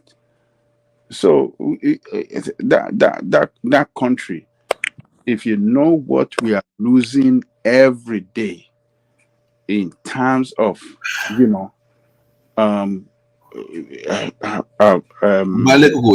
is a multi-billion-dollar business every year. They don't invest in their people. They don't. That's the Thank problem. you. That is another. But Yes, education is an that is a investment in the billion people. for your country every year now. Do you know how many medicine that, you know, we can develop in that country to cure a lot of diseases, and we can export that can generate trillions for us? Let me bust your bubble, Ajane Koko. You know, malaria is an African thing. Yes. Our dongoyaro. You know dongoyaro. I wanted to say that now to be me. Kini dongoyaro is capable of fetching us. Why can't you just if you take dongoyaro, both the drug, and one thing we don't understand is that heat. You know, when you have malaria, the first thing you notice is you having fever. That high temperature can actually kill malaria parasites. And that's why they will say you drink it, then they will bath you with that hot water. You will sweat it out within some few hours, you'll be fine. You understand? But the one that we are taking, 3 days, 4 days, 5 days, you are still taking medication, you are not better. And those are the ones that we are buying with billions of dollars every year. We are sick. But do you know how much money we'll be making every year in pharmaceutical only every year in that country? If they can just invest in that education every year. Let me tell you, Babati, as at 2008, 2009, I used to recommend that medication, and the one that they take for 1 month usually cost them at 5,000 naira as at 2008. 5,000 naira as at 2008. So, hey, you can guess now. In fact, it is beyond the reach of an average Nigerian now. What a powerful. 100,000 cannot buy the one that you use for just 1 month.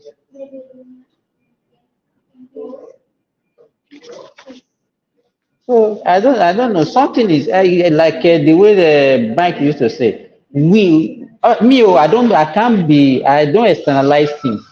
I take responsibility. All of us, we are sick. We have problems generally. And if we don't realize that, then there won't be solution to our problem. We have to accept that we have problems. Generally, we can't be blaming some people for this problem.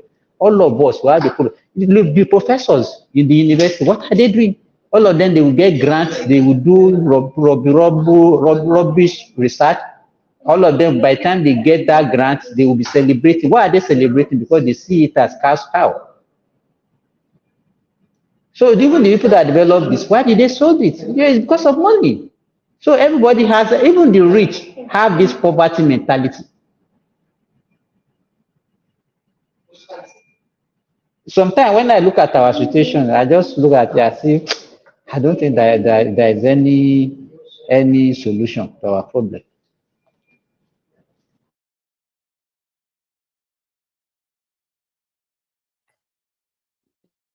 Well, well, sometimes I don't see a way out, or because even for those that come up with any innovation, the system always find a way to destroy them. Where out of frustration, you will leave the country or abandon that project. So even the few smart ones amongst you that want to do something fantastic to help the country, the system will find a way to destroy that person or force that person to leave that environment for so-called greener pastures to thrive. You hear Simba, you hear all these kids winning awards, the best math kids in the world, whether it's from Sangota, from those two of them from the same school in Sangota in the world. What do you think happens when they got the best score in Jamba and whatever? They're gonna leave the country now. Some school somewhere is gonna pick them up and they will be gone. They are taking the best minds, they are leaving the country. Instead of please maybe invest in 2 universities, make them some top tier Harvard like in Nigeria, UI or Uniben. Pump money into it so you can retain these minds and you invest in them to invest in your own country. Because if that kid goes to Harvard or Stanford and comes up with some plan, they're going to establish that thing in that country. They're going to marry in those countries. They're not coming back again. They are Nigerians over in America. You lose that talent. So you are the one that train these kids. They got the best student in your country, but they're not benefiting your country in any way, shape, or form, and you're okay with that. And you keep losing people in their talent every day. And even those that are abroad that want to come back home and help the people, frustrating one. You can't look at what India and Japan and China are doing for their own diaspora to at least bring them back or work with them to help the country. You have a former deputy speaker years ago talking about we don't need Nigerians in the diaspora. A whole deputy speaker dismissing the bill for diasporans to have a place in the House of Representatives. So when you have people like that, give me hope, there's no hope. If a person that maybe by just what do you call it, by crooked means find himself in position of authority, how does he know the importance of having people in diaspora? I mean, he doesn't know the importance. He doesn't know. He doesn't. He lives in an environment that is undeveloped, and he doesn't. Diaspora to him, they are a threat to his authority, and that is why he doesn't want to hear anything about people in diaspora at all. So that is the mindset of people that mediocre, that just found themselves in position of authority. So when others that have seen the world, that have traveled to many parts of the world, that have seen the way things are done right and are trying to introduce it, so it becomes a threat to them. So that's why you see the deputy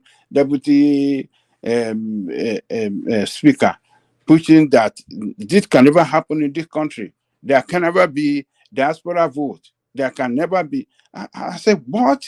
Shioguni, what is this? Abati. Yeah. The same guy was against diaspora voting too. Femi had to come and Femi was the speaker then, right? He had to come cover for his nonsense. Yeah, he didn't mean it that way. Don't cover it. We know what you guys are planning. Yeah, what do you mean? Doesn't mean we know what we heard what he said now. Yeah. It's just unfortunate that when they are losing people, You know, when it comes to that area of Lagos, I know what's going on when it comes to this market. You should know. People are liquidating their houses in Banjo to travel abroad. They are leaving. Àwọn èèyàn rò pé eré ni nǹkan tó ń ṣẹlẹ̀ ní Nàìjíríà kò ń ṣeré náà. Kì í ṣe àwọn tó ṣe middle class before it used to be middle class or don't live. Even people that have money are leaving the country. They are leaving. Because it looks like a futuristic country. That is why. You could be okay today, but what do you know that is going to happen to you tomorrow? There is no you don't see the future. mission, You don't know what is coming your way in the future. And that's what I'm saying. That there's no vision, no direction. That is the problem. National plan. We don't know the plan. We don't even know where the country is. We don't know. There's no clear vision of where Nigeria is going. No national plan. Mike, somebody sold their Aja place. You know those covered estate. $34,000 for a 3-bedroom meal body in Aja. Seriously. Maybe I need to go and start buying all their properties. Who do you think is buying it? It's their brothers that are buying it up now. They're the one buying all those places, and people are living and they are buying. That's crazy. Man, I don't know. If you don't do something in the next 2 years, before you know what's going on, that place is going to collapse. I'm telling you. When nobody that has money is buying anything anymore, who's going to do? Is going to buy the cars. Is going to spend the extra income on TV shows or movie tickets. Disposable income. Who do you think is going to spend that money when they're all leaving the country?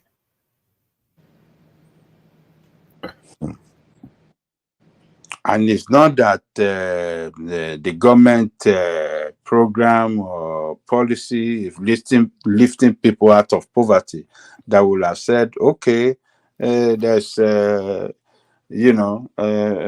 prospect for the future, and what do you do as a government? You meet with these people that are living. Okay, we will lower in America. They'll say, okay, come here, we will adjust your tax system. Let's bring it down. That's the first thing they do in America. Bring that tax rate down to keep them. You must find a way to keep your rich people in the country now. If the government wants to leave, what do you need? Our political class, they don't. Those people just don't. They don't listen. They believe that the position is just to enrich themselves, and people can, and because they have security, strong security around them, they live in a well-secured place. Their family are well protected, so they don't feel it. And even when you see them, just look at from the way they dress. One dress be any to why do they dress so extravagant like this? You going to government office to work and you look so extravagant every day, from the head to toe. Extravagant. They wear every agbada and they are going to work. How can you work with that kind of dressing? Every day. Well, let me go. So Zambia is now a top destination for Nigeria to Japan. Zambia. People are going to Zambia from Nigeria now. Japan is now African. I'm telling you, Zambia. Look, people don't know all this. I'm telling you, look, Zambia of all places, we're not going there to go and Japan, whatever they're doing there. Because it's stable there. How Nigeria don't going to wherever? Where is this stable? Where can I just live, lay my head, sleep well, can make ends meet, eat good food, and have electricity? I mean, security. That is just it. Because Nigerians in 1 year, it's not a rocket science.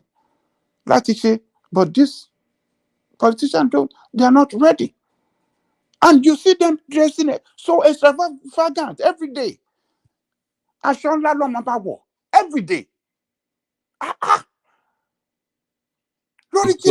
So, but can I ask a question? You know, these governors of the Southwest, they met today, and part of their resolution was that they're going to invest in farming. And I'm very invest in this. Like all said, like it was like, come on, like guys, like Gomelo. You know, if you do this like almost how many years ago, like why you even just get to work? Anyone nìkan ṣe àwọn tó bá nìkan ṣe ò kí ń sọ̀rọ̀ púpọ̀ jù. Àwọn Action ẹ máa rí. iṣẹ́ yá ni as a support anthem. So yellow kan máa yá. Anthem ni lọ discuss bẹ́ẹ̀ for 4 hours.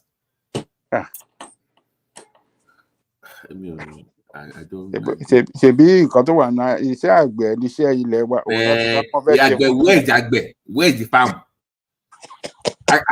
Akọ̀kọ́ lẹ́nu ni àbí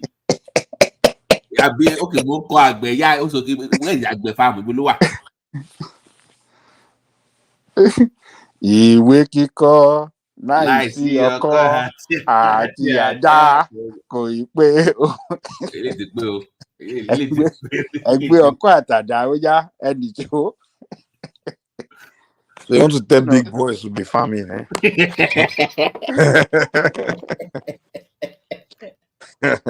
Surely, let me just tell you, when I just look at those people on the TV, in the parliament or the governors, I see those people dress so manikilo date of dress toto every day.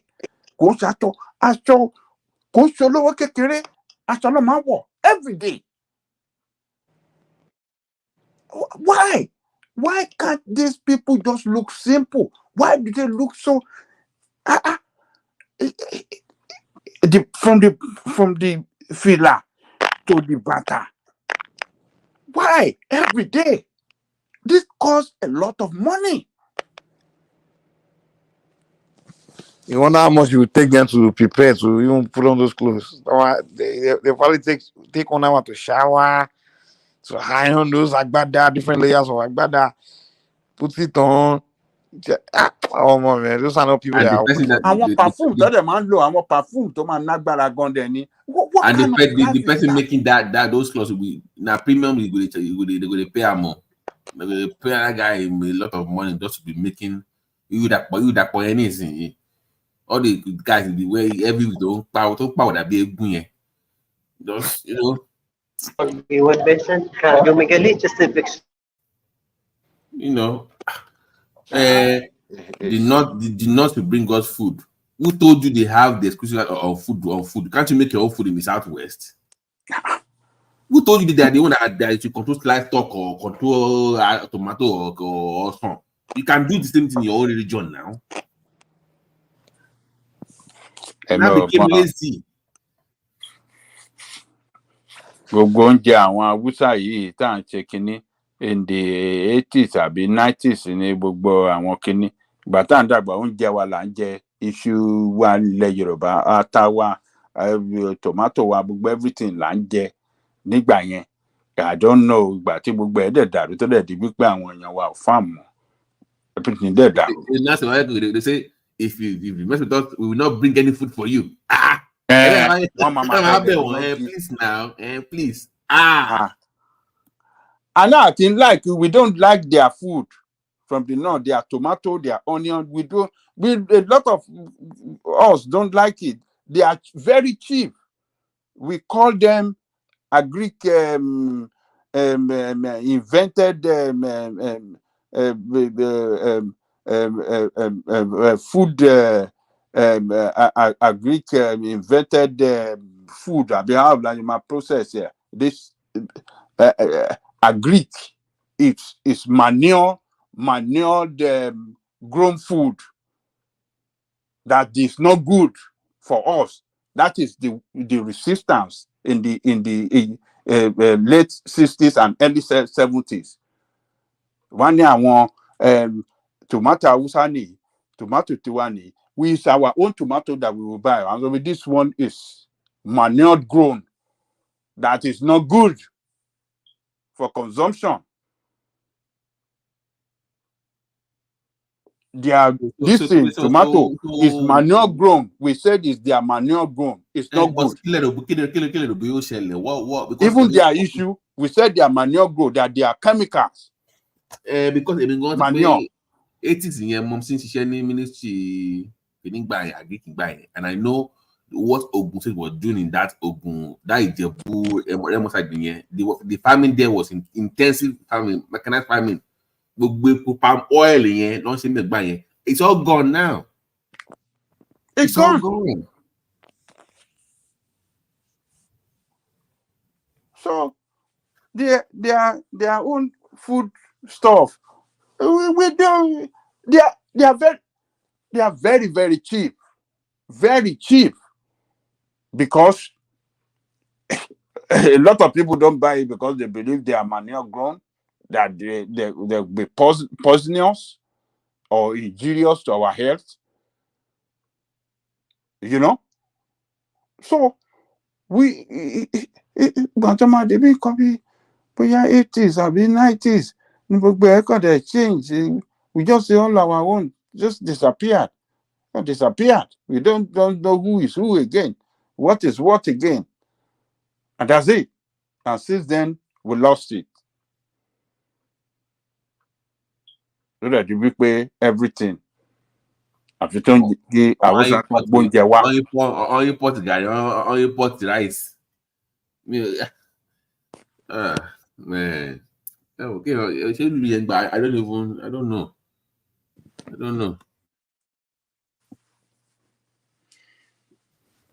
Me against the protest, when Nigeria need the protest, they need that to come out, and so, but beyond politics now.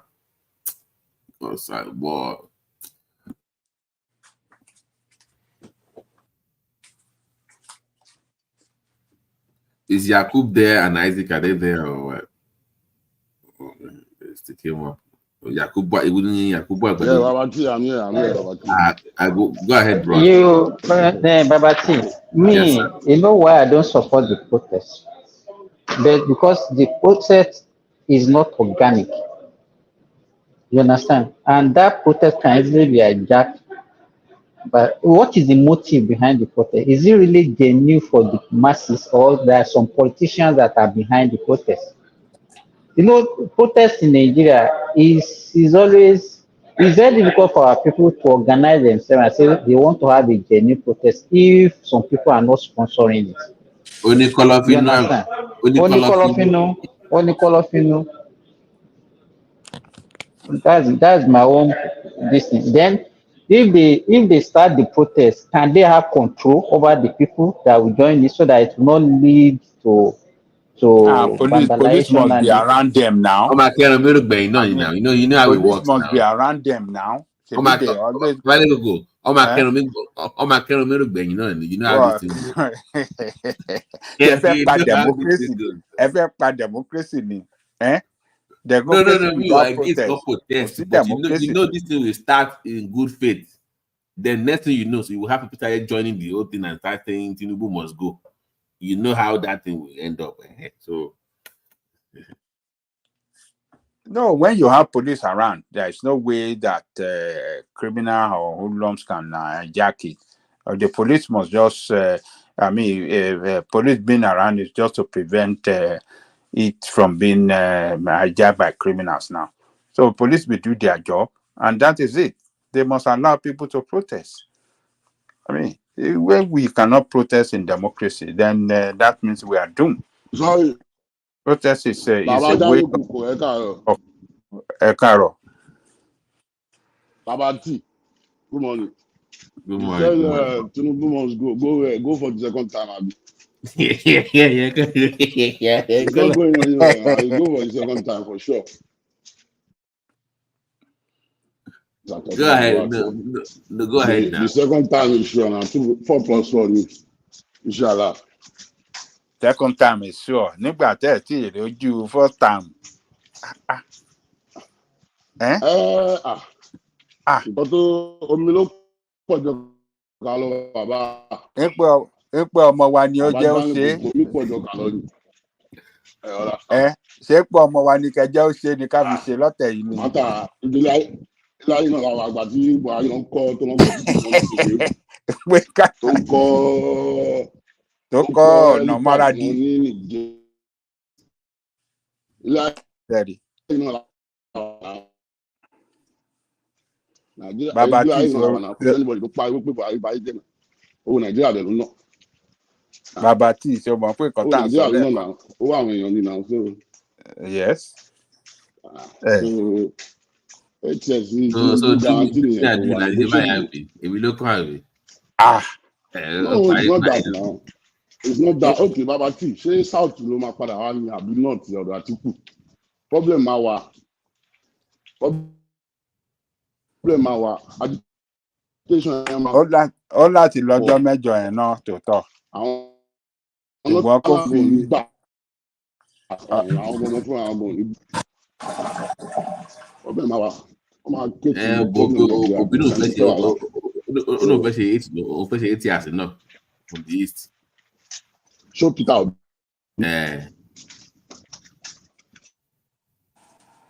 Show Peter Obi. Ó fẹ́ ṣe 8 years náà. A lọ ṣe ní Anambra náà. Yakubu ogbogbo tí Obi sọ ni Obi ní Labour ní káwọn fún Obi death ní structure Obi ní kọ́ máa fún wọn structure pé kọ́ fi wọ́n lẹ̀. Orí bí ọmọdé tó fẹ́ sí. Àwọn IPOB member ni wọn náà. So what do you expect? Former bí ọmọ gbẹdọ máa ní structure wọn máa lè trace wọn now. Àṣírí àtú àbí. Trace wọn to their root. Yes na. Àwọn àgùntàn tó ń fi ọ̀pá tó fi ń tẹ̀ káàkiri nìyẹn. Àwọn tó bá bàbá dálé kòkò àwọn tó bá lórí pípé láti ṣáìdì wọn yẹn ẹ máa rí pé wọn gbà tiwọn irú madam sira Emeka àwọn bẹ́ẹ̀ kọ̀ọ̀kan náà àwọn tó lórí pípé nu wọn gbà tiwọn náà àwọn mọ̀ nǹkan tó stand fún náà you know this is the same Peter Obi tó wá sórí online tó pariwo pé wọ́n wó fún ọmọ Ìgbò lẹ́kọ̀ọ́ wọn ṣe gbogbo ẹ̀ gbogbo ọ̀nà tó ń gbà lọ sí ọ́fíìsì ẹ̀ ní Victoria Island àgbègbè ní store ẹ̀ wá hàn ṣé kò mọ̀ pé àwọn family kan ló ní ilẹ̀ kan fi là wọ́n títì yẹn these are property of some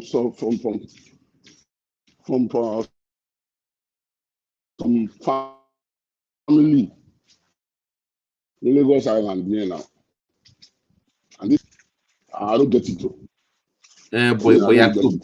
Yakub but ó máa ń ṣe pé òun mọ̀ nǹkan pa ìlú ṣe máa ń ṣe ó máa ń ṣe ojú àánú yẹn ní public bank. No, ó tweet na ṣe bó tweet ayé gbogbo ara ayé tweet rẹ̀ now everybody lórí bó ṣe tweet now nígbà incident landmark yẹn everybody lórí ibi tó fì sí náà so 2027 àmọ́ nǹkan tó máa lọ sọ fún wọn ní south bẹ́ẹ̀ àwọn èèyàn yìí sọ fún pàbó lórí burúkú yẹn ìwọ́n tó fẹ́ yẹ kó develop ọ̀dọ̀ wa ní ká dìbò fún wọn á jùkò fún 2027 yẹn kọ́lọ́n jẹ́ kẹ́mi wá wà gbogbo ara máa rí nǹkan tó máa ṣẹlẹ̀ náà mo lè sọ nǹkan tó máa ṣẹlẹ̀ ní south east. sórí ìbò south east yẹn gan kò lè rúbò yẹn mọ́ bẹ́ẹ̀ yẹn gan àwọn gan náà ìmí inú wọn ní dìbò for that much compared to what they did last time because kí ni àfẹ́ tí wọ́n lè kó gan ẹ̀rọ abáwọn pé wọ́n máa tó bí yín dá ẹ̀sìn dọ́rẹ́ ẹ̀wò. ìjọ òní mo wà ní orí kí ni mo kọ wà ní background joy of nation ó ní àwọn èèyàn suffer ní Nàìjíríà anyway mi mo yàn tó lè pass message yìí sí wọn máa nù bóyá tó bá di next week after màá volunteer ara mi màá wá sí online I will show the platform bí Èkó ìṣeré pé ibi táwọn èèyàn bá ti ń jìyà màá kọ́ lọ sí island màá show Quilos gbogbo àwọn club wọn bẹ̀ màá wá sí mainland Apapa road màá wá sí Ìlérè màá wọ̀ Ìkẹjà so kí joy of nation kó wá sọ àwọn èèyàn tó di bẹ́ẹ̀ nílẹ̀ Ìgbò ṣá mo mọ nǹkan tó Èkó yìí kò rí bẹ́ẹ̀ yẹn o àní from Thursday to Sunday gbogbo everywhere máa block ní àwọn èèyàn ṣe ló kàn èmi ibi táwọn èèyàn ti sọ fà mo rí ibi táwọn ti ń ṣe oúnjẹ jẹ ní ilé o So bóyá lẹ̀ Igbo tí wọn náà ti ń suffer, I don't know. But lẹ́kọ̀ọ́ yìí, àbí ṣebí Sunday aṣèwà ní Lekki Abimbola lọ tí ọmọ tó àbúrò mi tó ń sílẹ̀ yẹn. You saw what is going on now. You saw this, you know. But So I was even glad come, Ekolo host Yoruba Summit ní the 6 governors. That was very symbolic, and we both know why they chose Lagos. Èmi àti ìjẹta tí mo wá, èmi àti Ọlá àjọ sọ̀rọ̀ nípa regional government. Gbogbo ara mọ region tí ó ti rẹ̀ jù láti jẹ́ ká everybody ṣe regional cleaner. Àwọn kò lè pay wọn ni, àwọn ló ń spread ìjú kò lè pay. Ọmọ beginning ò lè pay. It's not even about spread. It's not even about spread. When it comes in terms of the food, Yorùbá máa ṣùgbọ́n tá a bá ní àmà jẹ àwọn onílẹ̀ bá fẹ́ fi gbìn kan náà landlord ni wọ́n náà. They don't have anything on lórí wọn nílẹ̀ àwọn Calabar yẹn ò dẹ̀ nígbà fún wọn. Calabar ló ń gbójúlé tó súnmọ́ Abia yẹn àbí ṣé Akwa Ibom ni. Wọ́n máa yan onígbà fún no. I don't really like to join in their matter, but àwọn náà máa ń fẹ́ gbẹ̀nu sí ọ̀rọ̀ yẹn. Ẹ̀yin dẹ̀ ní ìpánu lè yín jò ẹ̀ lọ di ẹ̀wọ̀n olé onílé. Rúùfù tí yín gan jò ẹ̀ lọ di.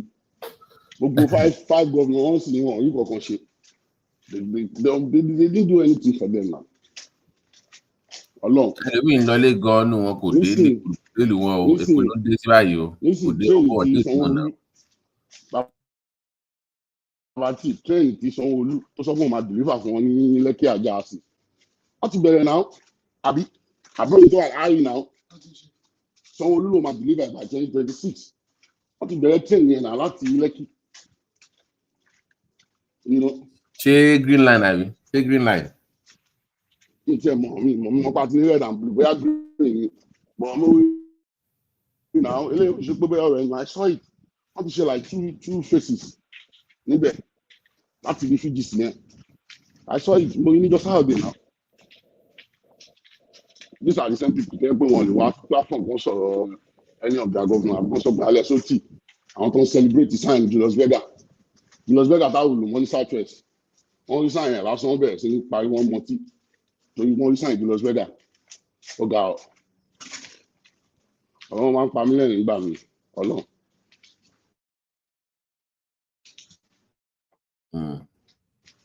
Àwọn èèyàn tó celebrate sign Julius Berger tó ti liquidate ní South West even company wọn tó wà ní orí bridge ọ̀tọ̀ ẹ̀gọ́ mi lérò kó wà ń bẹ̀ mọ́.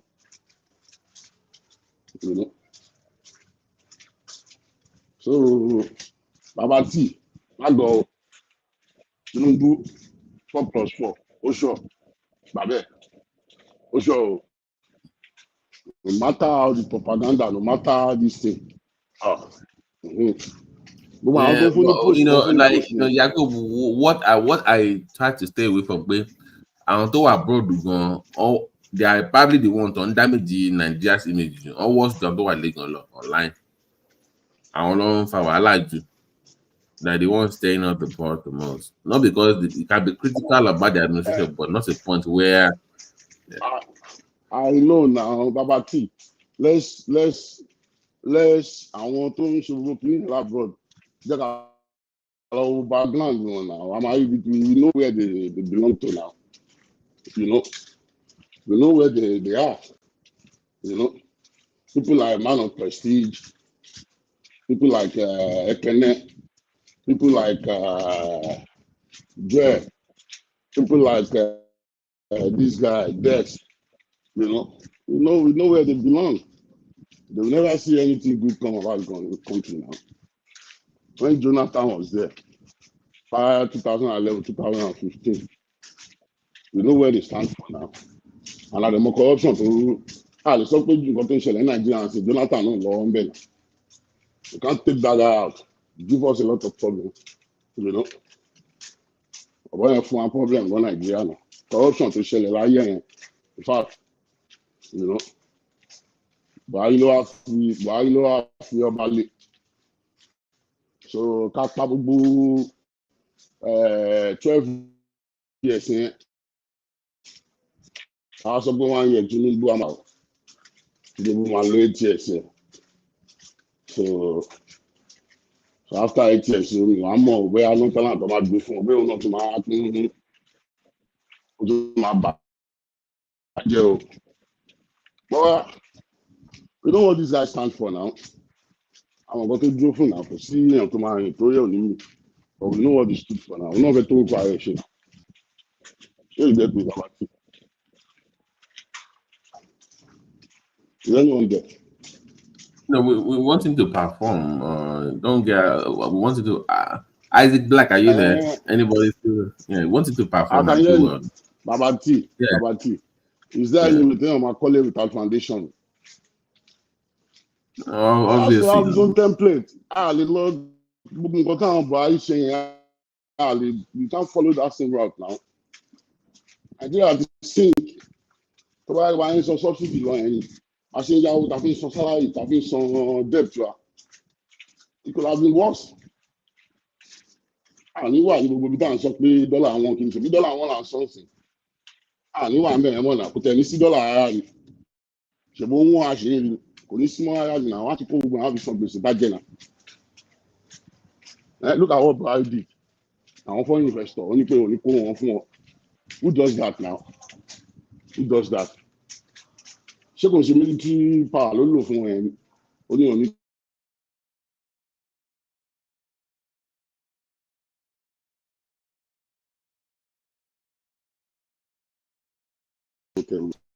Okay, sorry. Can you hear me? Yeah, we can hear you. Yeah, we can hear you. We can hear you. Go ahead. Mo láti lọ gba Ghana tí gbogbo àwọn airline yẹn sọ pé àwọn ò ní wá sí Nàìjíríà gbà àwọn foreign airline torí policy Buhari. Look at what Emefiele did. It's monetary policy, the Minister of Finance, the commercial. I don't know. Anything, but I want to gbọ́. So ìlú òun màmá lọ́nà tí Minister of Finance máa lóun gbọ́ ohun ọgbọ́n pa òun kàn ní news. So blame Tinubu now, well, I see it as part of politics. So and the man himself, I'm a boy come when it comes to local company. Continue calling them, you know. So Baba can blame Tinubu, àwọn èèyàn jápa, àwọn èèyàn ṣe kínní. Báwo ni Nàìjíríà ò jápa? Tó bá kan wà sí Nàìjíríà ò jápa ni, ó kàn lè pọ̀ ju àwọn lọ rí. Àwọn tó jápa lọ náà wọ́n máa jápa dára, àtọ́ bá débẹ̀ tán wọ́n máa yí kankan. Shabroad náà àrò mi. Right now, for you to get even cleaner job in Canada now, right now in Canada, there's job shortage, there's house shortage, there's food shortage, everything is short in Canada. Anybody want to Canada, I know Patostia and Allah, they are living in Canada. You know, that's the town Langbe, Calgary, Abata. I can remember during the time of Stephen Apple. Oh, they love under 6 months. Come out, multi-millionaire Nigeria. But right now, can you remember? So, anything is a global phenomenon now. Nigeria and community UK is even worse. UK is worse. You know. So,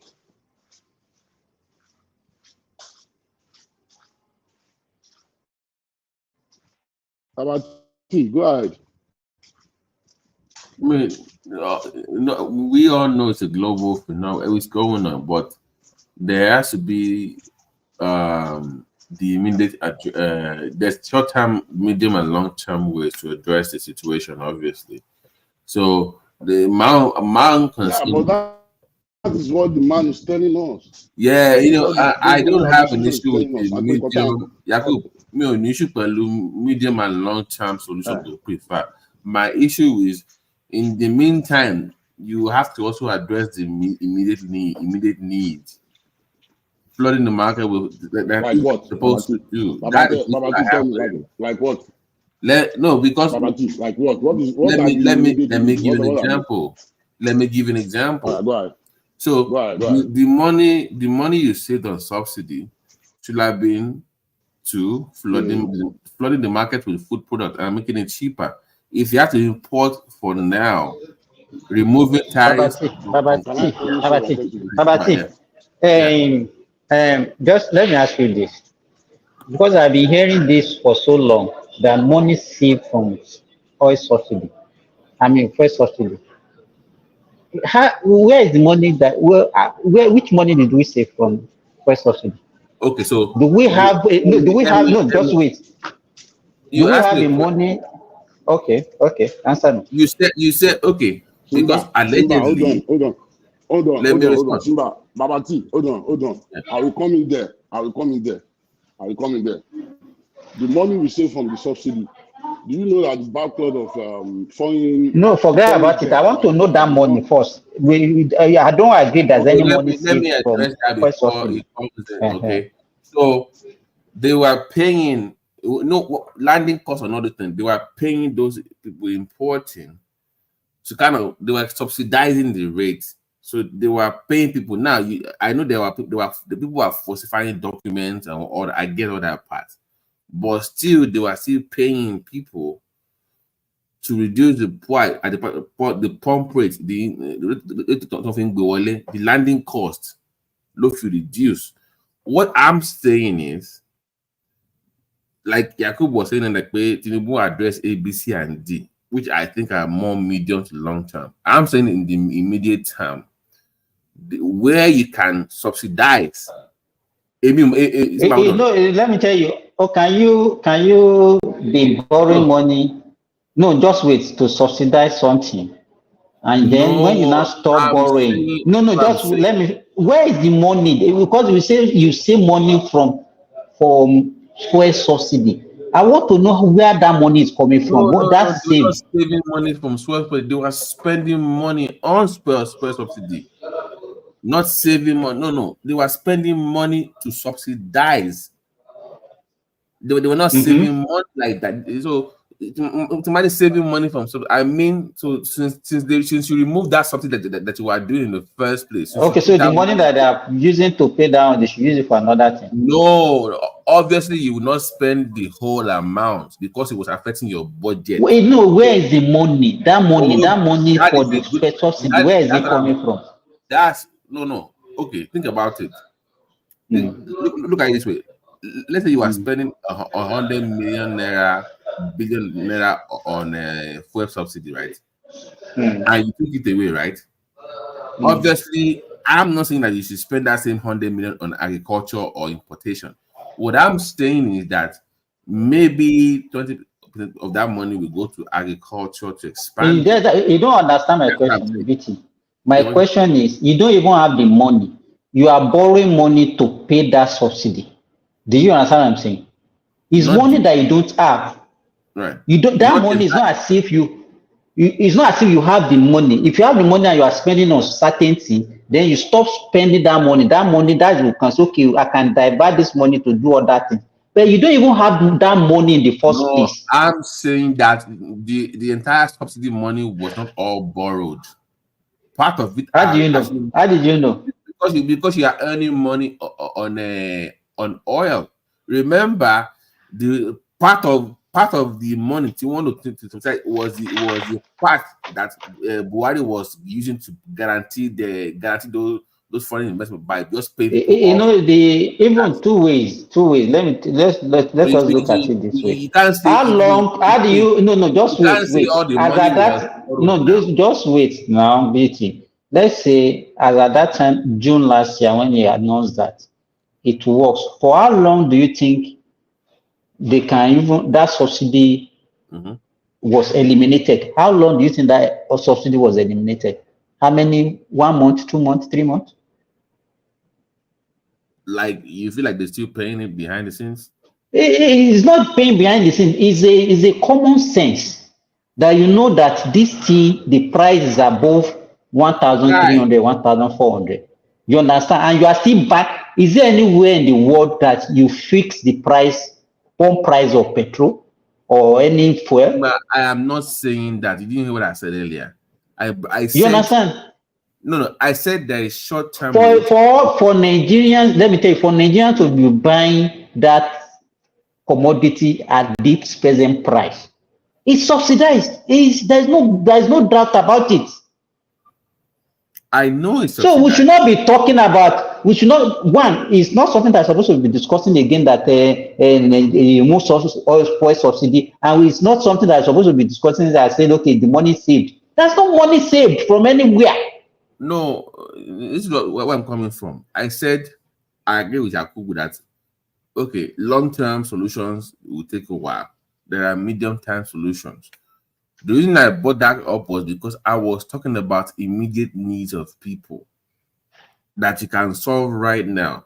If it includes borrowing money for, remember, it's short-term that I'm discussing now. We're not making it a permanent solution where we are feeding them. No, because it will affect your local business when it comes to agriculture. I talked about buying back from the farmers at a fixed rate when it comes to farm produce, to release tax benefits from people. There are things governments can do in the immediate term. Is what I was discussing. And so if it involves borrowing money to feed that in the short term, so be it. You can do that in the short term while you fix the foundation of the business, like Yakubu was describing. So while you are fixing your refineries, which will lower the cost, while you are addressing the good of farmers and whatever they're doing in that sector, in that immediate 1 or 2 years, you can afford to borrow or whatever you are saving, if you don't like that word, to feed your people in the meantime while you address the immediate needs.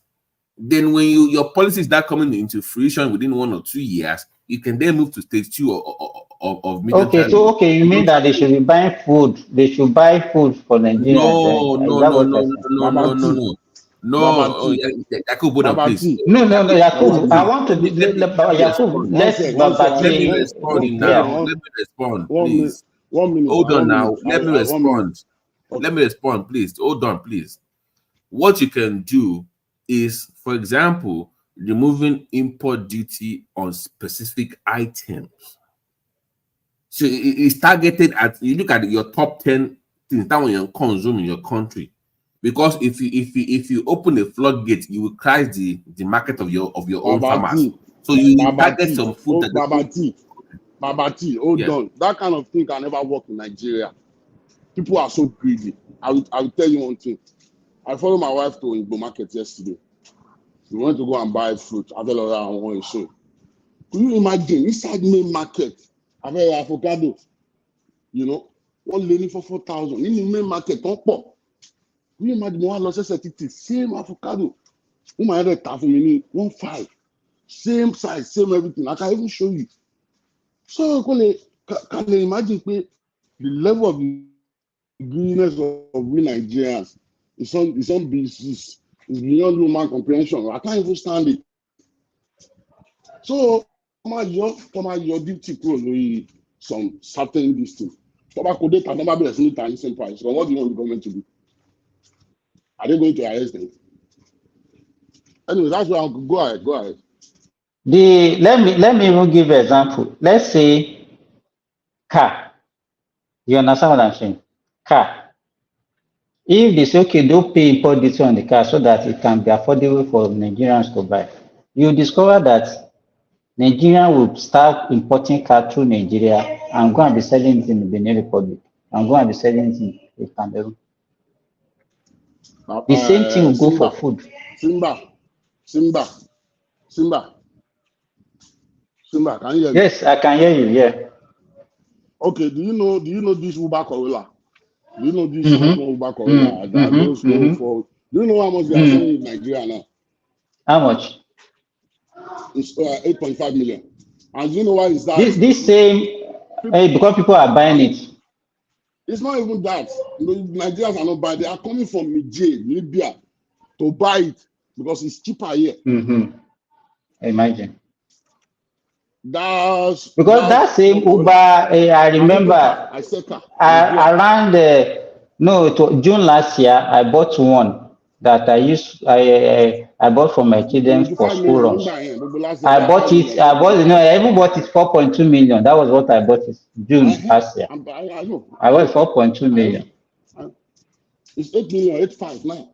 Even the Nigerian use is above 5 million. because people are coming from Niger, from Libya, from all these North African countries. Those small not one a lot of them. Tobacco 50, 100 motor. I remember fertilizer when they subsidized fertilizer that time. You know, so fertilizer. You remember that time the Yakub, there was a time they subsidized fertilizer in Nigeria. Yes, now. And then people start, before the farmers themselves, they would prefer to go and sell it because it pays them rather than to go to farm and use it for farming. They will make quick money from that instead of using it for farming. They prefer to keep it go back just than it because someone of tiny that cheap. And we are wicked now, we are wicked. Although we just kept on blaming government. I think, like what Babati used to say, we need Koboko. Koboko. We don't need all this democracy, all this rule of law and all this. You need somebody that will be hard or not. If you do such a thing. So Simba, in that Koboko democracy, you will have a price control board that will monitor all these things. Like you will price gouge people like this. Babati.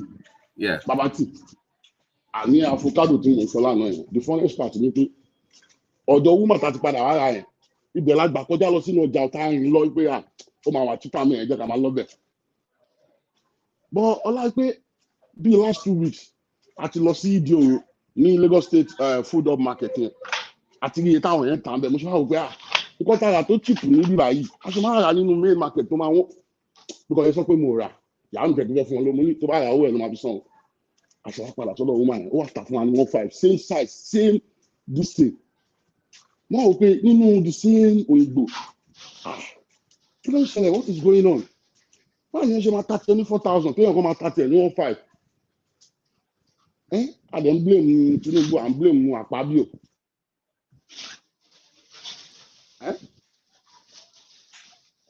Kò yé mi o, I don't get it. I don't get it. So basically, Simba, Simba, you're saying that we are our own worst enemy, Abi. I swear to you. Our own worst enemy. You don't let Jackie land this air. Jackie need same Lagos State for agri hub talking to Lagos State in me. I pint of tomato, fresh tomato, 5,000. So our mola don't take it in. So to back 100 of them, 10,000. No matter what. 10,000. No matter what. Follow. So I don't get it. Maybe Lagos State did want to yato. Lagos State they are more fresh, more bigger. Than it and mola we buy. Same thing to Ata. Ata one this thing is like 335 liar. That paint.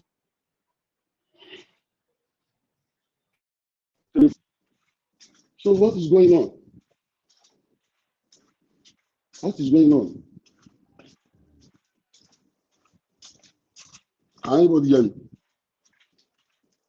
We can hear you. Okay. So nǹkan kan tí mo dẹ̀ tí mo notice táwọn Lagos State mójútó ní ẹ̀yìn mo rí pé àwọn ọmọ Igbo wọ́n máa wá sí kíní yẹn wọ́n lè kó àwọn wà like 20-50 because èèyàn kan crate márùn-ún ló lè rà wọ́n máa kó lọ síta wàá rí wọn níta wọ́n máa lọ máa tuta lówó ńlá because. Babati, can you hear? Babati, are you there? Can you hear that?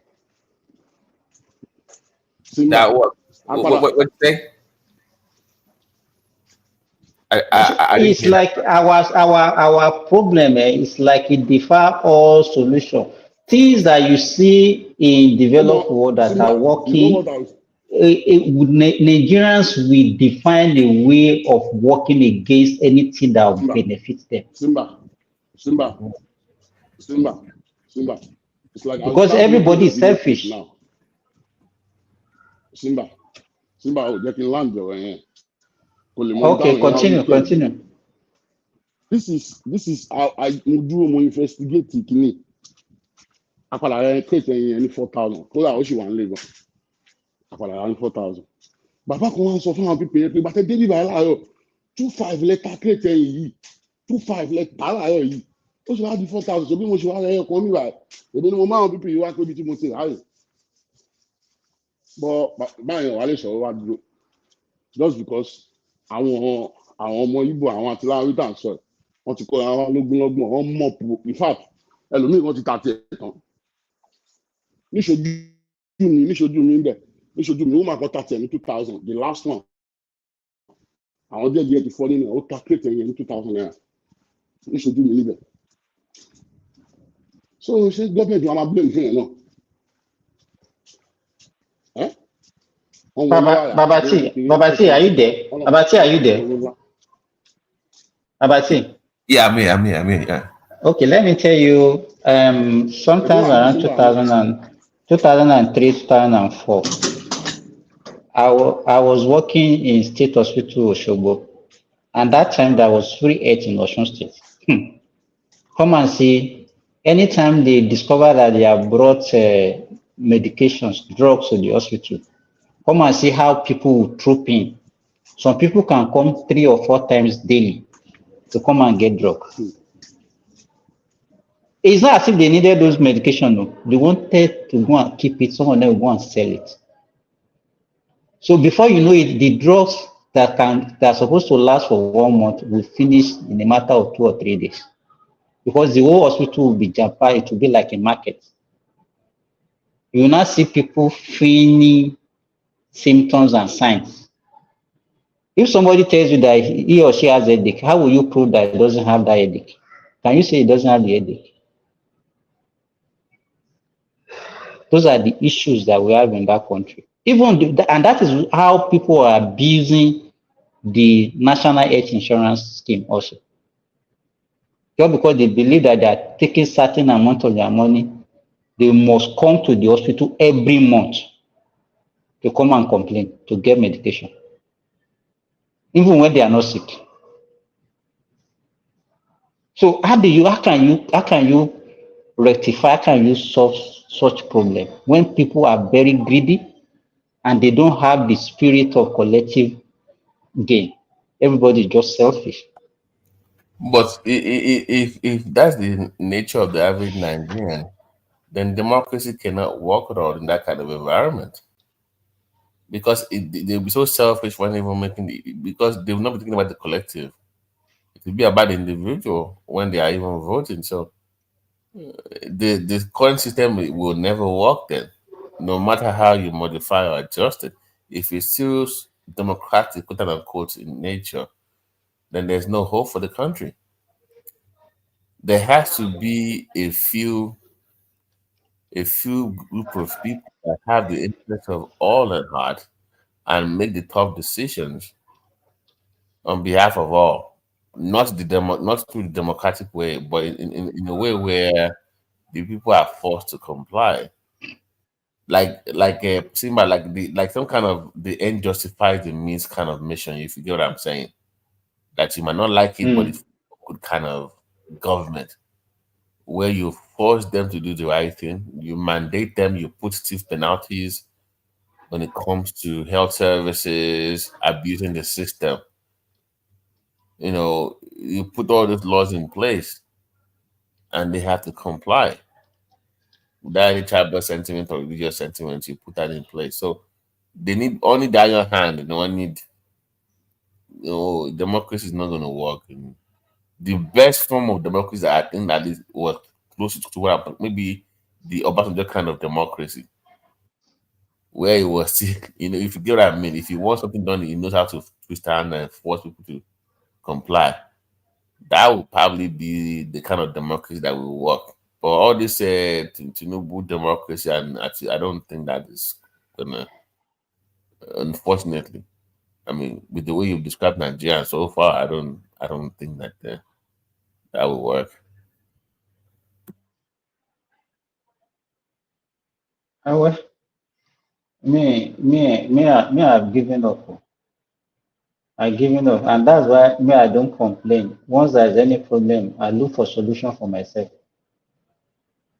Will you believe that there was this young man that I met that I thought I can empower?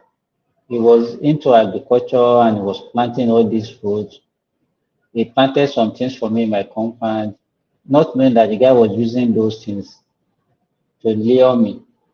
So he came to me and said, oh, if you can invest in this thing, this is how much you are going to make, since you have the land and everything.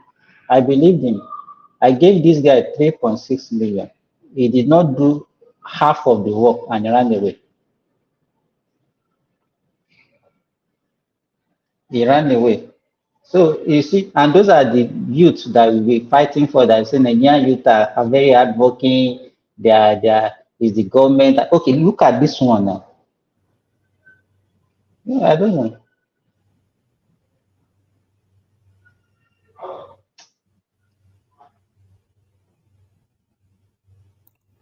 $3.6 million, you say? Yes, I gave him 3.6 million. 3.6 million. But could he value what he can gain beyond that? He has forgotten that if he did the work for me very well, it can even can be an eye opener. You understand? He will get a lot of work from me, from my friends, and he can make millions from it. But that is how they are myopic. Maybe he has used the money to go and buy something, to pay his rent, to give to his girlfriend and all those things. You understand? Now he will be running up and down. He won't have peace because I will not allow him to have peace. If I catch that guy, I'm going to kill him. If I will even imprison him. I will imprison him. I will not. I can spend 5 million to get that guy in prison. Believe me. So you know his families and friends and all that. I know I will get him. You know, I'm not even raising anything against him. I'm not giving him any hints as if I'm not even calling him. I'm not. You understand what I'm saying? I'm not doing anything to make him aware that okay, this guy is likely to take any action. I know I will track him. And there are a lot of them like that. There are a lot of them like that. And let me give you an example. I went to Nigeria for a business meeting with my parents, my dad, and so we were staying at one of our uncle's hotel, right? And then this guy I've not seen in over 30. I've not seen him since secondary school. So we kept in touch. He's married with kids. He's struggling, right? So Batimode, somebody said, your Baba is here. He came around. Even money come out from college. They were trying to expand in the Wasim area for a retired military officer, whatever. Okay, my help. Mo for any small job. Àwọn bàbá kan, àwọn náà bàbá abroad yẹn tẹ́ pé bá mi wá àwọn ọmọ fún wọn kọ́kọ́ lè fi ṣe ètò àbí. Just adẹ̀kọ̀wó fún. You know, these guys took half of the money and like pé òun san fún wọn. Ó ti kówó jẹ ń bẹ̀ already. Mo ní eléyìí ordinary small yàtọ̀ kó lọ gbọ́mọ wá. How can they trust you with millions of money? Imagine. O ti ń kówó kó lọ gbọ́mọ wá fáwọn bàbá ìkan fi kọ́kọ́ pa. O ti kówó ń bẹ̀. This guy that when and I asked our mom, okay, sọ fún yín. I had to give them okay, go and àwọn bàbá tó jókòó bẹ̀ yẹn ẹ tọ́jú wọn bẹ̀. Ó tún parọ́ fún àwọn ọmọ yẹn pé òun tún fún bàbá ni. And this guy kò gbé fóònù mọ́. Mo wá wò lọ́kàn pé how much ló gain gan? You could have made more. Èlò ni ló make ní pé kò fẹ́ because ní ojú ara ẹ̀ bẹ́ẹ̀ yẹn ó sì gbá mi nìyẹn inú ẹ̀ dùn. He cannot see that if he does that work very well, it can open opportunity for him. You understand? Like it's not even okay. Money on you, on the phone you. Just ṣètò fún wọn èlò ló máa kọ́sùn àwọn bíi ẹni mẹ́rin jọ báyọ̀ àwọn bàbá yìí àwọn abrojan kìíní ni báwọn kọ́ tọ́jú wọn I will pay them whatever just have them so they can have a good time blah blah blah blah that's it o ti bẹ̀rẹ̀ sí ṣe wọ́n ọ̀rọ̀ mbẹ̀ o tún block mi lórí Facebook bẹ́ẹ̀ ni pé o gbá mi lórí nǹkan ni what is wrong with this guy èlò náà you too. Oh man, Naija, I don't know. Ohun tó mú tó fi súnmọ́ ẹ náà ni ohun tó fẹ́ rí tó lè rí lára ẹ̀. It's not as if when work opportunity. At Nigeria, the guy was making 20K from a call center. But what you're going to make from this entire multi-general stuff? It's going to. On veut kó bá wọn mójútó rubber plant. On veut gbin rubber kìíní. Rubber ní wá sí mi area yẹn, right? When the buy come out, I don't know. Sorry, bro. That was his own problem, Gary. I don't know. Just this ajá kó fẹ́ gbá ẹ. Okay, ṣọmọ. Okay, imagine kó jẹ́ pé irú project yẹn wọ́n gbé fún pé kó mọ manage. Ṣé o mọ̀ pé tó máa fi jẹun nìyẹn?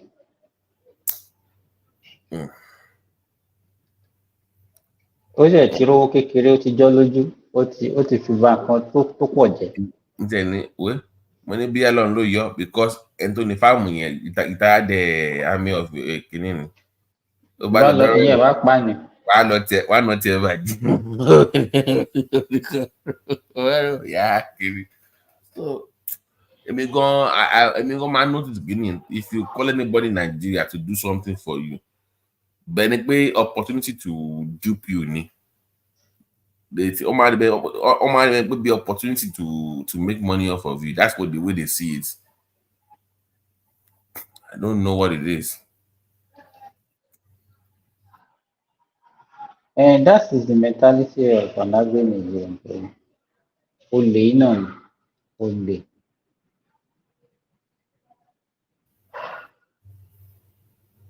Olè ni. It's even in the Quran, Babati is in the Quran that it will give you a leader that will be a reflection of the followers. You understand what I'm saying? Right. A máa fún yín ní àwọn olórí tó máa mirror irú èèyàn tí ẹ̀yin gangan jẹ́ fúnra yín. Ṣé tún rẹ̀ yẹ? So, and that's what I've been saying, that you cannot have, if you have a bad follower, there's no where you can have a good leader. Because it will be a reflection of the followers.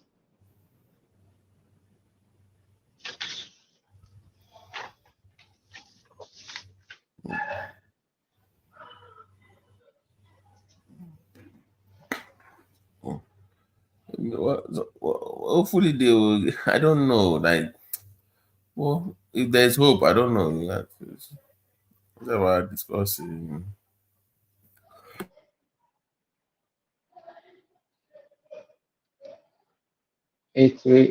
My only, maybe if there's anything like miracle, that's what, but the way we are going, it's very difficult.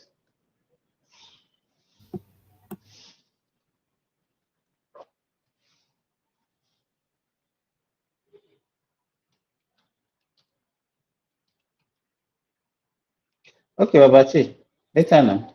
All right, I gotta bounce. Prince, sorry, I don't have the power to bring you in. I think you're our host, Mike and Thomas, they are off, so I gotta bounce. Thomas